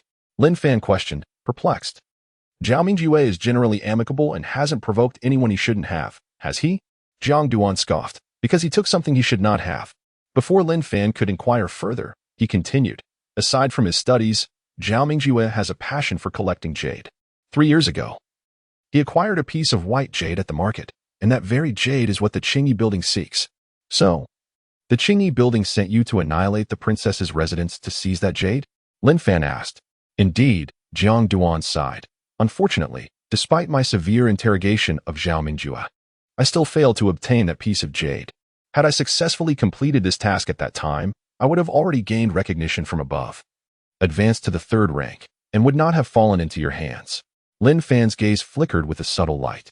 The Qingyi Tower went to great lengths, even obliterating a princess's residence, all in pursuit of a single jade stone. What extraordinary properties could that stone possess? The information has been conveyed. Please present the confession document. I wish to affix my seal, Jiang Duan said decisively, signing his name and pressing his thumbprint with resolve. He then lifted his gaze to Lin Fan, pleading. I implore you, ensure my mother is well cared for and lives on. Rest assured, Lin Fan replied. However, no sooner had the words left his lips than a trickle of black blood escaped from the corner of Jiang Duan's mouth, and his head tilted as he succumbed to death. Wang Hu hastily pried open Jiang Duan's mouth, inspecting it thoroughly, his expression grave as he reported, My lord. There are cavities in his teeth, concealing the Qingyi Tower's specially crafted poison. Nevertheless, we have secured the confession document. Thus our mission is accomplished. Lin Fan's gaze swept over the remaining 9 individuals. All of them were involved in the case of Princess Fengping. Bring them all back, he commanded. Guzi, you and I shall make a trip to the backyard. The backyard was the residence of the female members of the household, where Jiang Duan's mother resided. My lord, are you truly going to assist Jiang Duan in arranging matters for his mother? Guzi inquired. Lin Fan spoke calmly. I have already made a promise to him. How could I possibly go back on my word? However, as soon as he pushed open the door, he found himself frozen in place. An elderly woman was suspended from the beam above, directly facing the entrance. Lin Guzi hastily set the old woman down. Alas, she has already breathed her last. Let us give her a proper burial. Lin Fan let out a sigh. It was evident that the elderly woman had long been aware of her son's misdeeds.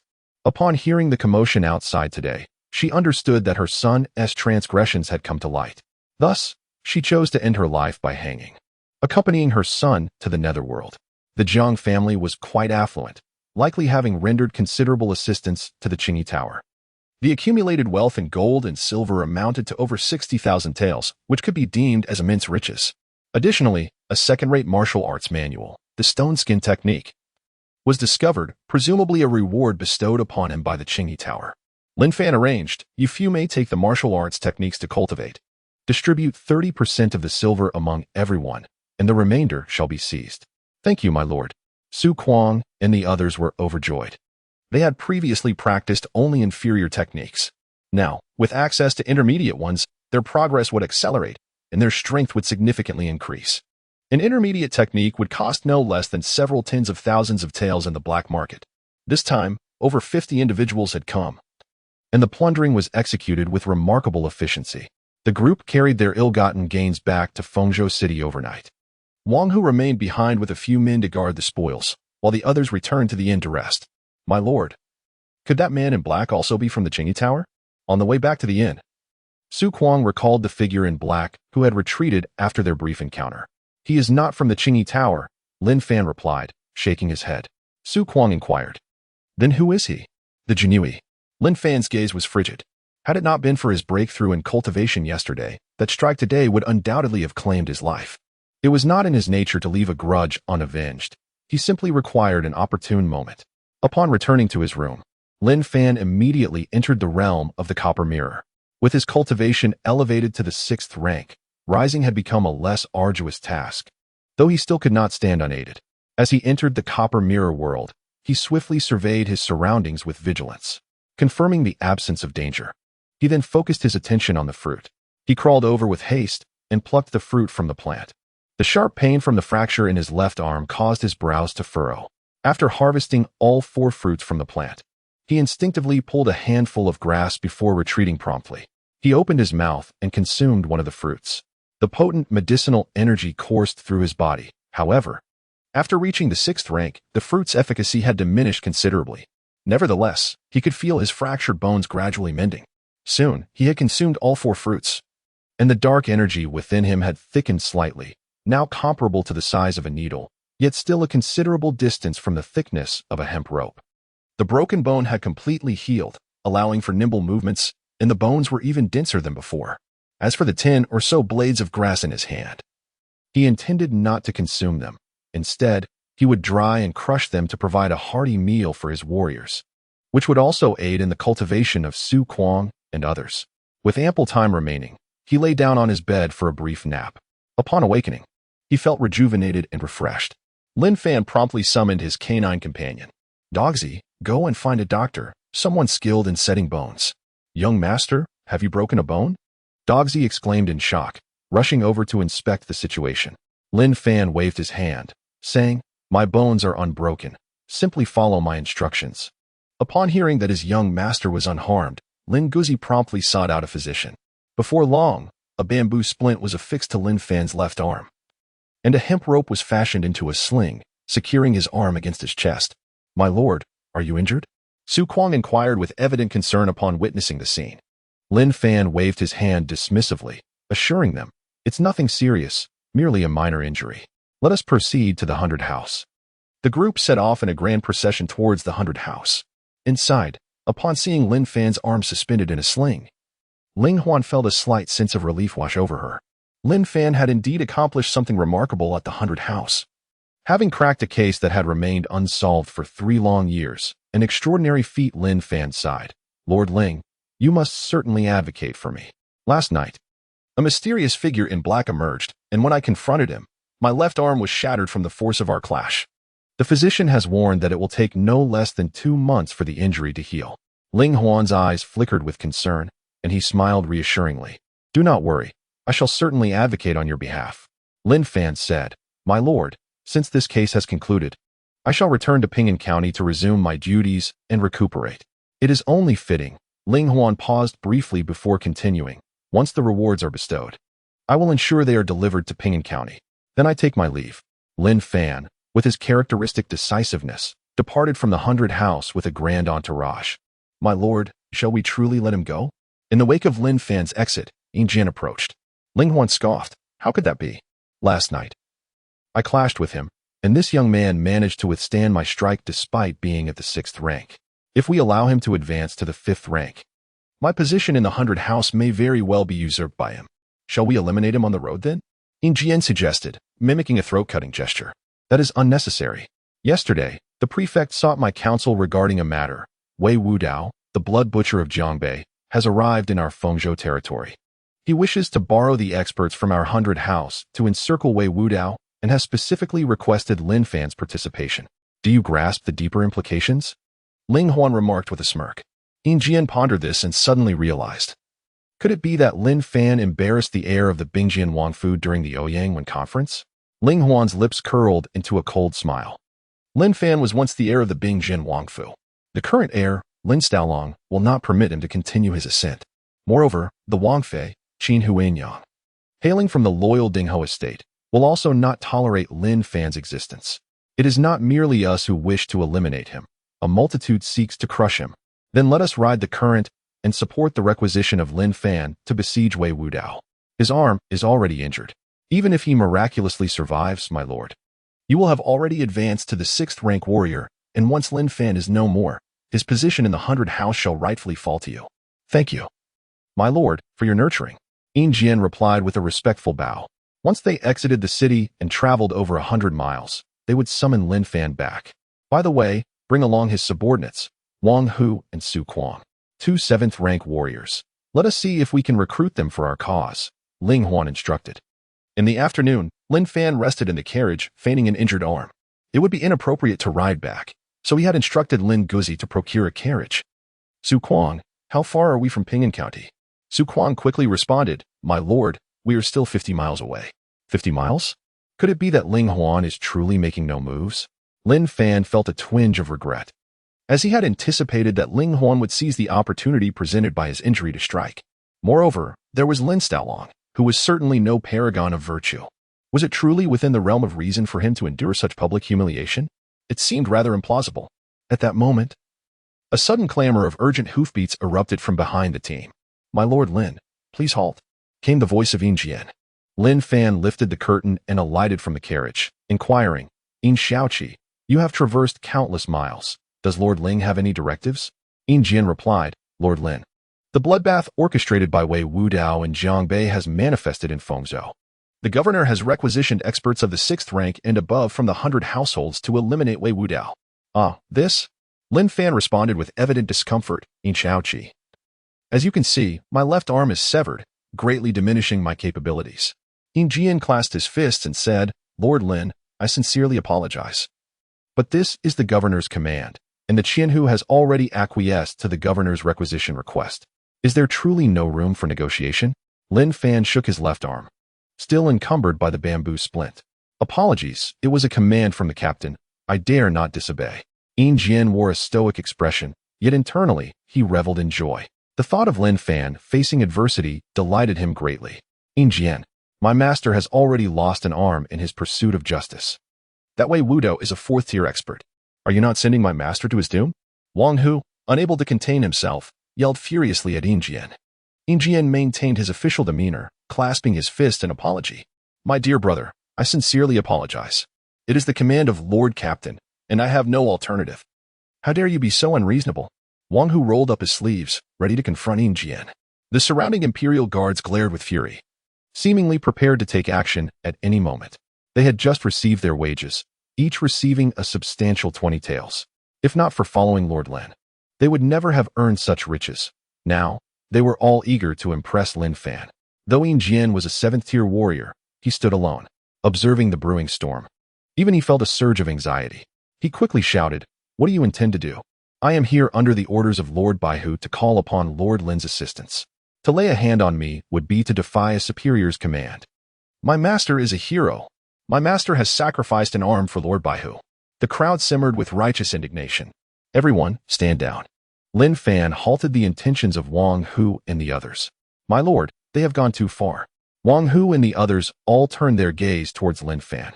Lin Fan sighed, We are the Imperial Guards, not bandits. Since there is an order from the superior, we must comply. You all may return. I shall make my way back to Ping'an County after the mission concludes. My lord, you cannot go. Wang Hu pleaded earnestly. Return at once. I have just earned merit for the 100 house. How could the Lord harm me? Lin Fan rebuked firmly. Seeing his determination, the others could only endure. Lord Lin, you have sustained a serious injury to your arm. It would be inconvenient for you to go to the 100 house alone. Perhaps it would be wise to have brothers Wang Hu and Su Kuang accompany you for assistance, Jian suggested with a smile. Lin Fan pondered for a moment and replied, Very well, let them accompany us. But what about me, esteemed one? Upon hearing this, Lin Guzi immediately grew anxious. After all, he was the master's dog and could not allow Su Kuang and Wang Hu to usurp his role. Xiaoqi, I have some matters to discuss. I kindly ask you to step aside, Lin Fan instructed. Jian retreated to the side, indifferent to Lin Fan's arrangements. In his eyes, Lin Fan was already a dead man. No matter how much a corpse struggled, it could not regain life. Guzi, take this bottle of seasoning with you. Remember to hand it over to Su Wanner for her cooking upon your return. Lin Fan retrieved a porcelain vial and handed it to Lin Guzi. Subsequently, he produced a small box. Within this box lay elixirs for cultivation, which you may dispense judiciously to those deserving of merit. During my absence, it is imperative that no errors occur. Do you understand? Young master, I, Guzi, assure you that Ping'an County is our stronghold. It is only under your governance that I can feel at ease. Do you comprehend? Lin Fan gazed sternly at Lin Guzi. Young master, I understand. I shall not disappoint your expectations. Lin Guzi nodded repeatedly, securing both the box and the porcelain vase close to himself. All right, Su Quan and Wang Hu. Accompany me to Fengzhou City. You all may return for now. Lin Fan gestured to the crowd, saying, follow me. With a grand gesture, Lin Guzi led the group onward. After turning around, he gently caressed the wooden box and porcelain bottle nestled in his arms. Rest assured, young master, I will manage Ping'an County with utmost diligence. As dusk approached, Lin Fan returned to Fengzhou City, once again taking residence in the same inn as before, with Su Kuang and Wang Hu occupying the adjacent room. As night fell, Lin Fan delved once more into the realm of the Copper Mirror, successfully gathering 5 ripe fruits. The wolf seemed to have ventured far away. This time, the endeavor was remarkably smooth, devoid of any trace of the creature. After a couple of hours, the 5 fruits were entirely consumed, and the hidden energy coursing through his meridians had significantly strengthened, with the attainment of the 5th tier realm merely a matter of time. In the morning, as Lin Fan rose from his slumber, he was greeted by an unexpected visitor. Chung Feng, what brings you here? Lin Fan cast a glance at the youth before him. His brows slightly furrowed. Chung Feng spoke up. My lord, may we converse in the chamber? Lin Fan furrowed his brow and replied, very well. As he stepped into the room, Chung Feng suddenly knelt before him and bowed 3 times with great reverence. For the vengeance of the Zhao family. Zhao Feng has no means to repay you, noble sir. I am willing to offer this jade stone as a token of gratitude for your benevolence. After performing the 3 bows, Chung Feng removed the jade pendant from around his neck and presented it with both hands. Zhao Feng, are you the son of the county Duke Zhao Mingjue? Lin Fan inquired, slightly taken aback. Were you not killed by Jiang Duan and the others? Chung Feng replied. The Zhao family's retainer, Chung Lai, is adept in the art of disguise. That fateful night, his son happened to be visiting. Chung Lai exchanged our appearances, allowing me to escape through the dog hole in the back courtyard and thus save my life. Ching Feng's teeth chattered as he recalled the blood-soaked chaos of that night. For years, I have sought my enemies, infiltrating the Jinyiwei and becoming a laborer tasked with guarding the archives. Had it not been for your intervention in solving the case and slaying Jiang Duan, Zhao Feng may have never uncovered the identities of his foes in this lifetime. Lin Fan suddenly understood. No wonder you exhibited some unusual behavior when retrieving the case files that day. Furthermore, upon your visit to the Fengping princess's residence, you seemed remarkably at ease, as if you were returning home, displaying an intimate familiarity with the entire estate. It turns out you are the son of the county prince. My lord, this is the jade that has brought about the demise of my entire family. It serves no purpose in my possession, so I shall present it to you. Chung Feng remarked. Lin Fan took the jade stone, his curiosity piqued by its mysterious qualities. He casually tucked the jade away and inquired, Zhao Feng, what are your plans for the future? The Qingyi Tower still stands, and without it, Zhao Feng cannot survive in this world. He must continue to exist under the identity of Chung Feng. Chung Feng replied with a bitter smile. Lin Fan pondered for a moment and said, how about this? Let me see if I can take over Ling Huan's position. If I succeed in becoming the 100 householder, would you be willing to follow me in my endeavors? Excellent. From this day forth, Chung Feng's life shall be intertwined with that of my benefactor. Chung Feng's body will be at the service of my benefactor. Chung Feng will act solely upon my benefactor's commands. Chung Feng clasped his fists in reverence. Lin Fan instructed, you may return now.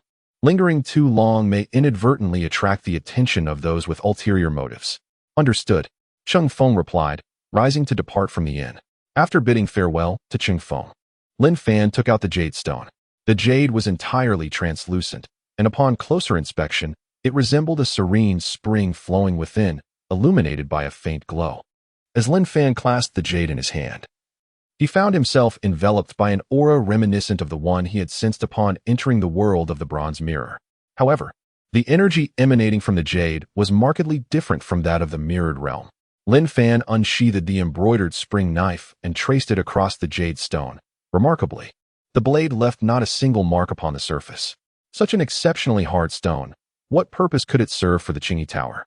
After much deliberation, he still could not discern the jade's significance, ultimately deciding to keep it close to his person.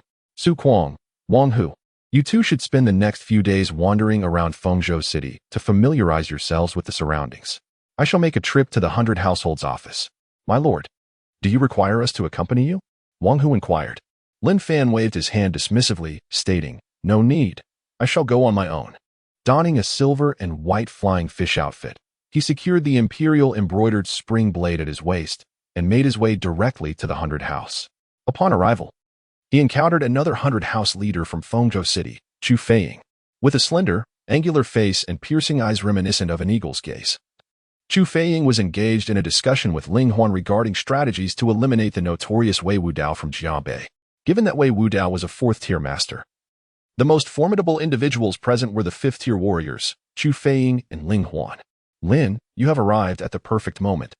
We are deliberating on how to encircle and eliminate Wei Wudao. If you have any thoughts, do share, Ling Huan remarked with a smile. Lin Fan hurriedly said, It is best for the two lords to deliberate. I shall certainly abide by your arrangements.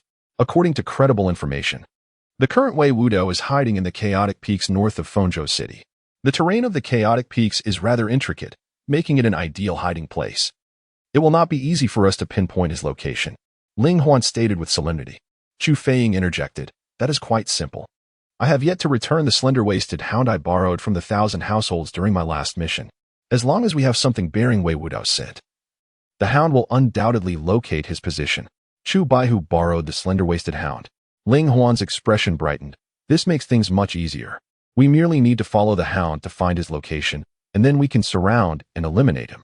Lin Fan could barely contain his laughter as he observed the situation. Ling Huan felt rather isolated in her command during this operation. The entire plan hinged upon the slender waist of a canine to pinpoint their target, after which they would jointly confront that 4th-tier martial artist. What a ludicrous scheme this was. What do you all think? Ling Huan's gaze swept across the gathered assembly. My lord's brilliant strategy. I find it feasible, Lin Fan remarked. Chu Feiying simply acknowledged with a grunt and refrained from further comment. Then it is settled. Including Lin Shibai, we shall have all 3 6th-tier martial artists from our ranks, alongside myself and the 2 5th-tier martial artists, as well as the 5th-tier expert Wang Teng from the governor's retinue. We shall undoubtedly prevail against Wei Wudao. Ling Huan was already brimming with confidence. When shall we commence? Chu Feiying inquired. Ling Huan contemplated briefly and replied, There is no time like the present. Let it be tonight. At the governor's office. Lin Xiaolong had grown somewhat impatient. Li Zhizhou, it has been 2 days. Are you capable or not? Li Shen, the Zhizhou, leisurely lifted his teacup and took a sip, responding unhurriedly, Rest assured, young master. The arrangements have been made, and results will surely manifest within 3 days. You said the same the day before yesterday and repeated it yesterday, Lin Xiaolong retorted, his patience wearing thin. If you fail to take action, I shall have no choice but to enlist my uncle's assistance. Young master, Lin Fan is not only your adversary, but also mine. He has decimated the bandits of Lanyushan, causing me significant losses, and even killed Lu Guangdou, severing my intelligence network in Ping'an County. Even if you do not intervene, I shall not spare him, Li Shen asserted, a glint of coldness flashing in his eyes. After all, he was a member of the Jinyiwei, the emperor's personal guard. Should he meet an untimely demise without cause? It would undoubtedly incite the wrath of the Jinyiwei. Thus, ensuring his death be labeled as a sacrifice for duty would be the most prudent course of action. You civil officials are always so sluggish in your endeavors, lacking decisiveness and efficiency. Lin Xiaolong wore a look of annoyance, clearly dismissing Li Shen's words. My lord, we have received news from Ling Baihu that the task you assign will be completed tonight. A servant hurriedly arrived, bearing this tidings. Upon hearing this, a faint smile graced Li Shen's lips. Young master, we may now prepare for the victory banquet. As night fell, a gathering led by Ling Huan convened at Baihu's residence. Ling Huan, along with Chu Feiying and 2 other 6th-rank Jinyiwei, had already arrived. The 2 6th-rank Jinyiwei were subordinates of Chu Feiying, one named Wu Zhuang, skilled in wielding a ring-headed knife, and the other named Tian Yuan, proficient with a waist knife. Lin Fan's left hand still bore the bamboo splint, dangling against his chest, rendering him somewhat frail amidst a throng of robust men. Ling Baihu, When shall we set forth? Wu Zhuang's voice resonated deeply as he turned his gaze toward Ling Huan. Ling Huan replied, "Do not rush, Brother Wu. The garrison commander Luo Fong has yet to arrive. Let us wait a while longer." Upon hearing this, Wu Zhuang fell silent. The group sat in stillness, biding their time, until after a span exceeding half an hour, Luo Fong leisurely entered the 100 households command. "Are all my brothers gathered?" Luo Fong surveyed the assembly, his eyes alighting upon Lin Fan. Raising an eyebrow with a smirk, he remarked, "What is this? We have a cripple joining us in our endeavors? Does that seem appropriate?" Lin Fan furrowed his brow, having already labeled this individual as one who must be eliminated. Luo Shoubei, the Lin Shibaihu, had sustained injuries in the Fengping Jun case, resulting in the loss of an arm. However, his strength remained undeniably formidable. That Jiang Duan, a fifth-tier martial artist, was still defeated by Lin Shibaihu. Ling Huan quickly interjected with an explanation. Luo Fong appeared somewhat astonished, remarking on the adage that one should not judge by appearances. For a sixth-tier combatant to vanquish a fifth-tier is indeed a rare talent. Although Lin Shibaihu had lost an arm, his prowess still persisted, making him an invaluable ally. Ling Huan responded with a smile. "Then this official shall await the outcome with great anticipation," Luo Fong remarked with composure. Lin Fan observed the two individuals before him, engaged in a harmonious exchange. Yet he chose to remain silent. In his heart, they were already as good as dead.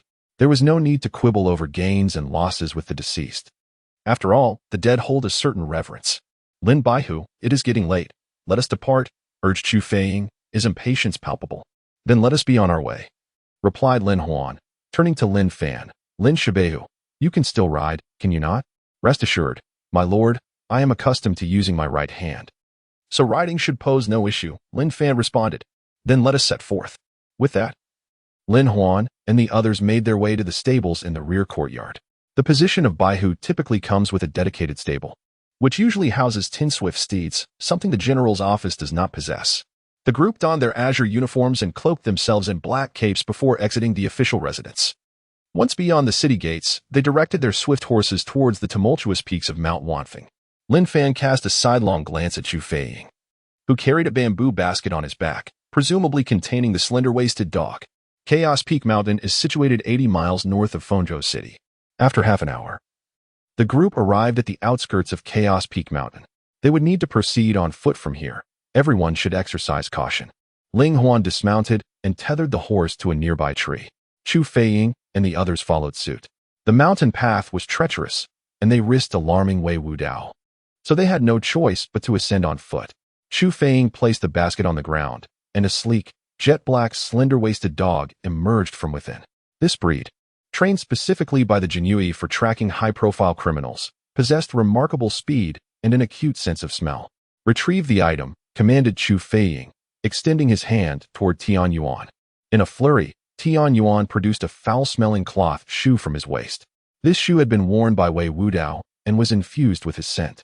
The slender-waisted dog sniffed the putrid shoe and instinctively retched. The odor was overwhelmingly pungent, reminiscent of rotten eggs left to decay for weeks. "Black Panther, have you memorized this scent?" Chu Feiying gently patted the dog's head. The dog nodded and began to scuttle about, searching diligently. The group promptly followed in pursuit. The slender-waisted dog darted swiftly through the mountainous terrain. Were it not for their martial prowess, they would have struggled to keep pace. The surroundings became increasingly strewn with rocks, revealing numerous steep inclines. Visibility diminished as towering boulders obscured their view. Luo Fong surveyed the area and remarked, "Wei Wudao has quite the knack for selecting his hideouts. Unless we level this rocky forest, capturing him will prove exceedingly difficult, even with an army at our heels." Lin Fan looked up at the sky, estimating that it was likely around the third watch of the night. After contemplating for a moment, he leaned towards Ling Huan and said, "Lord Ling, I shall find a place to relieve myself and return shortly." Ling Huan cast him a sidelong glance and replied, "Make haste." "Thank you, my lord." Lin Fan swiftly entered the forest of jagged stones.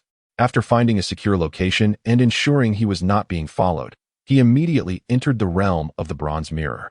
Upon activating the mirror, he promptly chose to assist in the cultivation of the wind-breaking three blades technique. His future self materialized within the void, subsequently drawing the embroidered spring blade to unleash the wind-breaking three blades. The execution of this technique seemed to transcend the ordinary limits of perfection, with each strike. It appeared as though the very sun and moon altered their hues. Following the 3 strikes, the formidable blade intent enveloped Lin Fan entirely. Moments later, he opened his eyes, the fierce blade intent flickering momentarily from the depths of his gaze. The wind-breaking 3 blades had reached perfection. Although this technique was deemed a third-rate skill, it typically required decades of dedication for an ordinary person to master it to the pinnacle.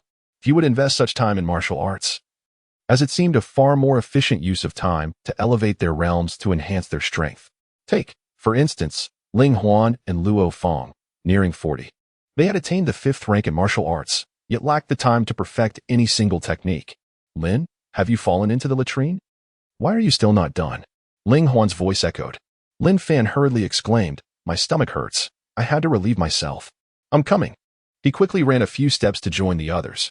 Lord Ling, has the slender-waisted hound detected Wei Wudao's scent? Lin Fan inquired. Ling Huan smiled. Indeed. It has just been located. I came over to find you. Wei Wudao is a fierce opponent, a 4th-grade martial artist. The more of us, the greater our strength. Ling Baihu, let us hasten and follow the Black Panther, urged Chu Feiying.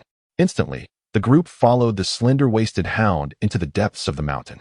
Soon, they stumbled upon a recently extinguished campfire, with faint embers still flickering. Nearby, animal fat remained, indicating that Wei Wudao had prepared something to eat here. It should not be far now. Everyone, tread lightly, Chu Feiying cautioned. Without needing to be told, the group began to advance cautiously as an inexplicable chill enveloped their hearts. All heightened their vigilance, resting their hands upon their weapons. Die, you scoundrels. Suddenly, a thunderous roar echoed from above. The group quickly looked up.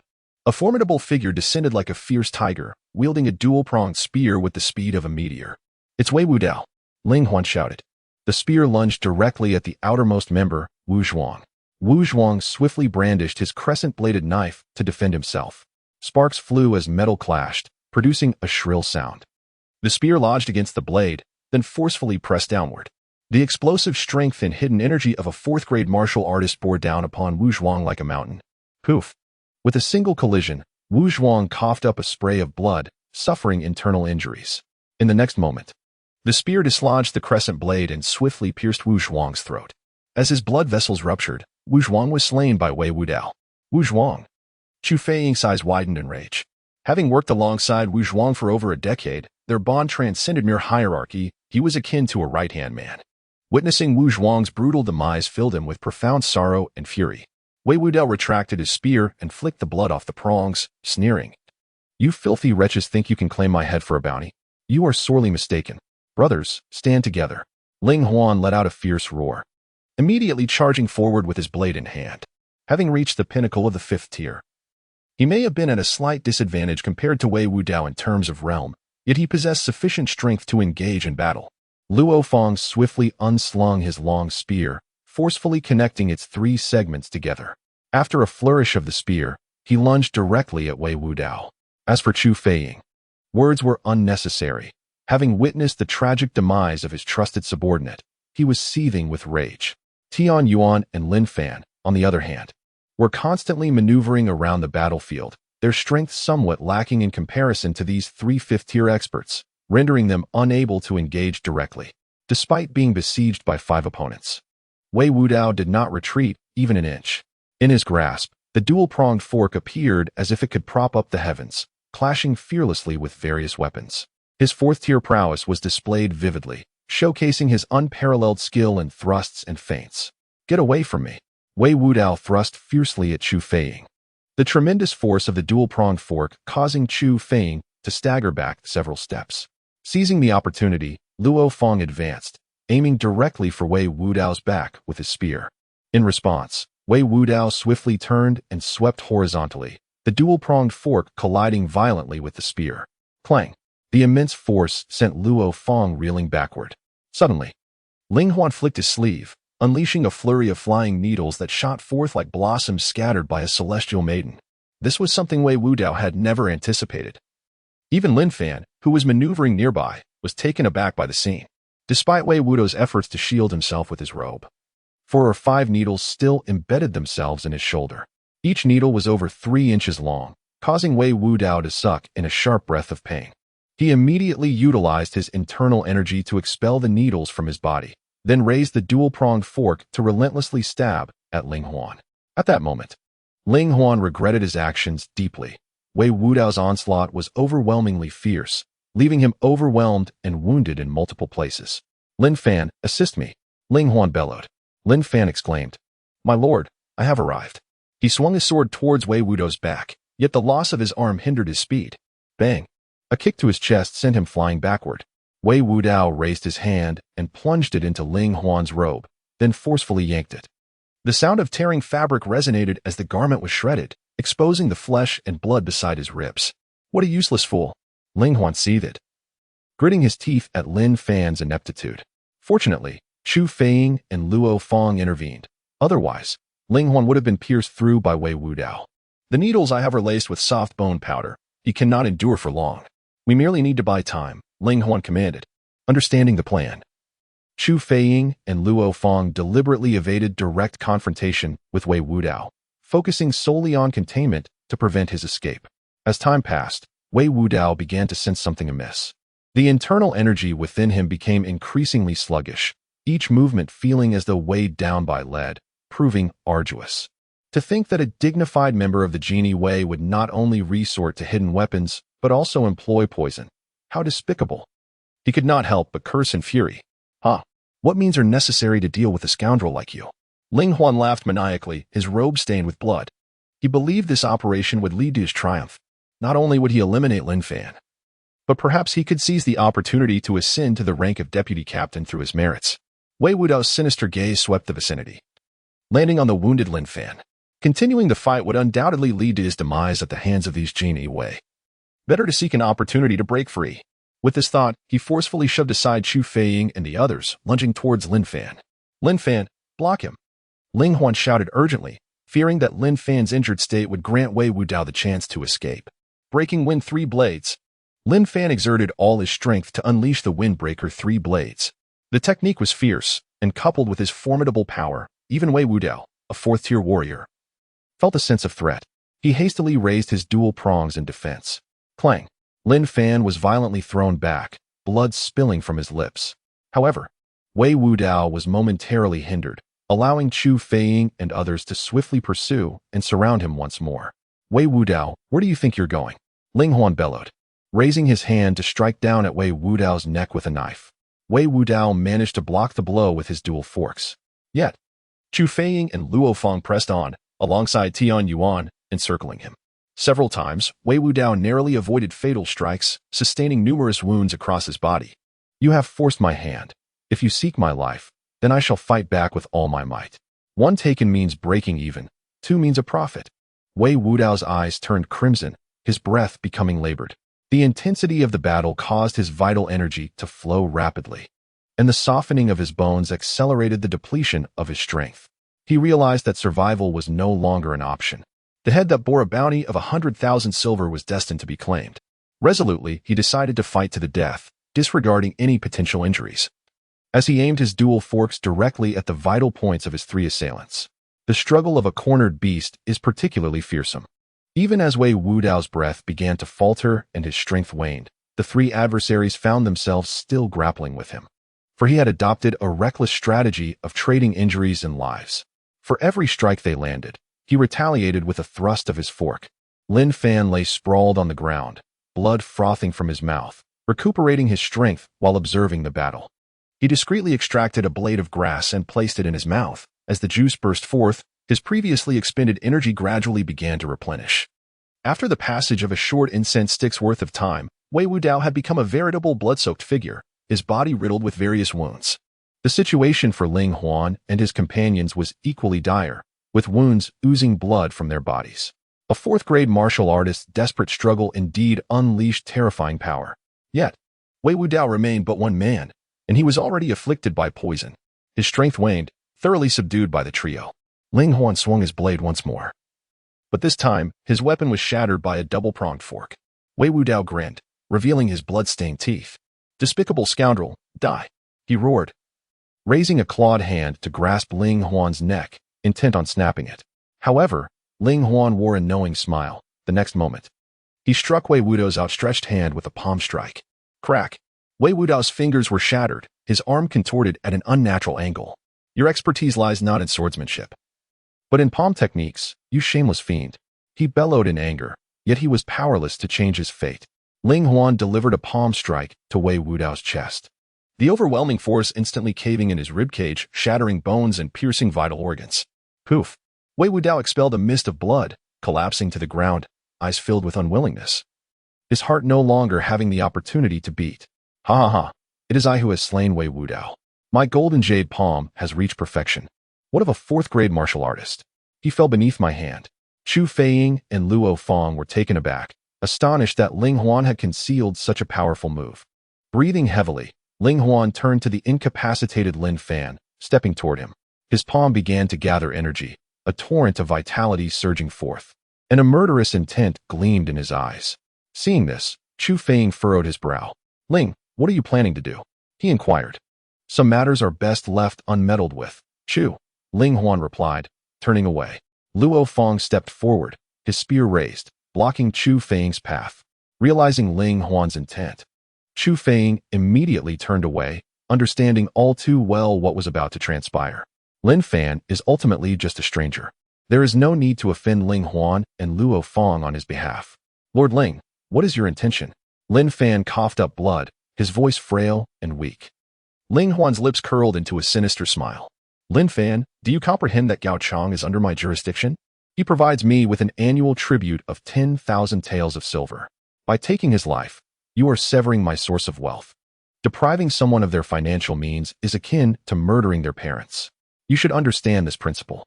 Lin Fan's face turned ashen, and he hastily exclaimed, My lord, that Gao Chang can offer you silver. I can do the same. Ling Huan shook his head, replying, Let us not forget that on your very first day at the 100 House, you embarrassed this official. Moreover, you have disrupted the case involving the Princess of Fengping. Unless unforeseen circumstances arise, the imperial edict rewarding you is already en route. You will undoubtedly become a hindrance to me. Therefore, I cannot allow you to remain alive. Rest assured, after your demise, I shall burn the edict for you. At that moment, Lin Fan seemed to be gripped by an overwhelming fear. His voice trembled as he shouted, Ling Huan, I am a trial 100 House appointed by His Majesty, with the imperial spring-embroidered blade in hand. Dare you kill me? What is there to fear? Ling Huan chuckled. Trial 100 House Lin Fan, who perished while besieging the fiend Wei Wudao, will have his death report submitted by me. Alas, no one shall claim your compensation. You are plotting against a colleague. Lin Fan bellowed in rage. Ha ha, in this remote wilderness. Who shall witness this official scheming against a colleague? Ling Huan exhaled, his demeanor unperturbed. Lin Fan, resign yourself to your fate, in your next life. Remember not to be so arrogant. Arrogance invites death. With a swift motion, Ling Huan raised his hand to strike Lin Fan. The golden jade palm unleashing a formidable force capable of shattering gold and stone. In an instant, the spring-embroidered blade was drawn. A flash of cold light vanished in the blink of an eye. Ling Huan's hand halted mere inches from Lin Fan. Astonishment filled his eyes. The perfected blade technique. How was this possible? A line of blood appeared on his neck. He attempted to utter a word, but the world around him spun violently. Bang! His head fell to the ground, followed closely by his headless corpse collapsing before Lin Fan. You. Luo Fong witnessed this scene with clarity, his speech faltering. Were you not injured? How could you possibly kill Ling Huan? Apologies, I was merely pretending. Lin Fan rose, brandishing the embroidered spring knife as he stood before Ling Huan's lifeless body. His gaze, cold as ice, was fixed upon Luo Fong. What do you intend to do? Luo Fong gripped his spear tightly, his eyes locked onto Lin Fan. What do I intend to do? Lin Fan replied with a smile. Why, of course, to end your life. Even if you possess a perfected blade technique, it matters not. You are still missing an arm, and my realm utterly surpasses yours. Though Luo Fong maintained a brave facade, an unsettling chill coursed through him. Lin Fan's strike had been executed with such swiftness that even he had failed to react in time. Chu Feiying was equally stunned, unable to fathom that Lin Fan had turned the tables and slain Ling Huan. Let us see how this unfolds. With a thunderous roar, Lin Fan surged forward, brandishing his blade. His mastery of the agile Desheng footwork allowed him to swiftly close the distance between himself and Luo Fong. The latter hastily brandished his spear to counter the assault. The clanging of metal resonated, accompanied by dazzling sparks. In an instant, Lin Fan's knife was knocked from his grasp. Luo Fong let out a boisterous laugh, seizing the opportunity to thrust his spear towards Lin Fan.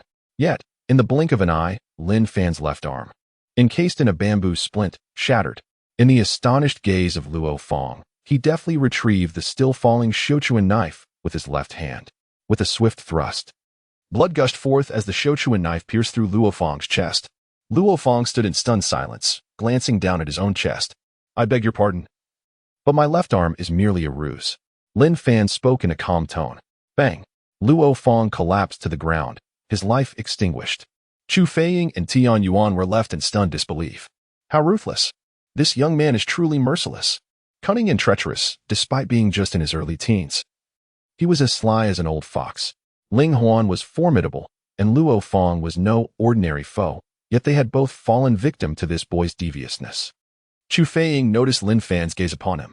He couldn't help but swallow hard and quickly assured him, "Lin Fan, I saw nothing. I will keep today's events confidential." Tian Yuan hastily added, "Lord Lin, both Ling Huan and Luo Fong perished at Wei Wudao's hands. There is no doubt." Seeing their loyalty, Lin Fan smiled. "Indeed. Both are intelligent individuals. I enjoy associating with the astute." Chu Feiying eagerly smiled. "Brother Lin, with your previous accomplishments in the case of Princess Fengping, coupled with your recent defeat of Wei Wudao, your promotion to Baihu is all but certain. We shall be colleagues, and we must look out for one another." "Aha, splendid. We shall indeed look out for each other," Lin Fan replied with a grin.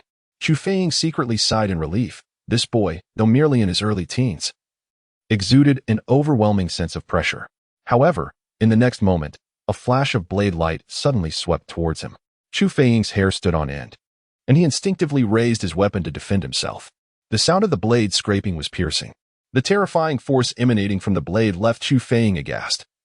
Lin Fan's strength was indeed double his own.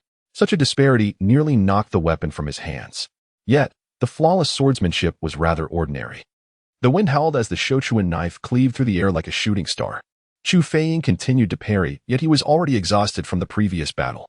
Faced with Lin Fan, he could only defend himself, having no opportunity to counterattack. "My lord, I shall assist you," Tian Yuan shouted, spotting an opening behind Lin Fan and charging forward with his blade. A chill crept up behind Lin Fan, but he executed the wind-treading step, evading the strike like a specter. He then retaliated with a swift slash. Uft! Tian Yuan's arm was severed at once, blood gushing forth and staining the ground. Before he could utter a cry of anguish, the Shochuan knife struck again, this time aiming for his throat. He turned to see Chu Feiying had already fled. "Brother Tian Yuan, forgive me. I must preserve my life to bring justice for you," Chu Feiying murmured as he ran. An icy sensation enveloped him, and the looming sense of danger compelled him to dodge instinctively. The sharp Shochuan knife tore through his clothing, nearly bisecting him. He stumbled and fell to the ground, clutching his waist blade tightly. "Lin Fan, I have already promised to keep your secret. Why must you pursue absolute destruction?" Chu Feiying shouted with a trembling voice. "The confidentiality of the living is mere nonsense. Only the lips of the deceased remain silent." Lin Fan's voice was frigid as he relentlessly swung his blade towards Chu Feiying. The latter had already succumbed to despair, his fighting spirit extinguished. Within a mere dozen exchanges, the embroidered spring knife delivered a fatal strike, sealing his fate with a cut to the throat. Lin Fan sheathed his blade, releasing a long sigh. He glanced back at the lifeless bodies strewn upon the ground, murmuring, "Wei Wudao truly lives up to his reputation as the blood butcher of Jiangbei. After such a fierce battle, all the 100 households' defenders perished, and I alone have managed to survive by sheer luck." In Fengzhou City, at the prefect's residence, a group of dancers twirled gracefully, surrounded by exquisite wines and sumptuous dishes, while the melodious strains of silk and bamboo instruments filled the air with enchanting music. Li Shun tapped his fingers rhythmically on the table. His eyes narrowed in pleasure as he savored the delightful atmosphere. Typically, the affairs of the prefecture kept him exceedingly busy, often requiring him to toil for over half a day to attend to all official matters. With aspirations for advancement looming large, he naturally received numerous gifts. However, with the influx of offerings, he sometimes found it challenging to recall who had presented them. Yet, he was acutely aware of those who had not paid their respects. In a bid to reward his diligent self, he had taken the liberty of employing a troupe of dancers and a band of musicians within his residence. This arrangement allowed him to indulge in relaxation during his leisure time and to entertain guests with delightful performances. These dancers and musicians were among the finest in Fengzhou, each proficient in a variety of musical arts, showcasing extraordinary talents. Out of the corner of his eye, he caught sight of the troubled Lin Xiaolong. With a smile, he remarked, "My lord, why the continued gloom?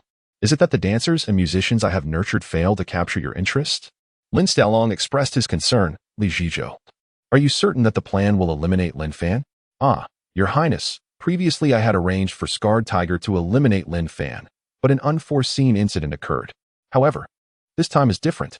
Not only do we have the assistance of the esteemed Captain Ling Huan from the Jinyiwei, but I have also enlisted the aid of Luo Fang, the garrison commander of Fengzhou. Luo Fang is a peak 5th-grade warrior, and Ling Huan is notoriously cunning and vicious.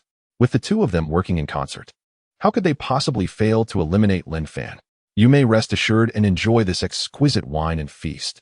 Li Shun reassured him with a smile. "Indeed," Lin Xiaolong murmured, "Lin Fan is at best a 6th or 7th-grade martial artist. How could two 5th-grade warriors fail to dispatch him? Perhaps I have been overthinking this. Your highness, a mere Lin Fan is but a trial captain of the Jinyiwei, easily dispatched with a mere jest. There is no need for concern." Li Shun waved his hand dismissively. "Now, let the music play and the dance continue." Lin Xiaolong also relaxed, indulging in the exquisite food and fine wine. The celebration banquet lasted until the hour of the rat. Li Shun departed from the banquet hall. Lin Xiaolong did not hold back and likewise exited the banquet hall. Although the maid Zhuer, prepared by his mother, was delightful, even the finest dishes become tiresome when consumed excessively. In contrast, the dancers exuded a touch more allure and displayed superior skills in various aspects. Meanwhile, in the main chamber, Li Shua was engaged in physical training. The dancers, though lacking genuine enthusiasm, endeavored to feign enjoyment in order to please the esteemed gentleman. The sounds of merriment rose and fell, further inflating Li Shun's pride. However, at that moment, a sudden, urgent knocking reverberated through the door, drowning out the noises within the room. "Sir, something is amiss. A grave situation has arisen." A frantic voice called from outside. The usually composed Li Shun was startled into submission. He abandoned his usual calm demeanor and impatiently exclaimed, "What is the matter? Why such haste? Sir, please come out quickly. It is truly serious." The steward's voice trembled with anxiety. All right, I hear you. I shall rise at once." Li Shun understood that the steward would not be so frantic unless a serious issue had occurred. He hastily donned his garments, rose from the bed, and opened the door. Inquiring in a low voice, "What is the matter?" The steward, still trembling, replied, "Sir, Luo Shoubei is dead. 200 households and 2 small flags have also perished." "What?" Li Shun was taken aback, then exclaimed in shock, "Luo Fang is dead? How could this be?" At the 100 households, Lin Fan was drenched in blood, and at his feet lay a row of bodies, including that of the notorious Wei Wudao and others, such as Ling Huan. The personnel of the 100 households were all summoned, staring blankly at the corpses on the ground, their eyes filled with disbelief. What has transpired? Lord Ling is a 5th-rank martial artist. How could he possibly be dead? Someone trembled, voicing their incredulity. Jian looked up and glared at Lin Fan, demanding, "Lin Fan, what on earth happened? Lord Ling and the others are all 5th-rank martial artists. How did you survive?" "Lord Ling and the others are heroes of the Jinyiwei, and they chose to perish in order to eliminate Wei Wudao," Lin Fan replied calmly. "You are speaking nonsense," Jian retorted angrily. "Did you kill 100 household Ling and 100 household Shu? Speak." A sharp sound echoed as Lin Fan struck Jian, sending him sprawling. "What are you to question me?" Lin Fan stated coldly. Jian felt as if his teeth might be knocked out. One hand clutched his face while the other pointed accusingly at Lin Fan. "It must be you who plotted against 100 household Ling and the others. It must be you." Lin Fan furrowed his brow and spoke solemnly. "Jian, one must present evidence when making accusations. On what grounds do you claim that I murdered Ling Baihu and the others? Their fatal injuries are knife wounds. Whereas Wei Wudao is adept with the twin-forked spear. Wei Wudao's twin-forked spear was broken, thus he seized a waste knife to slay them. What justifies your survival? It is because Ling Baihu and the others valued their subordinates and sacrificed themselves to vanquish Wei Wudao. I shall advocate for Ling Baihu and the others." "You." Jian was so enraged that his vision darkened. As a member of the Jinyiwei, he carelessly slandered a superior, imprisoned him under imperial decree. Lin Fan stated calmly. He issued the order, yet the strong men before him hesitated. They were all subordinates of Ling Huan and Chu Feiying, colleagues of Jian. Now that Ling Baihu and Chu Baihu have perished for their country, I am the highest official of our precinct. Do you dare defy a superior's command? Lin Fan's voice turned cold. The crowd exchanged glances, but still, no one moved. Seeing this, Bingjian laughed mockingly. Lin Fan, you truly believe yourself to be of significance. No one will heed your commands. Who says they want tea? A voice rang out from outside the door. Everyone turned to see Wang Hu and Su Kuang striding in confidently. We greet you, my lord. Both men saluted Lin Fan in unison. Lin Fan nodded, and then said, Bingjian has slandered Shangguan. Additionally, I suspect he has accepted bribes and has engaged in the plundering of the people's wealth. Wang Hu, take him to the Imperial prison for a visit. As you command. Wang Hu immediately stepped forward to restrain Bingjian. However, Bingjian swiftly began to resist. Launching a punch toward Wang Hu, Lin Fan's gaze turned icy as he took a step forward, instantly closing the distance between the two. With a swift kick, he sent Bingjian flying like a ragdoll, crashing violently against the wall not far away. Lin Fan then approached, placing his foot firmly on Bingjian's arm. A chilling crack echoed through the air as the bone shattered. Bingjian let out a piercing scream, his arm having been ruthlessly broken by Lin Fan. To openly resist arrest and assault a colleague. What audacity! Lin Fan sneered. Take him away. He must provide a thorough explanation. Yes. Wang Hu dragged the seemingly lifeless Bingjian toward the prison. A collective gulp could be heard as everyone present struggled to swallow. How could someone so young, barely in their teens, act with such ruthless ferocity?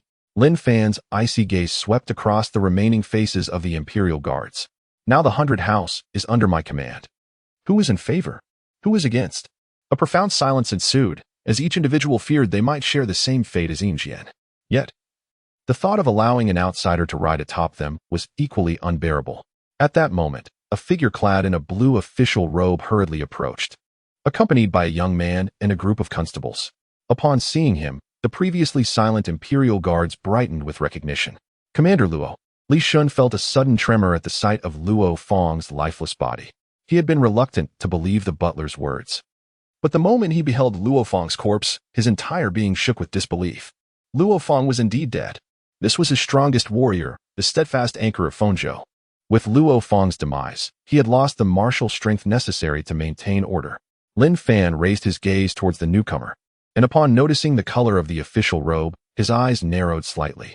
This individual must be Li Shun, the prefect of Fengzhou, and also the superior of Lu Guangdou, the true mastermind behind the bandits of Laniu Mountain. Lin Fan, with a heavy heart, spoke solemnly. Li Zhizhou, please accept my condolences. Luo Shoubei and the others perished in their noble quest to safeguard the safety of the people of Fengzhou. They died honorably and for a worthy cause. Li Shun lifted his gaze towards Lin Fan, staring at the useless heir he had long contemplated eliminating yet had failed to do so. His eyes were bloodshot with fury. He could not fathom that the deaths of Luo Fang and his companions bore no connection to Lin Fan. Lin Fan, Luo Shoubei and the 200 households accompanied you on this mission. How is it that you returned alive while they met their demise? Emerging from behind Li Shun, Lin Xiaolong stepped forward, his voice sharp and accusatory. Under the cloak of night, Lin Fan had previously overlooked Lin Xiaolong's presence. It was only when this individual stepped forth to rebuke him that he became aware of his existence. Lin Fan furrowed his brow and questioned, Lin Xiaolong, you are neither a member of the Jinyiwei nor affiliated with the provincial government. How could you possibly be aware of our mission? Lin Xiaolong was momentarily at a loss for words. The sight of Lin Fan evoked memories of the humiliation he had endured days prior, prompting him to involuntarily voice his scorn. Oh, I see. Lin Fan's gaze turned frigid, his eyes fixed intently on Lin Xiaolong. As soon as Luo Shoubei and the others and I entered Chaos Peak Mountain, we were ambushed by Wei Wudao. Wu Zhuang was caught completely off guard and was slain by Wei Wudao. It seems evident that someone has leaked information, otherwise, Wei Wudao could not have set up an ambush in advance. What do you mean by that? Lin Xiaolong felt an inexplicable sense of panic rising within him. Lin Fan let out a cold laugh. I now suspect that the person responsible for the leak is none other than you. His sharp rebuke not only left Lin Xiaolong bewildered, but also rendered Li Shun, who was still mourning, utterly speechless. How could this man so effortlessly cast such serious accusations? Su Kuang, escort young Master Lin to the prison for a visit. Lin Fan commanded. Understood. Su Kuang replied with a respectful fist clasp. He no longer cared about titles. He had come to realize a single truth. Following Lord Lin was the right choice. In such a short span, he had secured his daughter's dowry and ensured the betrothal gifts for his son. It was clear that Lord Lin was indeed correct. He stepped forward, ready to seize Lin Xiaolong. Lin Xiaolong hastily declared, "I am the heir of the Duke of Bingjian. Who dares to lay hands on me?" Li Shan quickly interjected, "Lin Baihu, you must refrain from indiscriminately apprehending individuals. While some may be within your grasp, releasing them could prove to be a formidable challenge." The constables behind him promptly positioned themselves protectively in front of Lin Xiaolong. Lin Fan raised his eyebrows. "What? Lord Li, are you preventing me from apprehending individuals? Could it be that you have disclosed our movements to Lin Xiaolong, thus granting him the opportunity to relay messages to Wei Wudao?" Li Shan felt a chill run down his spine. This lad seemed to have venom on his tongue. How insidious. According to the edicts of the court, the unauthorized disclosure of the actions of the Jinyiwei is punishable by death. Lin Fan exclaimed in a few hasty sentences that he would take the head of the person above him. He quickly replied, No. How could I possibly divulge the operations of the Jinyiwei? I merely find it utterly absurd that the heir of the Duke of Bingjian would associate with the notorious Wei Wudao of Jiangbei." Lin Fan chuckled, stating, "The Jinyiwei serve as the Emperor's personal guard, tasked with ensuring His Majesty's safety and maintaining the stability of the realm. Even the heir of the Wang family cannot surpass the Emperor or the integrity of the state. As for whether he has relayed any messages to Wei Wudao, that will only be revealed upon interrogation. Lord Lin, please do me a favor," Li Shun implored, his voice tinged with desperation. If Lin Xiaolong were to enter the imperial prison and sustain injuries, his fate would be sealed. The young marquis would undoubtedly seek vengeance, jeopardizing not only his career, but potentially his very life. "Lord Li, I have heard that the apprehension of Wei Wudao is the responsibility of the provincial government. We, the Jinyiwei, are primarily tasked with assisting in his capture," Lin Fan remarked with a knowing smile. Suddenly, Li Shun grasped the underlying implication, his fists clenched tightly. A tempest of fury brewing within him, yearning for release, yet unable to find an outlet. Ultimately, driven by the instinct for self-preservation and the desire to secure his future, he gritted his teeth and declared, "I shall advocate for Lord Lin's merits. You shall be recognized as the foremost contributor in the matter of Wei Wudao's demise." "You flatter me, Lord Li," Lin Fan replied with a cheerful demeanor. "I acted solely for the sake of His Majesty and the stability of the realm in confronting Wei Wudao." Li Shan felt as though he had just tasted something profoundly distasteful, bewildered by how circumstances had devolved into this state. Taking a deep breath, he inquired, "Lord Lin, may I now escort the heir away?" Lin Fan shook his head, saying, "Words alone are not enough. Lord Li should first draft a written agreement." "You." Li Shan's face, jowls quivering with indignation, finally exhaled a sigh. "Very well, I shall write it. Su Kuang, fetch the paper and pen." At once. Once the materials were procured, Li Shun promptly inscribed the document, and after signing and sealing it, tossed it to Lin Fan. "Lord Lin, is this satisfactory now?" Lin Fan glanced at the document, blew gently on the still wet ink, and nodded, saying, "No issues here. Let us depart." After instructing his subordinates to carry Luo Fang's corpse, Li Shan immediately left the 100 Households office. He felt that if he lingered in this cursed place any longer, he might impulsively strike Lin Fan across the face. However, he was acutely aware that Lin Fan would not evade such an act and would likely accuse him of assaulting the officer in charge, an accusation that could very well lead to execution. Not long after exiting the 100 Households office, Lin Xiaolong could no longer contain himself. He erupted in anger. "Li Shan, is this how you handle the matters my uncle entrusted to you? You pride yourself on your unmatched cunning, yet not only have you failed to eliminate Lin Fan, but you have also allowed this young master to suffer humiliation. Now you are expected to commend him for his achievements. Are you truly my uncle's man, or merely Lin Fan's puppet?" Li Shun was equally infuriated. Had it not been for the foolish words of the man before him, he could have claimed the glory of slaying Wei Wudao for himself. Now, with Luo Fang lost and the necessity to commend Lin Fan, he found himself at a complete loss for recourse.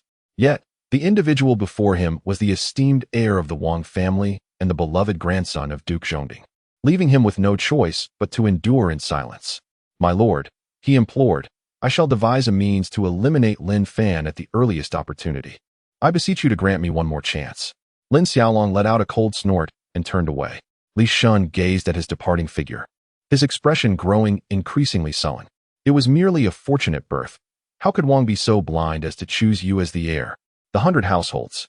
Lin Fan first instructed the other Jinyiwei to return, leaving only Su Kuang and Wang Hu. who was still interrogating Yinjian. Su Kuang inquired, "My lord, why not take this opportunity to imprison Lin Xiaolong? After all, your achievements in unraveling the case of the Princess of Fengping are monumental. The execution of Wei Wudu would hardly add to your already illustrious accolades." Lin Fan replied calmly, "Even if I were to imprison Lin Xiaolong, what difference would it make? His father is the Duke of Bingjian. If I capture him today, he will surely be released tomorrow. Am I to detain him merely to vent my frustrations with a few lashes, only to bow down and return him the next day? My lord, what shall we do next?" Su Kuang inquired. Lin Fan contemplated, deciding to remain in Fengzhou City and await the imperial decree. If all went as anticipated, the merits of the Fengping princess case would surely elevate him to the rank of 100 households. At that point, he would be poised to fully seize control of the 100 households office, allowing him to engage in a true contest of wits with Li Shinbo. "Understood," replied Su Kuang. Soon, the results from Yinjian's side were also revealed. As Ling Huan's trusted confidant, Yinjian had indeed amassed considerable benefits, which, following Ling Huan's downfall, transformed into the very blades that would condemn him to execution. The individuals who entered the imperial prison that night met their fate by midday. With the loss of the 100 households, Lin Fan was now able to issue orders and draft reports himself, and he even managed to raid a family in the process. This maneuver sent a direct shockwave through the embroidered clothing guards of the 100 households office. However, Lin Fan understood that this was merely a preliminary step. To truly command the 100 households office, he needed the imperial decree to confirm his status. The subsequent days passed in comfort, with little to occupy his time. It appeared that Li Shun had ceased his activities, and Lin Xiaolong seemed disillusioned with Li Shun's capabilities, departing for the capital within a few days.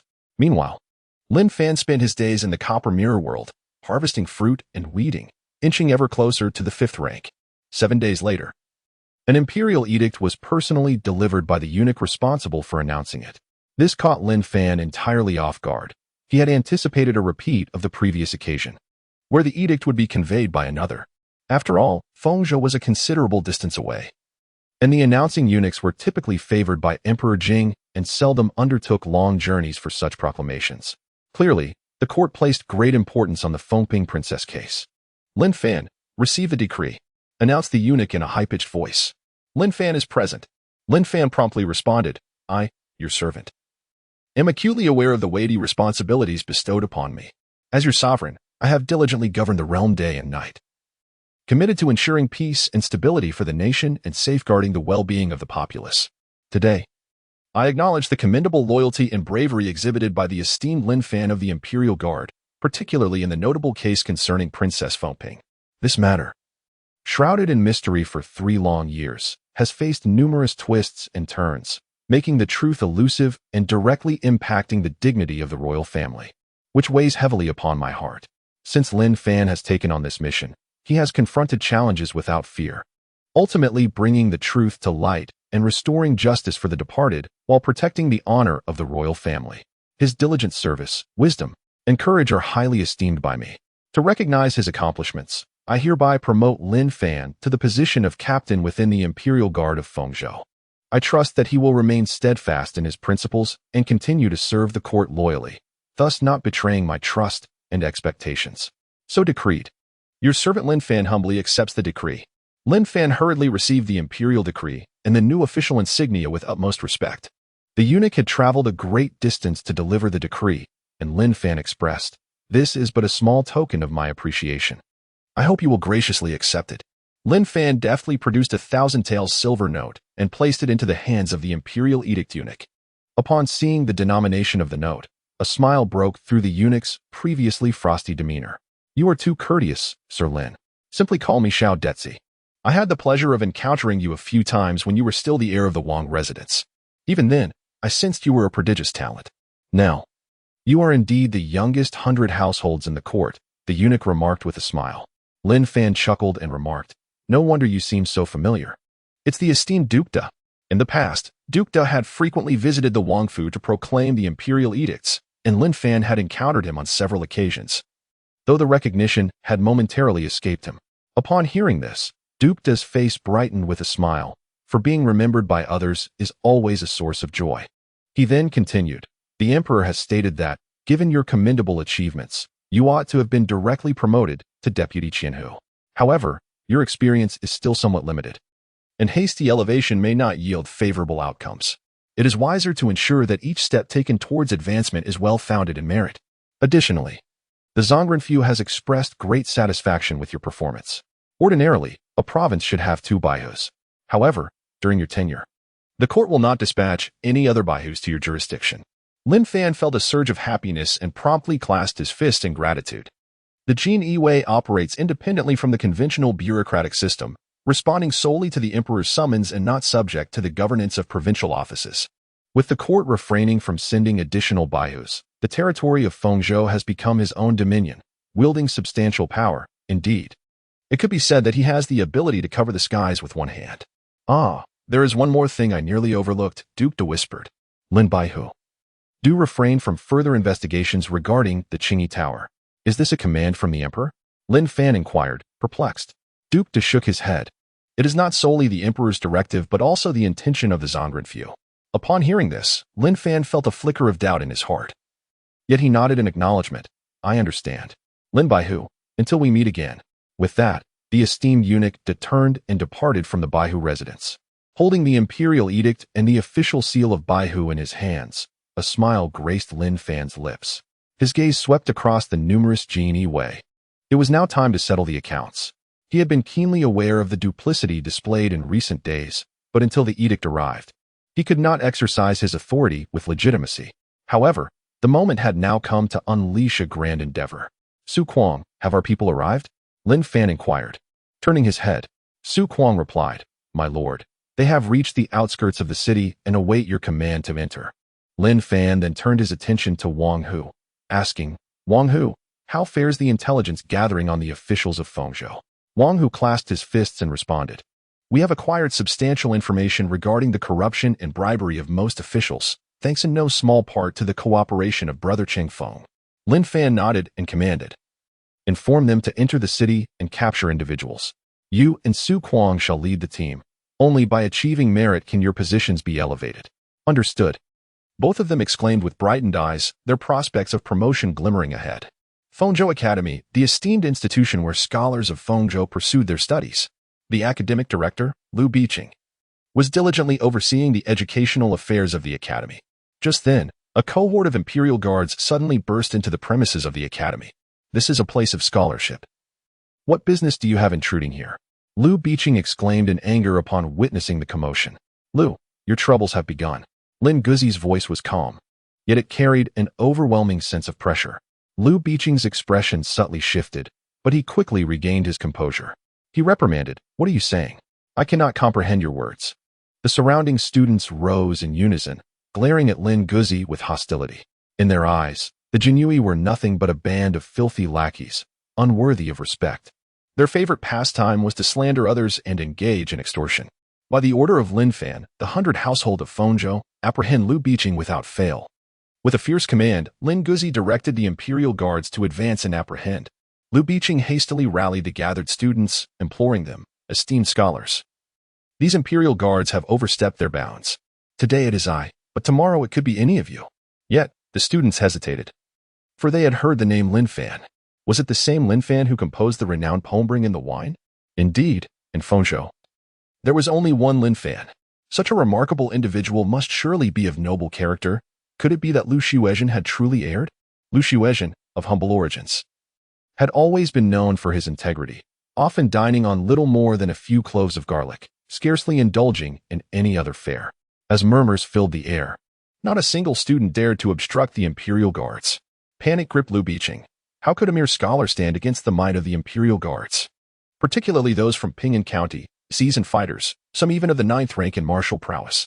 In no time, Lu Biqing found himself restrained by 2 imposing guards. Dear students, do you truly doubt my integrity? He cried out. Will you allow these unscrupulous individuals to defame me? Today they malign me, but tomorrow it could be you. Lu Biqing called out desperately, hoping to incite the students to intervene. If the Imperial Guards were to lay hands on the students, the situation would surely escalate. Even the emperor's own troops would show respect towards scholars. At last, one student spoke up. Sir, you are under the command of Lord Lin, and we are reluctant to question his authority. However, Lu Shuezhen has always been frugal and kind-hearted. He surely has not committed any wrongdoing. Sir, without substantial evidence. Tarnishing Lord Lin's good name is also a grave injustice. Faced with the voices of the students, Lin Guzi remained calm, responding with a smile. My master has always held scholars in high regard, as you all must be aware. If we had no solid proof, would we be apprehending anyone? Since you wish to see for yourselves, I shall take you to view the evidence. The students, upon hearing this, privately mused that this group of Imperial Guards was indeed different. Unlike the typical fearsome enforcers, those under Lord Lin, while imposing, were reasonable and articulate, especially the leading guard, who was quite eloquent. The academy is right next to the State Academy. Please, Lu Darren, lead the way. Lin Guzi wore a smile upon his face. He led the way, accompanied by the Imperial Guards and a multitude of scholars, towards the State Academy. Lu Biqing's heart raced, anxiety causing him to break into a sweat. Could it be that he was truly exposed? It seemed improbable. They must be attempting to deceive him. He had conducted his affairs discreetly, and surely nothing would go awry. Before long, the group arrived at the chamber where Lu Biqing resided. Lin Guzi glanced around, and, based on internal intelligence, raised his hand to point at a wall. He commanded, "Break down the wall." The leading ninth-grade warrior immediately charged forward, delivering a forceful kick that struck the wall with a resounding thud. The already weak wall crumbled under the impact. As the bricks fell, a gleaming heap of silver coins emerged from the hollow space. Upon witnessing the glimmering silver, everyone was momentarily stunned. The coins had accumulated into a small mountain, creating a striking visual spectacle. It seemed that this pile of silver must amount to 8 or 9,000 taels. Lu Biqing's pupils dilated sharply, and he quickly exclaimed, "I have no idea who placed this silver here. I have always lived modestly and treated others kindly. Who would wish to frame me?" He fervently defended himself, attempting to convince the gathered scholars of his innocence. However, a glimmer of doubt began to surface in the eyes of the students. Lin Guzi sneered. It appears that Lu Shuezhen remains undeterred. In that case, let us examine further evidence. Lin Guzi strode towards Lu Biqing's bed, deftly inserting his waist knife into the crevice of the bedding. With a sudden and forceful flick, the covers soared into the air, and a cascade of silver notes followed, fluttering upwards. The smaller denominations amounted to 10 taels, while the larger ones reached an astonishing 500 taels. This spectacle left all the scholars in a state of shock, plunging Lu Biqing into utter despair. "Master Lu, will you still not confess?" Lin Guzi turned to Lu Biqing, his voice sharp with accusation. Regaining his composure, Lu Biqing hastily exclaimed, "Who placed the silver notes beneath my bedding?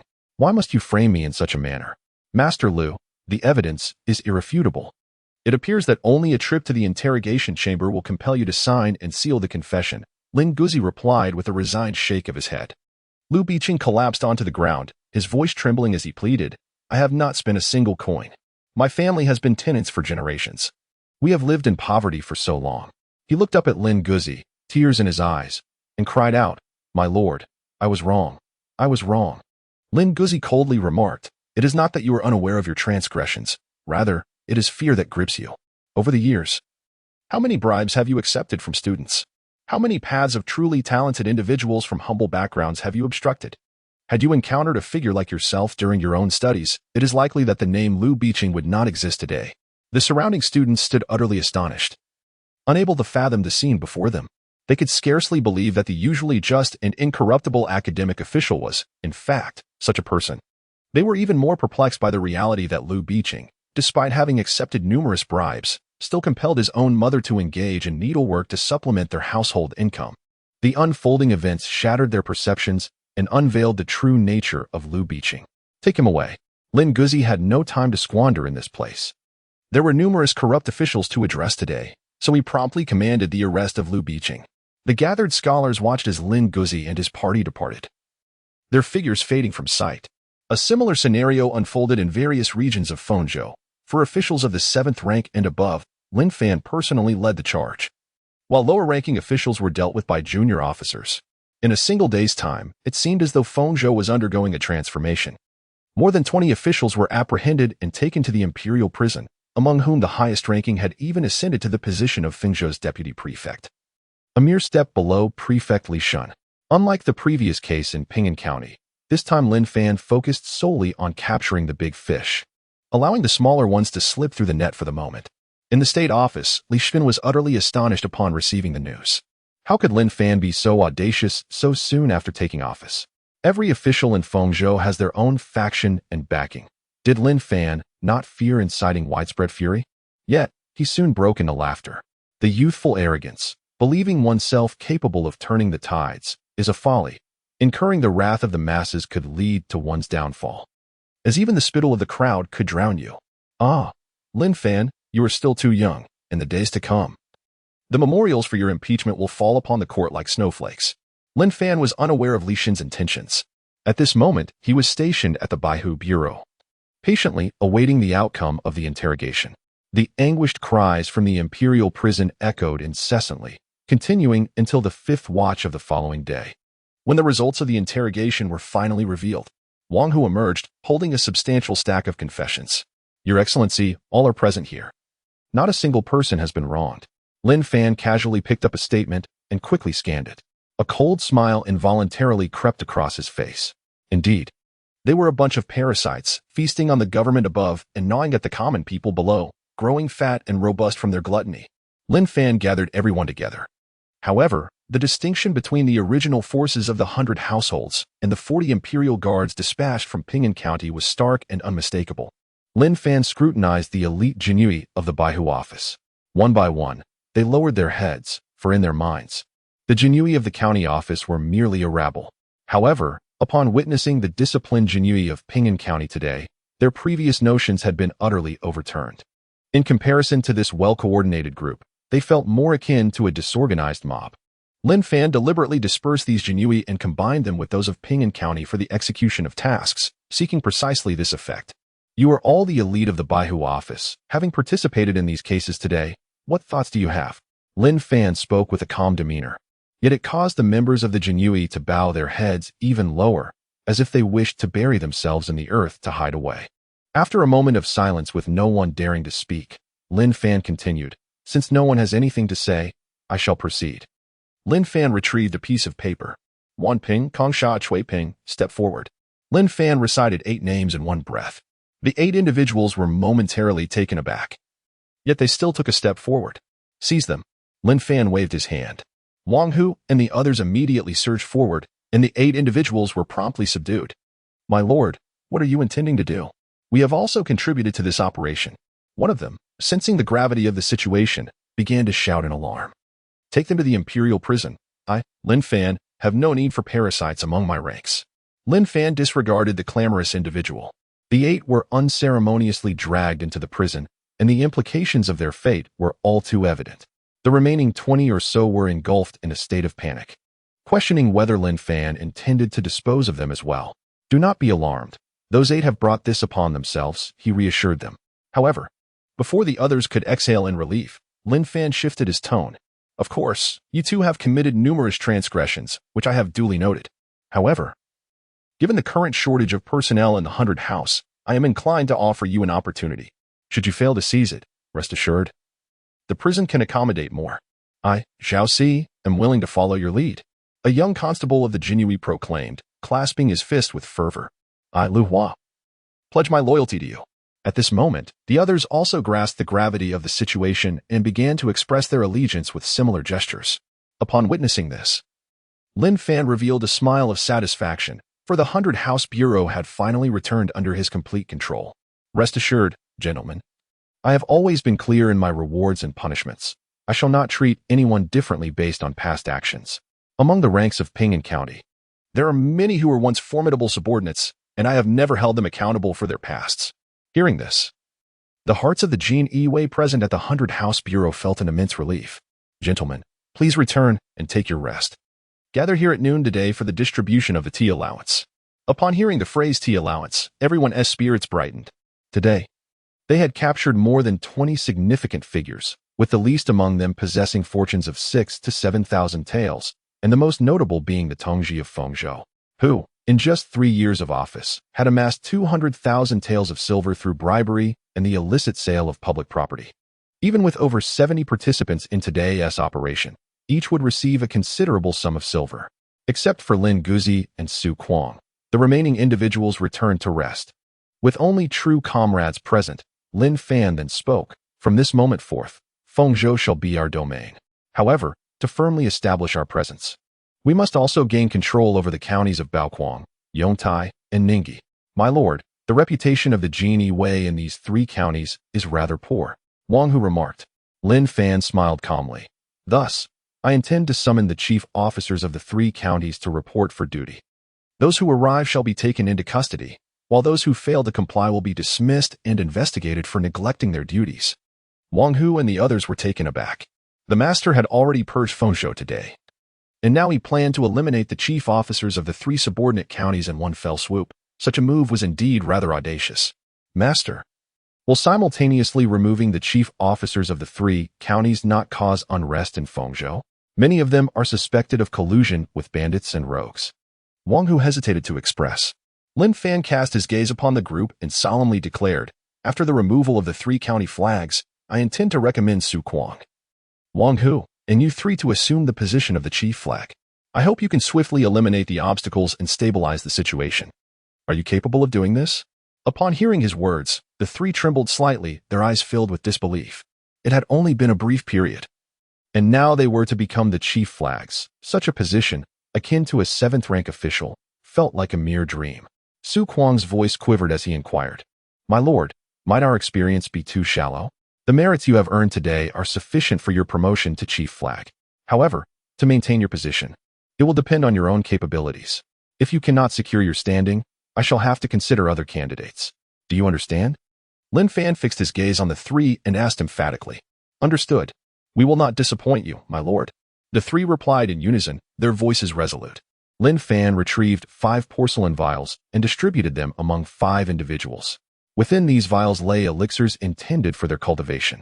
Devote yourselves diligently to your training, he urged. For without sufficient prowess, you cannot command those beneath you.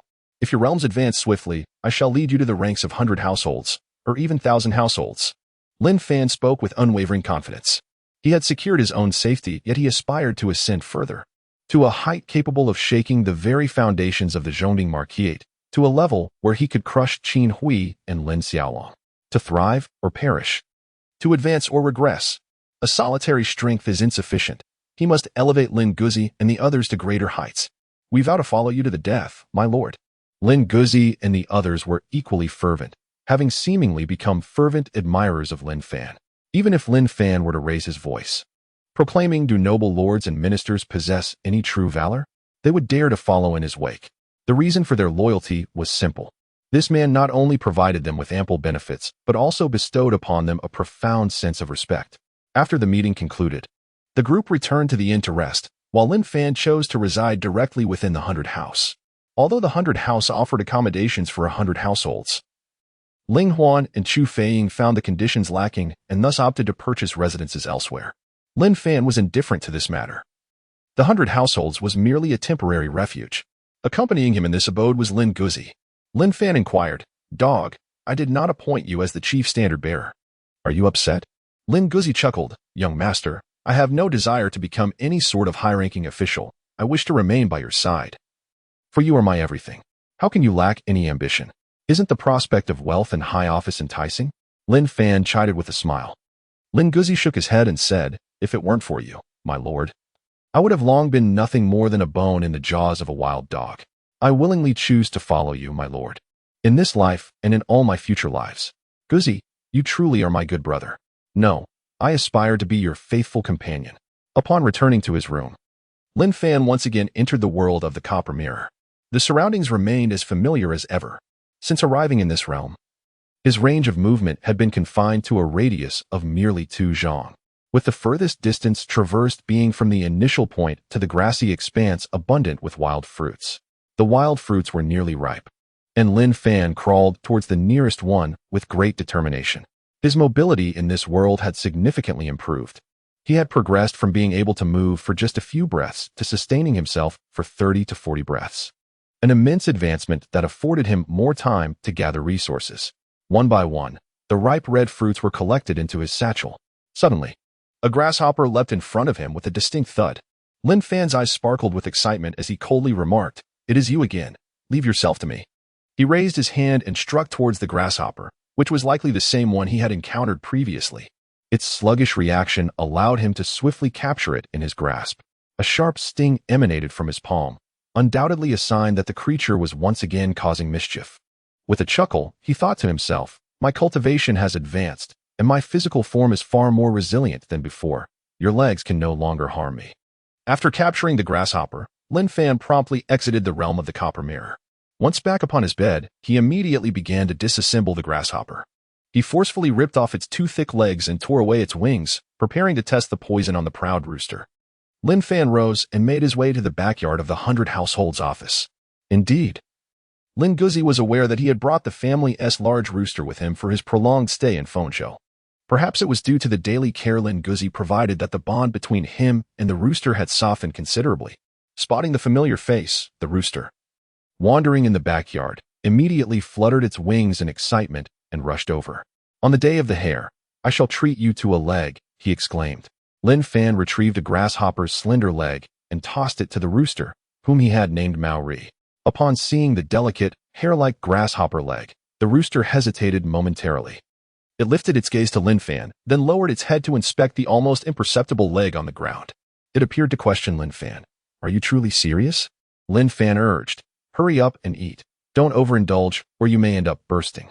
No matter how small the grasshopper's leg may be, it is still meat, and ultimately, the rooster stretched its neck and devoured that grasshopper's leg. Lin Fan meticulously examined the magnificent rooster, pondering whether it was fit for consumption. Before long, the rooster seemed to descend into a frenzy, wildly flapping its wings. The creature darted about the yard, seemingly releasing the pent-up energy within.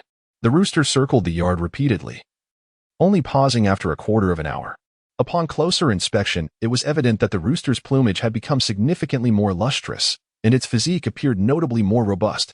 The comb atop its head had also grown larger and more vividly red, resembling a dazzling ruby. There was no doubt, it harbored an abundance of energy, surpassing that of mere fruits. Lin Fan's face lit up with joy. After a moment's contemplation, he decided to toss the grasshopper's wings to the rooster as well. Before returning to his room, once inside, Lin Fan kindled a fire and lightly roasted the grasshopper. He sprinkled some cumin and other seasonings over it. Subsequently, he tossed it into his mouth, savoring its delightful crunch. The protein content was likely 5 times that of beef. As the chewed grasshopper was swallowed, a surge of immense energy instantly radiated through his abdomen. Such a rich vitality surpassed even the nourishment of tin fruits.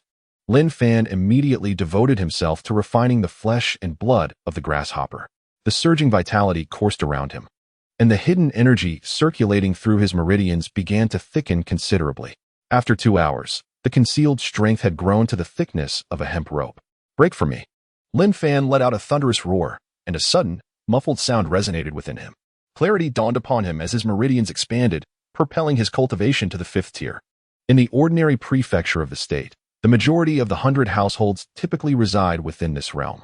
Moreover, with Lin Fan's strength surpassing that of his peers by several folds, coupled with his even more resilient dark energy, he finds himself unmatched among his contemporaries.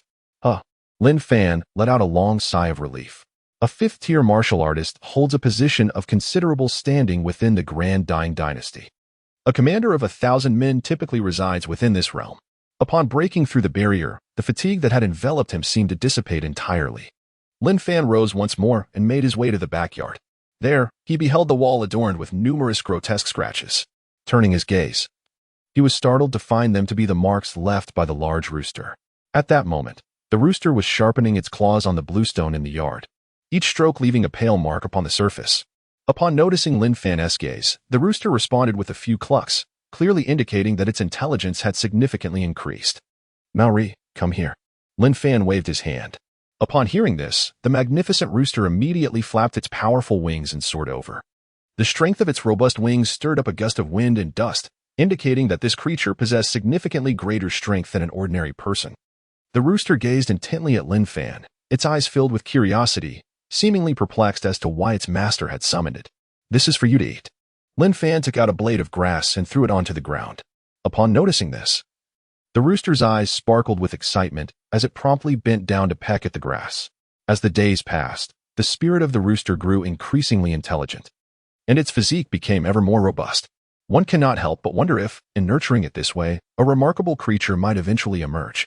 Lin Fan gazed at the rooster pecking at the grass leaves and murmured to himself, "The chicken possesses a crop," allowing the rooster to consume all the grass leaves in one go, storing them in its crop for gradual digestion. After feasting on the foliage, the rooster felt somewhat overwhelmed and took to the tree, resting against the trunk for a brief respite. After a satisfying meal, one finds solace in slumber. "How leisurely you seem to live." Lin Fan chuckled and shook his head. Subsequently, he commenced his training in the backyard.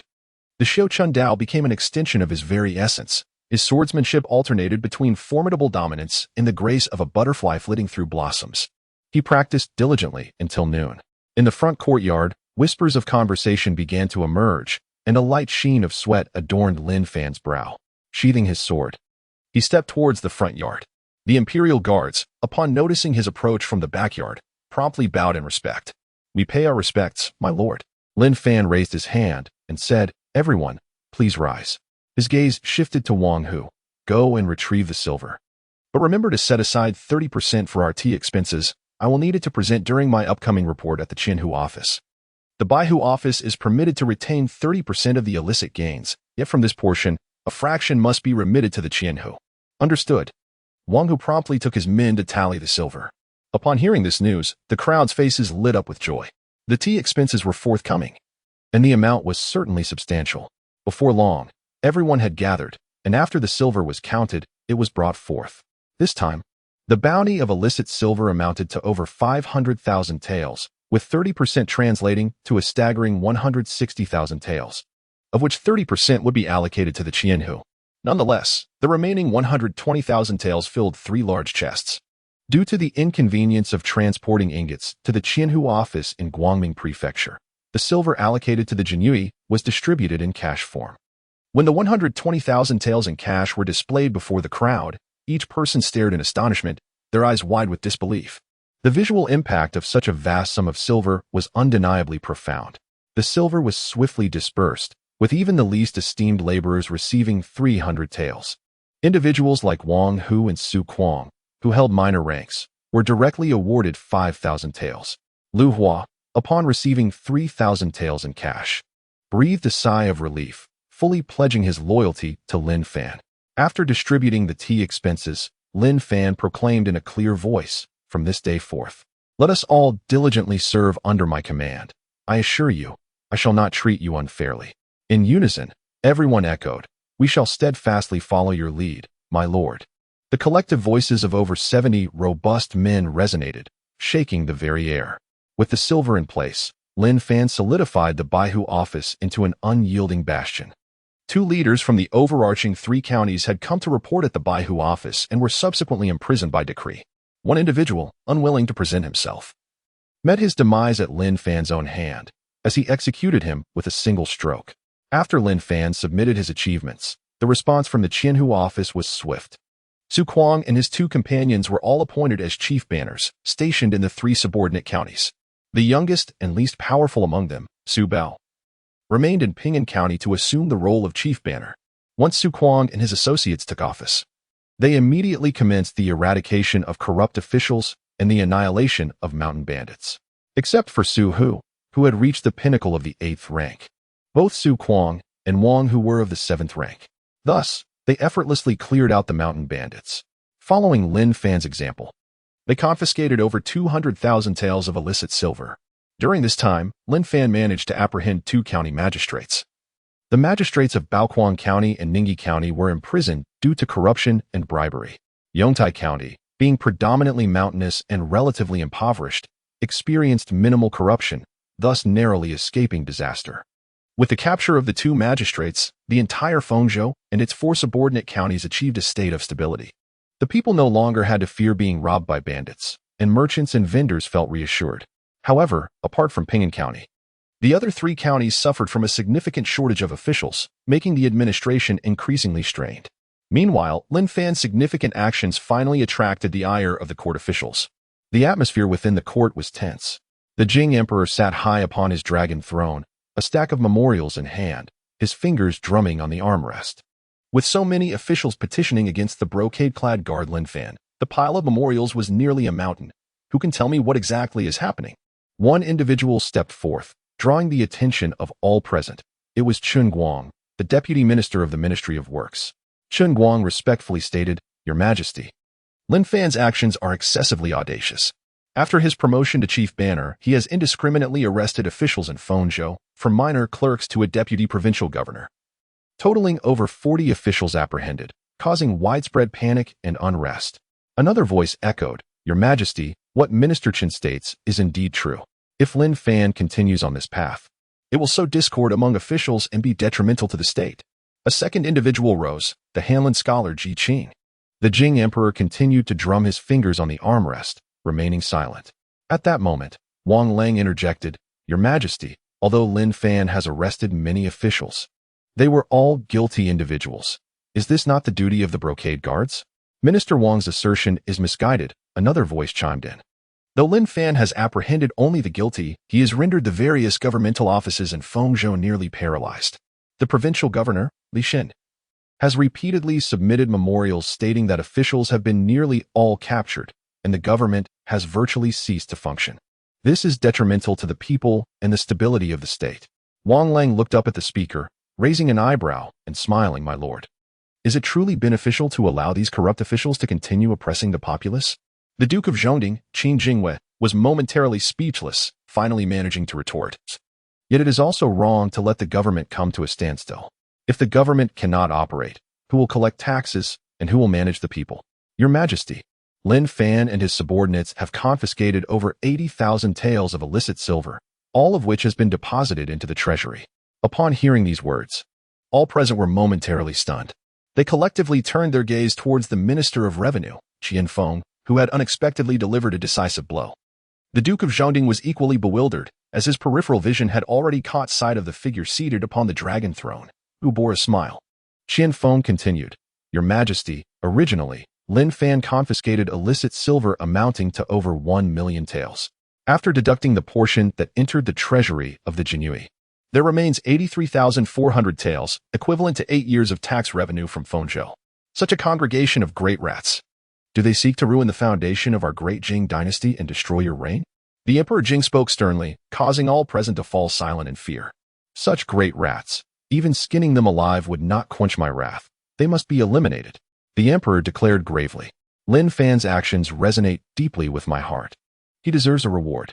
The Duke of Zhongding's mind was in turmoil, and the Prince of Bingjian was similarly perplexed. What on earth was happening? His wayward son, a mere wastrel, had somehow managed to achieve notable feats since joining the Jinyiwei. Furthermore, these accomplishments were for the benefit of the nation and its people. In such a short span, he had ascended from the rank of a small flag to 100 households.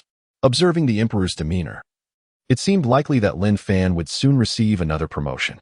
Could it truly be as rumored in the capital, that Lin Fan was innocent, and it was Qin Hui who had led this child astray? As Lin Nantian began to reflect on this matter, the Duke of Zhongding could no longer contain himself. The position of 100 households was already a 6th-rank official title, not a trivial one even in the capital. Should Lin Fan continue to be elevated, the next step would be the Deputy 1,000 households of the Jinyiwei, a 5th-rank position, granting authority over the vast Guangming prefecture comprising 5 states. At that point, any attempt to act against Lin Fan would be utterly futile. This youth, if not dealt with, would undoubtedly become a source of calamity. However, the immediate priority was to prevent his further promotion. With this thought in mind, he spoke forth, Your Majesty. In just a month, Lin Fan has risen from a small flag to 100 households. Such a rapid ascent is unprecedented. If he is promoted further, it may instill a sense of arrogance within him. The Emperor Jing, upon hearing this, found merit in the argument and pondered. Indeed, the speed of his promotion is swift. Yet Lin Fan has accomplished significant deeds and is deserving of reward. Otherwise, if word spreads, would it not lead the world to believe I am an inept ruler, rewarding not those who serve well? After much contemplation, the Duke of Zhongding finally suggested, Your Majesty, Lin Fan is, after all, a martial artist. It would be prudent to grant him some martial arts techniques or skills, which would equally allow him to feel your favor. Your suggestion is quite sound, the Emperor replied, stroking his chin thoughtfully. Last time, I bestowed upon him a premier technique. This time, let us grant him a premier martial skill. The Duke of Zhongding felt a surge of joy at this proclamation. Such martial skills require a considerable amount of time to transform into true strength, far beyond a year or two. Even if Lin Fan were to acquire a premier martial skill, it was likely he would perish before mastering it. Jinyiwei immediately exclaimed, "Your Majesty is indeed wise." At this moment, Wang Lang unexpectedly stood up once more. He clasped his hands and said, "Your Majesty, with the execution of the corrupt official of Fengzhou, I believe that the upright county magistrate Wang Anping could be promoted to the position of Fengzhou's deputy, allowing for the selection of a few scholar officials to fill the vacancies." "Granted," the emperor replied coolly. However, Wang Lang did not retreat but continued, "Your Majesty, Lin Fan has eradicated the corruption in Fengzhou's officialdom. I propose that he be granted the authority to act with discretion, enabling him to serve your Majesty with greater confidence and boldness." These words shocked the assembly. While the Imperial Guards are the Emperor's elite troops, renowned for their practice of executing first and reporting later, the actual procedures are more complex, requiring adherence to various protocols. To grant Lin Fan the privilege of acting with impunity would mean he could indeed operate without reservations. "Your Majesty, the annual tax revenue from Fengzhou amounts to merely 80 to 90,000 taels. Yet Lin Fan has extracted more than a decade's worth of taxes from the bellies of those corrupt officials," remarked Qian Feng, the Deputy Minister of Revenue. The Emperor hesitated no longer and declared, "The Imperial Guards are my personal troops and inherently possess the right to act first and report later. Allow Lin Fan to proceed with confidence." Jinyiwei's expression shifted slightly. He realized he must swiftly and formally shun to clean up his own mess. Otherwise, his connections in Fengzhou would be severed by Lin Fan, a man capable of unpredictable actions. As the court meeting adjourned, Lin Nantian descended the hall in a daze. How could Fan, who was once a mere scion of privilege, suddenly become so vigorous and even start to achieve merits? Could it truly be, as Wang Lang suggested, that heir was not as virtuous as she appeared and was deliberately leading Fan astray, driving a wedge between father and son? He muttered to himself, allowing his horse to carry him back to the royal residence. In the capital, numerous taverns and tea houses abound, where literati often gather to compose poetry. Do you not see? The waters of the Tsang River come from the heavens, rushing to the sea, never to return. A scholar, intoxicated, stood before the tavern railing and recited aloud. Do you not see? The bright mirror in the grand hall mourns white hair, in the morning like black silk, by evening turned to snow.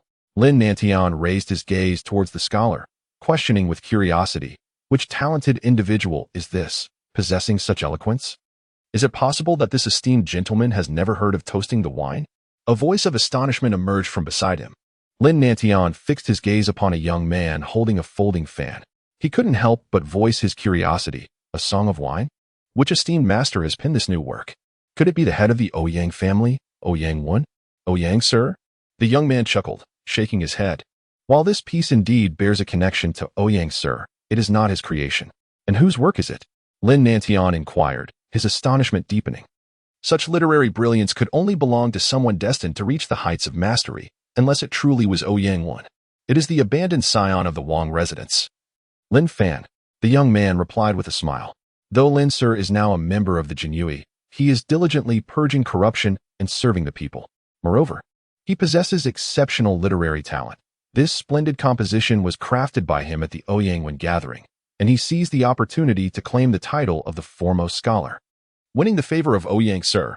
Lin Fan? Lin Nanshan's pupils constricted in disbelief. Impossible. Lin Fan is utterly unlearned, having driven away several tutors. How could he possibly produce such an exquisite work? It's simply inconceivable. The young man raised an eyebrow, his expression dripping with disdain. You appear to be a person of considerable stature, yet even someone of your standing should not tarnish Lin Sir's reputation. That so-called reputation is merely a fabrication spun by the virtuous Lady Qin of the Zhongding Marquis household. How can this be? Lady Qin is renowned for her virtue throughout the capital. She could not possibly be a wicked stepmother, Lin Nantian retorted sharply. A virtuous lady may not necessarily raise a child who excels in both literature and martial prowess, but she would never bear a debauched scion who oppresses the innocent. With that, the young man turned and ascended the steps to the tavern. Lin Nantian sat dazed upon the horse's back. Wang Lang's voice seemed to echo in his ears. Could it be that he had truly misunderstood Fanner? Yet he had witnessed Jinyiwei's virtuous nature with his own eyes. Lin Nantian returned to the Wangfu, his heart brimming with questions. Your Highness, you have returned. I have prepared a meal for you and personally brewed your favorite chicken soup. Jinyiwei immediately approached, her smile as refreshing as a spring breeze. Lin Nantian responded with a sound. Yet his expression revealed little joy. He lifted his foot and proceeded to the dining hall, where 4 simple dishes were laid out on the table, and a steaming bowl of chicken soup emitted warmth, evidently fresh from the pot. Just as he took his seat, Jinyiwei had already placed the chicken soup before him. These were dishes crafted by Jinyiwei herself, inexpensive yet comprised of Lin Fan's favorite delicacies. However, today the chicken soup tasted rather bland and insipid, leaving him in a somewhat dazed state. "My lord, what troubles you?" Jinyiwei inquired, her brow furrowed with concern. "It is nothing." Lin Fan shook his head, glancing around before asking, "Where is Xiaolong? Why has Ti joined us for dinner?" Jinyiwei sighed softly. "Xiaolong has gone to Fengzhou to attend the Ouyang literary meeting. There, he encountered Fanner." "Oh? That little rascal has become a member of the Jinyiwei. How could he possibly attend the Ouyang literary meeting?" Lin Fan set down the chicken soup in his hand, seemingly intrigued. Yet, his gaze remained fixed on every expression of Jinyiwei. Fanner not only participated in the Ouyang Literary Society, but also emerged as its champion, earning the admiration of Mr. Ouyang with his poem, Let the Wine Flow. Xiaolong, too, aspired to delve into literature, striving to keep pace with his elder brother. A faint smile graced Jinyiwei's face. "Your Highness, given Fanner's diligent efforts, perhaps it would be wise to allow him to return. While he has committed many misdeeds in the past, even insulting Yinner, he is, after all, the legitimate heir of the royal household, and the title of heir apparent rightfully belongs to him." Lin Fan's eyes flickered slightly. Before he could utter a word, he noticed Lin Xiaolong approaching. "Father, I encountered elder brother in Fengzhou. After inquiring, I discovered that apart from his occasional visits to the brothels, he indeed works diligently. Even after becoming a member of the Jinyiwei, he has not succumbed to despair. I am willing to return the title of heir to elder brother." Before Lin Fan could continue, Lin Xiaolong interjected with these words. "The heir, however, is Lin Fan," suddenly spoke Zhu'er, who was beside them. Lin Xiaolong immediately reprimanded, "Silence. Do not speak recklessly." Zhu'er dared not utter a word, yet her expression seemed to convey to Lin Fan that she had something to express. Lin Fan inquired, "Zhu'er, do you have something to express?" Zhu'er stole a glance at Lin Xiaolong, her tone timid. "The young master does not permit me to speak." "He is but a young master. I am a prince, and I command you to speak," Lin Fan asserted. "Then I shall speak," Zhu'er replied, seemingly intimidated by Lin Xiaolong, who continued to glare at her. "Xiaolong, what do you intend to do?" Lin Fan scolded. Lin Xiaolong finally withdrew his gaze. "Zhu'er, please speak," Lin Fan said. Zhu'er replied. "The eldest young master, upon encountering the heir, resorted to violence, taking advantage of his status as the heir's elder brother. He publicly beat the heir to a pulp. Had it not been for the guards intervening, the young lord would likely have been beaten to death." Lin Xiaolong's countenance darkened. Why did that wretch strike at Xiaolong? He claimed that the heir had usurped his position, vowing that when he seized the top spot, he would use the jade pendant to incite Mr. Ouyang to deliberately spread rumors, tarnishing both the lady's and the heir's reputations. Zhu'er stammered. "Zhu'er, you speak too much." Lin Xiaolong immediately rebuked. "The heir's position rightfully belongs to my elder brother. It is only natural for him to disapprove of my sitting in this role. Now that my brother is turning over a new leaf, how dare you sow discord between him and our father? My lord, I am truly sorry. I was wrong." Zhu'er, terrified, knelt upon the ground, repeatedly bowing her head in apology. At this moment, Lin Fan's countenance had darkened to the utmost degree. He raised his hand to elevate Zhu'er from the ground.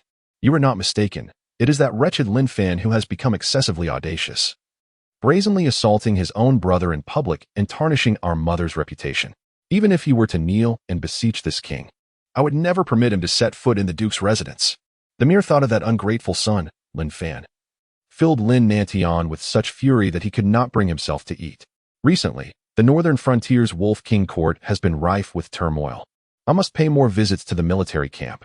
You may continue your meal." With that, he set down his chopsticks and turned to exit the dining hall.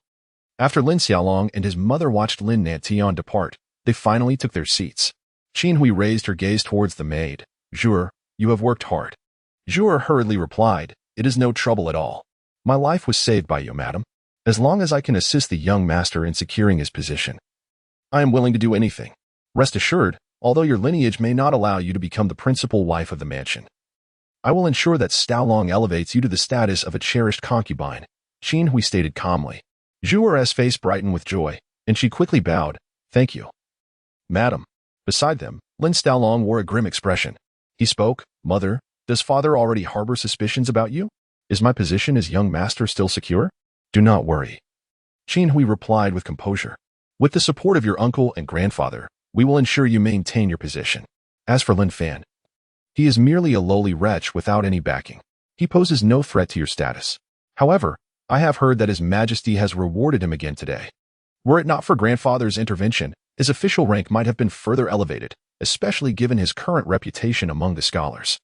If we allow him to continue to grow unchecked, he may become a source of calamity." Lin Xiaolong wore a visage of profound concern.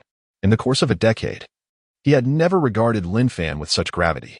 Previously, he had dismissed Lin Fan as a mere wastrel. However, within this brief span of a month, a sense of dread had begun to take root in him. Not only had Lin Fan ascended to the 6th rank, but he also held the title of 100 households within the Imperial Guard, having enchanted countless scholars with a single composition, Invitation to Wine. If this trajectory continued, even if Lin Fan were not the heir of the Prince of Bingjian, he would undoubtedly evolve into a force capable of shaking the very foundations of the loyal Ding Marquisate and potentially the Bingjian Prince's estate.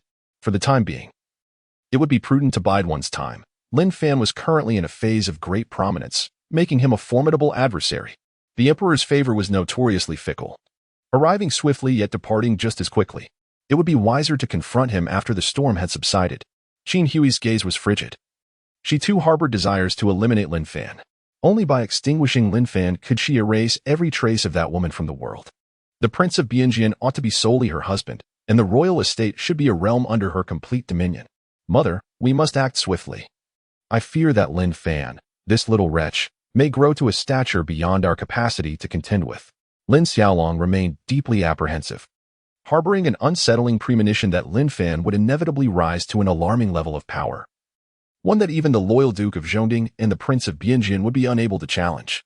"Rest assured, your grandfather is the Duke of Zhongding, a noble of the great Jing. Even if Lin Fan were to ascend to the position of 1,000 households, your grandfather would effortlessly crush him with a mere gesture." Jinyiwei's typically gentle countenance revealed a rare, fierce expression. In Fengzhou, the resonant sounds of the Jinyiwei's training echoed from the courtyard of the 100 households. The methods employed by the Jinyiwei of Ping'an County had been adapted for use in the 100 households of Fengzhou. Suwano had also been reassigned to the 100 households as the cook. Concurrently, chefs were reappointed for the 4 subordinate counties. Yet these chefs lacked the exquisite secret ingredients provided by Lin Fan. The grass leaves had ultimately been sourced from the mirror world. And while Su Wanner and her companions remained trustworthy, others were not to be relied upon. Nevertheless, Lin Fan occasionally distributed minor medicinal pills as rewards for meritorious service, thereby enhancing the strength of the Jinyiwei across the 4 counties. Fengzhou had now become a fortified stronghold, with Lin Fan leisurely basking in the sun and tending to the chickens at the 100 households, enjoying a few days of tranquility. As the 4 subordinate counties achieved complete stability, Lin Fan finally resolved to proceed with his subsequent plans. "Young master, the notifications have been dispatched, at the latest. Captain Su and his team will arrive in the state city by tomorrow morning." Lin Guzi approached briskly. "Well done," he remarked. Lin Fan, reclining on a bamboo chair, opened his eyes. He turned his head to scrutinize Lin Guzi and subsequently inquired, "Guzi, how is your foundation progressing?" Lin Guzi chuckled softly. "Young master, rest assured. I have been intensifying my training recently, and my unstable state has gradually begun to stabilize. It is nearly steady now, isn't it? This evening, I encourage you to attempt a breakthrough and see if you can ascend to the 6th rank. It is unacceptable for there to be only one martial artist above the 7th rank in the entire 100 households." Lin Fan retrieved a porcelain vial and poured out 2 slightly shriveled red fruits. He intended to consume them, hoping to achieve a breakthrough to the 7th tier this evening. Lin Guzi gazed in astonishment at the 2 crimson fruits before him. He had partaken of this delicacy on several occasions, so it was impossible for him not to recognize it. However, he had only ever encountered a small portion before. Today was the first time he beheld the entirety of the fruit. Even that minuscule morsel of flesh had been comparable to an 80-year-old ginseng. Consuming one of these whole fruits would be quite another matter altogether. "Young master, this is not appropriate. You should keep it for yourself," Lin Guzi hastily declined. Lin Fan casually remarked, "Rest assured, I have plenty of this. You may indulge without reservation. Even if I were to support you to the rank of a 1st-grade warrior, it would be well within my means." He tossed the fruit towards Lin Guzi, who clumsily managed to catch it. Thank you, young master. I shall devote myself to training and strive not to disappoint your expectations, Lin Guzi pledged earnestly. Lin Fan waved his hand and said, All right, hurry back to your training. Strive to achieve the 6th rank by tomorrow. Do you understand? Understood. Lin Guzi replied loudly. There's no need to be so loud. Just hurry along, Lin Fan chuckled, playfully rebuking him. With a mischievous grin, Lin Guzi swiftly retreated to his room to engage in his cultivation. No sooner had he departed than the magnificent Sabari soared over from the backyard, its wings flashing in the sunlight. After days of nurturing, Sabari now stood at waist height, its feathers shimmering with vibrant hues, resembling a resplendent silk brocade beneath the sun's rays. The chicken's plump, crimson comb appeared almost otherworldly, as if it were a creature of legend. Moreover, its combat prowess was formidable. Even the strongest warriors of the 100 House could not contend with this avian marvel. Only the miserly Lu Hua from the 100 House could exchange a few blows with Sabari, yet he could not subdue it, with feathers as hard as armor.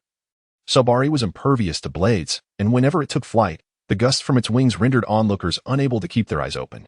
Striding over with a distinctive gait, Sabari nuzzled its head against Lin Fan's palm, its small, bean-sized eyes brimming with yearning. Lin Fan cast a glance at it and sighed, all right, I understand. Here, take one. As he spoke, he retrieved a fruit from the porcelain jar and tossed it to the phoenix. The creature immediately caught the fruit and devoured it in a few quick bites. This little being possessed a crop capable of holding the fruit, thus alleviating any concerns of being overwhelmed by the potency within. With a flutter of its wings, the phoenix soared back to the phoenix tree in the backyard. Lin Fan murmured upon witnessing the scene. With the existence of the copper mirror world, it is quite possible that a monster could truly be nurtured. At the hour of the rabbit, on the outskirts of Fengzhou City, Lin Fan led the entirety of the 100 households Jinyiwei, who had gathered in this place. Before long, waves of Jinyiwei converged from all directions. Sir, the Jinyiwei commander from Baoquan County, Su Kuang, has arrived to report. The Jinyiwei commander from Yongtai County, Wang Hu, has arrived to report. The Jinyiwei commander from Ningyi County, Su Hu, has arrived to report. The Jinyiwei commander from Ping'an County, Su Bao, has arrived to report. Aside from Ping'an County, the other 3 counties Jinyiwei had not yet completed their reinforcements. Nevertheless, the combined forces of the Jinyiwei from the 4 counties amounted to a formidable total of 180 individuals, coupled with the 30 from the 100 households division. Their numbers had evidently swelled to nearly 200. Furthermore, after several days of rigorous training, the morale and spirit of these Jinyiwei had markedly improved. While they may not be elite warriors, they undoubtedly surpassed the average constables by a significant margin. Lin Fan's gaze swept across the assembly. The county officials and the Imperial Guards, who had never before laid eyes on him, were discreetly observing their superior. Indeed, as the rumors suggested, he was youthful. Yet the aura of authority that emanated from him made it difficult for others to gaze upon him for long. Now that everyone had gathered, it was time to set forth. As per the customary practice, the rewards would be distributed according to merit, with greater efforts receiving greater compensation. With a sweeping gesture, Lin Fan led his entourage directly into Fengzhou City. The guards at the city gate were taken aback by this unexpected display. What could the Jinyiwei possibly be planning with such a grand entrance? Hadn't the corrupt governance of Fengzhou and its 4 subordinate counties already been purged? Why then did the Jinyiwei seem to be making such a significant move? Some quick-thinking soldiers discreetly slipped away towards the state office, intending to inform the prefect, Li Shun, as a large contingent of Jinyiwei suddenly appeared on the streets. Even though their conduct had been tempered under Lin Fan's management, the ordinary citizens instinctively recoiled at the sight. However, a few audacious souls trailed behind this group, curious about their intentions. As they drew closer to their objective, the expressions of the onlookers shifted dramatically. The state office. It was evident that the target of these Jinyiwei was none other than the state office itself. Good heavens! Lin Fan was actually daring to confront the prefect, a man of considerable authority, overseeing a territory of 300 miles. Soon, Lin Fan and his team arrived at the state office, with the prefect's residence situated just behind it. Surround them. Lin Fan waved his hand, and the numerous Imperial Guards behind him surged forward, swiftly dividing into 2 factions as they glided to either side. Lin Guzi led a group of over 30 individuals, striding confidently into the state office. The guards were taken aback by such an imposing display and hastily admonished, "What business do you, the Imperial Guards, have here?" This is the state office, and behind it lies the residence of the prefect. Before Lin Fan could utter a word, Lin Guzi delivered a forceful kick that sent the obstructing guard tumbling. What audacity to block the path of my master! Lin Guzi spat disdainfully. A mere 9th-tier martial artist among the officers was sent flying with a single kick from him, a 6th-tier martial artist. Observing the ferocity of the Jinyiwei, the other officers hastily retreated. There was no need to risk their lives for a trifling sum of 2 or 3 silver coins. Lin Fan and his companions advanced unabated, soon entering the governor's residence. The Imperial Guards, under the leadership of Su Kuang and others, had encircled the estate completely, leaving not even a bird the chance to escape. As they approached the entrance, Lin Fan was about to knock on the door when Lin Guzi immediately stepped forward, grinning. "Young master, allow me," he exclaimed. With that, he charged forward and delivered a powerful kick to the grand door. Bang! The door was sent crashing to the ground by his forceful strike. Lin Fan observed the scene with a hint of exasperation. "My dear dog, we are here to solve a case, not to wreak havoc. Moreover, the governor's office is public property, not a personal possession of Li Xin. The cost of repairing the door will be deducted from your tea expenses." Ah? Lin Guzi stood frozen in place. He scrutinized the grand entrance of the governor's mansion, estimating its construction cost to be over 10 taels of silver. This venture had proven to be a significant loss. He had already invested more than 10 taels without reaping any profits. The crowd advanced into the governor's mansion.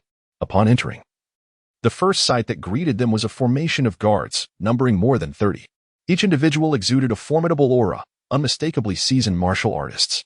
Most of them possessed cultivation levels around the 8th or even 7th rank, with the leader emanating an impressive presence that reached the 6th rank.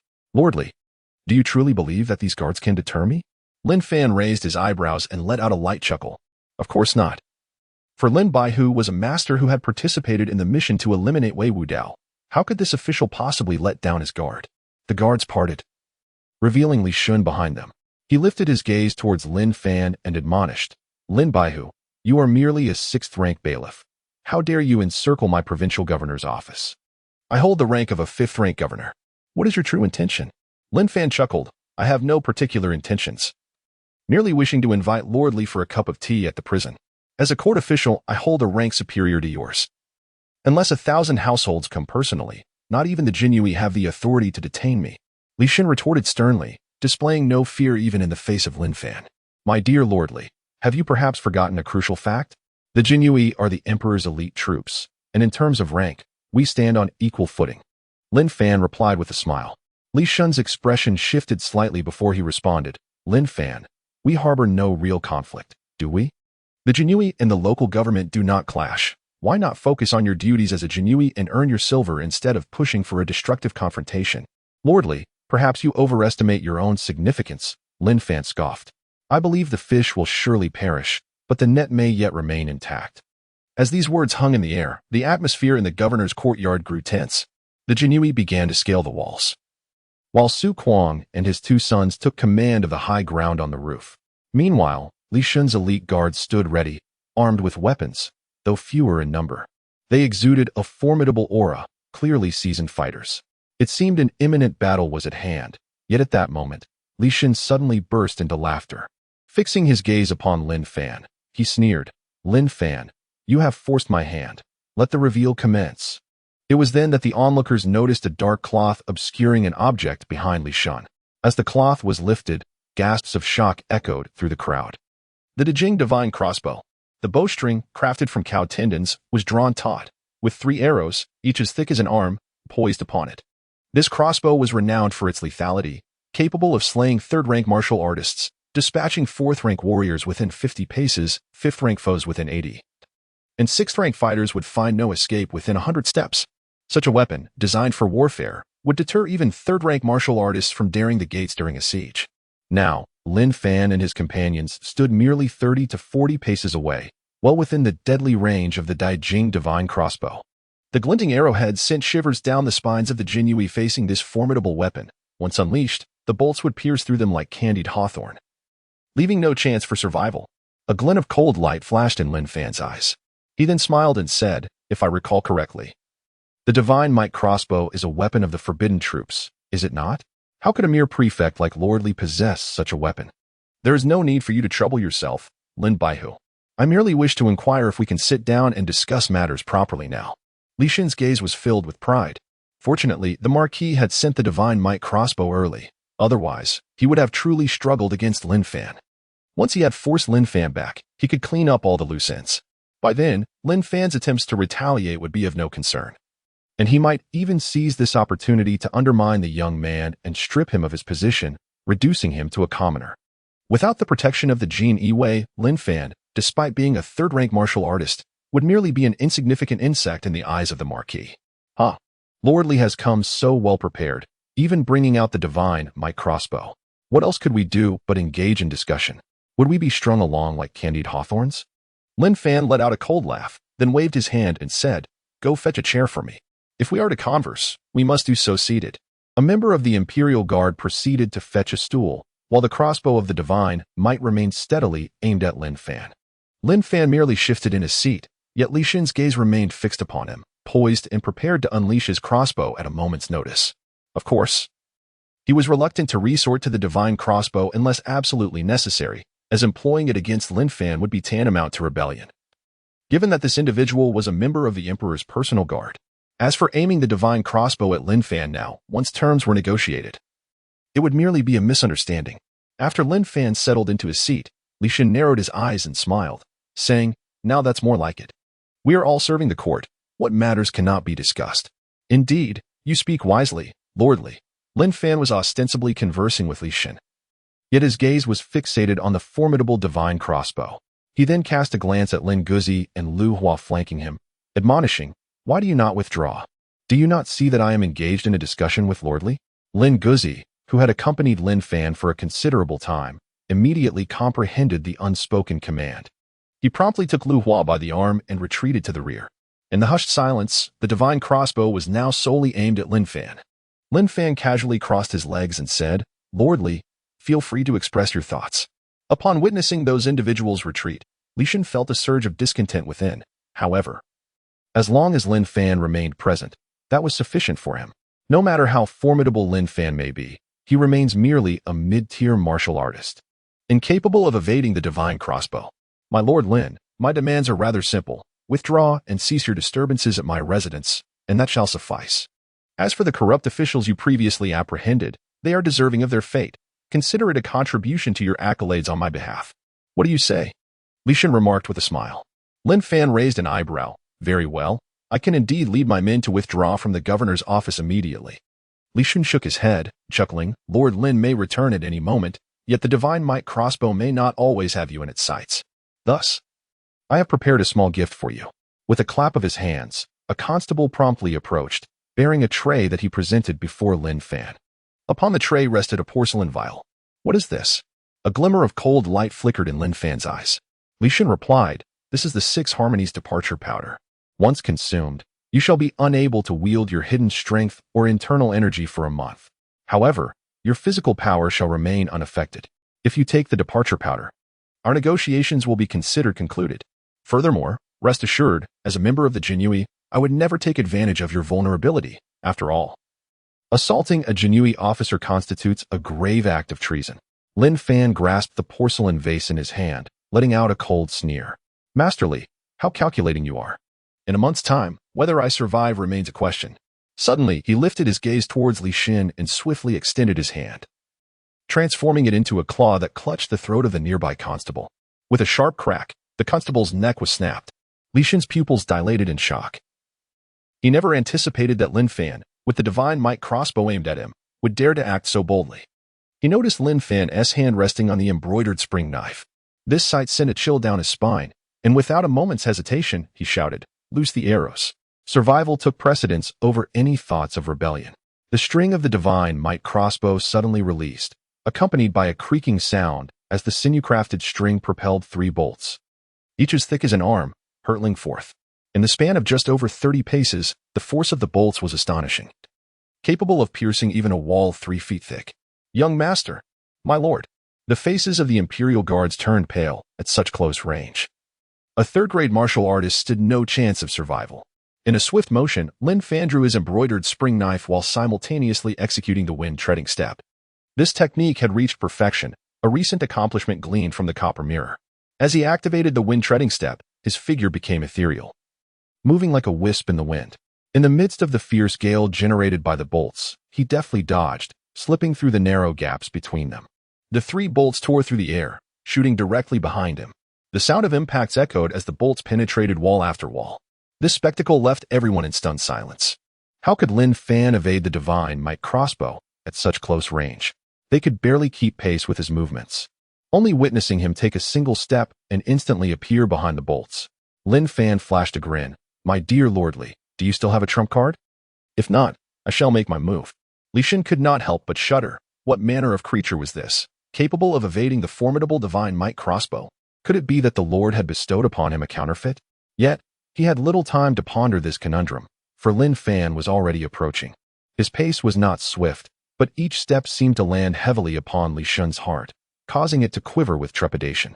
"Lin Fan, I am the governor of a province, a 5th-rank official. You have trespassed upon my residence. I shall report you." Li Shan's voice trembled with fear. He was astonished that his meticulously prepared weapon had failed to deter Lin Fan. "Imperial Guards, heed my command. Lord Li is attacking the Imperial Guards with the intent of rebellion. Seize him at once." With a thunderous roar, Lin Fan commanded. And a multitude of Imperial Guards surged forth from all directions, crowding the walls and rooftops with over 200 individuals. "Charge forth. Breakthrough," Li Shan urgently ordered.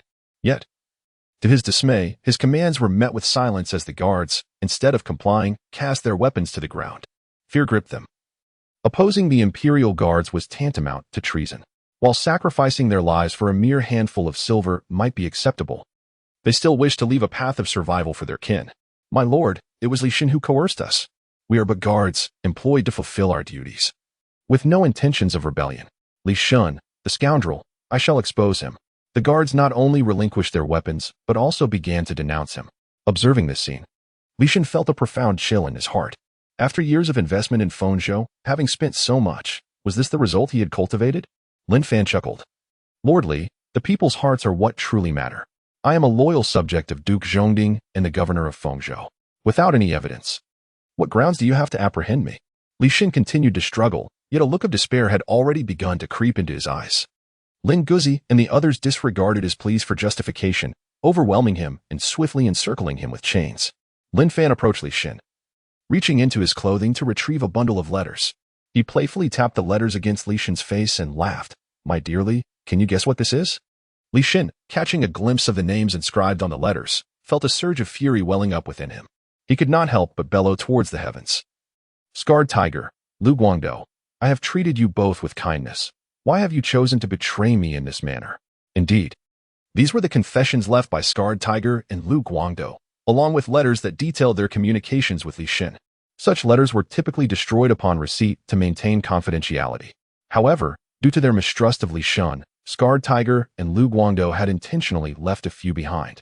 These letters would serve as the dagger that would ultimately pierce Li Shan's fate. The entire staff of the governor's office had been apprehended, including the guards. The group, brimming with momentum, was poised to exit the governor's residence. Just as they stepped outside, Lin Fan's gaze fell upon the procession heralding the imperial decree. The leader of this entourage was a familiar figure, none other than the esteemed eunuch De, who had previously read the decree on his behalf. Upon spotting Lin Fan, the procession came to an immediate halt. Li Shan, seeing the imperial entourage as a beacon of hope, urgently cried out, "Eunuch, save me. I am the governor of Fengzhou. Lin Fan is abusing his power to imprison me." Eunuch De signaled, and one of the guards swiftly advanced, delivering a resounding slap across Li Shan's face with the hilt of his sword. The blow was so forceful that blood poured from Li Shan's mouth, having lost 2 teeth in the process. "Silence. Can you bear the responsibility for delaying the reading of the imperial decree?" Eunuch De snorted coldly before turning to Lin Fan with a smile. "Officer Lin, you have achieved yet another great feat. His Majesty is exceedingly pleased and has sent me to convey the decree and bestow rewards upon you." Lin Fan was momentarily taken aback. What decree was to be proclaimed this time? When had he ever achieved merit? As the edict began to be read, Lin Fan respectfully accepted it. Upon learning the full circumstances, he found himself at a loss for words. It turned out that those individuals, in their attempt to impeach him, had inadvertently conferred upon him accolades. "Lord Lin, please accept the decree," chuckled Grand Eunuch De. Lin Fan accepts the decree. Lin Fan quickly cradled the imperial edict with both hands. Grand Eunuch-De waved his hand, and a nearby attendant presented the first-rate martial skill that had been bestowed as a reward. Knowing that Lord Lin excels in the art of the blade, we have specially selected a unique sword technique for him. Lin Fan hurriedly expressed his gratitude. Thank you, Master De. Lord Lin, His Majesty has a message for you. Within the borders of Fengzhou, you possess the authority to act freely, permitting you to execute first and report afterwards, said Master De. Upon hearing these words, Li Shin's face instantly turned ashen. He understood that his fate was sealed. Ordinarily, it would take 1,000 households to move against a governor such as himself. However, with Lin Fan now granted the authority to act freely, it implied that even he fell within the permissible limits, provided a reasonable explanation could be offered in the end, thereby evading any repercussions. Lin Fan was equally astonished by the considerable authority bestowed upon him by Emperor Jing. This revelation suggested that the emperor was not as foolish as he had presumed. He immediately declared, I shall serve with utmost diligence and loyalty, never to betray your majesty's expectations. The great Jing dynasty is indeed in need of talents like you. Lin Baihu. Upon hearing this, Eunuch-De's face broke into a smile. You flatter me, he responded. After such a long journey, it would be better to enjoy a cup of tea at the Baihu residence. After Lin Fan presented the imperial edict and rewards to Lin Guzi, he approached Master De. Discreetly, he slipped a banknote of 1,000 taels into Master De's sleeve.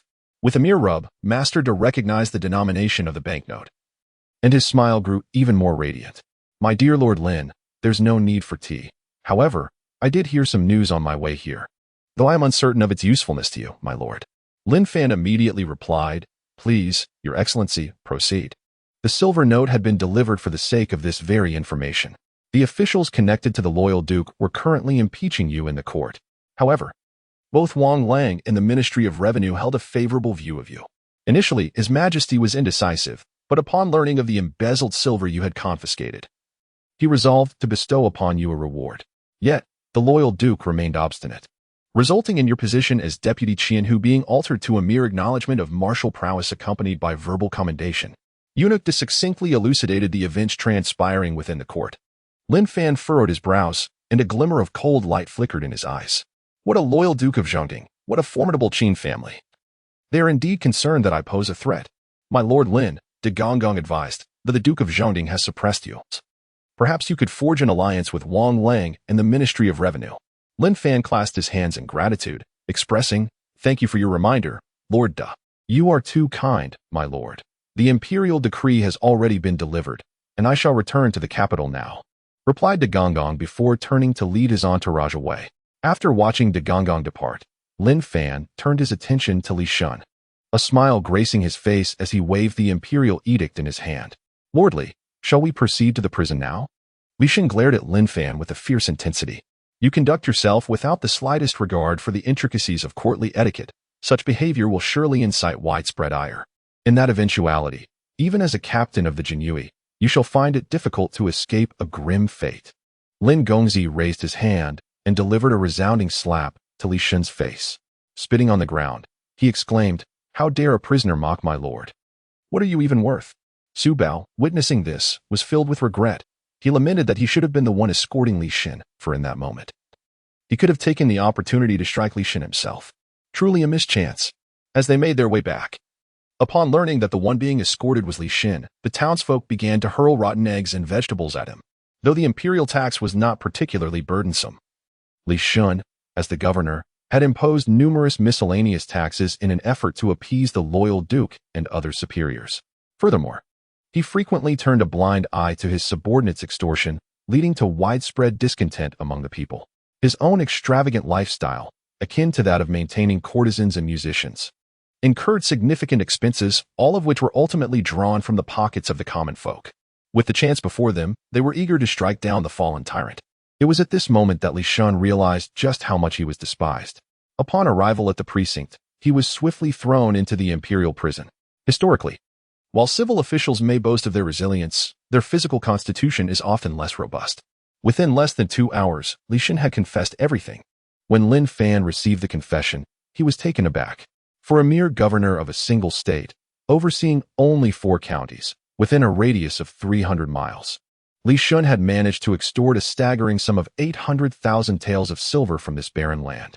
It is worth noting that the entire population of Fengzhou including all 4 counties, barely exceeded 500,000. Li Shan truly was a remarkable talent, scraping every inch of the earth clean. Lin Fan couldn't help but let out a cold laugh. He turned to Wang Hu and asked, "Have they begun the raid?" Wang Hu replied, "Lin Guzi and Su Kuang have already taken people there. However, there is an overwhelming amount of wealth, and they are still in the process of searching and counting." Lin Fan sighed, contemplating the extent of wealth that could be amassed. At the prefectural government, carts laden with gold and silver were drawn out, while countless treasures of paintings and calligraphy were in abundance. In the cellar, one would scarcely find any grain. Instead, it was filled with chests of copper coins. Li Shan, having not coveted a single grain, had exchanged it all for silver. He had taken as many as 18 concubines, the youngest being merely 12 years of age, forcefully brought into his fold. There were also 12 exquisite dancers, each a paragon of beauty, gathered by Li Shan from various locales, with annual expenditures on these performers reaching as high as 10,000 taels. Additionally, there were 8 songstresses, whose annual costs were no less than 5,000 taels. In the kitchen, Lin Guzi stumbled upon numerous deceased sparrows and decayed cabbage leaves. Upon inquiry, he discovered that Li Shan had a penchant for sparrow tongues, requiring a daily serving. Each sparrow tongue, no larger than a fingernail, demanded a staggering 100 taels of silver to procure a single platter. The presence of spoiled cabbage leaves was attributed to Li Shan's preference for only the cabbage hearts, with the remainder discarded to feed the pigs. Unlike Liu Biqing, who adhered to principles, this individual not only dared to indulge in corruption but also exhibited a propensity for extravagant expenditures, relishing a life of luxury. After all, as the chief official of Fengzhou, he operated with impunity, bolstered by the patronage of the loyal Duke Zhongding, and thus felt no fear. However, he was unprepared for the arrival of a capable and audacious newcomer, who not only eradicated all of his illicit connections with the aid of Wei Wudao, but also successfully unearthed his granary. The process of auditing persisted for an entire day and night. Lin Fan sat quietly at the precinct, awaiting the results. It was not until nightfall that Lin Guzi arrived, clutching a ledger.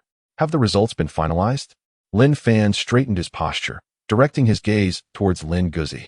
"Young master, everyone has come out," Lin Guzi replied. Lin Fan spoke indifferently. "Go ahead and tell me. I wish to see how much grain this gluttonous rodent has hoarded." In total, they uncovered 120,000 taels in silver, 170,000 taels in silver notes, 8,000 taels in gold, and various paintings and treasures estimated to be worth 100,000 taels. Additionally, there were several properties in Fengzhou, valued at approximately 50,000 taels. After Lin Guzi finished speaking, he handed the ledger to Lin Fan. Lin Fan cast a cursory glance and mused. "Is this all? Where have the missing 300,000 taels gone?" Lin Guzi hurriedly explained. "The laborers have already dug 3 feet into the ground, nearly dismantling the prefectural office. Yet they still have not uncovered the remaining silver coins. Perhaps you should inquire with Li Shan." Lin Fan made his way to the Imperial prison. Inside, Li Shan was suspended on a rack by 2 chains, his corpulent figure marred by the welts left by the whip. However, his injuries seemed confined to this, as it appeared he had succumbed to the first round of flogging. Upon hearing footsteps, Li Shan laboriously lifted his head. Upon seeing Lin Fan, he revealed a blood-stained grin, displaying his white teeth. "My Lord Lin, have you located the silver?" "Lord Li, they no longer intend to protect you. Do you still plan to shield them?" Lin Fan seated himself on the chair in the interrogation room, his gaze directed calmly towards Li Shan. "My Lord Lin, I assure you there is no issue. But you must agree to one condition," Li Shan said with a broad smile. Lin Fan had anticipated this, and thus he said, "What are the terms? Speak."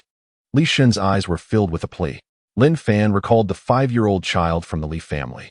Upon first laying eyes on him, he sensed that the boy was both knowledgeable and well-mannered, exuding an air of integrity. The warriors had informed him that the child was the son of Li Shan, a claim he had initially doubted. However, now upon hearing the name Li Shan, it resonated harmoniously with the image of that young boy. Lin Fan chuckled. "Li Shan, you have indeed bestowed a splendid name upon your son. He is far more cultured and courteous than you." "Indeed," Li Shan replied with a hint of pride in his voice. "I have sought the guidance of numerous esteemed scholars to teach him literacy and virtue. Naturally, he excels. My son, at the tender age of 4, can already read the 1,000-character classic fluently, and he treats others with humility and respect. Truly worthy of the name Li Shan. By naming your son Li Shan, you hope he will embody goodness. Have you never considered that one day, your own actions might come to light, If he were to discover the true nature of his father, would he not harbor resentment towards you? Lin Fan inquired, his gaze fixed upon Li Shan, laced with scrutiny. Li Shan's face contorted into a bittersweet smile.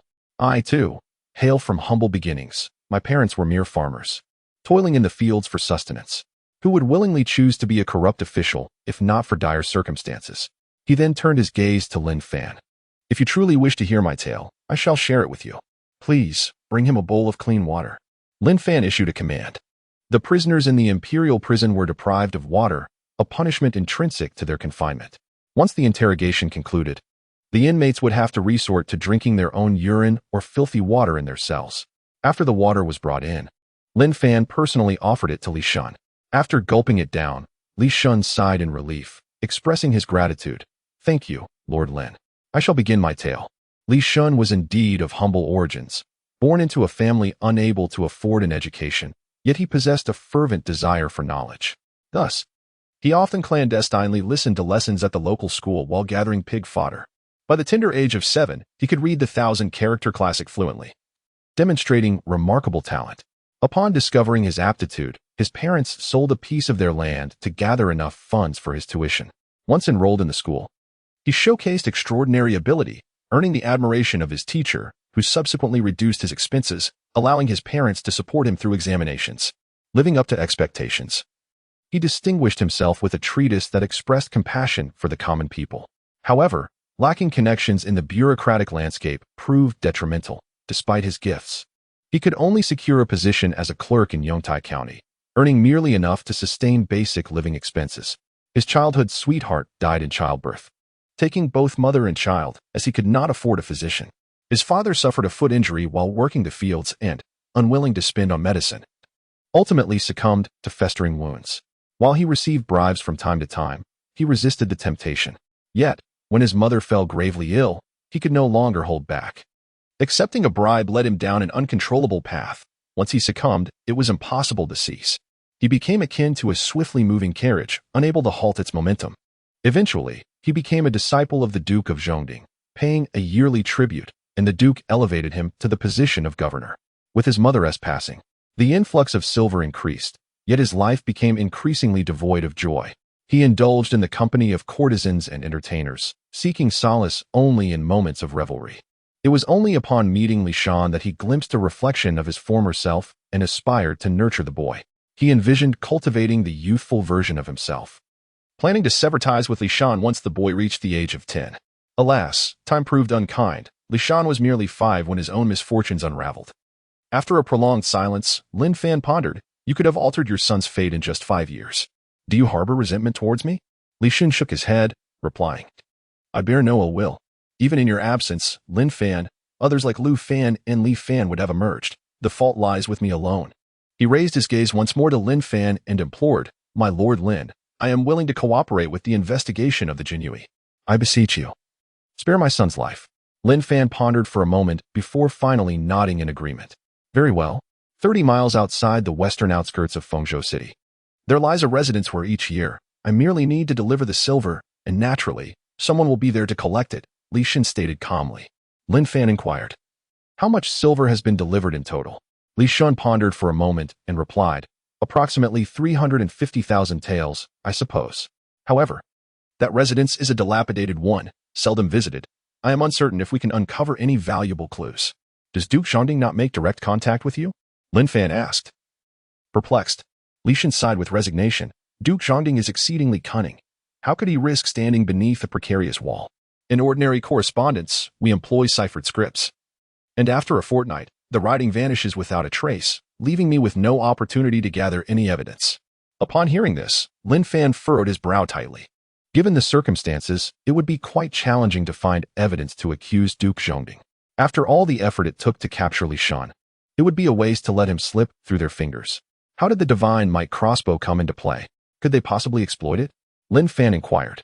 Li Shan shook his head in response. The divine might crossbow was dispatched to the coastal regions under the arrangements of Duke Zhongding, and it merely passed through Fengzhou by chance.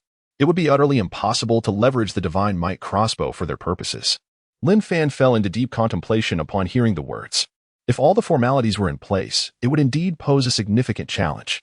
After a brief moment, He spoke again. Who is responsible for delivering the divine might crossbow?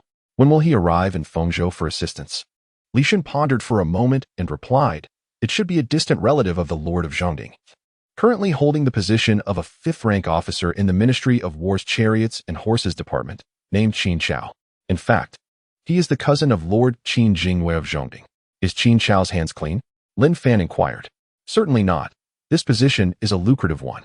In the entire Dajing dynasty, there are only 2 officers in the Ministry of War's Chariots and Horses Department, and it is only due to the support of the Lord of Zhongding and the Wang family that he could secure this role, replied Li Shan. He then adopted a serious expression. You wouldn't consider taking action against Qin Chao, would you? His position is far too crucial, as he is typically accompanied by skilled warriors from the military. Furthermore, the Lord of Zhongding will undoubtedly go to great lengths to protect him, seeking ways to impeach you, or even potentially sending assassins after you. Moreover, he holds a 5th-rank official title, while you are merely a 100-household leader in a single province. You lack the authority to act against him. Rest assured, I have it all under control, Lin Fan calmly stated. I will ensure your son's safety, but the rest shall face their due punishment. Safeguarding Shauner's life is sufficient. I care not for the others. Li Shan shrugged indifferently. After seeking Lin Fan's assistance, he felt a sense of relief wash over him, as if a great burden had been lifted. As for those concubines and relatives, he held no regard for them. In his time of despair, no one had offered him help. These individuals were merely his pawns and tools for venting his desires. After Lin Fan emerged from the imperial prison, he addressed Lin Guzi, saying, Guzi, arrange for a few strong guards to watch over the prison. You and I shall pay a visit to the village mentioned by Li Shan and see if we can uncover any clues. Very well. Lin Guzi promptly made arrangements, assigning 6 formidable guards, 2 of whom were 9th-tier martial artists. Additionally, Lu Hua and others were stationed in the front courtyard, ready to rush to aid at the slightest sign of trouble. 2 swift steeds galloped through the night as the guards at the city gate recognized Lin Fan and immediately granted passage, with the local governor apprehended. He was now the highest-ranking official in Fengzhou. The 30-mile journey was but a fleeting moment for Lin Fan and his companion.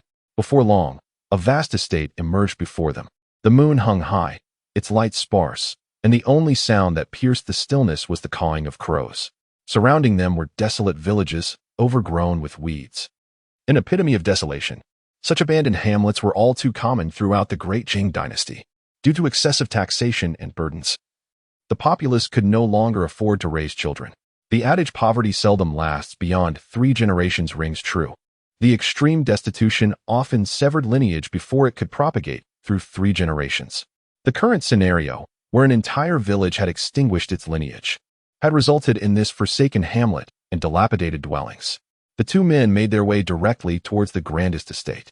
This had once been the residence of a wealthy family, but after the last heir had perished, the estate fell into neglect. Young master, this house gives off an eerie vibe. Could it be haunted? Lin Guzi felt a surge of anxiety upon seeing the house. Are you truly afraid of ghosts, being merely a 6th-tier martial artist? Lin Fan chuckled. Subsequently, he stepped forward and entered the dwelling. All around him were cobwebs, and wherever his gaze fell, desolation reigned. Lin Fan's gaze fell upon the broken blades of grass beneath him. His brow furrowed slightly as one hand rested upon the hilt of his embroidered spring knife at his waist. With each deliberate step deeper into the dwelling, he discerned the scent of smoke wafting through the air, accompanied by the murmur of voices. Young master, there are people, Lin Guzi whispered. Lin Fan shot him a glare. I am not deaf. The 2 stealthily approached, only to discover 3 young individuals, a pair of men and a woman, gathered around a fire, engaged in a barbecue. The men were reasonably handsome, while the woman stood out remarkably, her beauty akin to that of a rare gem, exuding the aura of a chivalrous heroine. Who goes there? One of the young men, possessing keen perception, swiftly picked up a flaming stick and, with a powerful kick, hurled it towards Lin Fan and his companion. Bang! Lin Fan raised his hand and shattered the wooden staff with a single strike, then strode forward. Who are you? What brings you to this desolate wilderness at such an hour? The 3 individuals were taken aback upon noticing Lin Fan's attire, clad in a silver flying fish uniform. The young man before them appeared to be no more than 20, yet he had already attained the rank of 100 households within the Jinyiwei. The youth who had just acted quickly clasped his hands in salute, saying, My lord, we are disciples of the Jizhou Iron Sword sect, traveling and happened to pass this way, so we took a moment's rest here. Jizhou Iron Sword sect? Lin Fan frowned. Jeju and Fengzhou both belonged to Guangming Prefecture. Yet he was not well acquainted with the circumstances of these sections. "My lord, this is the disciple of the sect, Tai Ling." The young man promptly produced a sword-shaped token and respectfully presented it. Lin Fan took the token, glanced at it, and returned it, surmising that these three individuals were likely unrelated to the case. 30 miles to the east lies Fengzhou City. You should seek refuge there. Being in the wilderness may lead to misunderstandings, Lin Fan remarked nonchalantly. "Very well, we shall depart at once," the young man responded, hastily pulling his junior disciples away. Though they, as members of the martial world, held disdain for the Jinyiwei, they could not afford to provoke them, given the latter's formidable influence. What is so impressive about the Jinyiwei? They are merely the court's lapdogs, yet they dare to drive us away, the woman muttered softly. Lin Fan's gaze turned icy as he swiftly appeared before the woman. With a swift motion, he raised his hand and struck her across the face. The sound echoed sharply as she was sent flying. "Mind your words," he warned. "The Jinyiwei is the Emperor's personal guard. Should you dare to speak so recklessly again, it will not be merely a single slap you receive." Lin Fan spoke coldly. The two young men had not even realized when Lin Fan made his move. Initially, they had presumed that such a young individual had attained the position of 100 households through connections. To their astonishment, he possessed genuine prowess. Undoubtedly a martial artist of the third rank. "My lord, please forgive us. My junior sister has been indulged and will certainly be reprimanded sternly by our sect leader upon our return." The leading youth hastily clasped his fists in apology. Lin Fan cast a fleeting glance at the young girl, noticing a glimmer of cold light flickering in her eyes. Though it lasted but a moment, he discerned it clearly. Having harbored intentions of murder, she could not blame him for his ruthless blade. Just as he was preparing to dispose of her, a muffled sound suddenly emanated from other rooms in the distance. "Dogsy, there is something amiss." Lin Fan immediately executed the wind step and rushed forward. "Young master, wait for me." Lin Dogsy swiftly followed, pursuing ahead. Upon mastering the wind step, Lin Fan's speed became remarkably swift. In merely a few breaths, he traversed 20 to 30 zhang, arriving at the door of the room where commotion could be heard. He raised his hand and severed the long-decayed door with a single stroke. As smoke billowed forth, a figure soared into the air, shattering the beam as it ascended. "Do not flee." As Lin Fan stepped forward, he gave chase. "Eat this, dog." The furious roar of Lin Guzi echoed from above. In the next moment, accompanied by a blood-curdling scream, Lin Fan, who had just emerged, witnessed Lin Guzi being struck by the masked assailant, sending him hurtling through the air as his waist knife shattered. The dog fell to the ground, spitting out a mouthful of congealed blood, and muttered indistinctly, "Damn it. How formidable." It was merely due to the fleeting 3 breaths of time that Guzi managed to secure. Lin Fan had caught up with the masked figure, raising his hand to deliver a powerful strike. The flawless technique of his blade cleaved through the rushing wind, its brilliance resembling a silken ribbon sweeping forth. "Stay right there." Such formidable swordsmanship. The masked figure was taken aback. Despite immense confidence in his own abilities, he dared not withstand the blow with his back turned. He swiftly pivoted, striking out with his palm. The strike was as resplendent as gold and jade, echoing with the roar of a tiger and the song of a dragon. The blade's radiance shattered as the palm's imprint met the embroidered spring knife. Lin Fan felt a terrifying force surging along the blade. The immense power threatened to tear his muscles apart and shatter his bones. Its internal energy. His complexion changed drastically, for he had not anticipated that his adversary was a master of the third rank. To possess internal energy meant standing among the elite of the great Jing dynasty. Individuals like the captains of the Jinyiwei typically belonged to this echelon. Just as he was momentarily distracted, his opponent had already launched another palm strike. The internal energy coalesced within the palm, rendering it harder than gold or iron. "Youngster, since our paths have crossed, you shall not escape." The glimmer of murderous intent in the man's eyes clearly indicated that he was resolute in his lethal intentions. Lin Fan felt a tension coursing through him as he faced a master of the third rank, and he dared not exhibit even the slightest negligence. Without hesitation, he brandished his blade to confront the foe. 3 slicing winds. The perfected sword technique was unleashed once more, each slash akin to a howling tempest. However, under the weight of the opponent's superior realm, even the prowess of the perfected technique diminished significantly. A hand struck, imprinting the embroidered spring blade against Lin Fan's chest. Bang! Lin Fan was forcefully thrust back by a powerful blow. Step by step, he expertly absorbed the impact, each footfall shattering the tiles beneath him and splintering the beams overhead. It took him a full 7 or 8 steps before he finally stabilized his stance, standing resolutely with his blade drawn, his gaze icy and unyielding. The masked figure was taken aback. This young man was remarkably formidable. To withstand such a strike at the 5th-tier realm without succumbing to injury was astonishing. As he appeared to be unscathed, this strike was not delivered carelessly like the previous one aimed at the small flag. He had indeed exerted all his strength. Doubts began to creep into his mind, leaving him somewhat uncertain of Lin Fan's true capabilities. Dog, how long until our people arrive? Did they bring the divine might crossbow? Lin Fan did not look back, but shouted aloud. Upon hearing this, the dog's eyes darted, and he immediately responded, "My lord, we should be nearing our destination. If you can delay him for just half a stick of incense, that will suffice. Additionally, ensure that the subordinates bring along the divine might crossbow." "Excellent." Lin Fan responded emphatically, his voice resonating with vigor. He then raised his gaze towards the masked figure and declared, "What of your 3rd rank? This very night, I shall apprehend you and deliver you to the Imperial prison." The masked individual's eyes flickered. All traces had been meticulously erased, rendering it impossible for Lin Fan to uncover any useful evidence within this residence. Given this, there was no need to remain locked in a stalemate with this brat, for there would undoubtedly be ample opportunities to deal with him in the future. Contemplating this, he scoffed and retorted, "Apprehend me? You must first catch up to me." As the words left his lips, the masked figure turned and swiftly vanished into the darkness. Within a few breaths, he had completely disappeared. Such remarkable speed. Upon witnessing the scene, Lin Fan let out a cold snort. Subsequently, he leaped from the rooftop, gracefully landing in the courtyard. Lin Guzi wiped the blood from the corner of his mouth and hurried over, his face etched with concern. "Young master, are you all right?" Lin Fan shook his head and murmured, "Let us return to the 100 house." The 3 disciples of the Iron Sword sect were astounded as they beheld the confrontation between Lin Fan and the masked figure. From the residual force of their clash, it was evident that the masked individual was undoubtedly a 3rd-grade master, a level only matched by their own sect leader. Yet this young 100 house official managed to engage the masked figure without succumbing, revealing his formidable nature. "Senior brother, how is it that such a remarkable 100 house official is not listed on the hidden dragon ranking?" the youth inquired. The leading youth shook his head. "I am uncertain. The hidden dragon ranking is updated monthly, and logically, he should be included. Perhaps his achievements have yet to come to light. Upon our return to the sect, I shall certainly report this matter to my father. He must find a way to eliminate him." The young woman exclaimed, covering her face in indignation. The leading youth sighed.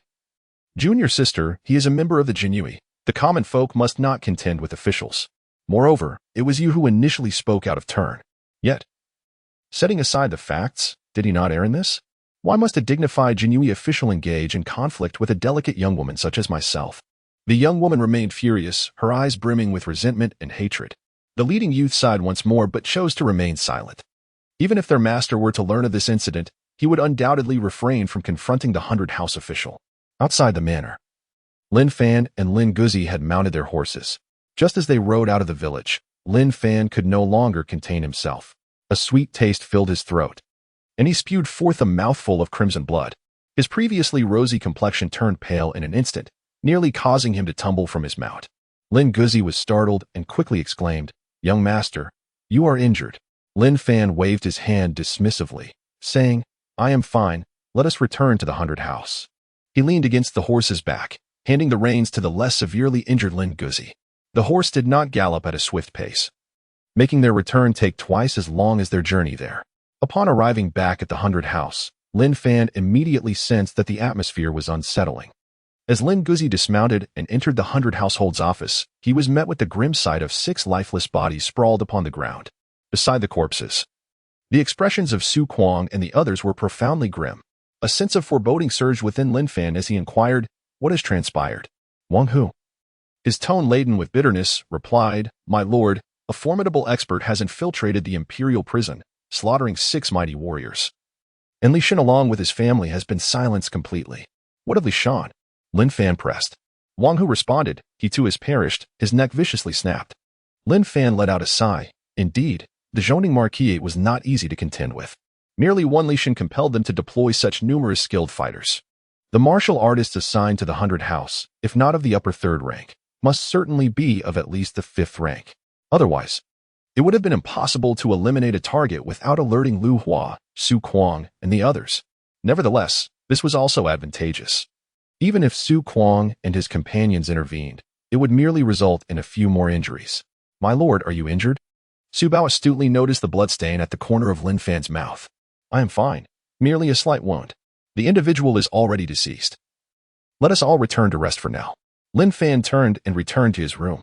Lin Guzi was surrounded by a throng of people eager to inquire about the situation. Upon learning that Lin Fan had been injured while engaging in combat with a third-tier martial artist, their astonishment was palpable. Wang Hu could not restrain himself from exclaiming, "Sir, your prowess must certainly be sufficient to ascend the dragon ranking. Not merely to be listed, but your rank would undoubtedly be quite high," Su Kuang added. As soon as he returned to his chamber, Lin Fan let out a gasp and coughed up a mouthful of blood. The disparity between his dark energy and internal power was too great. A single strike had rendered him gravely wounded. Lin Fan sat on the bed, his face devoid of color. "Had it not been for my cultivation of the iron garment technique and the dragon elephant crushing heaven skill, that strike would have been sufficient to shatter my internal organs. Merely relying on the wind-breaking 3 blades, even if I were to cultivate to the 4th rank, I might not necessarily be able to defeat that masked figure." He retrieved a porcelain bottle containing fruits recently harvested and not yet consumed. There were still 10 pieces remaining. He picked one and placed it in his mouth. The potent medicinal energy surged through his body, providing temporary relief from his injuries. After resting for a moment, Lin Fan consumed 4 more, significantly improving his condition, though the remaining injuries would require time for gradual recovery. With half an hour left until dawn, the copper mirror remained unusable for now. He decided to examine the martial arts techniques sent by Emperor Jing. Lin Fan retrieved the treasured martial arts manual, breaking the mountain blade technique. The name may sound ordinary, yet upon seeing it, Lin Fan was taken aback, secretly thinking that the silver spent on Gong was indeed worthwhile. This technique belongs to the renowned General Yu Changhe of the Great Jing dynasty, dating back 200 years, and is said to possess immense power, capable of slaying masters when perfected. Furthermore, this blade technique simplifies complexity, allowing for more incisive strikes. Though its variations are few, each move is lethal. It emphasizes overwhelming force, and the deeper the practitioner's foundation, the greater the might unleashed by the technique. Such a formidable blade technique is likely to rival the prowess of the wind-cutting 3 blades even at the level of great accomplishment.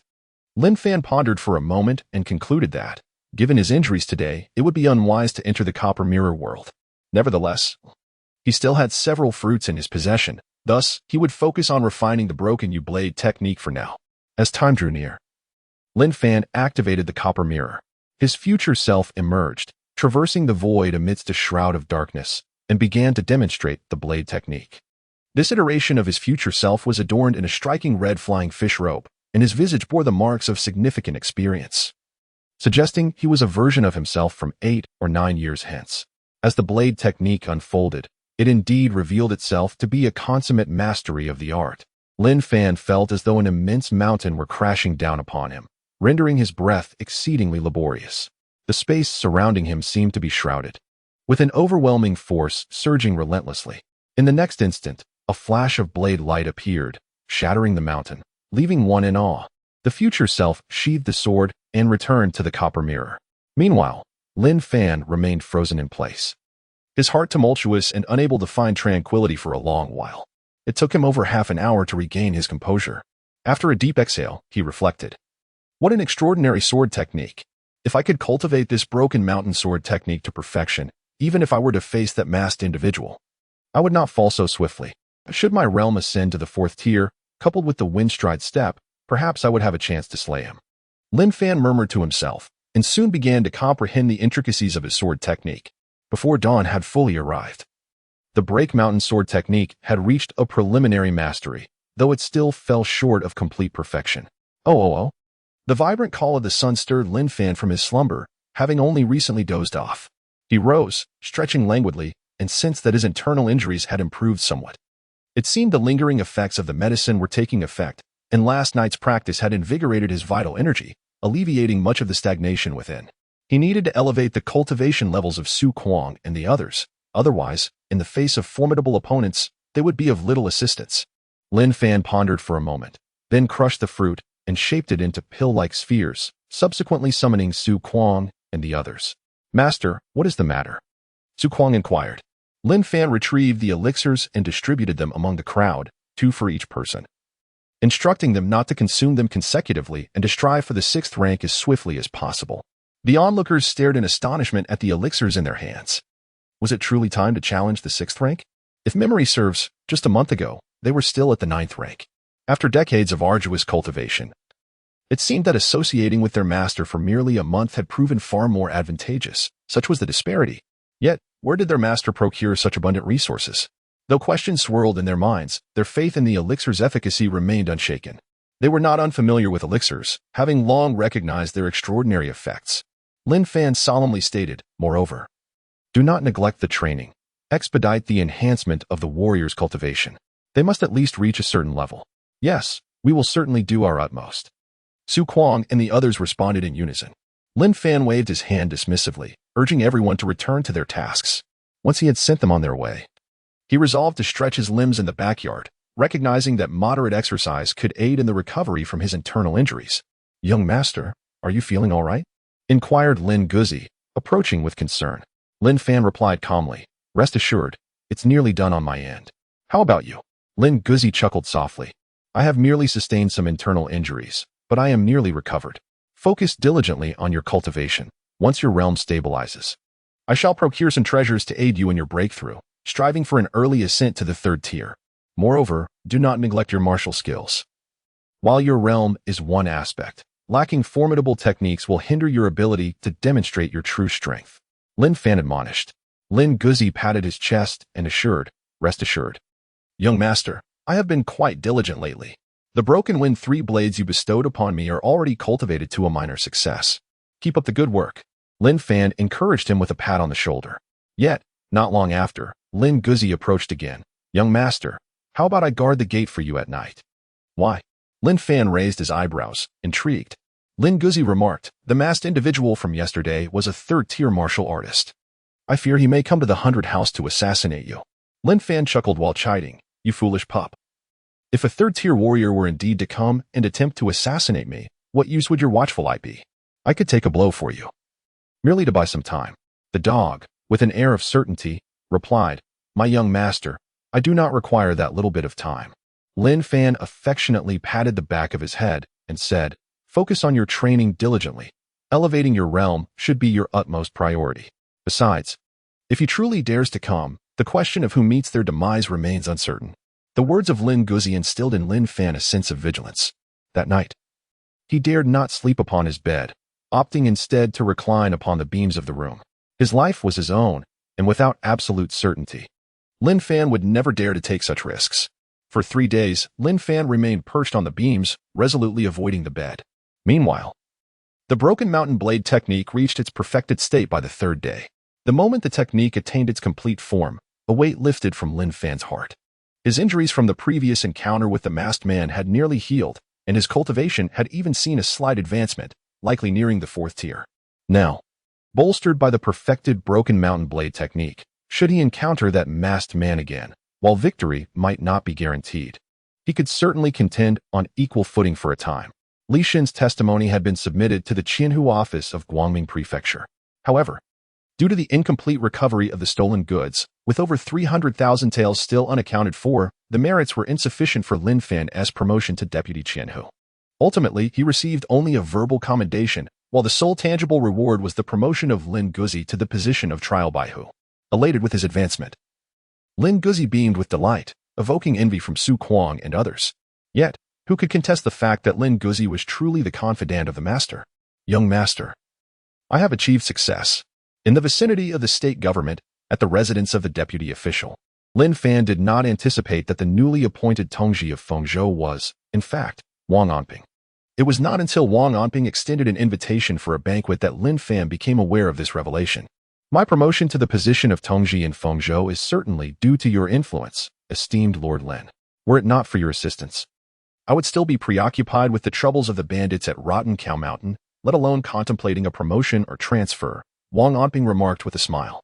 Lin Fan hurriedly said, "Lord Wang, you are being too modest. Your unwavering dedication to the people ensures that even without my assistance, Your promotion is merely a matter of time.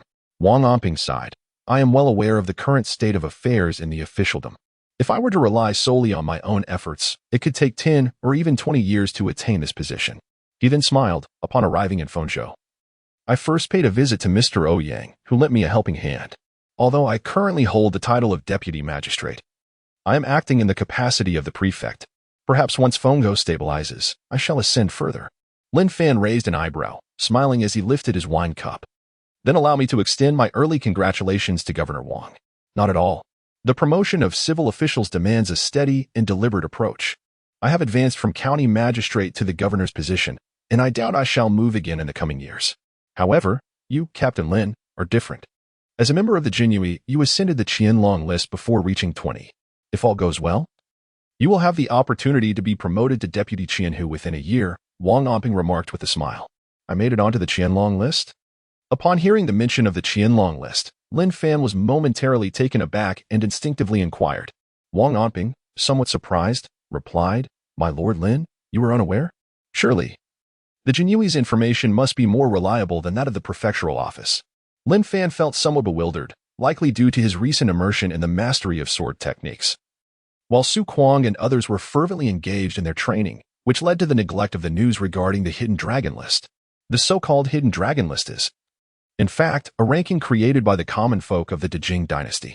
It is rumored to have been established by a mysterious entity known as the Qilin Pavilion, which, unlike the Qingyi Tower, merely disseminates information and compiles rankings of the martial world. There are two lists, the Hidden Dragon List, which allows young talents under the age of 25 from the Jing dynasty to be included, consisting of a total of 100 slots. The other is the True Dragon List, which ranks warriors of masterful prowess, encompassing only 30 positions, including grandmasters. For instance, Lin Nantian ranks 5th on the True Dragon List, while Ouyang Wan, a master of the literary way, holds the 10th position. Lord Wang, what is my rank on the Hidden Dragon List? Lin Fan inquired with curiosity. Wang Onping replied, You are ranked 97th, with achievements that include single-handedly capturing a 5th-tier warrior, Jiang Duan, and participating in the siege against the notorious Wei Wudao of Jiangbei.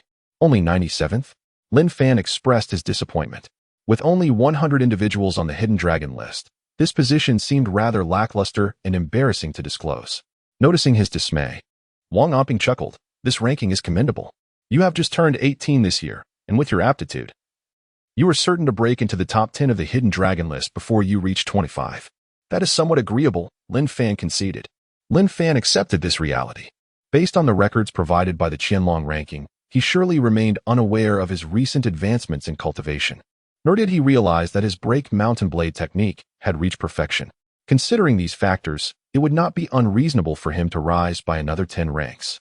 By the way, Lord Wang, I wish to inquire about something, Lin Fan said. Wang Onping replied, Speak freely.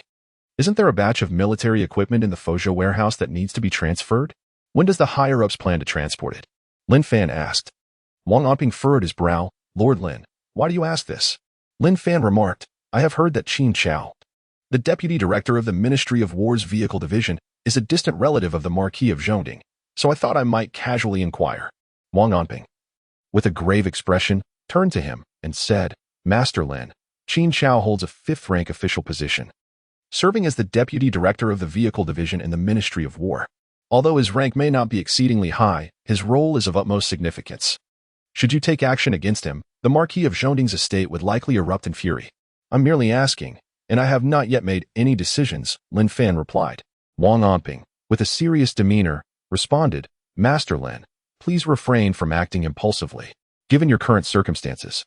As long as there is a transfer within the Qianhu office of Guangming Prefecture, your chances of being promoted to Deputy Qianhu are remarkably high. It would be prudent to wait until you govern 10 states before engaging in any negotiations with the Marquis of Zhongding. Lin Fan wore a helpless expression, remarking, In positions above 100 households, each role is distinctly allocated. It is not so simple to attain promotion. Had Ling Huan and Chu Feiying not perished, I would have certainly been reassigned elsewhere as 100 households leader. You have already caught His Majesty's attention. Your promotion is merely a matter of time. Heed my counsel, do not provoke Qin Chao. Even if he were to personally deliver military supplies, he would undoubtedly be accompanied by formidable experts. Should you take action, He could easily interpret your intentions as an attempt to seize the supplies and eliminate you on the spot. Wang Omping spoke with grave seriousness. It was a rare occurrence for the Jinyiwei to uncover a promising talent, and he truly wished to see Lin Fan flourish rather than meet an untimely demise. Thank you for the reminder, Lord Wang, Lin Fan replied. Wang Omping could only sigh inwardly, hoping that Lin Fan genuinely absorbed his words. After finishing his meal, Lin Fan departed from the residence of the intendant. Upon returning to the 100 Households office, he began to ponder. As a 100 Households leader in a province, opportunities to contend with the distant Lord Zhongding in the capital were scarce. It would be most disheartening to let this chance slip away unheeded. If he could not even resolve matters with the Zhongding Marquis estate, how could he tackle Qin Hui or Lin Xiaolong? I have 3 days. If I can advance to the 4th rank, I shall seize the opportunity. If not, I will wait for another chance. Additionally, I must enhance the strength of my subordinates. It appears that a significant amount of grass cutting in the copper mirror world is in order. Lin Fan pondered. However, tools such as the spring embroidery knife could not be brought into the copper mirror realm. If he could carry tools inside, harvesting resources would become significantly easier. He rummaged through the leaves on his body, revealing 2 porcelain vials filled with crushed leaves. Dog, Lin Fan called out. Young master, I am here. Lin Guzi promptly entered the room. Young master, what is the matter? Distribute these 2 porcelain vases. One is to be retained for the Baihu department, while the other must be dispatched to the 4 subordinate counties. During the cooking over the next few days, ensure that all of it is incorporated. I want Su Kuang and the others to partake in the preparation themselves. Do you understand? Lin Fan stated with gravity. Lin Guzi had long anticipated the purpose of the shattered grass leaves. Nodding in affirmation, he assured, rest assured, young master, I comprehend. With that, he grasped the porcelain vial and turned to exit the room. With 2 vials of dried grass leaves, he planned to gather additional leaves over the next couple of days, complemented by the 30 or so 9th-tier martial artists that had already emerged. In 3 days, amassing over 50 9th-tier martial artists should pose no significant challenge. By then, Su Kuang and Wang Hu should be poised to ascend to the 6th tier, while Su Hu and Su Bao would likely reach the 7th tier. Should he achieve a breakthrough to the 4th tier himself, it would not be impossible for him to make a significant move. Lin Fan murmured to himself. In these 3 days, I must thoroughly explore the world of the bronze mirror. However, relying solely on fruits makes it exceedingly difficult to advance to the 4th rank within such a short span. I must see if there are any other treasures available. In Guangming Prefecture, Haizhou, Qin Xiao finished reading a letter from the capital. A smirk crept onto his lips, revealing a cold smile. What a remarkable Lin Fan. Even after being stripped of his title as heir, he still manages to create such a significant uproar, compelling my uncle to write to me personally. Qin Xiao incinerated the letter over a candle flame. His uncle had suggested that Lin Fan might take action against him, which he found rather amusing. How dare a mere 100-man challenge me? Yet, since his uncle had spoken, he decided to test this young man and see what means he possessed. Qin Xiao found the notion laughable. 100-man confronting him, an officer of the Ministry of War, was nothing short of a jest. Nevertheless, his current status was entirely due to the machinations of the loyal Duke, and for both reason and sentiment, he felt compelled to heed Qin Jinyiwei's words. I shall personally make this journey, accompanied by 2 4th-rank deputy generals. For Lin Fan, even having made it onto the hidden dragon list, merely ranking 97th, 2 4th-rank deputy generals would be a considerable show of respect. Qin Xiao swiftly organized a convoy to transport military supplies. The 2 deputy generals, upon learning that their mission was merely to transport equipment, were somewhat reluctant. However, given Qin Xiao's position as an officer of the Ministry of War, and the formal orders already issued, they had no choice but to comply. Regard this as a pleasant outing, gentlemen. Once we arrive in Fengzhou, I assure you that your arrangements will be most satisfactory, Qin Xiao remarked, noting their hesitance. The 2 immediately brightened at his words, understanding the underlying implication. They responded cheerfully. Lord Qin is too kind. We shall eagerly await your arrangements. Then I entrust the safety of this batch of military supplies to you both, Qin Xiao said with a respectful gesture. The 2 generals patted their chests in assurance, declaring, rest assured, Lord Qin, with us here, not a single hair will be lost. The convoy embarked, with Qin Xiao leading the way, accompanied by the 2 deputy generals, along with 4 5th-rank 100-men captains and 400 armored soldiers. The 2 deputy generals exchanged glances, puzzled by the size of the escort. Is it truly necessary to mobilize such a grand assembly for just a shipment of military supplies? Especially when only a single divine might crossbow is involved? However, as this was all part of Qin Shao's plan, they chose not to question it, merely anticipating the enjoyment that awaited them at their destination. Lin Fan was unaware that Qin Jinyiwei had already made arrangements on his behalf. During the day, he suppressed his realm and engaged in intense combat with Wang Hu and Su Kuang, while by the time the clock struck midnight, he delved into the world of the Copper Mirror to explore and gather resources. This marked the first day of his expansion and exploration. In a fleeting flash of light, Lin Fan found himself once more in the familiar realm of the Copper Mirror. Upon landing, he propped himself up on his arms and scanned his surroundings. Noting the absence of any animal activity, he let out a sigh of relief, casually plucking a handful of grass blades to tuck away in his pocket. His first destination lay a mere 10 feet away, in a patch of wild fruits. Crawling over, he expended nearly all his stamina, yet was rewarded with 13 ripe red wild fruits. Time was of the essence, and he rose again to survey the area. Suddenly, his gaze sharpened as he spotted a small tree, no more than 3 to 4 feet tall, standing about 30 feet away. On this rather slender tree hung a few scattered fruits that bore a resemblance to apricots. Notably, one of the fruits appeared to have been partially pecked by a bird. Surely, the effects of these apricots would surpass those of the grasshoppers and red wild fruits. Lin Fan gazed at the fruit on the tree, resembling apricots, murmuring to himself. Once he had set his sights on his goal, he summoned all his strength to crawl toward the tree. Yet, the mere distance of 3 zhang felt like an insurmountable chasm. By the time he had exhausted nearly all his remaining energy, he had only managed to draw closer by a little more than half a zhang. I can't go on. I can't bear it any longer. I shall return tomorrow. Lin Fan disappeared once again into the world of the Copper Mirror after reaping a bountiful harvest.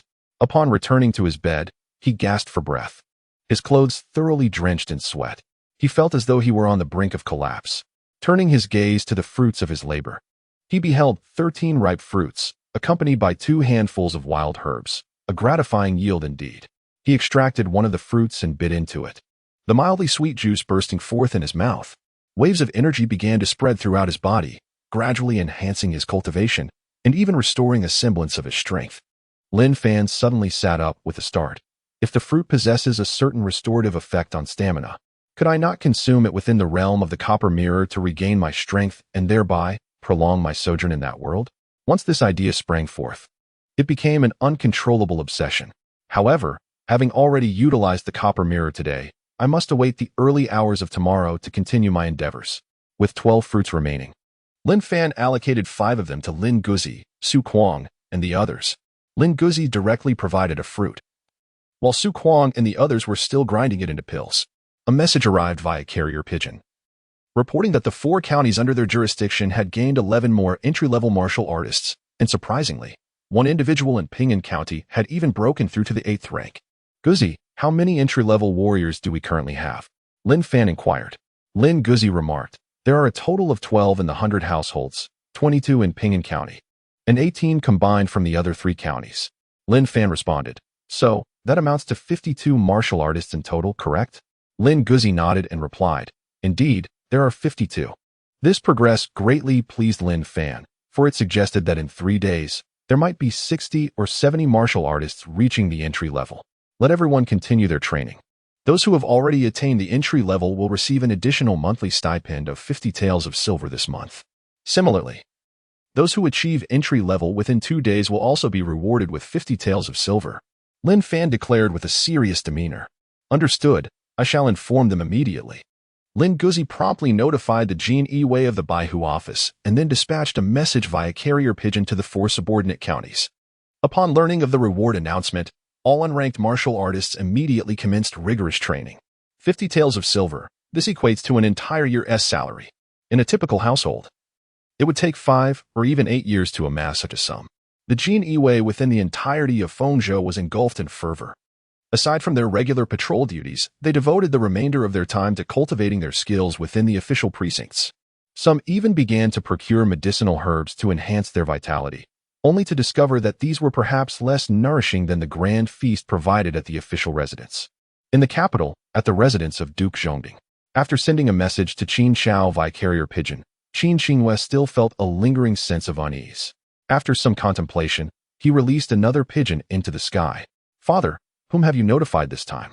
Qin Feng inquired, observing the flapping wings of the departing bird with curiosity. "I have sent a message to Qingjin, advising him to refrain from returning to the capital for the time being and to remain at Fengzhou to assist Qin Chao." Qin Jinyiwei replied calmly. "But Qin Chao is accompanied by 2 fourth-tier martial artists. Is it truly necessary for Uncle Zhen to intervene?" Qin Feng questioned, perplexed. Qin Jinyiwei explained. "Your Uncle Zhen has already engaged with Lin Fan once. That little rascal managed to withstand a strike from your Uncle Zhen, all while feigning ease." Qin Zhen was deceived. The fact that this lad could endure a blow from a third-tier martial artist suggests that his strength may be nearing that of a fourth tier. It is merely prudent to have Qingjin linger in Fengzhou for a few more days. As night enveloped the land, the hour grew late. Lin Fan once again entered the realm of the Copper Mirror. This time, his objective was distinctly defined. He made a determined ascent towards the fruit tree. In merely a few breaths, the distance of over 2 yards was diminished to just 1. Although his stamina was considerably depleted, the apricot-like fruits lay tantalizingly before him. Upon closer inspection, Lin Fan could ascertain that this was indeed an apricot. It was identical, save for the fact that one half was perfectly ripe while the other remained slightly unripe. It was likely due to the incomplete nature of the ripe apricot that it had not yet fallen prey to the birds. With renewed vigor, he pressed on. Nearing his goal, Lin Fan gritted his teeth and once more exerted himself to crawl towards the apricot tree. However, when he was still about 3 feet away, he found himself utterly drained of strength. "I want to eat the fruit." Lin Fan extracted 2 crimson fruits and promptly inserted them into his mouth. The juice burst forth, transforming into a sweet stream that cascaded down his throat into his stomach.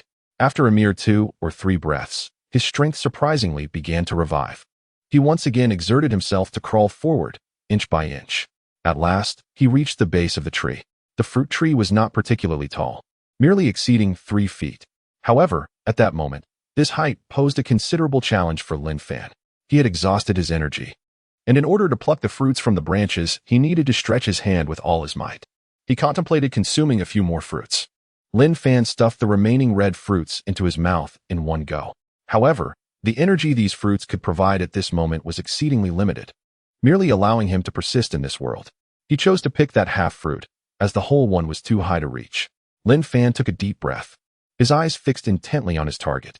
He immediately stretched out his hand towards the half-eaten fruit with all his might. Every muscle in his body trembled under the immense pressure of this world, and his strength was nearly depleted. What should have been a mere distance of 2 feet now loomed before him like an insurmountable chasm. Tiny beads of sweat emerged from his forehead, cascading down to the ground below. The veins on his neck bulged, and he appeared to be exerting every ounce of his being. The birds perched on the tree, witnessing this scene, could only chirp in bewilderment, marveling at the man's remarkable performance. "Come down to me." Lin Fan abruptly reached out and grasped the half-peach. However, this peculiar fruit was remarkably sturdy. Lin Fan desperately pulled down, finally managing to bring the apricot down. Undoubtedly, the moment the fruit landed in his hands, he could no longer bear the strain. Thud! He collapsed onto the bed, utterly exhausted. Lying there, he gasped for breath, his muscles aching as if they were being torn apart. The fruit was gone, and he dared not indulge in the apricot recklessly. Instead, he could only find a handful of grass leaves, chewing them slowly. The slightly bitter juice trickled down his throat, providing a modicum of relief from the pain that plagued him. To pluck a single fruit nearly cost me my life. When will I ever be able to truly stand tall in the world of the bronze mirror? Lin Fan lay on his bed, murmuring to himself. After resting for over an hour, he finally regained his composure. With a body still aching and fatigued, he dragged himself from the bed, skillfully plucking the orange-yellow flesh of the apricot, the size of mung beans, as he made his way to the backyard. There, the phoenix perched on a tree, taking a moment to rest. Upon hearing footsteps, it immediately heightened its vigilance. However, upon recognizing Lin Fan, it spread its wings and gracefully descended from the parasol tree. Its glossy feathers shone brilliantly under the moonlit night. "Mingri, I brought you something delightful." Lin Fan presented the minuscule morsel of fruit before Subaru. Upon seeing the diminutive piece, no larger than a mung bean, Subaru's eyes brimmed with disdain. How miserly, one might think. Such a trivial amount of fruit is hardly sufficient for anyone. And should others witness this, they might assume that one is unable to afford more. Yet, Subaru was acutely aware that what Lin Fan offered was of exceptional quality. With a swift motion, It delicately consumed the morsel, expertly managing its strength to ensure that while it swallowed the fruit, it did not harm Lin Fan's hand. After savoring the fruit, Subaru once again entered a frenzy, flapping its wings and darting back and forth with wild abandon. It seemed that the energy contained within the apricot flesh was quite potent, causing it discomfort, which it sought to alleviate through this exuberant display. Lin Fan returned to his chamber for a brief respite, and after approximately an hour, he made his way back to the rear courtyard. To his astonishment, the creature known as the Sun Serpent had undergone a remarkable transformation. Its feathers no longer bore the rigidity they once possessed, and its form appeared to have diminished slightly. However, when Lin Fan drew his blade and struck the Sun Serpent, he was taken aback. Sparks flew from the friction between the feathers and the edge of the sword. Of course, Lin Fan refrained from employing any hidden strength. This creature had indeed surpassed the capabilities of any warrior below the 6th rank. Lin Fan scattered another handful of grass leaves for the sun deity, then returned to his chamber to consume the half-apricot. The half-apricot bore the marks of a bird's beak, yet he was unperturbed. Having something to eat was a blessing in itself. With a delicate stroke of his embroidered spring knife, Lin Fan carved a small piece of the fruit and savored it. The apricot was still somewhat tart, but a surge of vitality swiftly spread throughout his chest. Lin Fan immediately began to refine the medicinal properties of the apricot using the dragon elephant crushing heaven technique. Indeed, the potency of the apricot far surpassed that of the red wild berries, with just a small piece of the apricot flesh equating to the strength of 7 or 8 red fruits. Furthermore, it was considerably easier to absorb and refine, and its power was notably purer. After half an hour, Lin Fan assessed the dark energy within himself. Not only had it grown significantly more robust, but it had also become much purer. However, it still fell short of the surging tide of dark energy characteristic of the 4th-tier realm. There were still plenty of apricot flesh left, and he was determined to reach the 4th tier. Lin Fan sliced off another piece of fruit flesh and placed it in his mouth. To be candid, this fruit had begun to exhibit slight signs of spoilage, which likely accounted for its bitter taste. Nevertheless, at this moment, the importance of his cultivation level prevailed. After half an hour, that piece of fruit flesh was completely refined. Lin Fan felt as though he had nearly reached a critical threshold, as if he were but a step away from transcending into the 4th tier of cultivation. With a considerable amount of fruit remaining, Lin Fan decisively cut off a larger piece and consumed it. A surge of power radiated outward as he activated the dragon elephant shattering heaven technique. Lin Fan felt an excruciating sensation throughout his body, as if his veins had reached their utmost limit. Yet, he dared not relent, for this was an omen of impending breakthrough. As he continued to refine the fruit's essence, it seemed as though countless minuscule creatures writhed beneath his skin, presenting a grotesque and terrifying sight. Just when he teetered on the brink of collapse, something within him shattered. A surge of hidden energy cascaded through him, coursing like a tidal wave around his entire being. The hidden force surged forth. He had ascended to the rank of a 4th-tier martial artist. Lin Fan did not pause. Rather, he continued to refine the remnants of the fruit flesh within him. His realm grew increasingly stable, and once the fruit flesh was completely refined, his level had solidly anchored itself. There remained a considerable amount of fruit flesh on the seed, and a smile graced Lin Fan's lips. He felt no sense of satisfaction merely from breaking through to the 4th rank, since he had already achieved a breakthrough. Why not strive further and see if he could directly ascend to the 3rd rank? Attaining the 3rd rank would undoubtedly allow him to dispatch that masked man with the ease of slicing through vegetables. He labored throughout the night, immersing himself in cultivation until dawn broke. As the sky brightened, he was roused by the exclamations from the backyard. Wow, the son of Ascendance is truly formidable, able to contend with the Trial 100. Even Commander Su has fallen beneath its claws. This fellow is destined for greatness. After a brief wash-up, Lin Fan set off for the backyard. In the backyard, a group of Imperial Guards were observing the fierce duel between Lin Guzi and the Radiant Sun. It was unclear whether it was due to the Sun's familiarity with the Imperial Guard's martial arts, but its movements were remarkably adept. The combination of its claws and sharp feathers allowed it to execute a series of intricate combos. Even though Lin Guzi was nearing the 5th rank in his cultivation, he still found it somewhat challenging to contend with this creature. The guard's standard waist knives were already marred with claw marks, indicating that the Sun's talons could rival those of fine iron. Furthermore, its feathers were equally formidable. During the skirmish, when they struck the wall, they left behind vicious gashes, slicing through the hard stone as effortlessly as cutting through tofu. as Lin Guzi unleashed his 3 strikes against the wind. It became evident that the feathered figure was akin to a suit of finely wrought iron armor. Remarkably, this formidable attire did not impede its freedom of movement. Even when the blade struck its form, it remained largely unaffected. After several attempts to penetrate its defenses, Lin Guzi exclaimed in exasperation, "Enough is enough. Your plumage is as resilient as iron plates, more effective than armor itself. Surely this is cheating." With a disdainful glance, regarded him, its eyes filled with contempt. However, upon spotting Lin Fan, it immediately fluttered over, eagerly nudging its head against Lin Fan's hand in a display of affection. "Greetings, my lord." Upon noticing Lin Fan's arrival, the members of the Jinyiwei swiftly saluted him with cupped fists. "Continue your training. Rewards in silver await those who break through." Lin Fan gestured for them to proceed. The atmosphere surged with renewed vigor as they resumed their rigorous exercises, spurred on by the promise of 50 taels of silver. "Dog, come here for a moment." Lin Fan waved his hand toward Lin Guzi. After confirming that no one was around, he took out the ripe apricot and scraped off the remaining fruit pulp, offering it to Lin Guzi. "Use it for your cultivation, savor it slowly, and do not rush."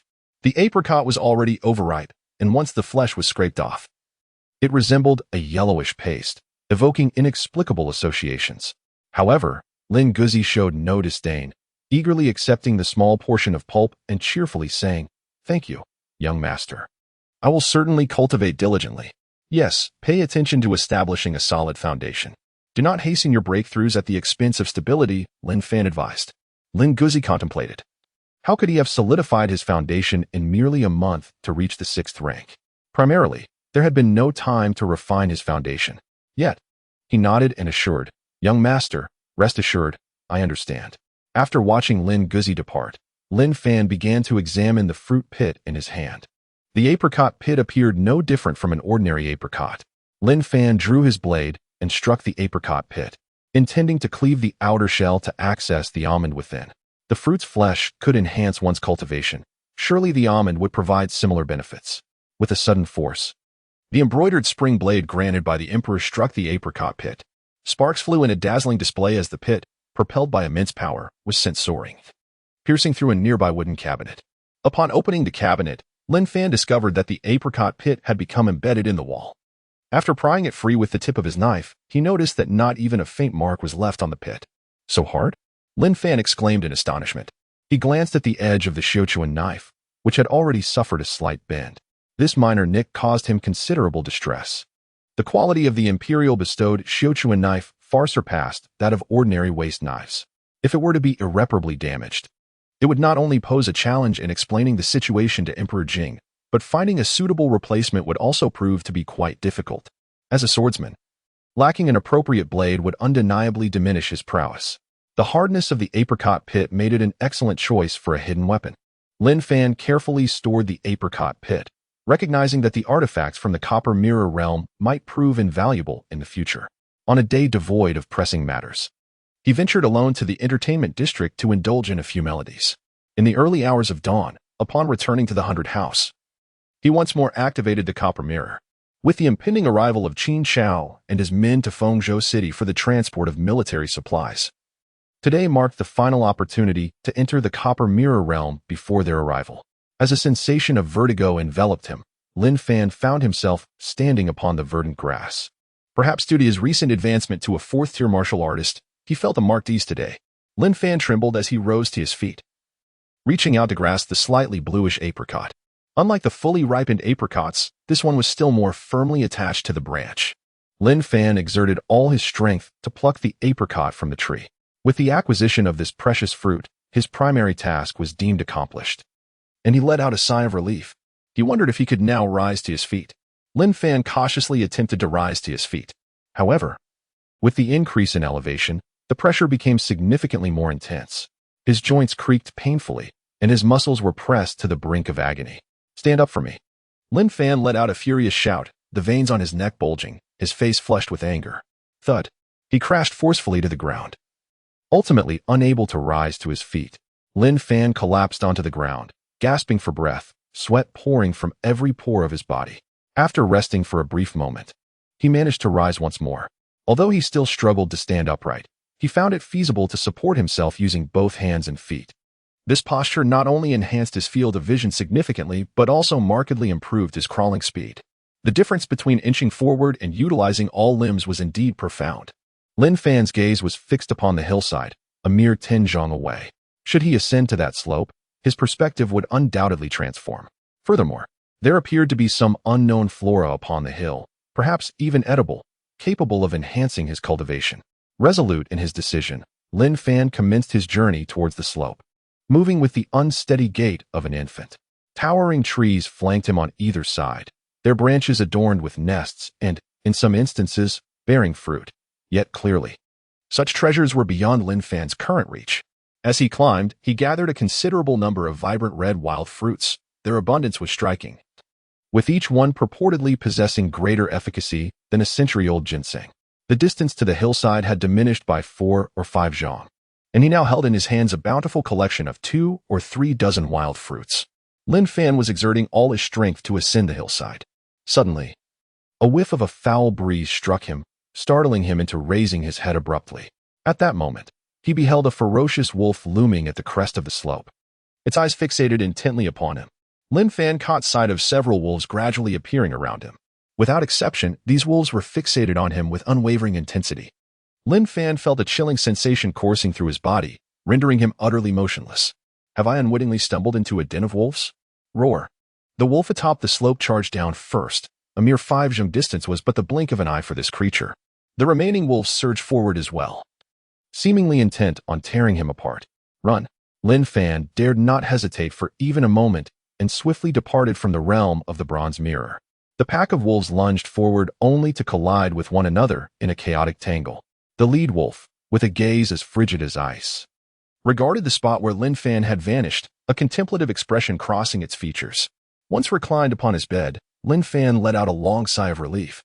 This marked the first occasion he had exited the bronze mirror world without fully exhausting his stamina. Even during his previous encounter with that wolf, he had at least expended all his energy before making his escape.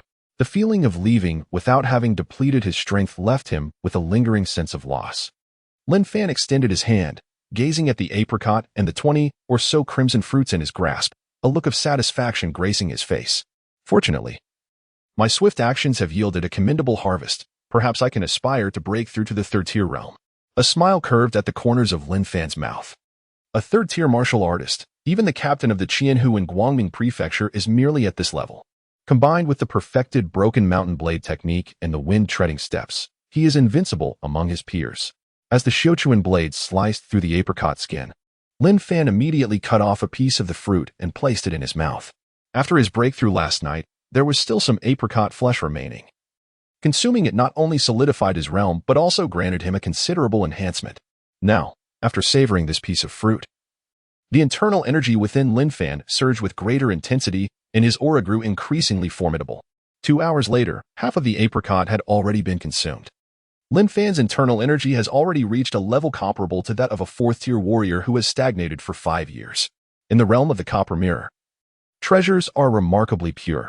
Even a century-old ginseng contains numerous impurities and toxins. After consuming treasures such as ginseng and ganoderma, one must allow time to expel the toxins and impurities from the body. However, Lin Fan need not concern himself with such matters. Additionally, the Dragon Elephant Crushing Heaven technique is an exceptional martial art that accelerates the process of devouring and refining treasures. Under these circumstances, Lin Fan can continuously enhance his strength as long as he has resources available, akin to playing a game and consuming experience potions, utterly unreasonable. Naturally, one cannot break through too drastically in a single attempt. A certain amount of time is required to stabilize one's realm and acclimatize to the current strength. After all, even if a novice were given a max-level character, they could still be hindered by the game's mechanics. Moreover, the resources Lin Fan has gathered are still insufficient to elevate his realm to that of a master. Time swiftly passes, and soon he has consumed more than half of the apricot. His realm has significantly improved, and he senses that he is on the verge of a breakthrough. The internal energy within him is already showing signs of transforming into true inner strength. A third-tier warrior must convert their internal energy into inner power. With the last bite of the fruit, he must successfully achieve this breakthrough. Lin Fan meticulously scraped the flesh from the apricot pits and then unceremoniously stuffed them all into his mouth. A surge of potent energy erupted within him. He hastily accelerated his cultivation technique, continuously absorbing the energy embedded within the apricot flesh. Time flew by as the muscles on his body alternated between swelling and contracting. A clear indication that the latent force his corporeal form could bear had reached its zenith. Lin Fan had already breached the barriers separating the third and fourth tiers. He immediately gathered his inner strength, preparing to break through. Break for me. The energy contained within the apricot flesh transformed into a force propelling him toward his goal. A series of explosive sounds erupted from within him, as if his muscles were being violently torn apart, causing him to break out in a cold sweat. The attempt at breaking through failed, and the backlash from his inner strength left his organs shaken and injured. Pff. A mist of blood erupted from Lin Fan's mouth, and his vitality began to wane. At this moment, to give up would mean he would have to recuperate before attempting the breakthrough again. Yet, as the saying goes, with a single surge of energy, one can achieve great feats. However, repeated efforts may lead to exhaustion. Lin Fan was unwilling to relinquish the opportunity for a breakthrough. He immediately seized a handful of crimson fruits and stuffed them into his mouth. After a few vigorous chews, he swallowed them down. This handful contained more than 10 fruits, a quantity that he had previously struggled to refine over the course of an entire night. The energy from the fruits erupted within his body, and Lin Fan forcefully concentrated this power. He then used the amassed strength to once again assault the third-tier realm. Break for me. Lin Fan let out a piercing roar. Boom. A muffled sound erupted from within him. In an instant, everything seemed to become clear. The surging dark energy, akin to a tidal wave, began to continuously transform into internal power. During this transformation, Lin Fan's internal injuries gradually healed. The efficiency of converting dark energy into internal power was exceedingly low. It took 10 strands of dark energy to yield not even a trace of internal power. After 2 hours, all the dark energy had finally been converted into internal power. Yet the flowing internal energy within him was scarcely the thickness of a pinky finger. Lin Fan wiped the blood from the corner of his mouth, gathering all his internal strength to unleash a powerful punch. The air erupted with a thunderous roar as the speed of his strike increased dramatically, its potency transcending ordinary measures. Although his internal energy may not match the quantity of a hidden strength, its power was unparalleled. It is often said that internal strength can be both offensive and defensive. Let me put that to the test. Lin Fan infused his internal energy into his palm, then swung his blade down towards it. The sound of a resonant clang echoed as the embroidered spring blade struck his palm. A slight sting could be felt, yet the palm remained unscathed. It is no wonder that the masked man was able to severely injure me with a single strike. Indeed, internal energy is incomparable to the dark force. Lin Fan felt a profound sense of reflection as he murmured to himself. Only 13 fruits remained. Utilizing the remaining fruits, he continued to cultivate and solidify his realm. In a mere 2 days, he ascended from the 5th rank to the 3rd rank. Yet, if he did not stabilize his cultivation, it would inevitably hinder his future progress. As dawn broke, the resounding crow of the rooster dispelled the last remnants of darkness. Lin Fan opened his eyes and exhaled a breath of turbid air. His realm felt somewhat unstable. It seemed prudent to refrain from hastily pursuing further breakthroughs and instead focus on solidifying his current cultivation. Lin Fan cast a glance beside him, noting that only 6 fruits remained. He raised his hand and swiftly placed all the remaining fruits into the porcelain bottle. In the backyard, the Imperial Guards had already begun their training in succession. Lin Fan arrived at the backyard and proclaimed, "Everyone, cease your training. A task may be imminent. Conserve your strength. And upon the successful completion of the task, each of you shall be rewarded with 10 taels of silver." The guards of the Imperial Guard, upon hearing his words, promptly set aside their implements. "Rest well, and be prepared to assemble immediately upon the call for duty," Lin Fan instructed. The guards responded in unison, clasping their fists, "Yes." Subsequently, Lin Fan turned his gaze towards Lin Guzi and inquired, "Guzi, where are the elites from the 4 counties under your command?" The Lin Dogzi remarked, "Young master, they embarked on their journey at the hour of the tiger. All individuals are of the 1st rank martial artists and have long since taken refuge in the inns of the city." Lin Fan nodded, urging everyone to maintain their vigor. "Understood," replied Lin Guzi. Outside Fengzhou City, a troop marched diligently along the official road. 2 robust men clad in general's armor led the way on horseback, followed by 400 armored soldiers, each flanked by 2 5th-rank martial artists serving as centurions. Among the soldiers, for every 10 men, there was a squad leader, who was a practitioner of the entry-level martial arts. This meant there were no fewer than 40 entry-level martial artists within this troop. At the center of the formation, a conspicuous carriage drew attention. As the curtain of the carriage was lifted, Qin Chao gazed ahead towards the provincial city. Fengzhou City, indeed, appeared desolate. Its city wall barely reached over 2 zhang in height. A martial artist could easily leap over it, couldn't they? Qin Chao let out a scoff. By all accounts, Lin Fan ought to address me as his uncle. Today, I shall witness what capabilities this fine nephew possesses. Within the provincial government, Qin Chao lounged with his legs crossed atop the dais. Wang Anping, serving as a deputy governor, stood respectfully below him, hands clasped. At that moment, unease began to stir within Wang Anping, a foreboding sensation creeping in. Although the official in charge of the military department's transportation of arms was typically responsible for the allocation and logistical planning, it was unusual for one in such a position to personally oversee the delivery of weapons. Yet, Qin Chao, as the official in charge, had chosen to personally escort the arms. This was clearly aimed at Lin Fan. It seemed that even if Lin Fan did not provoke him, Qin Chao intended to humiliate him. Otherwise, he would not have taken the trouble to come to Fengzhou. Before long, a middle-aged man in a long robe strode in. "My lord, the arms have been counted. However, the divine crossbow shows signs of use, and 3 bolts are missing." This middle-aged individual was a subordinate of Qin Chao, tasked with counting arms and compiling data. Qin Chao responded nonchalantly, "That is of no concern. The former governor, Li Shan, made use of the divine crossbow. Li Shan has been apprehended for corruption, so simply record the facts." "My lord, the quantity of arms is indeed accurate," the subordinate confirmed. Qin Chao nodded.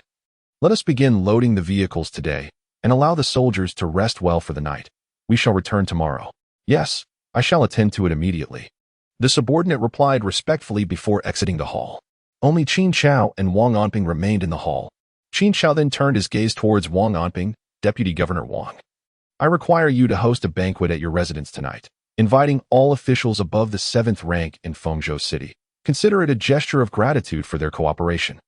"My lord, the arms are stored in the warehouse, and they have contributed nothing, so such gratitude may not be necessary," Wang Anping remarked. Qin Chao's expression grew stern, and he replied in a low tone, "I command you to extend the invitation. Do not forget to include the 100 households as well. Their efforts are indispensable to the current state of Fengzhou." "Understood." Wang Anping could only acquiesce. The weight of authority is formidable, especially when one considers that Qin Chao holds a rank significantly superior to his own. Invitations were dispatched to officials at all levels, and among those still serving in Fengzhou. It is safe to say that while their integrity may not be beyond reproach, they have at least avoided any major blunders. Upon receiving the invitation to Qin Chao's banquet, each recipient's countenance darkened. It was evident to anyone with a modicum of intelligence that this was a trap set for Lin Fan of the 100 household department. Yet, to attend such a gathering would inevitably render one an innocent victim caught in the crossfire. Furthermore, the notion of attempting to curry favor with Qin Chao is rather futile. He is the deputy director of the Ministry of War, and they do not belong to the same bureaucratic sphere. Although his rank is elevated, it bears little practical significance in this context. Lin Guzi stood to the side and inquired, "Young master, Qin Chao is hosting a banquet. Should we attend?" Lin Fan gazed at the invitation in his hand and let out a cold sneer. "Why not go? Not only shall I attend, but we all must be present." He then calmly instructed, "Inform all the minor and major flags of the Imperial Guards that we shall gather at the governor's residence tonight." "Understood," Lin Guzi promptly replied, preparing to relay the message to everyone. "Wait a moment," Lin Fan suddenly called him back, adding, "Make sure to remind the brothers to bring their meteor projectiles, and instruct all the strongmen to be ready. They must surround the governor's residence at the first signal." "Got it." Lin Gongzi promptly disseminated the news throughout the precinct. The entire Jinyiwei was abuzz with excitement. After waiting an entire day, they finally received word. Tonight, those who participated in the operation would be rewarded with 10 taels of silver, a sum equivalent to 2.5 months' salary. It appeared that the path to wealth did not solely lie in relentless toil, but rather in aligning oneself with the right individuals. At the prefect's residence, it had been cleared for Qin Chao's temporary banquet. 400 armored soldiers were stationed throughout the premises, while 4 captains and 2 deputy generals were summoned to convene. "My lord, are we not making too grand an affair of this? What capabilities could the Jinyiwei of a remote prefecture possibly possess? Is it necessary to deploy all our soldiers?" one of the deputy generals inquired. They had encountered the Jinyiwei of distant regions before. Some provincial offices could scarcely muster 5 martial artists of the first rank. Even the precinct typically boasted no more than a dozen such warriors, supplemented by 2 5th or 6th rank martial artists serving as captains. Even if they united the strength of the entire province, they would barely reach 31st rank martial artists. Beyond the captain and the precinct head, the ranks of the others were not particularly formidable. Better safe than sorry, Qin Xiao replied calmly, although he had not placed much stock in Lin Fan. Viewing him merely as an arrogant youth who had let his modest rank of 97th on the Qianlong list inflate his ego, he opted for caution. Under Qin Xiao's orders, the 2 deputy generals proceeded to disperse all soldiers into groups of 10, each overseen by a first-rank martial artist. This arrangement provided a total of 41st-rank warriors, several of whom were already on the cusp of the 8th rank. Additionally, Qin Xiao had arranged for the mighty De Jing divine crossbow to be concealed in a secure location. With such a formation, even a small precinct could withstand the might of a 1,000-strong battalion. My lord, all preparations are complete, one deputy general reported to Qin Xiao. What of the divine crossbow? Another deputy general hesitated. We have set everything in motion, but what if Lin Fan does not take action? We cannot possibly engage the Jinyiwei, can we? Despite their responsibility for transporting arms, any unprovoked assault on the Jinyiwei would be tantamount to treason. Fear not. Lin Fan is brash and impulsive. A mere few words from me will surely provoke him into action, Qin Xiao asserted with unwavering confidence. To him, Lin Fan was merely a hot-headed youth, easily incited into a hasty response. When that moment arrived, he would seize the opportunity to claim credit from his uncle and ascend to greatness. My lord, we have an entire afternoon ahead of us. What shall we do? Another deputy general asked, rubbing his hands in anticipation, fully aware that all expenditures for the day would be covered by Qin Xiao. Today, all the silver spin is on me. You need only enjoy yourselves. However, one must not delay the important matters at hand, nor let it interfere with the evening's endeavors. Qin Xiao, displaying generosity, promptly covered the expenses for both individuals. Yet he issued a cautionary reminder. He was concerned that they might become entranced by the allure of entertainment and jeopardize their plans. Rest assured, we are both 4th-tier warriors. We can endure even 10 encounters in a single day. One of the subordinate generals responded with a smile. Very well, off you go, and return early this evening. Qin Xiao gestured dismissively, and the 2 subordinate generals departed from the governor's mansion. As he watched them leave, a cold smile crept across Qin Xiao's face. The net has been cast. Lin Fan, do not let me down. I am counting on your head to earn my accolades. At the 100 house, Lin Fan gazed up at the setting sun. The sun was on the verge of dipping below the horizon, and he was soon to attend a banquet. Dog, have you procured the information? Lin Fan inquired. Lin Guzi approached, holding a stack of papers. Young master, I have thoroughly investigated the matter. The issues regarding Qin Xiao and Qin Jinyiwei were not difficult to uncover. Our Jinyiwei channels made the inquiry exceedingly effortless.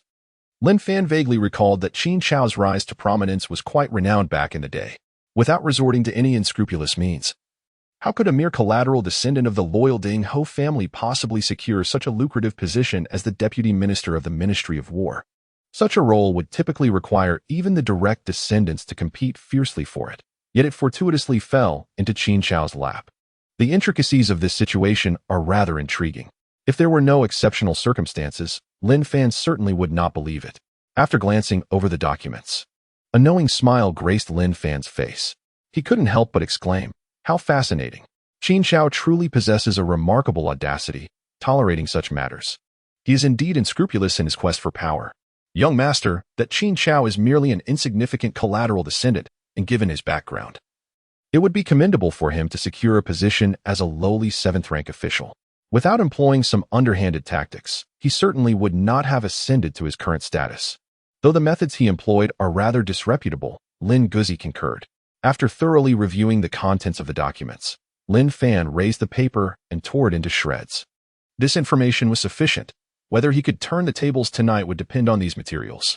Lin Fan spoke calmly, announcing, inform everyone to prepare for the banquet. His 4 chief banners, along with 13 additional flags, all gathered together, including himself and Lin Guzi, the trial captain. A total of 19 individuals set forth for the feast. Undoubtedly a significant assembly. 19 splendid steeds bore them swiftly towards the governor's residence. Meanwhile, the 20 or so Imperial Guards from the 100 house, in conjunction with over 60 more dispatched from outside, amounted to a total of 92, all stealthily making their way to the governor's residence under the cover of night. It is worth noting that among these 92, only 4 were not ranked warriors, yet their prowess was nearly on par with that of their ranked counterparts. As members of the 100 House, they were included in this mission. At the governor's residence, 5 tables were set, laden with exquisite wines and delectable dishes, complemented by the presence of dancers, creating an atmosphere of extravagant revelry. Qin Xiao, as the host, welcomed officials who arrived one after another to take their seats.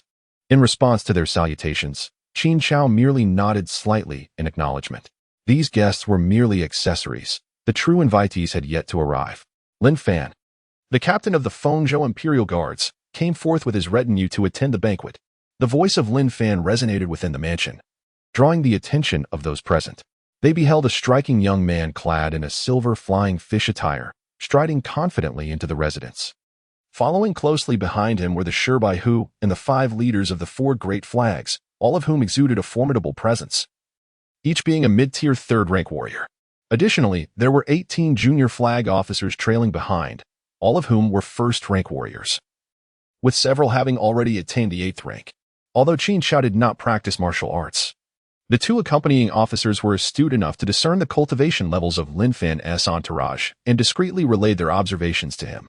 However, they found it difficult to gauge Lin Fan's own prowess, likely due to his stable and solid aura, which betrayed no signs of leakage. If a conflict were to arise, could we subdue them? Qin Xiao inquired softly. The officer chuckled quietly, reassuring him, "Rest assured, my lord. The 4 leaders behind him are merely at the initial 6th rank, and though the Shibai who possesses some skill, he is only a novice 5th rank. The junior flags pose no real threat." "And what of Lin Fan?" Qin Xiao pressed further. "The Lin Fan's aura is indeed stable. He ranks only 97th on the potential dragon ranking, at best a 5th-rank warrior. With both of us at the 4th rank, capturing him would be effortless." The officer replied with a smile. Reassured by his words, Qin Xiao felt a sense of control over the situation.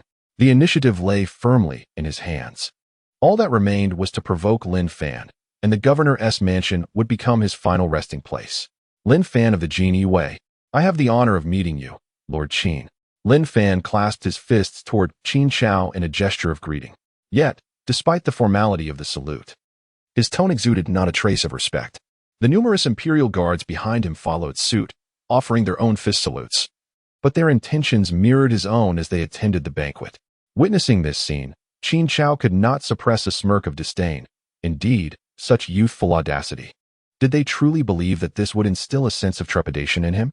"No need for formalities, gentlemen. Please take your seats," Qin Xiao stated with an air of indifference. Lin Fan, accompanied by a retinue of the elite Jinyiwei, commandeered 2 tables, seating themselves with an air of authority. "My lord, this Lin Fan is quite audacious, showing no respect," murmured the subordinate. Qin Xiao let out a cold laugh. "No matter, a little arrogance is beneficial. How else shall we provoke him if he does not display his hubris?" "Indeed, my lord," nodded the subordinate in agreement. As more officials continued to arrive, the ambience of the banquet grew increasingly tense due to the presence of Lin Fan and his entourage. 5 tables were set up in the courtyard, for the reception hall of the prefectural government could scarcely accommodate such a multitude. Yet, despite being in an open courtyard, the atmosphere felt remarkably stifling. Lin Fan, showing no reservation, began to invite everyone to partake in food and drink. The primary reason was that if they did not indulge now, there would be no time later, and this journey would be in vain. Many within the Jinyiwei were newly promoted, and a considerable number had never encountered such a scene or experienced such a feast. Indeed, some had already taken up plates and were hastily pouring peanuts into their mouths. Alas, how uncouth! Lin Fan hastily intervened, urging the individual to set down the plate, lest others perceive the Imperial Guards as uncouth. "Oh," the young attendant complied, relinquishing the dish, only to slyly seize a chicken leg and stuff it into his mouth. While the Imperial Guards feasted heartily, the officials at the other tables refrained from lifting their chopsticks. After all, the esteemed lord had yet to voice his opinion. To partake in the meal now would be tantamount to disrespecting him.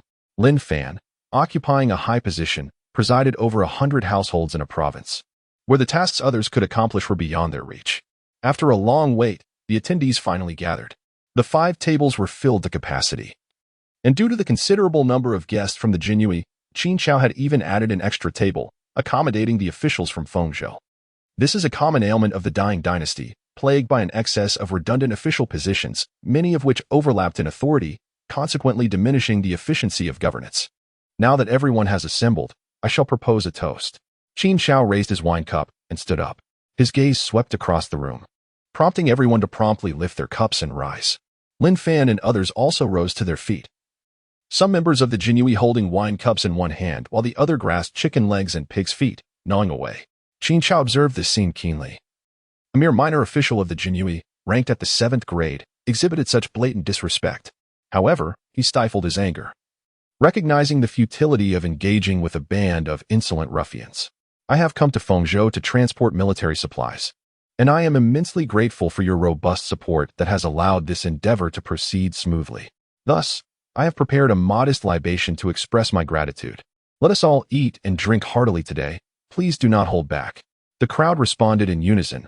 We thank you, sir, for your hospitality, and promptly raised their cups to drain them in one gulp. Such formalities of officialdom were familiar territory, and their replies came easily. Yet, the two tables of Jinyiwei were noticeably silent. They merely lifted their cups and downed their drinks before carelessly resuming their meals. Everyone, please take a seat and enjoy your meal, Qin Shao said, his expression remaining composed, though a tempest brewed within him. How infuriating it was that these insufferable buffoons, the detritus of the bureaucracy, dared to slight him so brazenly. His gaze shifted to Lin Fan, who was already preparing to articulate a counteroffensive. If one were to inquire whom he admired most among the officials present, it would undoubtedly be Lin Baihu. Suddenly, Lin spoke up, his clear voice resonating amongst the assembly. At this utterance, a palpable tension gripped the hearts of all present.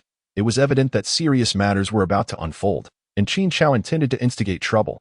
Lin Baihu, hailing from the prince's residence, had once been a debauched scion, notorious for his tyrannical behavior towards both men and women, and had even brought disgrace upon his own cousin, leading to his expulsion from the royal household.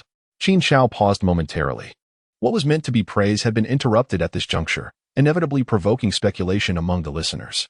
The matters concerning Lin Fan are no longer a secret, however. Should they be publicly disclosed, it would undoubtedly cast an unpleasant shadow upon his visage. Qin Shao's gaze lingered on Lin Fan's face, yet he discerned no trace of anger, which sent a chill through him. This young man indeed possesses a commendable degree of restraint. Thus, he continued, nevertheless, Lin Baihu has fallen from grace only to rise again by joining the Jinyiwei, achieving notable successes. Although it may not entirely be his own merit, it does demonstrate his transformation and serves as an example to others. Your praise is excessive, my Lord Qin. I am merely one who acknowledges his faults and seeks to amend them, aspiring to serve our current sovereign, Lin Fan replied, bowing towards the capital. Qin Shao furrowed his brow, surprised by Lin Fan's seemingly nonchalant demeanor.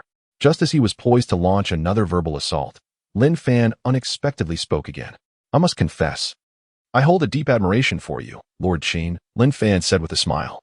Truly, I am not jesting. My respect is heartfelt. Upon hearing this, Qin Shao's brow tightened. What was this young man attempting? Was he feigning praise to appear submissive? However, upon hearing Lin Fan's next words, his expression shifted dramatically. In my pursuit to serve the court, I joined the Jinyiwei, while you, Lord Qin, have toiled diligently to alleviate the emperor's burdens. Originally, you were merely a junior official in the Bureau of Revenue, a mere 7th-rank position, belonging to a collateral branch of the loyal Dingho family. Yet, at such a tender age of under 30, you now occupy the esteemed role of minister in the Ministry of War. What do you think accounts for such a remarkable ascent? Lin Fan cast a serious gaze over the faces of the crowd, inquiring earnestly. At that moment, those below who were familiar with Qin Shao could no longer contain their laughter. It was simply too amusing to resist. Meanwhile, Qin Shao at the front felt his face flush with anger, his fists clenched tightly within his sleeves. Lin Fan surveyed the room once more and smiled, declaring, Since no one is willing to respond, allow me to enlighten you all. His voice, imbued with authority, resonated as he continued, in pursuit of an official position. Lord Qin's mother served as a concubine to the Duke of Zhongding, thereby securing Lord Qin a 5th-rank title. What does this signify? Even at the cost of her mother's reputation, she sought to obtain an official post to serve His Majesty. Lord Qin is indeed a loyal minister of Dejing. I shall refer to this as sacrificing mother for officialdom. The moment those words escaped Lin Fan's lips, Qin Chao felt as though struck by a thunderbolt. A surge of blood welled up from his chest, nearly forcing its way out. The officials present were equally taken aback. While it is considered improper to speak ill of others, Lin Fan had audaciously revealed this matter, seemingly intent on provoking Qin Chao to the brink of fury. Moreover, Lin Fan had already been elevated to the status of a great scholar. Despite being part of the Jinyiwei, he remained one of the Jing's esteemed scholars. This was a sentiment echoed by the venerable master Ouyang I, garnering the approval of countless students. His renowned poem, Let Us Drink, had solidified his reputation as a scholar beyond compare.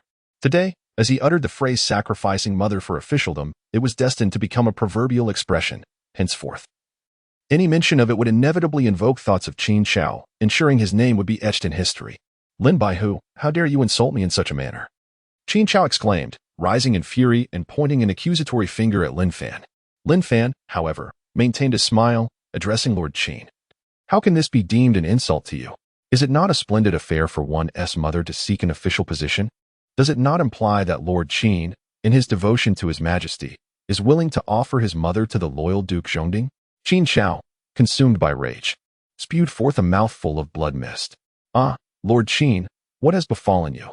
Quickly summon a physician, Lin Fan exclaimed, recognizing that although Qin Chao publicly claimed to be the Duke's nephew, he was, in truth, the Duke's stepson. Should any misfortune befall him, the repercussions would inevitably ensnare them all. At the mention of this, Qin Chao, already unsteady on his feet, felt darkness cloud his vision, nearly succumbing to unconsciousness. What nonsense is this about being a stepson? The audacity! If this were to spread, how could he ever hold an official post again? A sinister thought took root in Qin Chao's mind. He resolved to eliminate everyone present.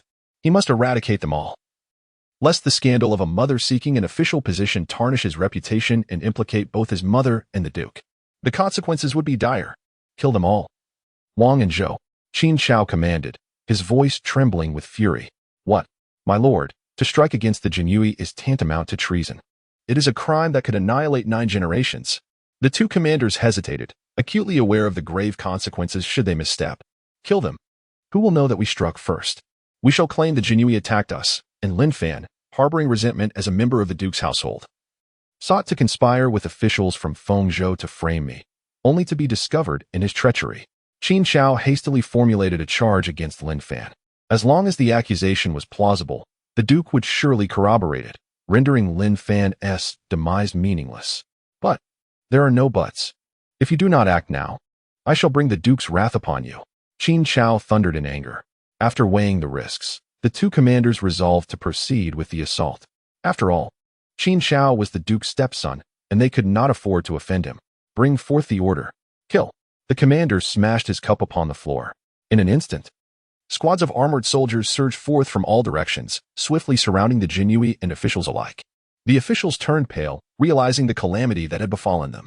What a stroke of misfortune. We merely came to partake in a banquet, and yet find ourselves ensnared.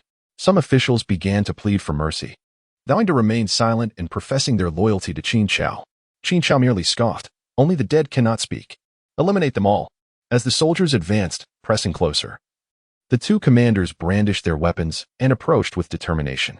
From the elevated platform, Qin Chao declared, Lin Fan, you have forced my hand. Today, I vow to slay you.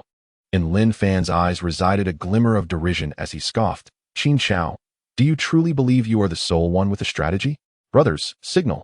At his command, the 4 grand banners swiftly produced fire meteors, igniting them. With a series of sharp whistles, the fire meteors ascended into the sky. The night sky was illuminated, and in the next moment, over 90 Imperial Guards surged forth from all directions, their target being the governor's office. Wang Pinjin chuckled, Lin Fan, spare us your bravado. Are you unaware of the prowess of the Imperial Guards? We have brought along 400 armored soldiers, among whom 40 are the first rank in martial prowess. It is akin to an ant attempting to shake a tree, truly laughable. Zhou Pinjian also let out a cold laugh. Lin Fan remained composed, asserting that the outcome was still uncertain and that the two captains were overly confident. After a few breaths, a contingent of Jinyiwei rushed in, immediately engaging in fierce combat with the 400 armored soldiers. What unfolded next was astonishing. Despite the mere presence of over 90 Jinyiwei, The two captains had anticipated that they would be swiftly subdued. Yet, the reality was quite the opposite. The 400 soldiers appeared to be on the verge of being overwhelmed. Upon closer inspection, it became evident that nearly all of the Jinyiwei were adept martial artists. Su Quan, Wang Hu, you 4 flag bearers, along with the trial captains, ensure the safety of our esteemed leaders. I alone can contend with these 2 captains. Lin Fan stood with his hands clasped behind his back, his gaze filled with disdain. Understood. Immediately, Su Quan and his companions rallied their subordinates to safeguard the officials of Fengzhou. These individuals were crucial witnesses, having observed the assault on the Jinyiwei by Qin Shao and his cohorts. Their survival was essential to solidify the fact that Qin Shao had instigated a rebellion against the Jinyiwei. Upon hearing Lin Fan's command for protection, the officials expressed their unwavering intent to report to the court, detailing Qin Shao's insurrection that day. Qin Shao had indeed sought to eliminate them. Should they escape with their lives, they would undoubtedly seek vengeance against him with fervor. First, they aimed to capture Lin Fan. Securing him would render the others inconsequential. Generals Wang and Zhou promptly confirmed their target. Both were 4th-tier martial artists, and capturing Lin Fan was imperative to avert the crisis of the day. Where are the 400 captains? General Wang bellowed. For captains, each at the 5th-tier martial realm, surged forward. Join me in vanquishing the rebel leader. General Wang intended for a swift resolution, summoning the 4 captains to his side. With such a formidable assembly, comprising 2 4th-tier experts and 4 5th-tier warriors, they felt confident. Even if the 97th on the Hidden Dragon list were to appear, it would be of no consequence. Su Quan and his companions exchanged worried glances. My lord, should we assist you? Wang Hu stepped forward. No need. Focus on ensuring the safety of the officials, came the reply. Lin Fan dismissed the crowd. The embroidered spring blade bestowed upon him firmly grasped in his hand.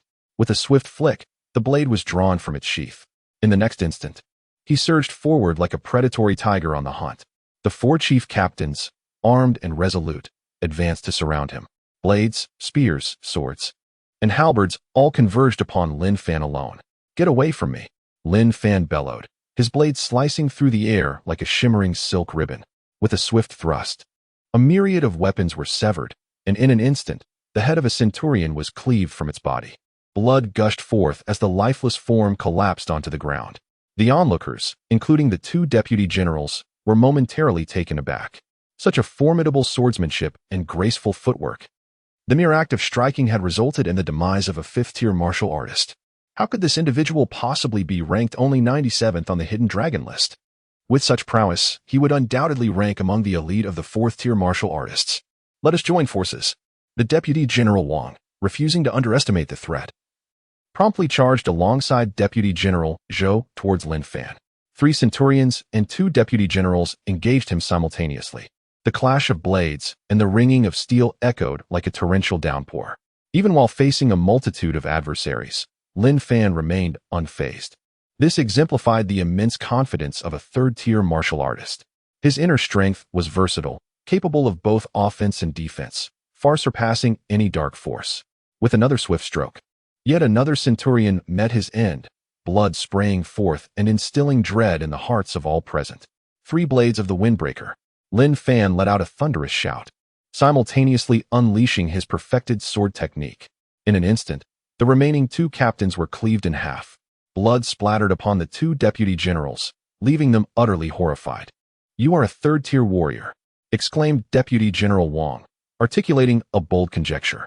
How could one possess such prowess if not a 3rd-tier warrior? You are quite perceptive. Thus, I shall reward you with a strike. Lin Fan smiled faintly, then raised his blade and struck towards General Wang. The general hastily shouted, Quick! Use the divine might crossbow to shoot him down.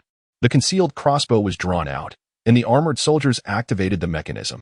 3 bolts sliced through the air, accompanied by a piercing sonic boom.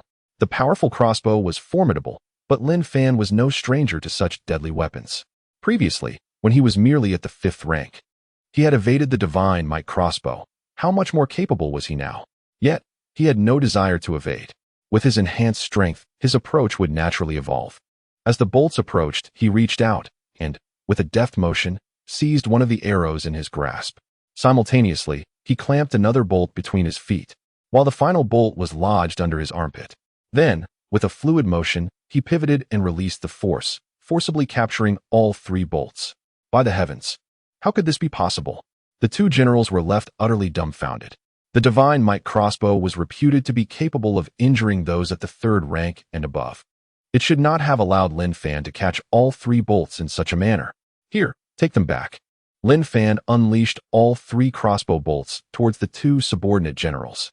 2 were aimed at General Wang, while 1 was directed at General Zhou. The reason was simple. Lin Fan found General Wang's boisterous demeanor quite irksome. Why should he receive 2 bolts?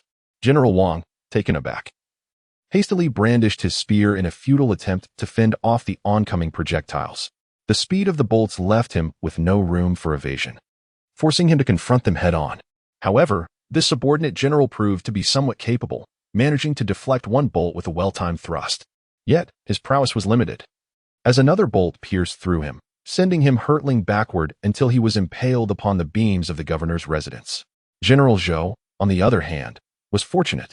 Although he could not completely evade the bolt, it merely lodged itself in his right shoulder, similarly propelling him backward and pinning him to the opposite beam. At that moment, all combat ceased, and a voice called out, "Spare those who surrender." Lin Fan raised the imperial gift of the embroidered spring knife and bellowed. All the armored soldiers turned their gaze towards the center of the courtyard.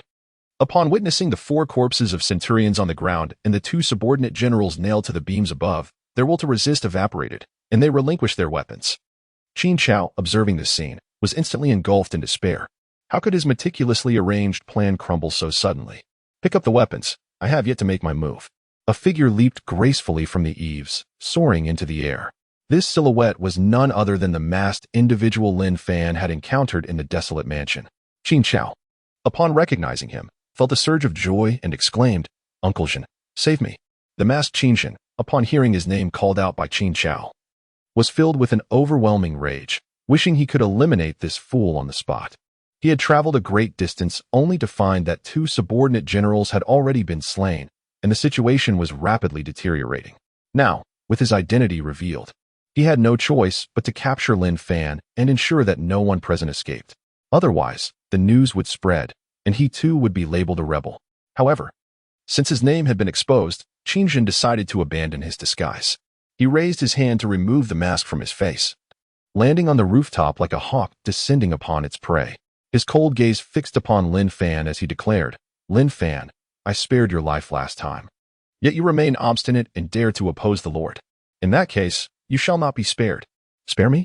Lin Fan chuckled lightly, recalling the figure who had fled like a rabbit that night. "You little wretch, so sharp-tongued, yet you believe that having attained the 3rd rank makes you my equal? I have lingered at the 3rd rank for a decade. How could you possibly compare? Prepare to meet your end." Qin Jin was instantly incensed and leaped into action, akin to a hawk swooping down to seize its prey. His hands transformed into claws, employing the renowned eagle claw technique. Despite his age, he boldly proclaimed his intentions. "Today, I shall sever you from this world." Lin Fan drew his blade with unwavering courage. In an instant, the 2 3rd-grade martial artists engaged in combat. Their internal energies surged, and sparks flew in every direction. However, it was evident from the very first clash that something was amiss. This time, Qin Jin's palm was sheathed in a layer of finely crafted iron claws. Clearly, these iron claws served as Qin Jin's weapon. The reason he refrained from utilizing them during their previous encounter was likely due to their rarity, making them easily recognizable. Now that Qin Jin's identity had been unveiled, he held nothing back and donned his unique weapon with abandon. The sound of clashing metal rang out continuously as the blade met the claws in a fierce exchange. Indeed, Qin Jin was a seasoned 3rd-grade martial artist, displaying extraordinary prowess. His elite martial technique, the eagle claw skill, had evidently reached a level of mastery, delivering attacks that were both ferocious and imposing. Lin Fan felt as if he were engaged in a fierce battle with a true eagle. A moment's inattention could result in his flesh being raked by the eagle's talons or even having his bones crushed.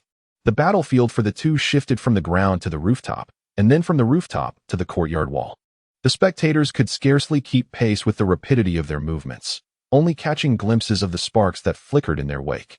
"Young man, surrender, and I shall grant you a swift end," Qin Jin exclaimed, taken aback by Lin Fan's prowess, and thus resorted to verbal distractions to unsettle his mind. "Old fool, have you consumed too much excrement to have your wits about you? You dare suggest I surrender?" If I were to capitulate, rest assured, I could offer you a swift end as well. Lin Fan erupted in a furious tirade, regarding the old man with the disdainful gaze one would reserve for a simpleton. You wretched creature, perish at once. Qin Jun, seething with rage at Lin Fan's outburst, felt his inner strength surging within him, wishing fervently to rend the man before him into shreds. 3 blades of the wind. Lin Fan roared, and the embroidered spring blade was swiftly drawn. How dare you flaunt such trifling martial skills before me? Witness the might of my Cong Ying's claw. Qin Jun let out a cold snort and immediately unleashed the lethal move from the eagle claw technique, channeling all his inner strength. Even if one possessed perfected mastery of third-rate martial arts, they could never rival the prowess of first-rate techniques at the same level. At this moment, Qin Jun was confident of his victory, certain that this strike would severely wound the diminutive creature before him. However, in the next instant, he found himself utterly dumbfounded. Exclaiming in shock, "You little wretch, that is not the breaking wind 3 blades." The blade technique descended heavily, akin to a towering mountain crashing down. This was far from the agile and fierce nature of the breaking wind 3 blades. Indeed, I shall bestow upon you a slice of the breaking mountain blade technique. Lin Fan laughed heartily, then swiftly brought down his embroidered spring knife. Qin Jun was already engaged in close combat with him. There was no time left to evade. The eagle claw technique was formidable, yet it could not possibly breach the perfected techniques of the ruined mountain blade. The eagle claw shattered, and the iron claws encasing Qin Jun's hands crumbled, leaving jagged shards that lacerated his palms, creating a tapestry of gruesome bloodstains. You despicable wretch! Qin Jun's eyes widened in fury as he hurled insults, but his defeat was already sealed. A flash of blinding blade light flickered, and in an instant, Lin Fan severed Qin Jun's head. Even as his head fell to the ground, his eyes remained brimming with resentment. He could not fathom how a mere 18-year-old could master a first-rate martial art to such perfection. Was this what they called extraordinary talent? As Qin Jun's head was publicly severed, all the soldiers abandoned any thought of resistance. Even the upper-tier warriors had been slain. What purpose did it serve for these lowly minions to continue fighting? As for Qin Xiao, he lay helplessly on the ground, his eyes filled with despair. The Qilin Pavilion has betrayed me. How could he possibly be ranked 97th? He deserves to be in the 57th or even the 37th position. After vanquishing Qin Jun, Lin Fan exhaled a long breath. He had gained a rough understanding of his own strength. Qin Jun was a seasoned third-tier martial artist. Unless he encountered another master who had also perfected a first-rate martial art, ordinary third-tier warriors should not pose a challenge to him. Nonetheless, the gap between upper-tier warriors was considerable. If faced with a second-tier martial artist, he would undoubtedly be at a disadvantage, yet he could escape using the wind-treading steps. While he pondered, all the soldiers had been subdued by the Jinyiwei, and Qin Xiao had been apprehended. Additionally, the pinned General Zhou had been rescued from the beams by Wang Hu and others. The officials of Fengzhou also breathed a sigh of relief with Lin Fan's victory. Their lives were spared, for he would require them as witnesses. Thank you, Lord Lin, for saving our lives. One official stepped forward to express his gratitude. The others followed suit, voicing their thanks. Lin Fan clasped his fists and said, "Esteemed guests, you are too kind. It is merely the duty of the Jinyiwei. However, I hope each of you can serve as witnesses to prevent any unnecessary troubles." Certainly. Qin Xiao harbors insidious ambitions, wielding power for personal gain and seeking vengeance under the guise of justice. Not only does he wish to eliminate Lord Lin, but he also aims to silence us. If we do not report this to the court, we shall bear the burden of discontent. One official exclaimed, filled with righteous indignation. Though the officials present were of relatively low rank, the highest being Wang Anping, the Tongji of Fengzhou, not all hailed from impoverished backgrounds. Many were scions of prominent families. Even if they were not favored within their clans, they still possessed channels to petition the court. Despite the considerable influence of the loyal and steadfast Marquis Jinyiwei, he could not possibly suppress all petitions. The bureaucratic realm of the dying dynasty resembled an immense web of connections, where even the smallest roles were integral threads within the vast tapestry. Thank you, esteemed lords, for your assistance in this matter. We shall now return to the 100 House to interrogate the offenders, Lin Fan stated. Please, attend to your duties, and we shall surely make our report. The officials began to weave their eloquent narratives, their lives hanging by a thread, and their hearts brimming with indignation. How could the Marca residents act with such impunity? Bullying and murdering at will? Was there no law left to uphold? The number of detainees was overwhelming. the cells at the 100 House were utterly insufficient. The soldiers had to crowd together, with rooms originally meant for 2 prisoners now accommodating 10, leaving scant space to stand. Fortunately, the ventilation in the prison was adequate, otherwise, many would suffocate from lack of oxygen. The soldiers, being mere accomplices, did not require interrogation. The primary focus was, of course, on Qin Xiao and the subordinate general, Zhou Jian. Qin Xiao was already shackled to the torture rack. The branding iron glowed red in the flames, while Wang Hu stood nearby, scrubbing a whip laden with barbs and salt water. Su Kuang was busy clearing the splintered meat from the guillotine, which had the potential to crush fingers into pulp, leaving behind a mess of flesh and shattered bones. Hanging from the torture rack, Qin Xiao was struck with terror at the scene before him, his scalp prickling with fear, feeling as though he could scarcely breathe. Lord Qin, regarding the matters of the loyal and steadfast Marquis residents, will you confess or not? Lin Fan sat opposite Qin Xiao, his legs crossed and a gentle smile adorning his face. What can I confess? I have already commanded an assault against the Jinyiwei, and the charge of rebellion has been firmly established. Should I confess, my wife and children may still have a chance of survival under the machinations of the Marquis. However, if I were to admit guilt, my entire family would undoubtedly perish. Lin Fan, do you think me a fool? A look of derision crept across Qin Xiao's face. Wang Hu, you may proceed first. Lin Fan waved his hand. Yes, my lord. Wang Hu reached out to take the branding iron from the charcoal stove.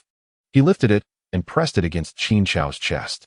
The moment the hot iron made contact with the skin, it emitted a hissing sound from the steam.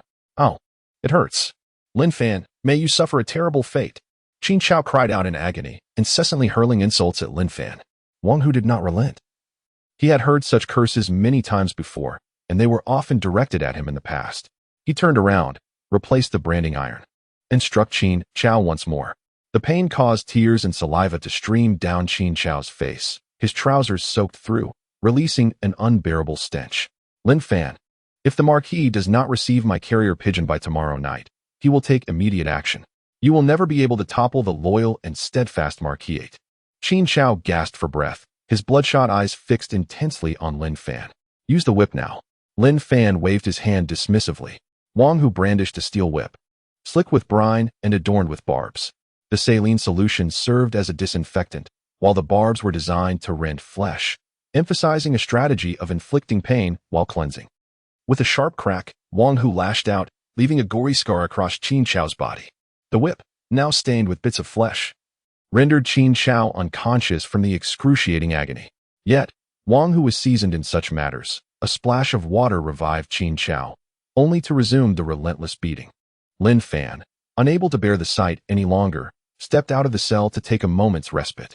The anguished cries from the interrogation chamber echoed into the cells, sending chills down the spines of the soldiers within. This was a deliberate tactic of the Imperial prison, as the sounds of torment inflicted upon the prisoners served to instill psychological pressure.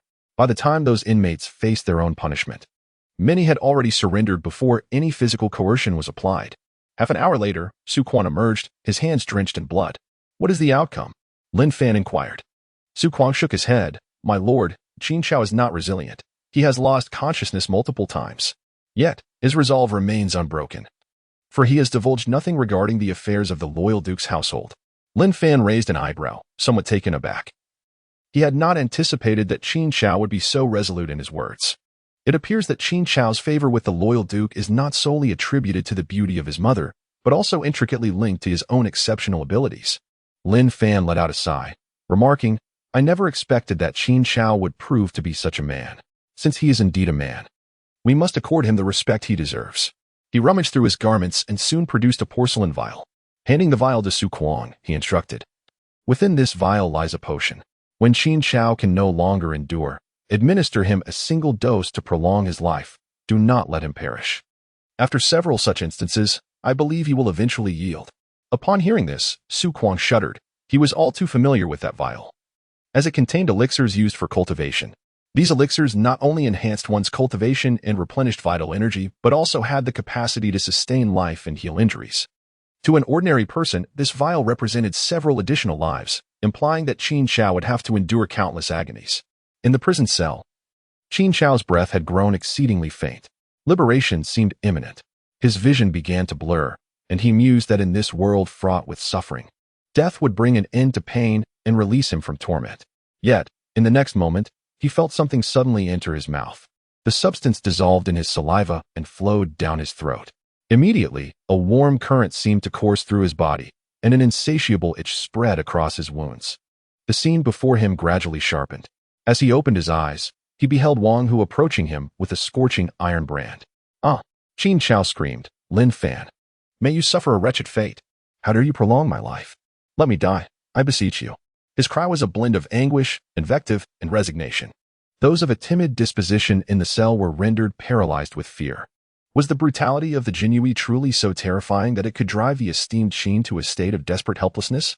After consuming 4 elixirs, Qin Chao capitulated. His flesh had nearly been flayed away. Even Wang Hu could not help but admire him, acknowledging him as the most resilient individual he had ever encountered.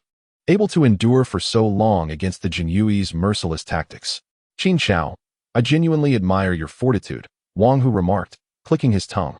Qin Chao lifted his gaze to Wang Hu, tears welling in the corners of his eyes. The indignity is unbearable. He confessed everything with astonishing clarity, particularly regarding the connections between the loyal Duke's residence and his own. Once the signatures were affixed, the confession was delivered into Lin Fan's hands. It was already the early hours of the morning when Lin Fan received the confession, and he found himself taken aback. Even he held a measure of respect for Qin Chao. After a cursory examination of the document, his previously furrowed brow finally relaxed. The confession detailed how the loyal Duke had orchestrated profits through arms trafficking, implicating an entire branch of relatives from the Duke's household. The amount involved exceeded 2 million taels of silver, with records of the sale of the Daijing divine crossbow to the Tianlang royal court. Jinyiwei, O Jinyiwei. Even if you cannot perish at the hands of the loyal Duke's residence, this will surely inflict grievous wounds upon you, will it not? Lin Fan held the confession in his hand, a smile gracing his lips. In matters concerning the trafficking of military arms, he was under no obligation to report to the Qianhu office. Instead, he could directly communicate with the emperor through the swift and reliable carrier pigeon. This privilege of the Jinyiwei allowed them to send a missive directly to the sovereign in cases of significant importance, preventing any potential interception. The trafficking of military arms undoubtedly qualified as a grave matter. After releasing the messenger pigeon, a piece of good news arrived from Su Kuang. The reluctant Zhou Jian had agreed to act as a witness, willing to testify against Qin Chao's rebellion. With officials from Fengzhou as witnesses, coupled with Zhou Jian's incriminating testimony, there was little the loyal Duke could do to alter the undeniable truth of Qin Chao's insurrection. Following Zhou Jian's concession, aside from his martial prowess being sealed, his other conditions were immediately improved. While he was not treated to lavish feasts, he was assured sufficient sustenance of simple fare. Moreover, the cell was spacious, with significantly fewer vermin than in other prisons. As for the remaining soldiers, their utility had diminished considerably. Lin Fan arranged for a contingent of strong men to temporarily relocate them to the state prison, alleviating some of the pressure on the Imperial dungeon. Otherwise, confining these individuals for just a few days would result in a repugnant environment. And Lin Fan certainly did not wish for the dignified Imperial dungeon to devolve into a cesspool. After addressing the subsequent matters, Lin Fan finally reclined on his own bed. After stretching out and resting for a brief moment, he recalibrated his energy to its peak and resolved to enter the world of the Copper Mirror to continue gathering cultivation resources. After all, he had a considerable number of subordinates to support, and elevating his martial prowess was essential for effective governance. Furthermore, now that both his martial skills and agility had advanced, utilizing the Copper Mirror for martial training would be somewhat wasteful. It was far more prudent to amass additional resources to enhance his cultivation. Copper Mirror world, here I come. Lin Fan touched the ancient bronze mirror. A powerful wave of dizziness overwhelmed him. Even as a third-tier warrior, he found himself utterly defenseless against such disorientation. Thud. He suddenly found himself within the realm of the mirror.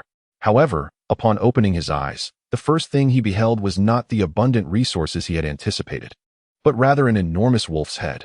The wolf's snout was almost pressed against his face, its nose resting on his forehead. The foul stench emanating from the creature's mouth invaded Lin Fan's nostrils. What the hell?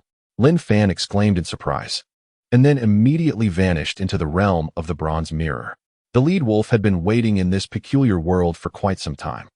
It recalled the exact moment the enigmatic human had appeared before. each occurrence aligned with the same temporal marker, prompting it to remain vigilant. However, this time, it was unable to encounter the human as anticipated. Just as it had settled down for a brief respite, the human materialized. By the time the wolf realized what was happening and prepared to strike, the human had inexplicably disappeared. The tantalizing prey slipped away, leaving the lead wolf filled with profound frustration. Why was it so ineffectual, unable to simply endure a little longer before succumbing to slumber? Resolute in its determination, the lead wolf resolved to remain alert this time, summoning the pack to gather. Should the human descend once more, it would surely fall prey to the jaws of the wolves. Meanwhile, Lin Fan sat on the bed, his expression one of bewilderment.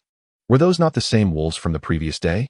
How could they be stationed at the very spot where he entered the realm of the bronze mirror? Lin Fan murmured to himself, his eyes brimming with disbelief. Although he had encountered wolves before, he had never experienced such an ambush. Could it be that this pack of wolves had set their sights on him? Were they planning to lie in wait at his respawn point? A terrifying thought struck Lin Fan's mind. If that were indeed the case, would he be unable to enter the copper mirror world to gather resources? Contemplating this, Lin Fan felt a wave of anxiety wash over him. He meticulously laid out all the resources he had on hand for an inventory check. Currently, he possessed half a pound of grass leaves, a few red wild fruits, and 2 apricot pits. Lin Fan let out a deep sigh, realizing that he could only tighten his belt and endure until these wolves departed. As for conquering them, he dared not even entertain the thought. In that world, merely standing tall was a struggle, let alone attempting to vanquish that pack of wolves. It was nothing short of a fool's dream. The following morning, having not slept a wink, Lin Fan dragged his weary body out of bed. "Young master, what has happened to you?" Lin Guzi was taken aback by Lin Fan's disheveled appearance. Ever since leaving the capital, he had never witnessed his young master in such a state of disarray. "Oh." Lin Fan stretched lazily and let out a yawn. "I'm perfectly fine," he remarked. As he spoke, he absent-mindedly scratched at an itch on his waist. "Well, let us distribute the silver to the brothers. Rewards must be given." "Young master, are you truly all right?" Lin Guzi pressed on without acknowledging the previous statement. Lin Fan waved his hand dismissively, stating, "There is truly no concern. First, distribute the silver. My brothers toil tirelessly for just a few taels of silver. Let us not delay any longer." "Understood," Lin Guzi nodded. "I shall proceed to distribute the silver now. Please take care of yourself. Rest assured, your words are rather excessive." Lin Fan delivered a swift kick to the rear of Lin Guzi. Feeling the force against his backside, Lin Guzi was assured of his young master's well-being. After bidding farewell to Lin Guzi, Lin Fan pondered during his ablutions. What if that pack of wolves remained stationed at his resurrection point? Surely, he could not neglect the realm of the copper mirror. If only he possessed weapons or could don a suit of armor before entering. Perhaps he could stand toe-to-toe with those wolves. However, this notion was swiftly discarded by Lin Fan. It was likely that any earthly items would merely be worthless scraps in that world. After all, he had witnessed that the apricot pit was tougher than the imperial gift of the embroidered spring blade. After much contemplation with no resolution, Lin Fan resolved to attend to other matters. Although he had dispatched his testimony via carrier pigeon to the capital, it would take at least 2 days and nights for the pigeon to reach its destination, covering a distance of over 3,000 miles. A feat only achievable by specially trained birds. Today, Lin Fan planned to send the 400 armored soldiers along with Qin Xiao to the Qianhu office in Guangming Prefecture. Once delivered to the Qianhu office, the subsequent matters would no longer concern the Baihu office. Lin Fan merely needed to await the misfortunes of the loyal duke's residence, biding his time to claim the accolades. This achievement, it was anticipated, would likely elevate him to the position of Deputy Thousand Household. In the morning, Lin Fan summoned Lin Guzi and Wang Hu to accompany him on a journey to Guangming Prefecture, assigning Su Kuang the temporary duty of overseeing the 100 household office, while the other banners returned to their respective jurisdictions. The distance from Fengzhou City to Guangming Prefecture was considerable, spanning over 800 miles. Additionally, the need to escort prisoners meant that the journey would take nearly 10 days. Fortunately, the prisoners were seasoned warriors, possessing robust stamina and swift mobility. Otherwise, reaching the destination would have been an endeavor exceeding half a month. A convoy slowly departed from Fengzhou City, with Lin Fan reclining atop a cart laden with provisions. In the desolate wilderness, over 400 individuals required sustenance. Thus, several carts were filled with supplies. "Young master, do you harbor any concerns?" Lin Guzi rode over to inquire. Lin Fan, lying atop the grains, glanced at him and then climbed down from the cart. With a serious expression, he asked, "Guzi, do you have any methods to drive away a large pack of wolves? Young master, given your cultivation level, not only would a pack of wolves be no match for you, but even a mountain lord would stand no chance. Why not simply take matters into your own hands?" Lin Guzi responded, perplexed. "But what if I lack any cultivation? What if I am particularly weak, so much so that even standing is a struggle?" Lin Fan replied with gravity. "Then I am at a loss." Lin Guzi shook his head and continued, "Perhaps preparation could suffice, like acquiring a tiger skin? I have heard that wolves fear tigers. Even the scent of a tiger can scare them away." "Wolves fear tigers?" Lin Fan pondered thoughtfully, stroking his chin. He wondered if the wolves of the Copper Mirror world feared the tigers of the Daijing dynasty. In the capital, within the residence of the loyal Ding Marquis, Qin Jinyiwei had been plagued by an ominous feeling ever since he entrusted matters to Qin Chao. The lavish spread before him seemed utterly tasteless. By now, his son should have arrived in Fengzhou. At this juncture, he ought to have subdued Lin Fan. "My lord, let us dine first." Chao has always been meticulous in his tasks. This time, surely, there will be no issues. A middle-aged woman approached with a comforting smile. "Chao is your son. Naturally, I place my trust in him." Qin Jinyiwei observed the gentle smile on the woman's face and picked up his chopsticks to serve himself. Yet, just as he was about to take a bite, the steward rushed in, flustered. "My lord, something terrible has happened." With a thud, Qin Jinyiwei slammed his bowl onto the table, frowning. "What is the matter? Why the disarray?" The steward quickly adjusted his robes and took a moment to compose himself before speaking. "My lord, grave news. The Qilin Pavilion has updated the Hidden Dragon rankings. Lin Fan's position has risen to 27th. As soon as these words escaped the steward's lips, Qin Jinyiwei spat out the rice in his mouth, staring at the steward in disbelief, demanding, "What did you just say?" The steward swallowed hard, his voice trembling. "My lord, Lin Fan has ascended to 27th place on the Hidden Dragon rankings." With a crash, Qin Jinyiwei's bowl fell from the table. The Hidden Dragon rankings were not updated monthly. Rather, the Qilin Pavilion would make a temporary update when a genius on the list experienced a positional change of over 50 places. Rising from 97 to 27 was a leap of 70 ranks, hence the update from the Qilin Pavilion. Lin Fan's ranking has ascended to the 27th position, undoubtedly achieved at the expense of others. The path of the extraordinary is inevitably strewn with bones and blood. "Bring me the report," Qin Jinyiwei commanded through gritted teeth. The steward, paralyzed by fear, could not move. "I demand the report." Qin Jinyiwei slammed his palm on the table, furiously admonishing the steward. "My lord, here it is." The steward hastily presented the report from Qilin Pavilion, extracting it from his sleeve and placing it before Qin Jinyiwei. After receiving the document, Qin Jinyiwei swiftly scanned its contents. His hands trembled, and his complexion turned as pale as parchment. Lin Fan, ranked 27th on the Hidden Dragon list, an abandoned scion of the Joint King's manor. A captain of the Jinyiwei.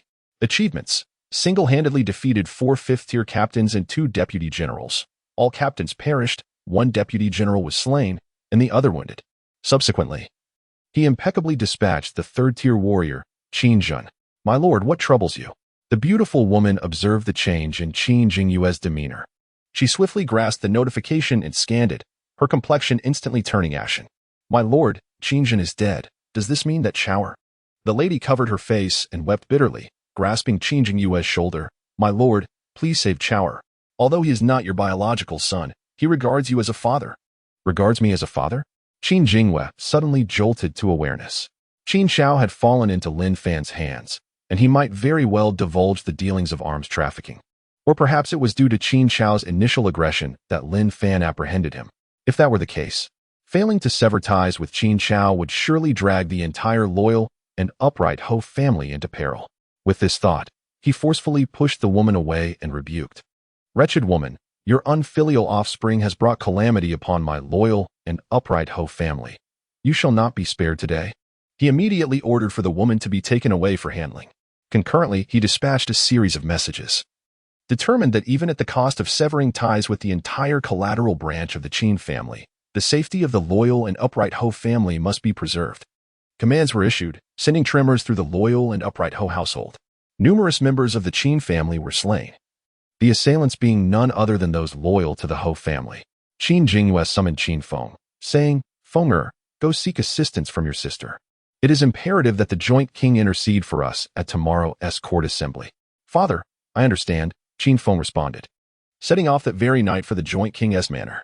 After arranging everything, Qin Jinyiwei pondered deeply, ensuring no detail was overlooked, then returned to his chamber, solemnly opening a box. Inside lay a set of tattered armor, rusted and worn, marred by a gaping hole the size of an arm, appearing rather grotesque. In the capital, currents of intrigue swirled, and the loyal and upright Ho family faced tumultuous waves. However, Lin Fan remained oblivious to the happenings in the capital, his thoughts entirely consumed by the world of the bronze mirror. In the early hours, he ventured deep into the mountains, hunting a fierce tiger. After skinning the beast, he fashioned a simple garment from its hide. He wondered if the scent of the tiger's skin would deter the pack of wild wolves.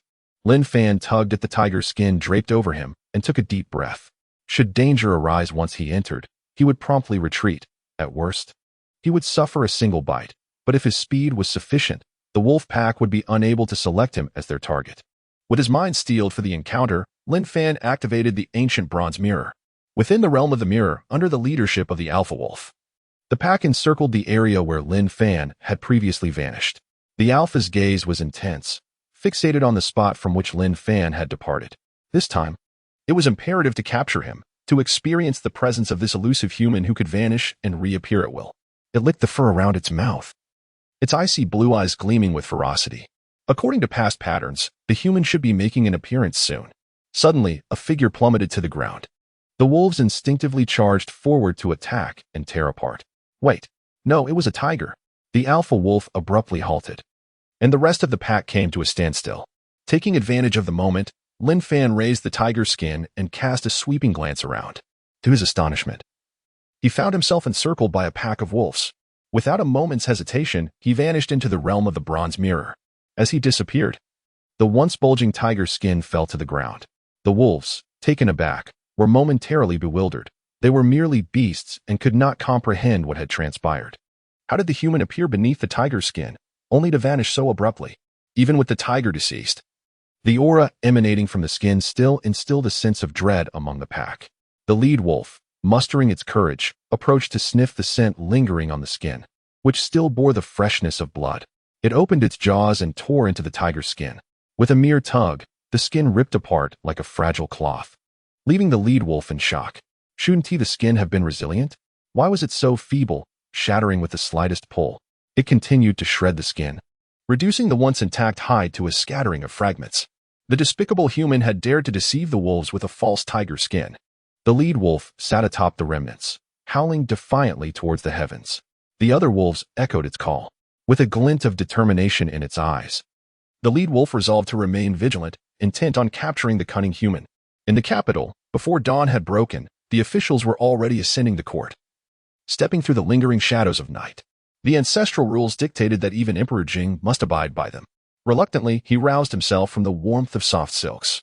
Under the attentive service of the consorts, he donned the dragon robe and, after arranging himself, left the inner chambers, still bearing the remnants of slumber. Ah, Emperor Jing yawned, stretching lazily as he stepped outside. A nearby court attendant wished to remind the sovereign against such laxity, yet ultimately refrained from voicing his concerns. After all, this emperor possessed a temperament not to be trifled with. The adage to serve the sovereign is akin to accompanying a tiger was no mere jest. Your Majesty, a message has arrived from the 100 households of Fengzhou by carrier pigeon. Just as he exited the imperial harem, a guard clad in a crimson fish-scale robe promptly presented a pigeon to Emperor Jing. A message from the 100 households of Fengzhou. The emperor raised an eyebrow, commanding, "Retrieve the letter."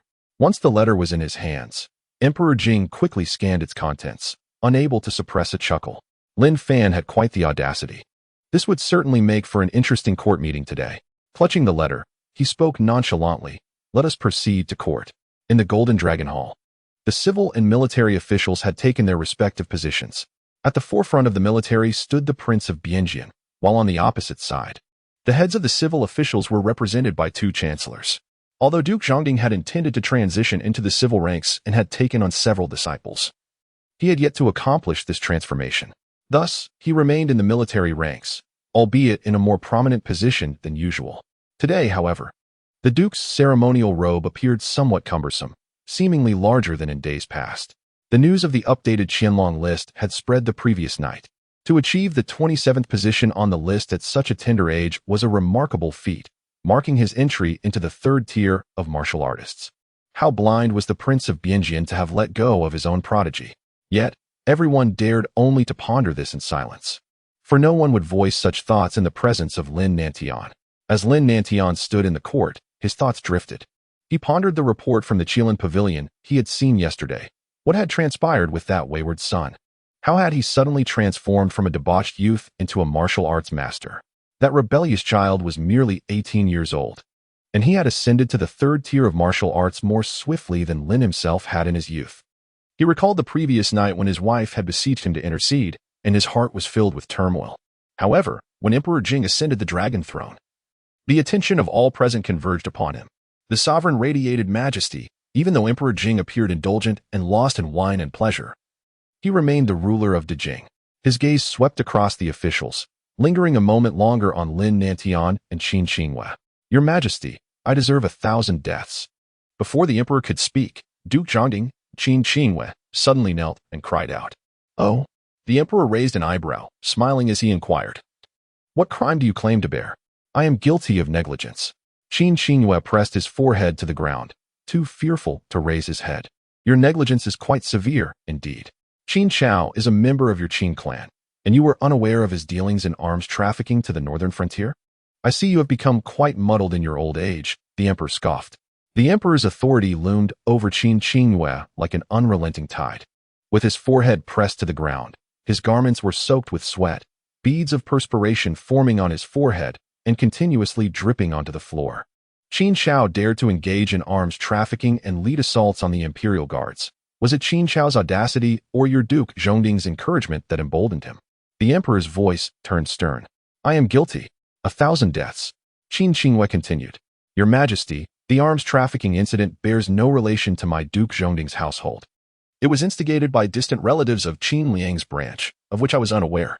The emperor, seated high upon the dragon throne, regarded him with a piercing gaze.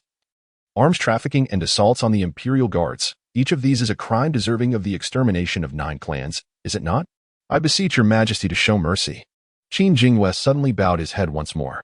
Perhaps due to the force of his action, his official robes were torn asunder. Before the assembly appeared a suit of armor, marred by rust, accompanied by the sound of fabric ripping. This armor bore numerous marks from various weapons, and a gaping hole, as wide as a man's arm, was evident on the chest plate. Upon seeing this armor, Emperor Jing's eyes narrowed. Ah, Minister Qin, you possess remarkable skill. You have donned the armor passed down from your ancestors. If my memory serves me correctly, that gaping hole on the chest was left when your great-grandfather shielded Emperor Dali from a crossbow bolt. Your Majesty, I willingly offer my life on the battlefield like my forebears, rather than be implicated for the transgressions of distant relatives. I beseech your Majesty to grant this old minister permission to lead my family to the northern frontiers, to spill our blood on the battlefield. Qin Jinyiwei bowed once more, his forehead striking the ground with a resounding thud. The surrounding civil and military officials were astonished by the old man's audacity. Truly, he was a seasoned figure in the political arena, adept at navigating both military and civil affairs, a loyal duke indeed. Trafficking in military arms is a crime that could implicate entire families, yet he was poised to turn the situation to his advantage. Emperor Jing's gaze grew increasingly frigid. What a clever tactic of retreating to advance. If he were to execute Qin Jinyiwei, he would bear the weight of public scorn. Furthermore, since Qin Jinyiwei had already classified Qin Chao's line as distant relatives, he must have made thorough preparations. Even an investigation would likely yield little. He lifted his eyes to Lin Nantian and inquired, Prince of Bingjian, Minister Qin is your father-in-law. Do you have any suggestions? Upon hearing this, Qin Jinyiwei breathed a sigh of relief. The emperor inviting his son-in-law to offer counsel signified that the matter was likely to reach a favorable resolution, perhaps resulting merely in a fine or demotion.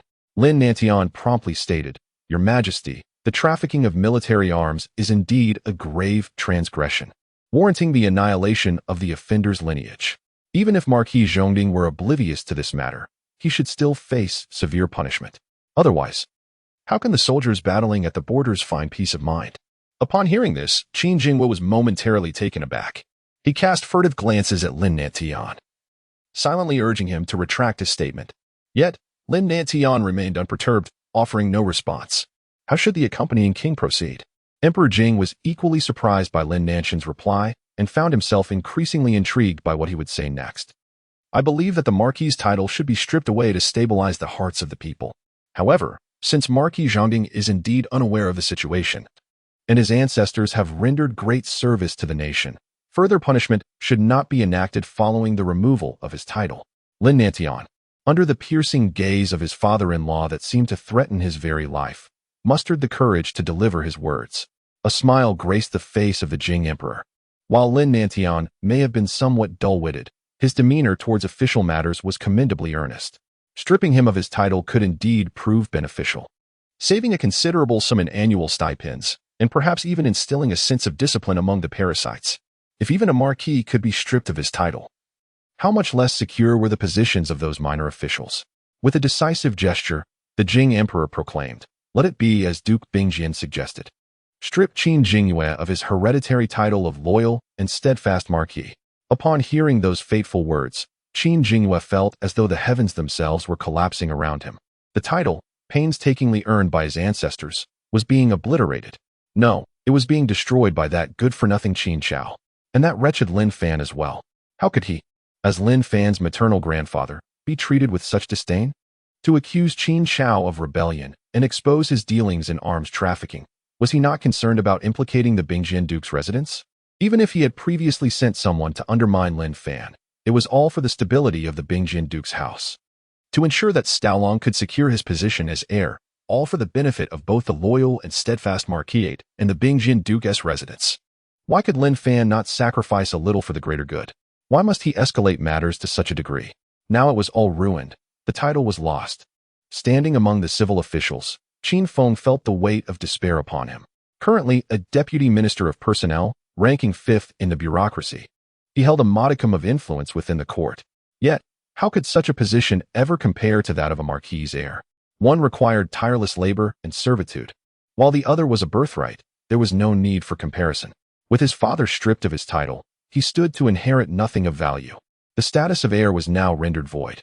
Unlike those who harbored animosity towards his father, he directed his hatred towards Lin Fan, Lin Fan, and even his own father, Qin Jinyiwei. Had it not been for his irresponsible father's inability to manage his younger brother, insisting on taking Qin Chao's mother as a concubine, this calamity would never have arisen. Fool! Unable to even retain his title, his father was truly a disgrace. The Jing emperor, looking down upon Qin Jinyiwei, inquired, "Qin Aiqing, why do you remain silent? Are you dissatisfied with my decision?" Qin Jingyue's heart was heavy with bitterness. A title he had nearly secured was now lost due to the folly of his dim-witted son-in-law. Yet, in response to the emperor's inquiry, he could only bow and reply, "I humbly thank your majesty for your grace." "Ah, spare me the thanks," the emperor replied nonchalantly. "After all, it is I who have taken your title. In the future, should your son or grandson achieve military merit, I shall consider restoring your family's title." The emperor's demeanor remained indifferent, his tone casual. Qin Jinyiwei felt as though his heart were bleeding. Achieving military merit was no easy feat, unless one were a founding hero or engaged in the expansion of territory. Otherwise, where would one find an opportunity sufficient to earn a noble title through great merit? Moreover, even if such an opportunity existed, he did not believe that Qin Feng and his contemporaries possessed the requisite capability. The path of martial arts is arduous, and the Qin family had gradually abandoned the pursuit of martial prowess, slowly transitioning towards a bureaucratic role. With every achievement, there must be a corresponding reward. Emperor Jing cleared his throat, his resonant voice echoing throughout the Golden Wan Hall. The ministers immediately grasped the emperor's intent. The reference was to the residence of the loyal duke, and the merit in question undoubtedly pertained to Lin Fan of the Jinyiwei. Who would have imagined that this cast-off from the Prince of Jianbing would rise so remarkably after joining the Jinyiwei, achieving consecutive feats and winning the emperor's favor?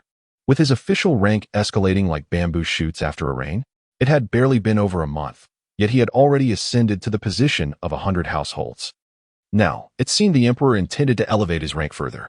The martial prowess of the Prince of Jianbing was indeed formidable, yet in terms of vision, one could say it was severely lacking. Lin Fan had risked his life to achieve such significant merit by preventing our great Jing's arsenal from falling into enemy hands. How should we reward him? The emperor inquired. Wang Lang, who had consistently supported Lin Fan, promptly stepped forward, respectfully stating, "Your Majesty, I believe Lin Fan's contributions to the state merit the position of 1,000 households. He has already demonstrated his capability for notable achievements while serving as 100 households. If he were to be promoted to 1,000 households, would it not benefit the common people?" Upon hearing this, Jinyiwei clenched his fists, wishing he could strangle Wang Lang, the old rogue, on the spot. To appoint Lin Fan as 1,000 households was unacceptable. 1,000 households could govern an entire region, with a typical province in the Great Jing dynasty encompassing 8 to 10 states, spanning 1,000 miles. The position of 1,000 households was tantamount to a high-ranking official within the court. It had only been a short while, not even 2 months. At this rate, Lin Fan could be appointed as the commander of the Jinyiwei by year's end. Yet, despite his discontent, Jinyiwei could not voice his objections. Having just lost his title and being embroiled in the case, to oppose now would only invite further trouble. He continually signaled to those previously promoted. Yet none dared to speak out, standing there like mutes. "What are your thoughts on Minister Wang's proposal? Does anyone hold a different opinion?" the emperor asked. Jinyiwei was nearly beside himself with anxiety. At that moment, Lin Fan finally made his move. "Your Majesty, I believe Minister Wang's proposal is ill-advised." Wang Lang inwardly cursed this fool, lamenting how his son's path to promotion was being obstructed. Truly, he was no better than a scoundrel. It appeared that a stepmother's influence often led to a foolish stepson, and Lin Fan was indeed a simpleton. As Wang Lang vented his grievances inwardly, Lin Fan continued, "Your Majesty, Lin Fan is but 18 years old. Just over a month ago, he was a reckless young man, as your Majesty is well aware. His rapid ascent to the position of 100 households is already commendable. Should he be promoted to 1,000 households, it would inevitably reveal his true nature once more, ultimately causing suffering for the populace and undermining your Majesty's authority." Lin Fan's words were undeniably harsh, directly targeting the qualifications and past of his opponent. When these 2 points were presented before Emperor Jing, it would become exceedingly difficult to promote Lin Fan. "Have you not heard the recent rumors, Duke?" Wang Lang retorted. "In my opinion, Lin Fan poses no issue, at the very least. His actions since assuming the role of the Jinyiwei have all been beneficial to the nation and its people. Conversely, your wife truly warrants a thorough investigation, in my view. She is far from being a virtuous and benevolent individual." Lin Fan was momentarily at a loss for words, having heard considerable murmurs of recent events. Nonetheless, Jinyiwei had indeed treated him exceptionally well and had provided commendable guidance to Xiaolong. He paused briefly and, with a serious demeanor, articulated, "Your Excellency Wang has misunderstood. My opposition to Lin Fan's promotion is not born of personal grievances, but rather from a concern